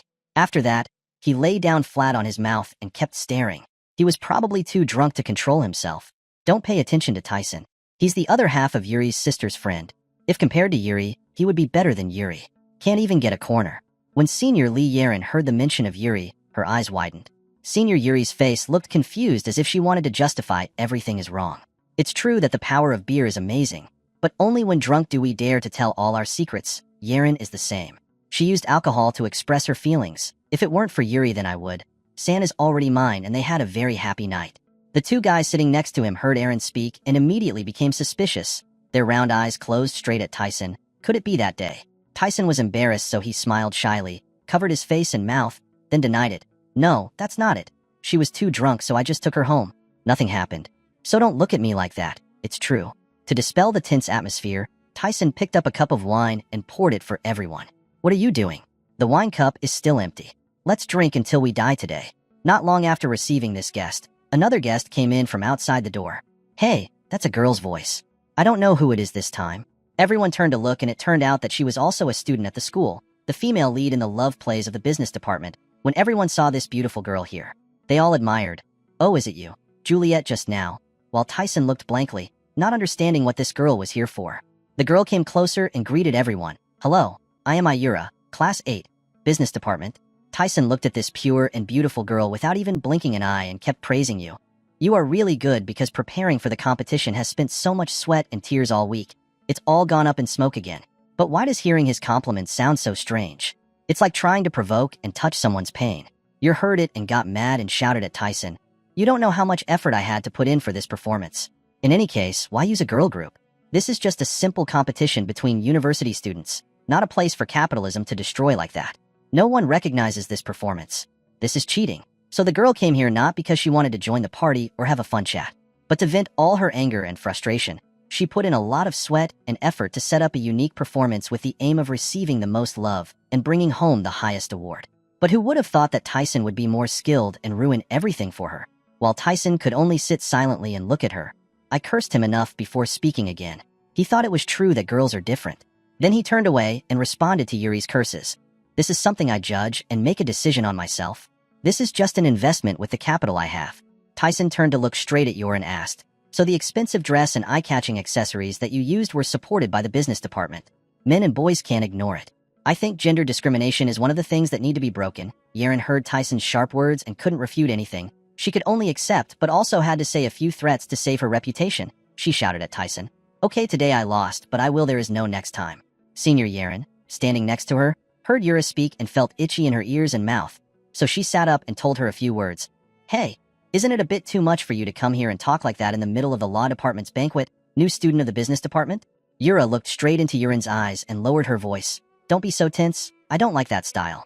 Suddenly, Yura's attitude changed 180 degrees and turned to face Tyson, smiling happily. "Jang Tyson, let's go have a drink next time. I have a feeling we'll see each other often in the future." After hearing that, Yaren was so disappointed that he stood there frozen. Yura turned away and said loudly inside, "I'll come find Jang Tyson when school starts." The scene changes to a snowy area. Two blonde girls are happily skiing together, and the person behind them screams, "Get away, or you might die." And outside, Tyson and department head Huang were watching everyone playing and talking. The department head looked at the two girls in front and smiled and said they still look like children. Tyson also looked at them attentively and replied, "They have had a hard time lately. Right before debuting, they had to work hard to be where they are today, and to be able to survive after debuting, they also had to work crazy hard." Head of department Huang turned to look at Tyson. In this industry, the competition is much more than other industries. Tyson put that work aside and told manager Huang that I have booked a place to stay. Everyone should rest well and leave tomorrow. Trung Fan Huang finished listening and felt extremely grateful to Tyson. "Thank you. You did all the things the company couldn't do." Then he gently whispered to Tyson, "Do you like Co Rayon?" Tyson just smiled and hesitantly said, "She is cute, but also very strong." Trung Fan found it funny. This answer is not suitable for his age at all. "But are you really only 20 years old?" Tyson also smiled happily and said, "That's true. But why is the tone so familiar? It feels like I'm talking to my fellow soldiers." Two people who were skiing called out and asked Tae-san and manager Huang, "Aren't you guys preparing for the second album?" Huang looked back and answered them. Of course the second album had to be done, but the company refused to invest. Tae-san heard about the temporary suspension of investment and asked manager Huang, "Why is that?" Manager Huang sadly lowered his head and said, "I also found it very strange. It seemed like the director and the boss were planning something. I couldn't guess." Tyson didn't understand and asked again, "Isn't the FOB's income quite good?" Huang stood with his arms crossed and said thoughtfully, "We also thought the same, but the big guys didn't see it that way. The people who were crushed in the past were buried deep under them." Tyson stood and thought for a while, then spoke. "So if department manager Huang became the owner, that probably wouldn't happen, right?" The department manager heard that his name was involved in this case and changed his tone. "What? I am different from them." Tyson continued to pry his curiosity about what was different, but manager Huang said that I would eat whatever they eat, and we have to live together to be able to stay for a long time. In the past, there were very few people left to help the company make a lot of money, and at that time they were all cursed very badly. Tyson heard the thoughts in his head. I only teased him a little, but his answer was impressive. Manager Huang still didn't know that right now he was interviewing for me. He continued talking, not knowing. "Haven't you heard that the company has been sold?" When manager Huang heard this news, he was stunned. This news was like lightning hitting his ears. What are you talking about? Why did you sell the company?" Up on the ski rink, everyone still didn't seem to know anything, so they were still having fun. "Everyone gets out of the way. Get out of the way." Manager Huang gently said gently, "Actually, I heard that there is a new equity investor in the company. Do you know who that investor is?" Tyson didn't want to open the game yet to let Manager Huang know, so he created a distraction. If the company was sold, wouldn't everyone be affected? After all, it's just starting to get popular now. Manager Huang's expression was already very serious. He told Tyson firmly, "I will try to go to my wife's house and kneel down to ask, that's right. The kids are very talented. As long as I become the boss, I will definitely protect the children." In 2020, K&B Entertainment has become a company aimed at artists. Because the director and representatives are all scoundrels, the name is not yet known to many people. So perhaps Manager Huang will buy it. Back to the company. The two of them looked at the soon-to-be famous artists who were skiing and said to those puppies that I would be responsible for their lives in the future. When they heard that, they also responded with humor. "The manager is the best. Everyone comes here quickly. Let's play." Scene changes to the walking street. Hongdae and Tyson were chatting on the way home. He shyly asked, "Hongdae, how long has it been since we last came here?" Hongdae kindly asked about Tyson, "But are you okay now? Didn't you drink a lot of alcohol yesterday?" Tyson was embarrassed and didn't know how to say the right thing to say, scratching his head and answering hesitantly, "Yes, it's okay. I'm not tired." Hongdae felt reassured when he heard that, yes, he looked extremely healthy. Hongdae turned to see Tyson smiling and silently smiling. She seemed surprised and didn't understand why he was smiling. Tyson said softly because he felt grateful to Yuri. The girl who heard that she was grateful was extremely surprised that it was her. Tyson raised his hand in front of his face and turned towards Yuri. Because she was giving strength to the man's shoulders, Yuri still didn't understand what was going on. "Look, thanks to you. Hasn't my value in the eyes of others increased?" Tyson pointed his hand towards Yuri. Laughing happily, "She told me to give her the bag. Help her carry it." Yuri heard it and felt a little embarrassed. Her face turned red, but she still picked up the bag and gave it to Tyson. Suddenly, she was startled and her pure eyes widened as she looked at Tyson. Tyson couldn't wait any longer and had to take this opportunity to express his feelings for Yuri. He took this opportunity to hold Yuri's hand tightly. To erase the awkward atmosphere, Tyson told Yuri why her hands were so cold. Tyson and Yuri walked into a luxury restaurant. Tyson's status and reputation were so terrible that the director had to come out to say hello. "It's an honor to meet you. I'm Director Young Daoke Kwang. Please come inside. It's cold outside." Tyson told the director, "I wanted to meet somewhere quiet." The blue shirt guy asked Tyson, "Do you think this place is okay? You can count on it." Tyson's hand still held Yuri's hand tightly but was afraid that she wouldn't feel comfortable, so he said, "If you feel uncomfortable, you can let go of your hand. It might help you get more attention." Yuri heard Tyson's harsh and arrogant words and was stunned. "What did you say?" "Tyson, you're a playboy, right?" Tyson's face lit up without any shame and he asked, "Yes. How are you?" Yuri was no longer calm enough to talk gently to Tyson like before. She shouted, "That's what Aaron said. A second-year fox in the law department. I heard that girl really likes you too. And the new business student too. I heard she is also very curious about you." Tyson blatantly defended again, "Yuri's sister. I think everyone is free to have their own concerns," Yuri hesitantly said, "although that's true, but..." Tyson continued it. To protect himself and maybe senior Aaron was just drunk and spoke his heart out, saying that he should leave Yuri and go on a date with her. After listening to Yuri, her face turned pale, not knowing who was telling the truth and who was being sincere. Did Aaron say that? Tyson was invaded and presented a lesson to his seniors. Ho just stood still there, but there were many things going there. It wasn't her fault, right? Yuri also understood that. Yuri heard it and thought it made sense, but still had doubts. That's true, but still. Not giving Yuri a chance to get back at him, he continued to justify, just like she didn't want others to say she was flirtatious. So men also didn't want to hear those words at all. Yuri regained her composure and spoke gently to Tyson. "Even though we are close to each other, we should still maintain basic politeness, but you really are like a playboy." Suddenly there was a phone call. Tyson just called the other end of the line and quickly said, "Day Tyson, it's a big deal."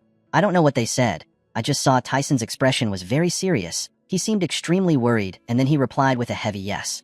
"The security here is very strict. The entrance is strictly guarded by a staff, and there is no CCTV. You can rest assured." The guy in the blue shirt heard that and asked again, but he was thinking in his mind that we don't intend to bring out just one kid and ask for a big advertising contract. He walked closer to the room where the director was waiting to welcome him. When he saw him coming, he politely invited him in. "Is the company okay these days? We still have a lot of shortcomings and need to ask the owner to take care of us a lot."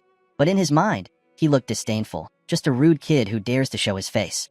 The young master said as he walked, "Seeing that the director is very compatible with me, let's take care of each other in the future." The director politely bowed his head and said thank you. "My boss will do his best."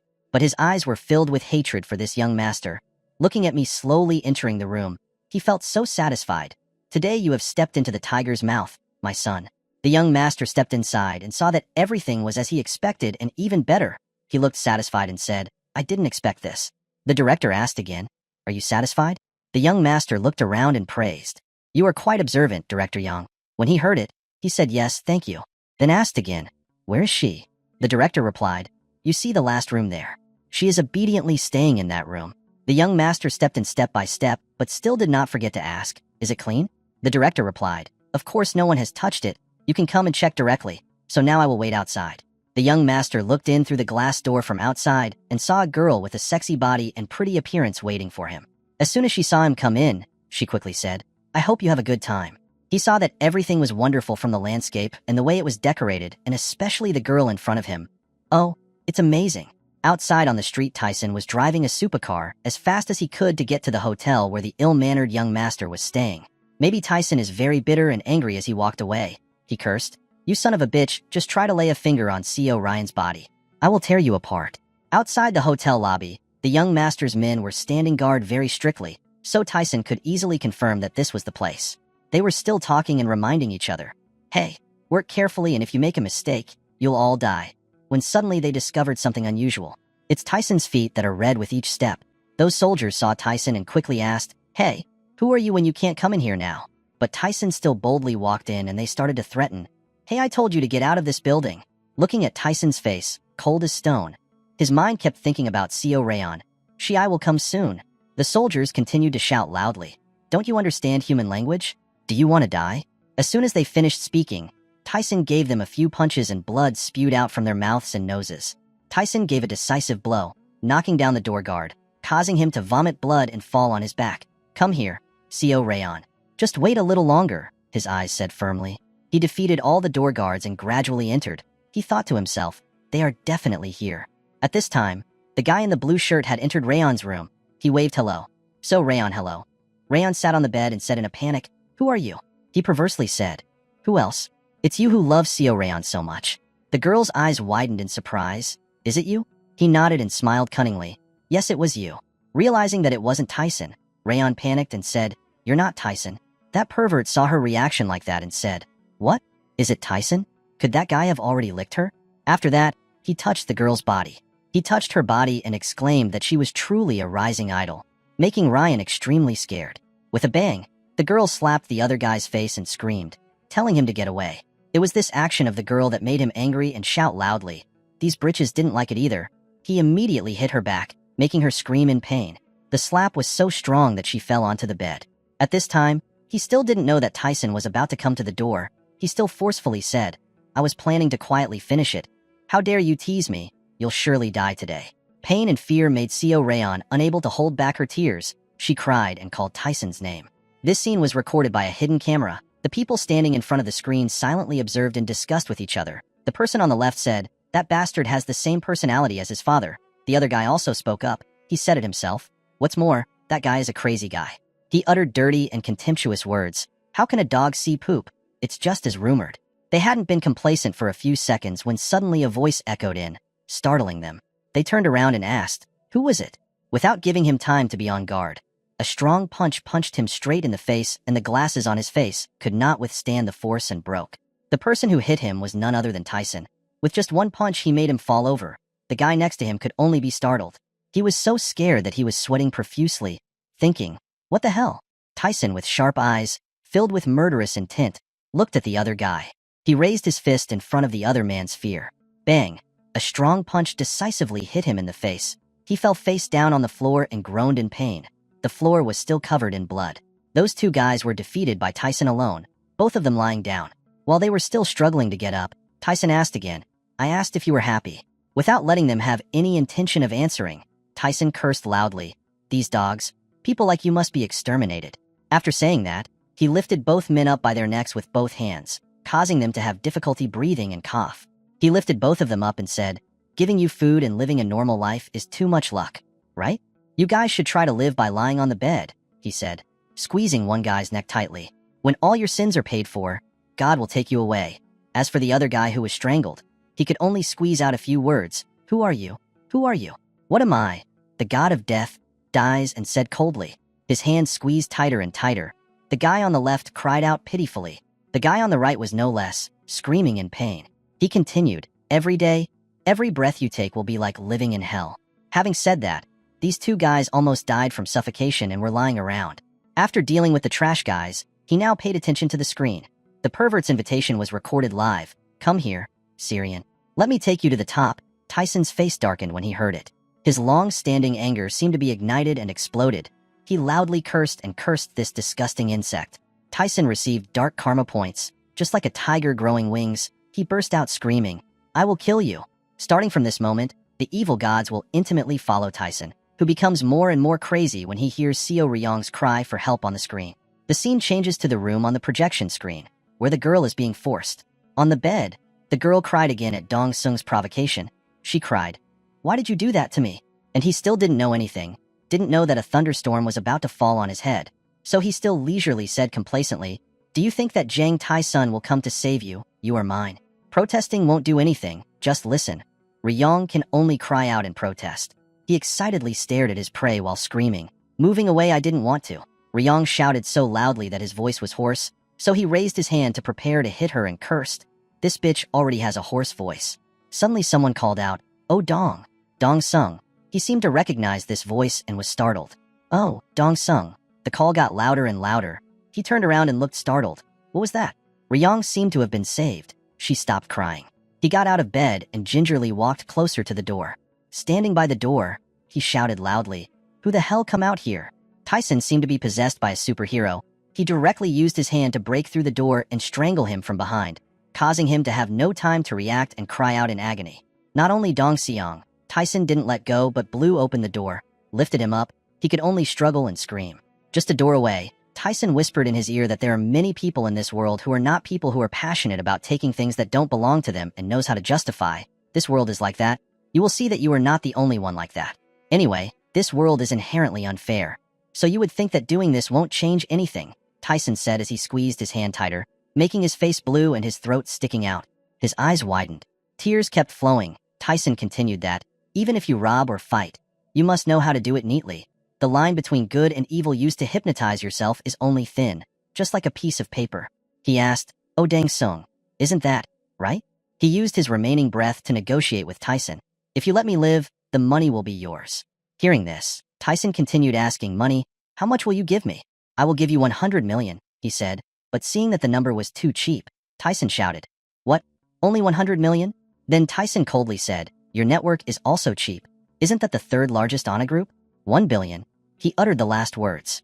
But anyway, 1 billion is nothing to Tyson. He threw him aside. He seemed to be resurrected from the dead and panted. Suddenly, Tyson threw him a handful of white blister packs, surprising him. He seemed to grasp the other person's situation and said, "Hey, this is the medicine you like. Drink that and then dance." "Drink all that," he said, and he was looking at the pile of pills worriedly, tears constantly falling. Tyson told him, "Drink all that, then I will forgive you," causing him to hesitantly ask for forgiveness. "I was wrong. Please forgive me, no matter what he asks you to do." You still say in a cold voice, "Good medicine is meant to be taken orally." So, he had to swallow it all, no matter how fast or slow. Tyson peeled off all the pills in one go, stuffing the whole handful into Oh Dongseong's mouth. A photo posted on social networks attracted a lot of attention from Tyson. Underneath Oh Dongseong's photo are a series of comments from the Korean online community that are suspicious and insulting. At this time, a shout rang out in the group, "Hey, those bastards!" The shouting startled all the staff there. The person yelled at him and swung his golf club, breaking the plant pot. "Damn it, how much medicine did he take?" The middle-aged man raised his stick and pointed at the person in front of him, asking where that kid was now. Who the hell gave him the medicine?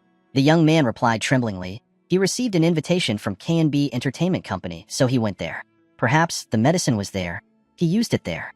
The middle-aged man angrily shouted again, "Words, invitations, quickly arrest those bastards and bring them here." The guy stammered again, "We already late."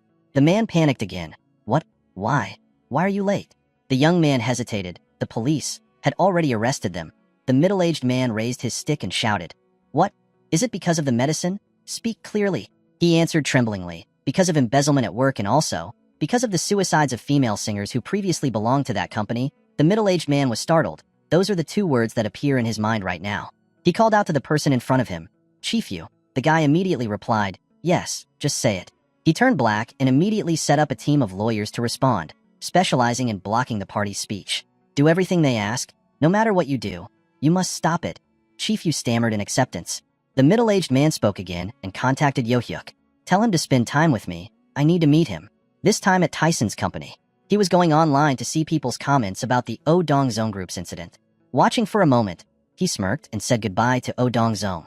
In the night while screaming and running away like that, Odong Zone will definitely be asked by the people of this country of Korea forever. I took the panicked CO Ryan home, gave her water, and she fell asleep. I have deleted all CCTV at the scene. That director's brother has already blocked an important lifeline. Their muscles will become more and more tired.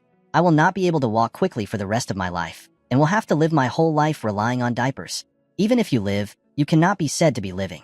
Tyson remembered that at that time a message appeared in his mind. He had received dark karma points. From this moment on, evil spirits will be watching you. He looked solemn, wondering what the dark karma was. Tyson bit his lip and thought, it's not over yet. I will uproot all of you. Sunset covers the city. Felton Hotel headquarters, Virginia. A voice rang out, still unable to find stars. In the end, everything went nowhere. An older man asked the person standing across from him. That person replied, the union has bought back 20% of the personal investment fund. It seems like I bought it at the same time with a few other funds. I don't know yet. The hotel director shouted, try contacting the union. Tell them they will pay double the purchase price. If they secretly transferred all my shares like that, what would I do? In my life until now, I have never encountered a crisis as big as this. Harrison, tell me, what's wrong with $10 billion, but now it's changed hands for only $3 billion? I didn't go into business just to encounter a situation like this. Harrison's sweat dropped and replied, but, looks like the wire is from Korea. This statement surprised the director. What about Korea, a small country? Harrison loudly said that the first condition for the union to become a major shareholder is that they require a special figure in Korea to be the major shareholder. According to what I learned, the company investing in Korea owns 1% of the company's shares. The words made the middle-aged man more and more surprised. What, you mean that person is a personal fund investor? Harrison explained that due to the nature of individual investment funds, it is impossible to find the fund owner. The director ordered him, leave, you have to find it for me. He frowned and increased the bet for Hillary. Even so, Antho still had to borrow the power of the government. Harry and replied immediately, yes, I will go to work immediately. The director was upset. I don't know who it is, but if you dare to steal from me, I will kill you. I'll skin him and throw him in the California desert. In Korea right now, Dyson is chatting online with Robert. Robert, let's prepare a free auction. I have sent the documents via email. The object is AAA Corporation.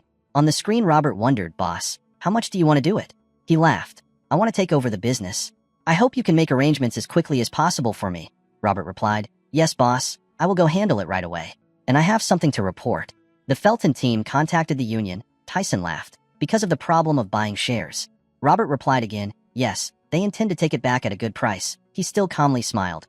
Please tell them that I have no intention of selling the shares I have. With the current market, please send the business situation report to shareholders, then do what I say. Then he thought, I haven't even started yet, this bunch. Robert agreed, I will relay the same to them. Dyson is satisfied. Okay, so you've worked hard, Robert. He said one more sentence and then hung up. I will report regularly, boss. Rest. Finishing the conversation with Robert, he walked right in front of the floor-to-ceiling window in the room, looked at the scene and thought, even if they were servants, I would turn them into the most qualified people. He smirked, Dong Zhuang, if you're reincarnated, don't see me again. Suddenly, the internal phone rang. Director and manager Huang Yunde of K&B Entertainment Company came looking for him. He turned his head and responded, let him in. After that announcement, a man pushed open the door and walked in. Tyson spoke first, inviting him in, Chief Huang. Seeing him, the man was startled. No, you, he said cheerfully, please sit down. Chief Huang is shy. Oh, yes. He also sat down opposite him and said, suddenly calling you here like this, you must be very surprised. Huang laughed it off, right? He thought. Sweating, are you kidding me? Tyson said something meaningful. The representative director of KNB has been arrested. Manager Huang smiled wryly. Yes, I don't know who it was, but that person's work is truly a good thing for our company. Tyson frankly and arrogantly admitted that I was the one who did that. This startled Huang. He panicked and thought, what is he saying now? Who is this kid? Anyway, Tyson laughed again. This star depends on you, Director Huang. He was shocked. Yes, what did you say? He smirked. I chose you to be the director of this new entertainment company called MTS. Huang turned to stone immediately after saying that. Tyson smiled at him. Manager Huang still remembers what he said before. Huang was startled. Yes, no words. At this time, he was also very confused. Am I the director? Tyson smiled lightly. He looked at Huang and continued, promising that he would do his best to take care of those young people. Huang was startled to remember, at the ski area, he suddenly stood up. The future wave of Korean culture will definitely develop to an unimaginable level. Huang is confusing. Tyson continued, the Korean cultural wave of idols will spread. The man was frightened by his words. He smiled and stated his thoughts. K-pop will hit the world like a new genre. Please continue what you have done for the company. Tyson remembered a girl and thought, Co Rayon. Now I know that you will only walk on a path paved with roses. At a coffee shop, in the air with a steaming cup of coffee, a voice rang out, wondering if business in the artist world is profitable. The other person answered, I don't know if the younger brother from the same neighborhood he mentioned is Co Rayon. Everything was handled through semi-lawyer firm. Lawyer Joe's facial expression also became better and better. The other man asked Tyson, do you like her? He smiled and replied, I only take care of her because she looks like my twin sister and if possible, I want to buy back all the shares of this law firm. This statement surprised Lawyer Joe. What? Everything? He calmly said, yes, please help me buy it all. The man panicked. They probably won't be able to give it out easily.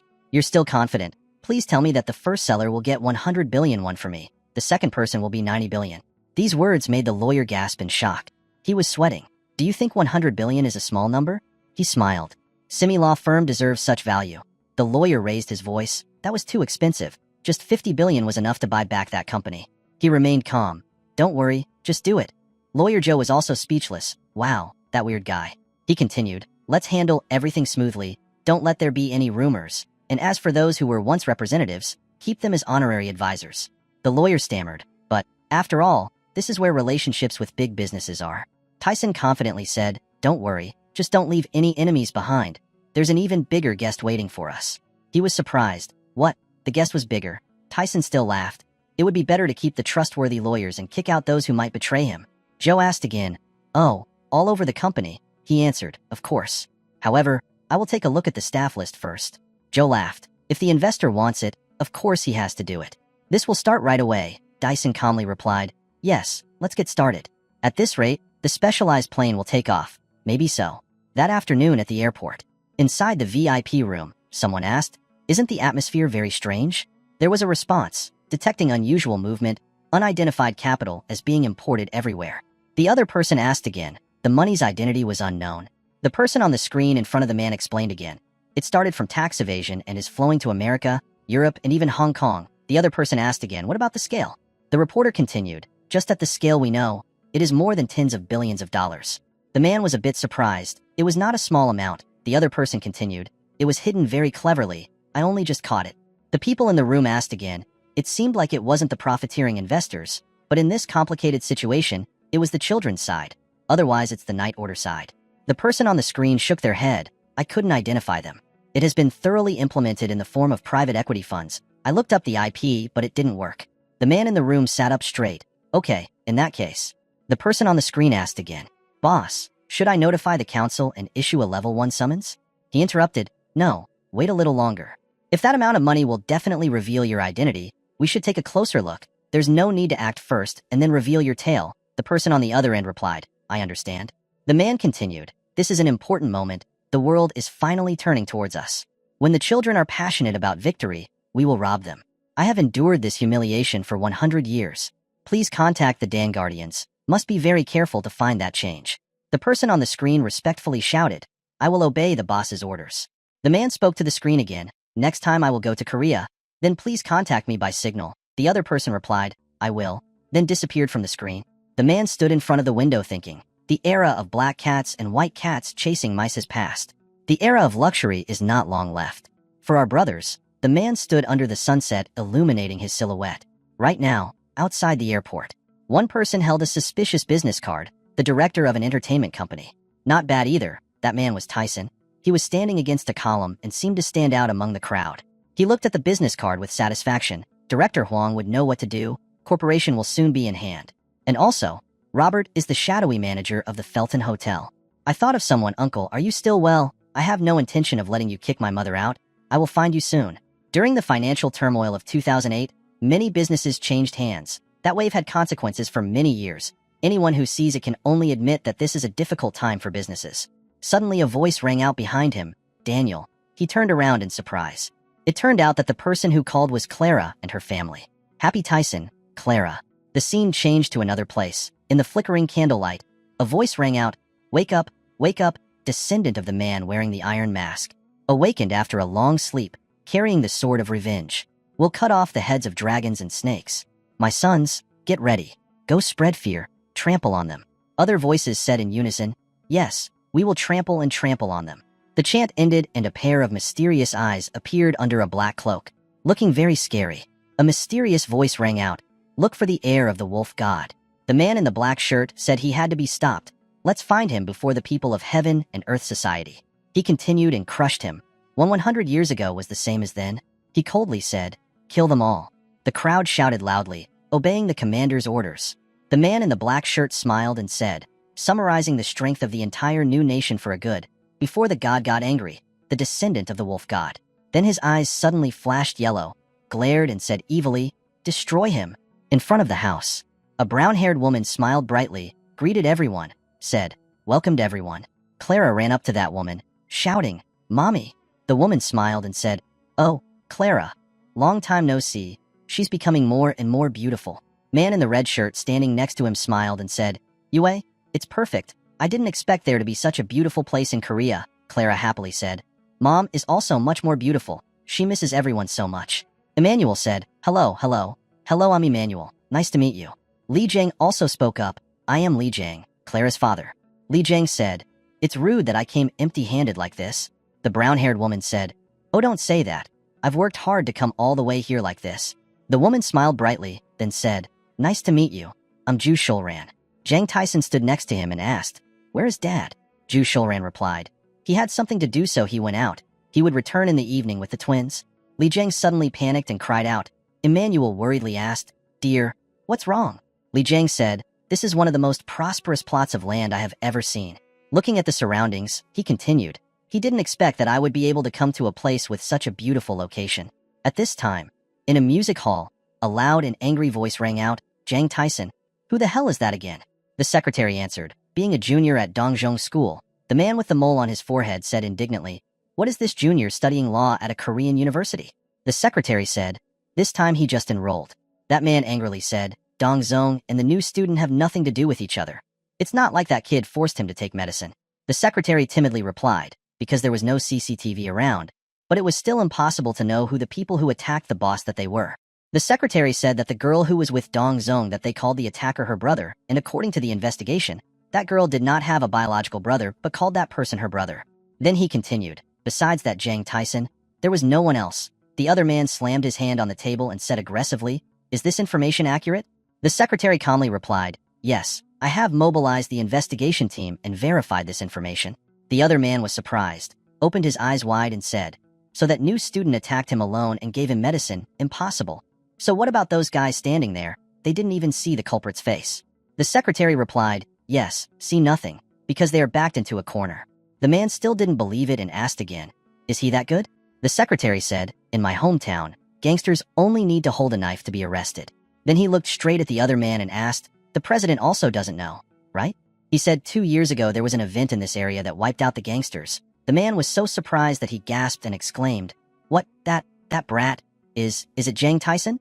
The secretary said, as far as I know, his power is quite large. The other man spoke loudly and powerfully, that kid looked so young. Okay, release the guys from Team 2 and bring them here. The secretary didn't seem to believe it and asked again too, you said the 2-star team. The other man shouted loudly, the kid is very good at fighting, so we have to use Team 2. The secretary replied, yes, I got it. The man clenched his fist, thinking, if everything he said was true. He pursed his lips, his face gloomy, and made a decision. He must kill it, Jiang Tyson. Jiang Tyson's father held up the beer bottle and said excitedly, come on, drink another cup. Cheer, cheer. Li Jiang enthusiastically responded, saying, if you leave any leftovers, you will be fine an extra drink. Ooh, the two men shouted in unison, Korean soju is amazing. The two twins next to them were bored, thinking to themselves, is this really the first time these two people have met? Then they suddenly remembered something and said, but where did you and I go? Haven't seen it since. At this time, Jiang Tyson and Clara were walking around. Looking up at the sky, Clara exclaimed, wow, it's so beautiful. This place is really great. She smiled and continued, Daniel, I feel like a Korean. Just coming here makes me feel better. Jiang Tyson smiled and said, I too. If I come to Hong Kong, I always feel more comfortable. Clara shyly said, "It's not that I don't like Hong Kong, but because this is where you were born and raised, I like this place." Jang Tyson suddenly asked, "What's wrong?" Clara hesitated a bit and replied. Suddenly, she cried out, "Daniel." Jang Tyson turned his head and asked, "What's wrong?" Clara bowed her head slightly and said, "No matter what happens, let's not hate each other." Jang Tyson asked worriedly, "Clara, what's really going on?" Jang Tyson held her arms and asked kindly, "Was the company so difficult?" Then he said, "If it's too hard, quit your job and come work with me." Clara replied, "Yes, so I will quit my job." She continued, "If Daniel helps me, you will be kicked out of the house." Clara said, "Daniel." Jang Tyson was confused and exclaimed. Clara suddenly put her arms around Jang Tyson's neck and said, "For now, let's ignore all other thoughts. Let's just..." She continued, "Simply loving each other."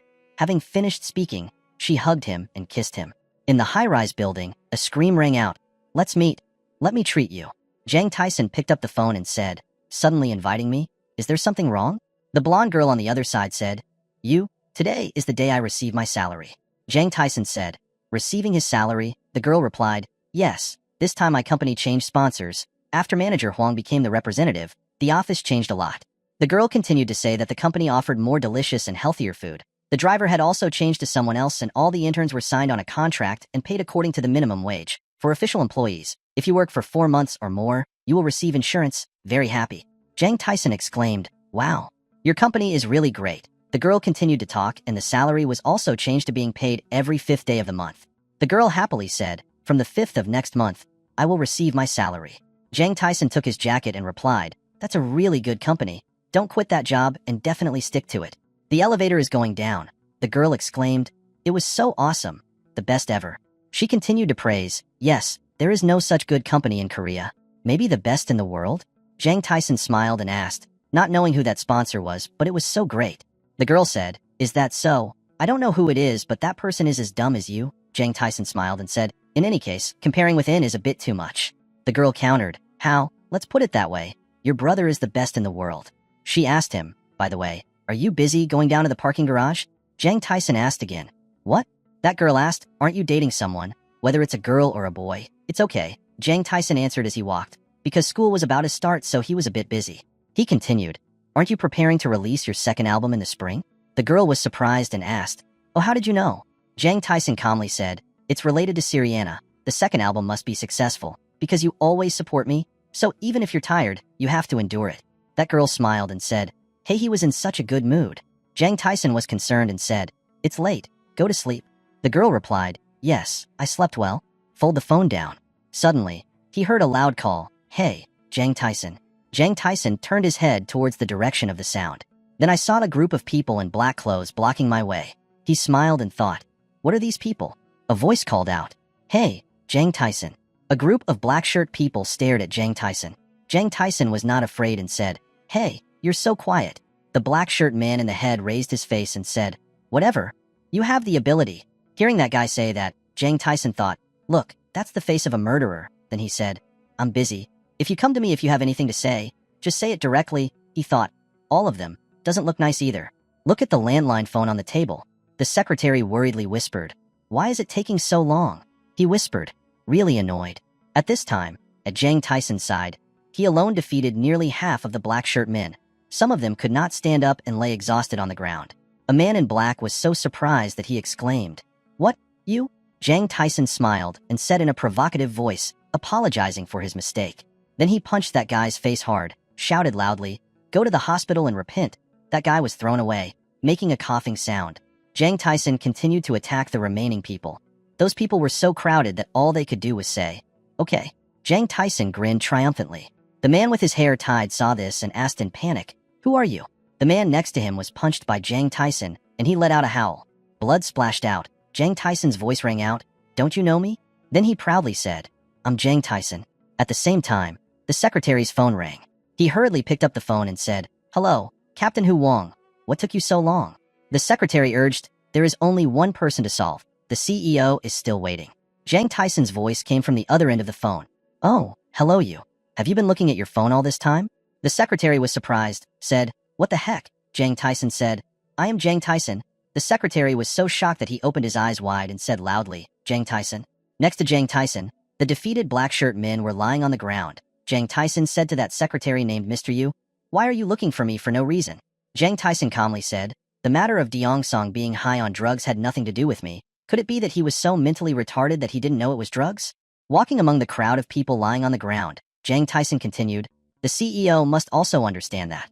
Then he smiled and said, I don't know much about the rest, but I'm very good at burning down other people's houses. Should I try? Secretary Yu on the other side said loudly, what's wrong? You brat. Where's Captain Hu Wong? Give him the phone right away. Looking at Captain Hu Wong, Jang Tyson said, his brain was temporarily disabled. He was still lying on the ground here. That's why I answered the phone for him.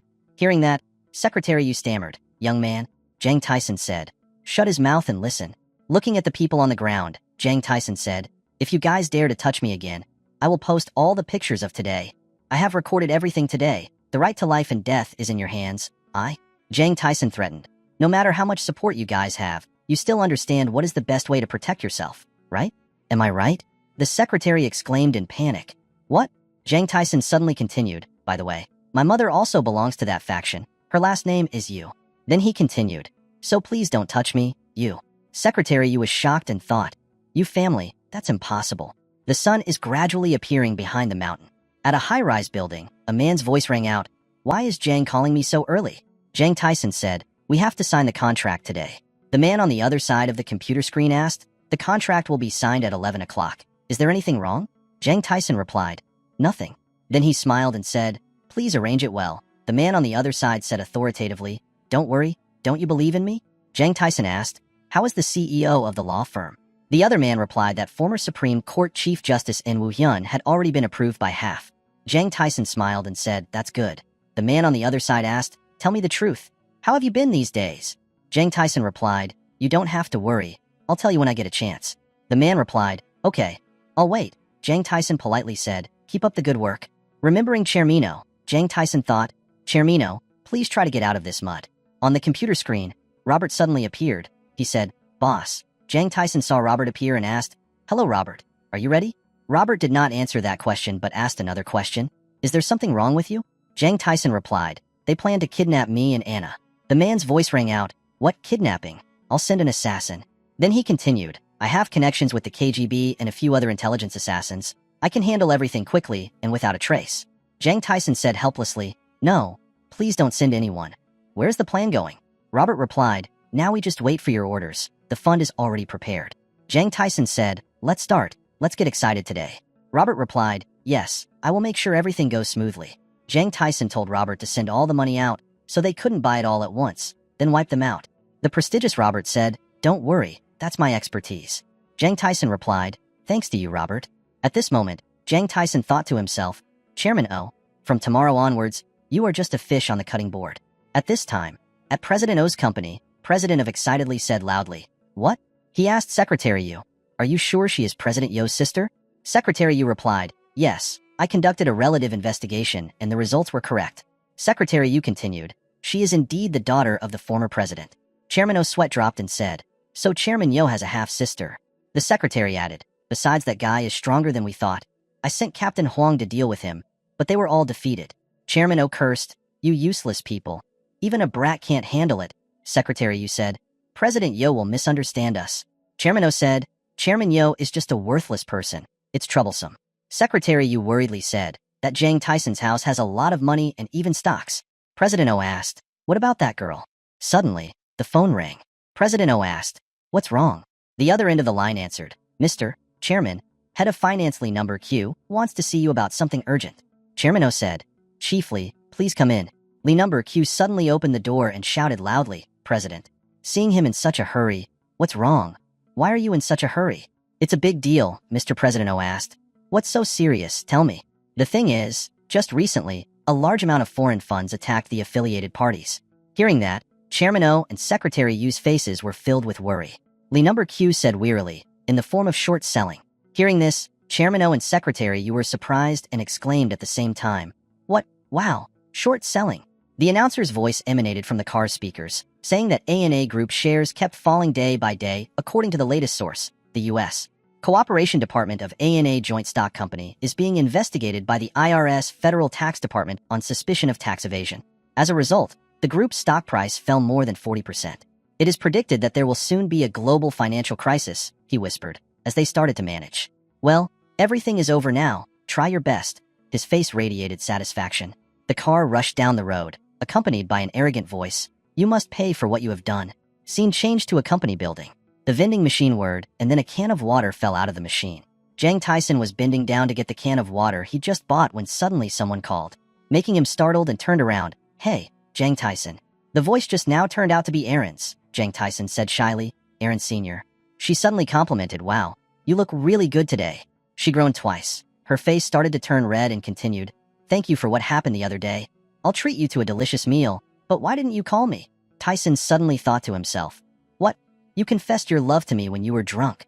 Today, Aaron wore a very striking red outfit, revealing her seductive collarbones. Her hands were stuffed into her pockets. Just looking at her made her look pretty. Thanks to the dating skills that Mr. Nova taught, Dyson suddenly spoke up. Senior, you are very beautiful today. After hearing that, Aaron was stunned and stood still for 5 seconds. Then his face turned red and he said nothing. Now, if I want to surprise women, it's easy. Dyson turned around and winked. Handsome, even more handsome, he said. The weather is warmer, but it's still very cold. After saying that, he gave her the can of water he just bought from the vending machine. Hey, drink it.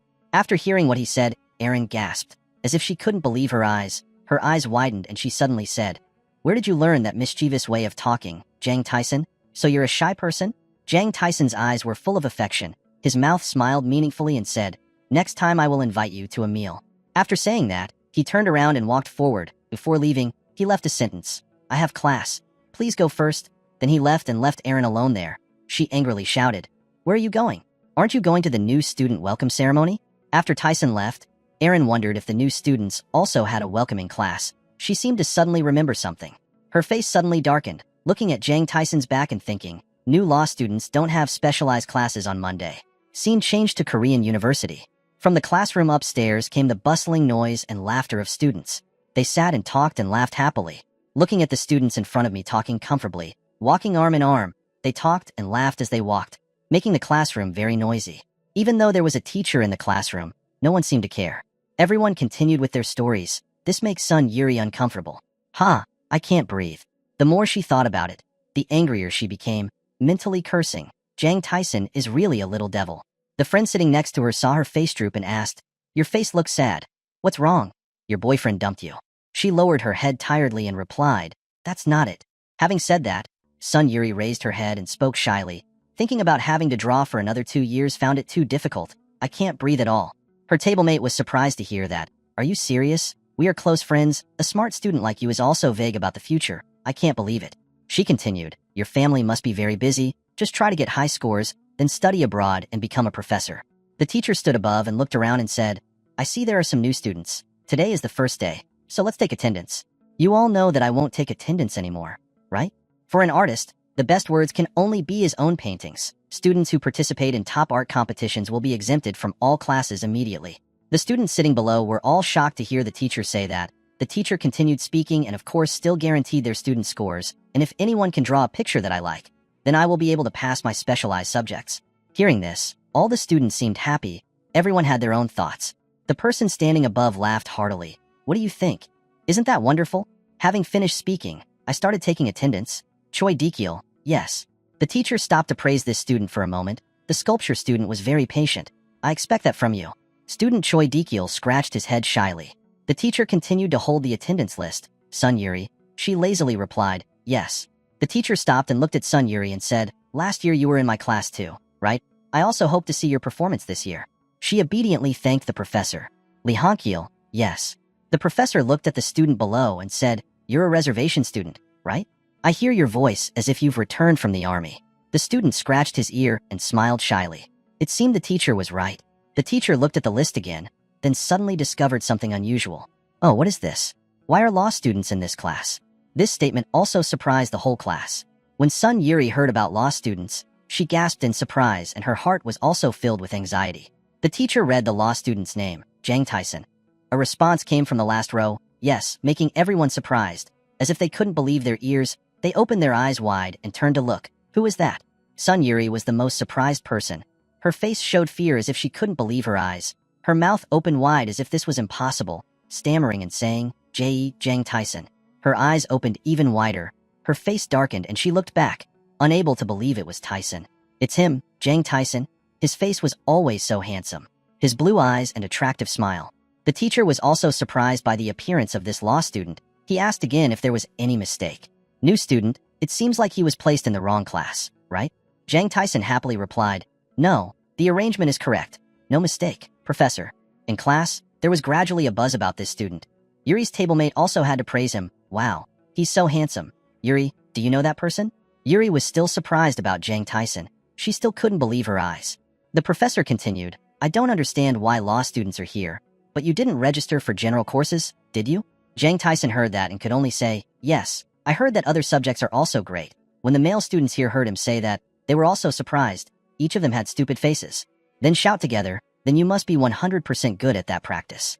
Jang Tyson heard his friends say that and asked the professor, Professor, did I hear it right? As soon as he finished speaking, Yuri and the professor were a bit surprised. Unable to adapt, the professor suddenly said, what did I say? Jang Tyson's face darkened and he said, teacher said that for an artist, his words are his paintings. The professor countered, no, that question is only for majors. Jang Tyson sat down and replied, he also majored in art. How can the teacher believe this when he's just a law student? But now he says he's majoring in fine arts. Are you kidding me? Even though you're a new student, my patience still has its limits. The teacher put his hands on his hips and continued to say, from today, you have 1 week to amend your registration. Please re-register for your science subject. Jang Tyson, sitting below, immediately replied, I don't want to. His expression was full of confidence and he said, I'm confident I'll do well. The professor was so angry that he couldn't stand it any longer and sobbed heavily on the table. How could there be such stubborn students? He shouted, hey brat, are you looking down on art? When the students below heard that, they were stunned for a few seconds and then shouted, do we look like idiots? That law student. Jang Tyson bowed his head with sincerity and said, I would rather study art than real life. His eyes became sparkling when talking about this art field. I can study this subject well. Art is beauty, so anyone can learn it. The professor's face continued to darken, seemingly very angry. He confidently said, I will prove it to you. Prove what? The teacher shouted loudly. Jang Tyson continued arrogantly, just let me do the test like the students here. It seems he is very confident about his major. After listening, the teacher asked vaguely what it was like. He smiled arrogantly. The technique didn't matter. Pencil, paint, water, oil wax, gouge. Take your pick. It seems like victory is in hand. The teacher and the whole class did not believe that this law student could paint a decent picture. The teacher's eyes became dangerous, as if wanting to see how embarrassed this law student would be. I would grade him. Jang Tyson didn't care about those things, smiled gently and replied, of course. The teacher's face suddenly looked very scary. If you can't do it, then shut up and leave here. It seemed like Jang Tyson was sure of the results, so he didn't show fear. On the contrary, confidence appeared on his face. Yuri witnessed from beginning to end. She was equally surprised, as if she couldn't believe her eyes, whispering, Tyson. The teacher with a face full of disgust and cunning said, and if you fail then shut up and go away. Tyson looked at the teacher eye to eye, and smiled confidently and replied, of course. Yuri was surprised, looked at the male lead with a wide face and whispered, Tyson. Tyson spoke up in the student's disbelief and admiration. He never wanted things to turn out like this, but his eyes were firmly and sternly saying, I'm sorry, everyone. Going back a bit to the past time. The scene around Tyson was now dark. A voice said, are you here? Making him curiously wonder, where am I this time? As the surrounding landscape gradually appeared, before the male protagonist's eyes there was a silhouette of a man. The male lead was surprised and asked, who are you? The man smiled slightly. In front of his eyes now was a person with black hair, tied in a messy bun behind him. A patchy beard, dull eyes, a bottle of wine in his hand, and a rather old-fashioned outfit. He replied, I am uncle, yours, a painter. Dyson smiled wryly and said, you said you're my uncle. Maybe you are some ancestors of my family. The man also laughed loudly and continued, you often retort, if you have lived on this small piece of land, after all, it is all blood and flesh. He was still talking continuously while the male lead's appearance was clearly speechless. So they were all his aunts and uncles. When he came to the inn, didn't he also call the maid an aunt? Everything has a way of addressing things like that. Tyson suddenly realized and exclaimed, wait, you said painter. His sweat dropped and looked at the man in front of him, wondering, are you a painting fairy? Painter too replied calmly, that's right. The master painter you know is me. Ty's sweat dropped in disbelief and asked in confusion, so why, sir? He frowned, smiled awkwardly and said, why do you have that look on your face? I didn't cause any trouble. Then, without beating around the bush, he got straight to the main issue we were here for. We need to help each other. If you have enough points, give some to your poor monk uncle. The male lead suddenly inquired. What? Why? Master 2 replied as if what he just said was obvious. Of course, I will teach you my style. Isn't this the spirit of helping each other and also humanity? Tyson thought unhappily in his heart. I've never dealt with him before. Acting bossy means I'm an expert, he replied with a no-nonsense attitude. Learning that would be effective. What? He immediately got upset and retorted. Hey, don't you know how much money painting can make?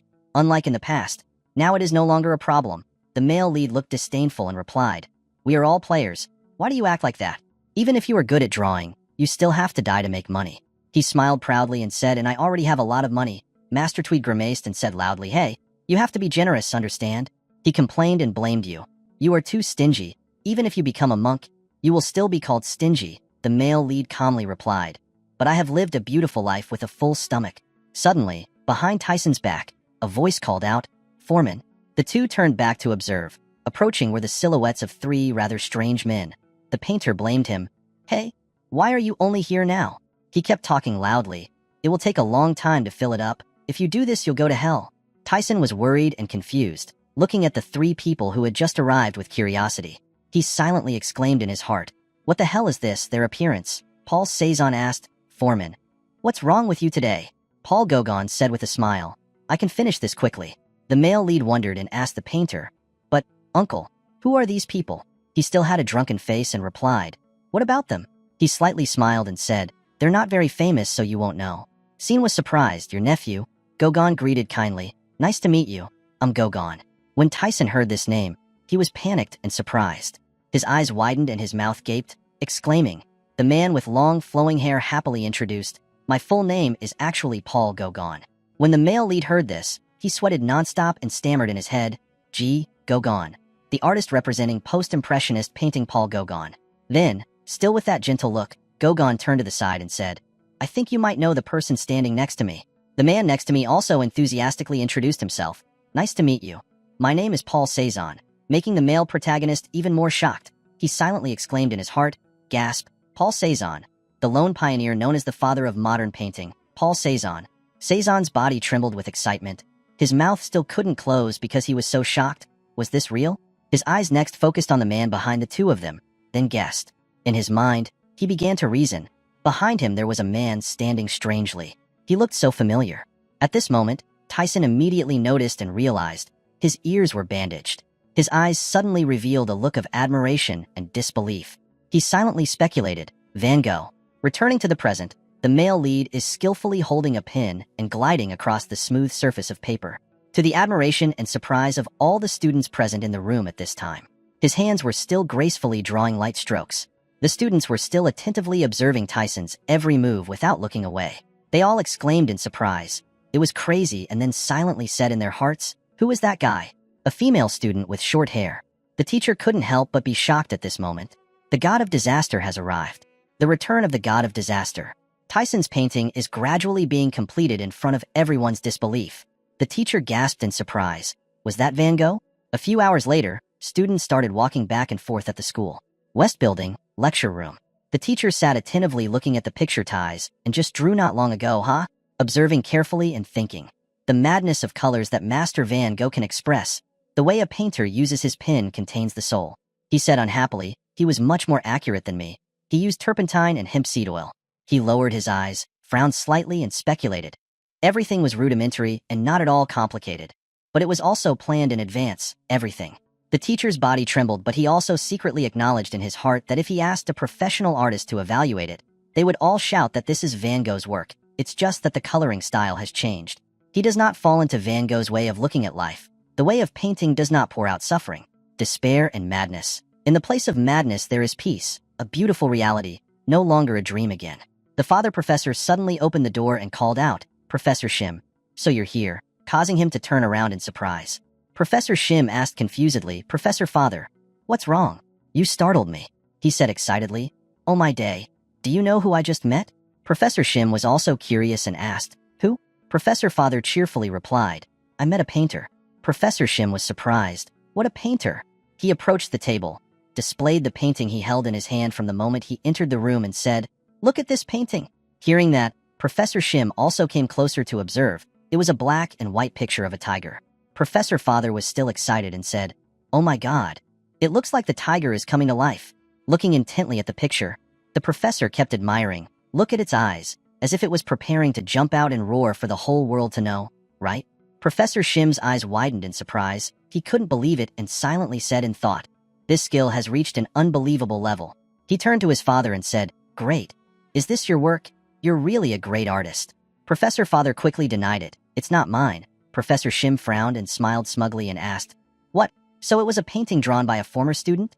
The father professor answered with a confused look on his face. "No, it's a student who hasn't graduated from drawing school yet." Professor Shim was surprised to say, "What?"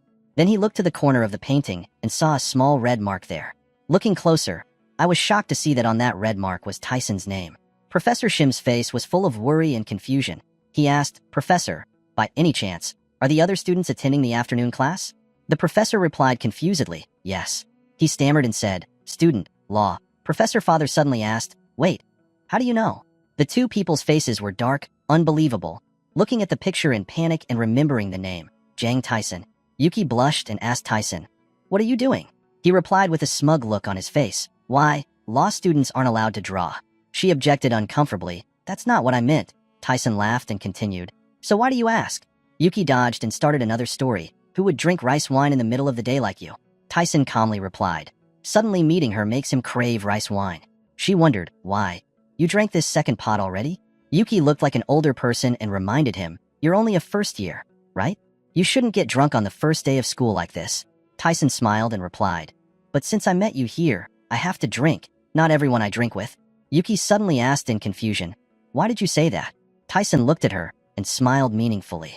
Yuki blushed at his words. "You're really pretty, senior." Makes her just say words. When it was dark, in a corner of a city, surrounded by high-rise buildings and electric poles. The next day, when it was dawn, Yuki gradually woke up in a dream, feeling like a cotton blanket, a familiar scent that she had smelled before. She slowly opened her eyes, put her hand on her forehead to block out the light, and exclaimed, "My head hurts." Then she suddenly realized the surrounding scenery. Startled, sweat poured out, worriedly exclaimed in her heart, "This place is..." She looked around the room and slowly realized, this room again. Yesterday's memories were fragmented in Yuki's head, causing her to not be able to remember anything clearly. She whispered in her heart, and again. She lost consciousness. She suddenly froze, her face turned red. Then she lifted the blanket and looked down to check if she was still wearing clothes or not. Seeing that his clothes were still intact, he breathed a sigh of relief and thought, "How much did I drink this time?" She slowly stood up and walked out of the room, still blaming herself. This was all Tyson's fault. Who did he learn to drink like that from? Stepping out of the bedroom, right in front of Yuki's eyes appeared many paintings that surprised her and made her say, "Gauguin's painting." She immediately recognized it when she saw it. Yuki's eyes were not yet filled with panic. Her mouth was open in shock. She was sweating profusely. Her heart stammered in surprise. "What is this? Are they all Tyson's paintings?" At Korea University College of Music. The sound of the piano is melodious, full of depth and quiet. The young girl gently glides her hands on the piano. The combination with the piano sound of the male co-star next to her is perfect. A man in a suit sat cross-legged and said, "I also have to leave early this time." That was the associate professor of the music college, Raoul Reard. He smiled and said gently, "I'm 40 years old. I miss my hometown very much." Suddenly he heard another piano sound, causing him to pay attention to it. This sound? He looked intently at Tyson sitting on the stage playing the piano, filled with surprise and groaning in his heart. Could it be Rachmaninoff? His face suddenly showed shock. He couldn't believe it and stammered, "No way. Why is he a freshman?" The male lead's fingers gently and skillfully glide across the keys. All the students playing musical instruments stopped and listened in admiration. Their skills were so great. The others also followed the sound of the piano and gradually approached. They were all amazed by Tyson's talent, standing still wondering who he was, a genius. Back when Yuki was still at the male lead's house, she stood still in front of the pictures he drew and silently affirmed that Tyson was a natural genius. Suddenly, a voice spoke from behind her. "What do you think about my painting?" At the same time, the piano sounded melodious. She turned her head to look at Tyson in surprise and couldn't help but stammer out an answer. Then I had another question in my heart. "Does he even play the piano?" He smiled and looked at Yuki and said, "If you like it, you can take it." Yuki was surprised by the male lead's words and asked again, "Really?" She thought to herself in confusion. She couldn't believe he left Gauguin's masterpiece here. At the end of the piano lesson, Kaizen stopped playing the piano and said there were a few more drawings on the drawing board.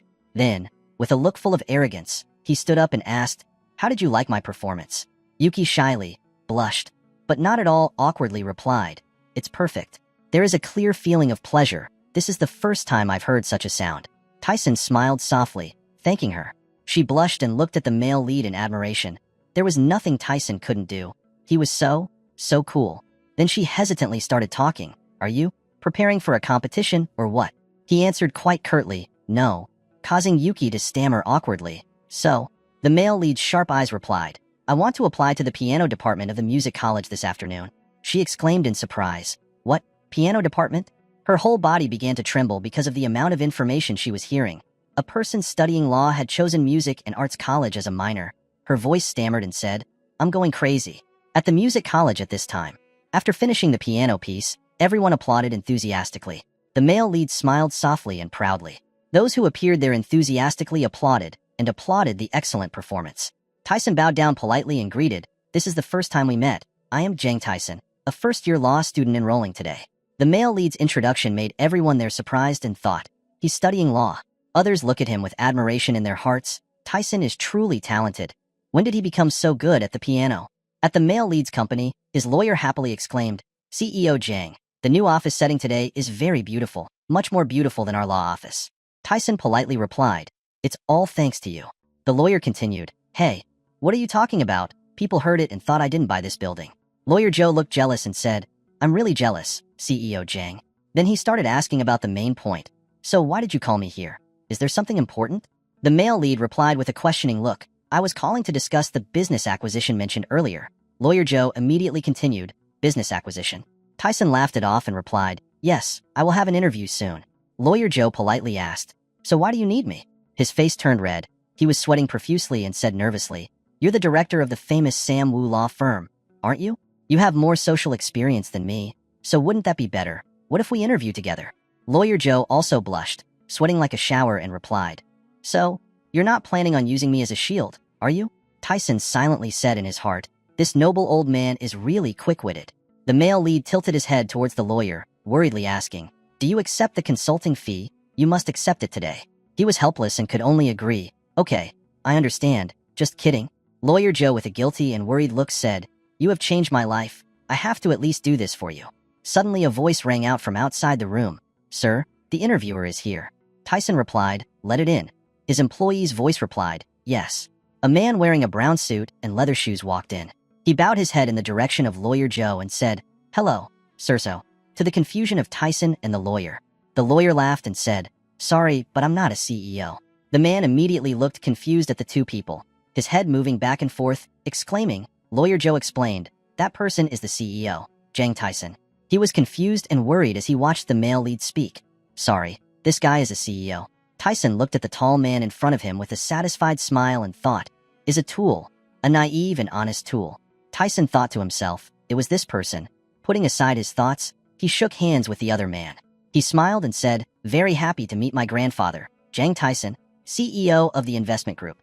Looking at the man in front of him, Tyson thought, this man devoted everything to serve UB in his previous life. The man looked at Tyson with extremely surprised eyes. "Why are you the CEO?" Tyson trusts this man very much. He is about 1 meter 8 tall and has a strong shoulder to lean on. High and wide forehead, big bright eyes.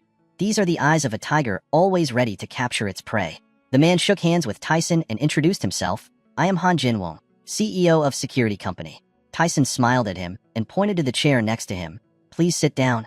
Tyson went straight to his problem. It was said that because the company was on the verge of collapse, the company's workforce of 50 was now only 20. After hearing this, Han Jinwon panicked. "What is this? He is so young." Tyson smiled coldly and said, "Please sit down. I won't bite you, so I'm not afraid." Everyone had now settled down and Tyson spoke. Currently, he was just trying to hold on with his family's assets and was in a huge debt. Han Jinwon trembled and replied, "Yes." Tyson smiled, continued to say, "In that situation, he was in dire need of a straw to save his life." The man sitting on Tyson's left noticed I staring at him and laughed and said, "Don't look at me like that. I'm Yuntae, the director of Samwoo Law Firm." Han Jinwon said in surprise, "What Samwoo Law Firm, Asian?" Yuntae looked at him and smiled and continued to say, "Please don't have a negative view of CEO Jang. I've heard of CEO Han's talent. It's nice to meet you." Han Jinwon nervously replied, "Thank you." Tyson's voice rang out, "I will take over the company." Jinwon was frightened by this statement. The lawyer and Jinwon simultaneously focused their eyes on Tyson. "My heart is filled with confusion. Jinwang hesitated and said speechless. My company has been destroyed. Even if you invest in it, you won't get any profit. Tyson calmly replied, that's why I like it. Jinwang didn't understand. What do you mean? Tyson said every word with finality. I put money into it not just to make a profit, but to ensure my own safety. After listening to Jinwang, if you think it would be more economical for you to hire outside security guards, the price of hiring security guards from my company is not cheap. Because they are all specially trained veterans. Tyson laughed loudly and said, I know, but I trust your every reaction and so much that I decided to take over. I will take over the company and 20 employees there, including Mr. Jinwang gasped in surprise. Why did you have to do that? Tyson still said coldly, immediately after signing the contract, I will give each person a 200% salary increase, paid immediately. Jinwang was startled again at Tyson's words. Were you telling the truth? Director Han doesn't have to worry. I will invest in more Baoan equipment, search equipment, and upgrade supplies. What do you think? Hearing that, Jinwang cried tears of joy. Thank you. Dizin looked at Jinwang seriously and said, the job of the day is to hire as many trustworthy employees as possible. The target is 50 people this month. Can we do it? Jinwang hastily replied, of course, I can do it. Director Han, I have one more request. Jinwang laughed loudly and said, please go ahead. Looking at Director Han smiling like that, Dizin and the lawyer also felt happy. Please move the company to the 5th floor of this building immediately. Jinwang clearly. The sky is now dark. You will receive a lot of karma points. Tyson moved the mouse in his hand and said, relax a bit. He accidentally swiped right on an article about the ANA group that was teetering on the brink. He was so pleased that his mood improved, and he had to pay this journalist more. I don't know what to write that's so good. The internet is currently rife with unfavorable comments such as, the company's situation is similar to the chairman's personality. He is just a dog. The stock has dropped miserably. Tyson read through it once and exclaimed, oh my god. He didn't need anything and was still full. Chairman O, you must be so desperate right now. You received negative karma points. Tyson calmly said, this month everything will be fine. Looking up at the night sky, he thought about whether he should call some tutors for tomorrow's class.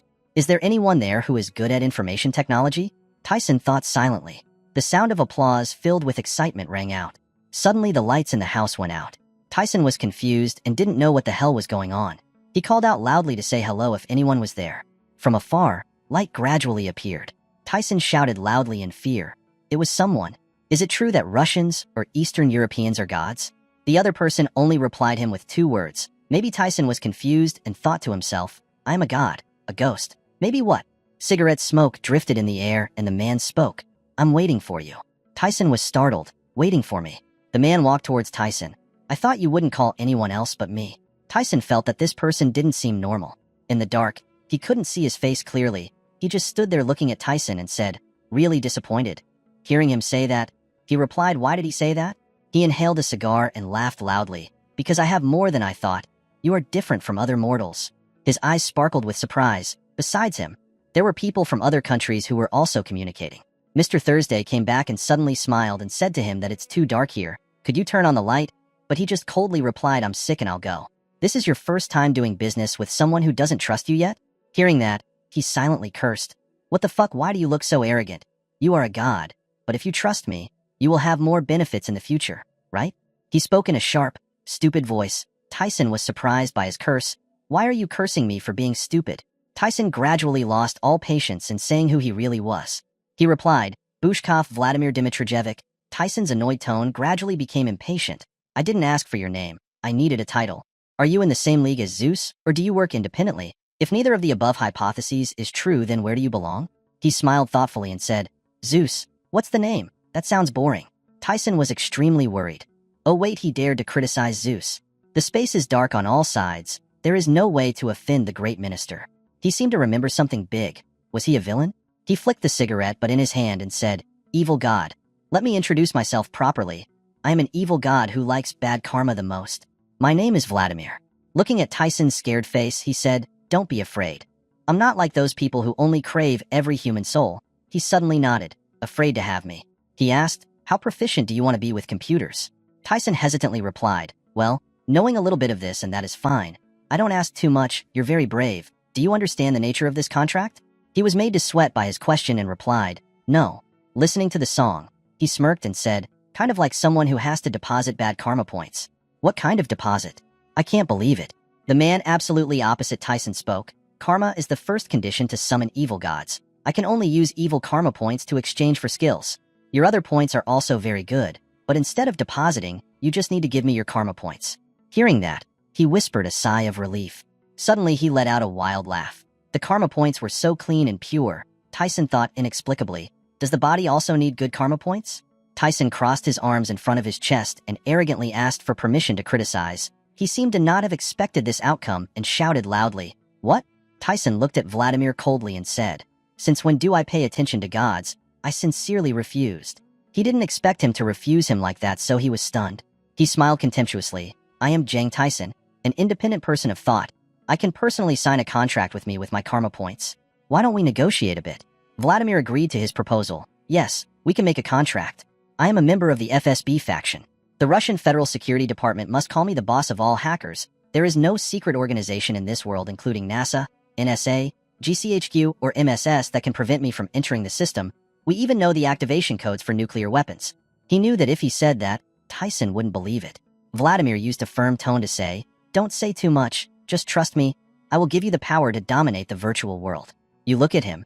Is this disrespecting your abilities? Vladimir is so angry with you. "What do you mean by this name?" "My skills are the best at the moment, kid." Tyson replied to him with a cold voice. "Do you know blockchain technology?" Vladimir was surprised. "What block can?" Tyson continued to ask. "What about Bitcoin?" Vladimir was now completely bewildered as to what that thing was and what else he was going to discuss. Look at him and smile. "Stop talking and turn on the light, will you?" How could Vladimir panic? Tyson laughed and said, "When the relationship between A and the F changes, people will feel more comfortable." He glared at him. Vladimir looked so funny. "If I entered the world of gods, I would consider it his permission." A light soon appeared in Tyson's hand. Looking at the glowing circle in his hand, he said thoughtfully, "This morning's sand beads our group leader Asura bought them for decoration." According to the light, he went down the old stairs. He just discovered an extremely messy guy standing like a lost soul. Tyson shouted, "What the hell is that?" "This is just a normal residential area." Vladimir saw everything exposed and didn't know what to do. Only then did Tyson realize that the evil god in front of him was just a joke. He approached the boy and asked him in a cold tone how old he was. He still stubbornly denied what he meant by saying "I'm a god." Seeing that he refused to tell the truth, he immediately threatened that most people, when they die, deserve to become gods, but if you don't, God will punish you. "I've already died once, so it's over." Sure enough, this threat worked and he shouted in fear, "Don't come near here." Tyson continued to say, "What are you afraid of? I didn't hit you. If anyone sees us, they will probably think I'm the god. You look like a new soldier, right?" Tyson repeated the question. "How old were you and when did you die?" Vladimir last growled and replied that I was 18 years old and died a month ago. Hearing the boy say that, he immediately felt how pitiful this boy was, at 18 years old. If he died a month ago, that means he was a beginner, right? "But why did you come to this place? Did you kill someone?" Vladimir still didn't raise his face and said, "No, I don't even dare to kill an ant." Tyson continued to ask why. "Because of me, many other people were affected when I was a hacker at the FSB. I hacked their computers, I stole the list of agents, and then handed it over to the organization. I have accumulated a lot of negative karma points." Tyson also understood everything now. "Wow, so you also did a lot of bad things. Wouldn't it be better to go to hell?" Vladimir objected that not everyone can go to hell. Tyson was confused and asked who couldn't go to hell. "This problem even I don't know someone talked about when I died." Tyson continued to ask, "But why did he die?" Vladimir worriedly said, "I went into the president's secret account to play around but was discovered." Tyson was surprised. "Is the president's account Putin?" Vladimir replied, "Yes." "Why did you do that? Why did you steal his information?" Vladimir hesitantly replied, "Just a little." He asked, "How much money did he get?" Hearing this, the boy smiled and replied, "About $500 million. Peas and sweat dropped. $500 million. $500 million is not a little. You get it so easily. How long do people have to work to save that much?" Vladimir Kong feels ashamed to say he has more than $200 billion in a slush fund, so there's not much in it. Tyson's father also wondered why he was arrested after a hacker like him couldn't hide it. Talking about this, he got angry and said, "I had a friend in the same company who betrayed me. That person turned out to be a spy planted by FBS." Tyson smiled awkwardly. "I understand, but you have so much money. How can you use it all?" "I didn't think he would kill someone like you. Vladimir tell you everything I invested in gifts, but then it all went down the drain. What are you surprised by after hearing this? What about the gift fund?"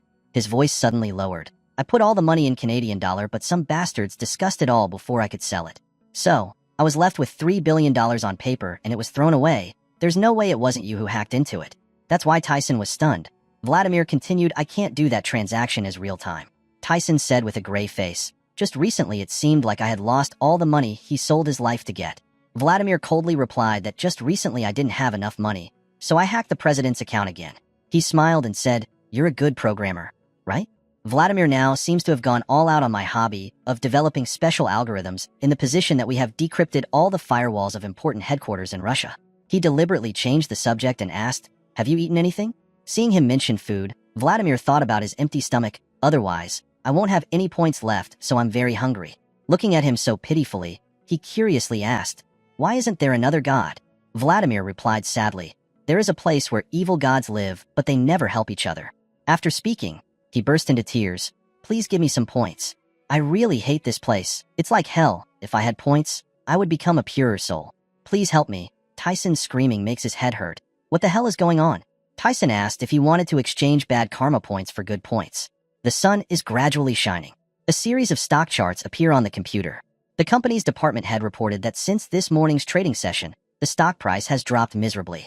A book rushed straight towards the department head along with the director's anger. Didn't want to hear it. What the hell is that? You guys are just going to sit and watch like a scarecrow, right? The employees were scolded by the president. If you receive salary from the company, you have to come up with a solution. Is there any solution? Seeing that the president was so angry, they could only bow their heads and be silent. Looking at the employees, who were all such a bunch of losers, the president slammed his hand on the table and roared. Why is everything so chaotic? Director Choi, please say something. Can I get more support for Anna? Director Choi was scared and said, our chairman has asked for a lot of support. The supervisory board has warned him and they are complaining about the late compensation fee. The chairman calmly sat down in his chair and asked, Captain Lee, how much money do we have left? $200 billion. Boss, the captain said respectfully. There are still a lot of bills waiting to be paid, but I can't stand it for more than another month, the department head reported. The chairman slammed the table again. His fists clenched with veins. How are these useless guys going to handle this now? The loan limit has reached the peak, so they can no longer borrow from the bank. Public opinion is not good. Details about the debts of the finance department were also revealed. President Anna's face was now red and panting. How dare these bastards not pick up the phone? Company management is lost in thought. Large companies are also on the verge of bankruptcy. If they can no longer borrow from banks, the finance department will depend on them. And academic institutions negotiate with private bond issuers without even realizing it. Doing so is very difficult. There's something very strange about the pressure of an invisible hand surrounding you. Director Choi fell into deep contemplation. As if he had realized something, he sat and whispered. Something was very strange. The president now said enthusiastically, how about everyone?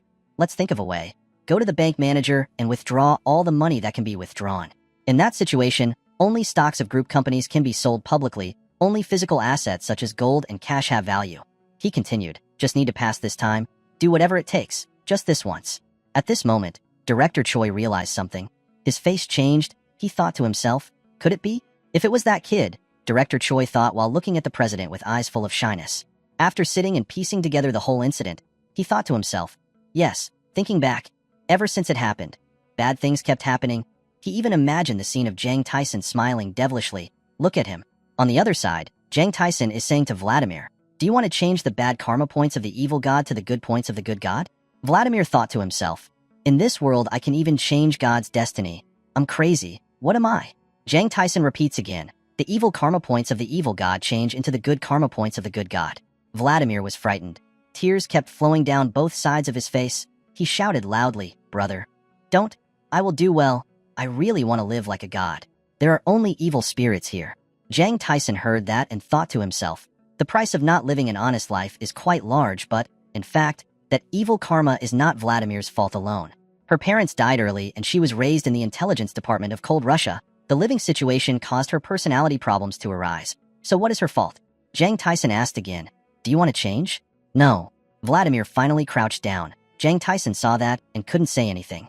After a while, Vladimir stammered and replied, I will change. Suddenly there was a bright light, flashing from the middle of the room. This ray of light was so strong that Jang Tyson and Vladimir had to cover their eyes with their hands. They shouted in unison. That light flashed for a while and then went out, leaving a dark scene covered with smoke. After a while, Jang Tyson and Vladimir slowly rubbed their eyes to see what had just happened. Only then did they suddenly realize that they had been teleported to another place. Jang Tyson said in surprise, What? This is, Vladimir also suddenly exclaimed. Jang Tyson stared blankly, not understanding what happened, and said, "Oh my god. Why did he suddenly come to the villa like this?" Vladimir thought with a wry smile. "Is it this easy and simple?" He happily said, "Wow, he has really changed into a good god." Jang Tyson was happy to see the other boy like that. The two turned to look at each other and smiled. Jang thought to himself that this kid is simpler than he thought. Jang Tyson thought that, even if he turned the kid into a good god, he still had quite a few points. It was like an investment for him. It seemed like every time an employee decided to quit, he would get quite a few points. Vladimir happily said, "Brother, thank you very much." Vladimir asked, "But how is the money you earned from this incident?" Jang Tyson suddenly stuttered and replied, That's right." Vladimir seemed angry and replied, "Hey, what's wrong?" Again. Scene changed to Gangti University. Jang Tyson held the can of coffee in his hand and thought to himself, "No, this isn't a level-up regression game, then what is it?" At this time, the schoolyard was full of people bustling back and forth. The other people saw Jang Tyson and started talking about him. "Oh god, who is that man? Is he a student?" The others also said, "It's impossible in our school. How can there be boys like that?" The female students looked at Jang Tyson with regretful eyes and said, "Without a karma management page, why are you lonely?" Jang Tyson happily said as he walked, "The romance of university that I have never experienced in my whole life. A day full of energy." Seeing the signboard that said Technical University, Jang Tyson hesitantly said, "Hey, that's not it." He said helplessly. The darkness shattered. Walking among the boys, Jang Tyson showed a clearly dissatisfied face, thinking to himself, the smell of male pharaoh. Jang Tyson walked for a while, looking for room 302 when he finally found it. He stood in front of the door and was about to open it when he saw the door being opened by a girl. She came closer and took the can of coffee from Jang Tyson's hand and said, "Coffee? Thank you. I'll drink it." Jang Tyson looked at her with eyes full of surprise, not understanding what was going on. He looked at the woman in surprise as she slowly drank all of his can of coffee, thinking to himself, "What is this?" After drinking, she wiped her mouth with her hand and smiled, saying, "Wow, it's perfect to fuel up with caffeine." Jang Tyson was still surprised. His eyes widened as he looked at that girl, thinking to himself, the girls at Gondi School, more than anything, are very beautiful. Seeing Jang Tyson's surprised expression, she happily said, "New student. I'm a fourth-year student." Ancian smiled shyly and said, "I thought you were my savior. I was about to fall to the ground when you appeared." She continued, "Just trust me in the future. I'm a capable person." Jang Tyson replied skeptically, "What?" At this time, there was a group of people looking at the two of them with a very depressed expression. Ancian looked towards those people and said, "Look at the expressions of those people. Their faces are extremely jealous of you."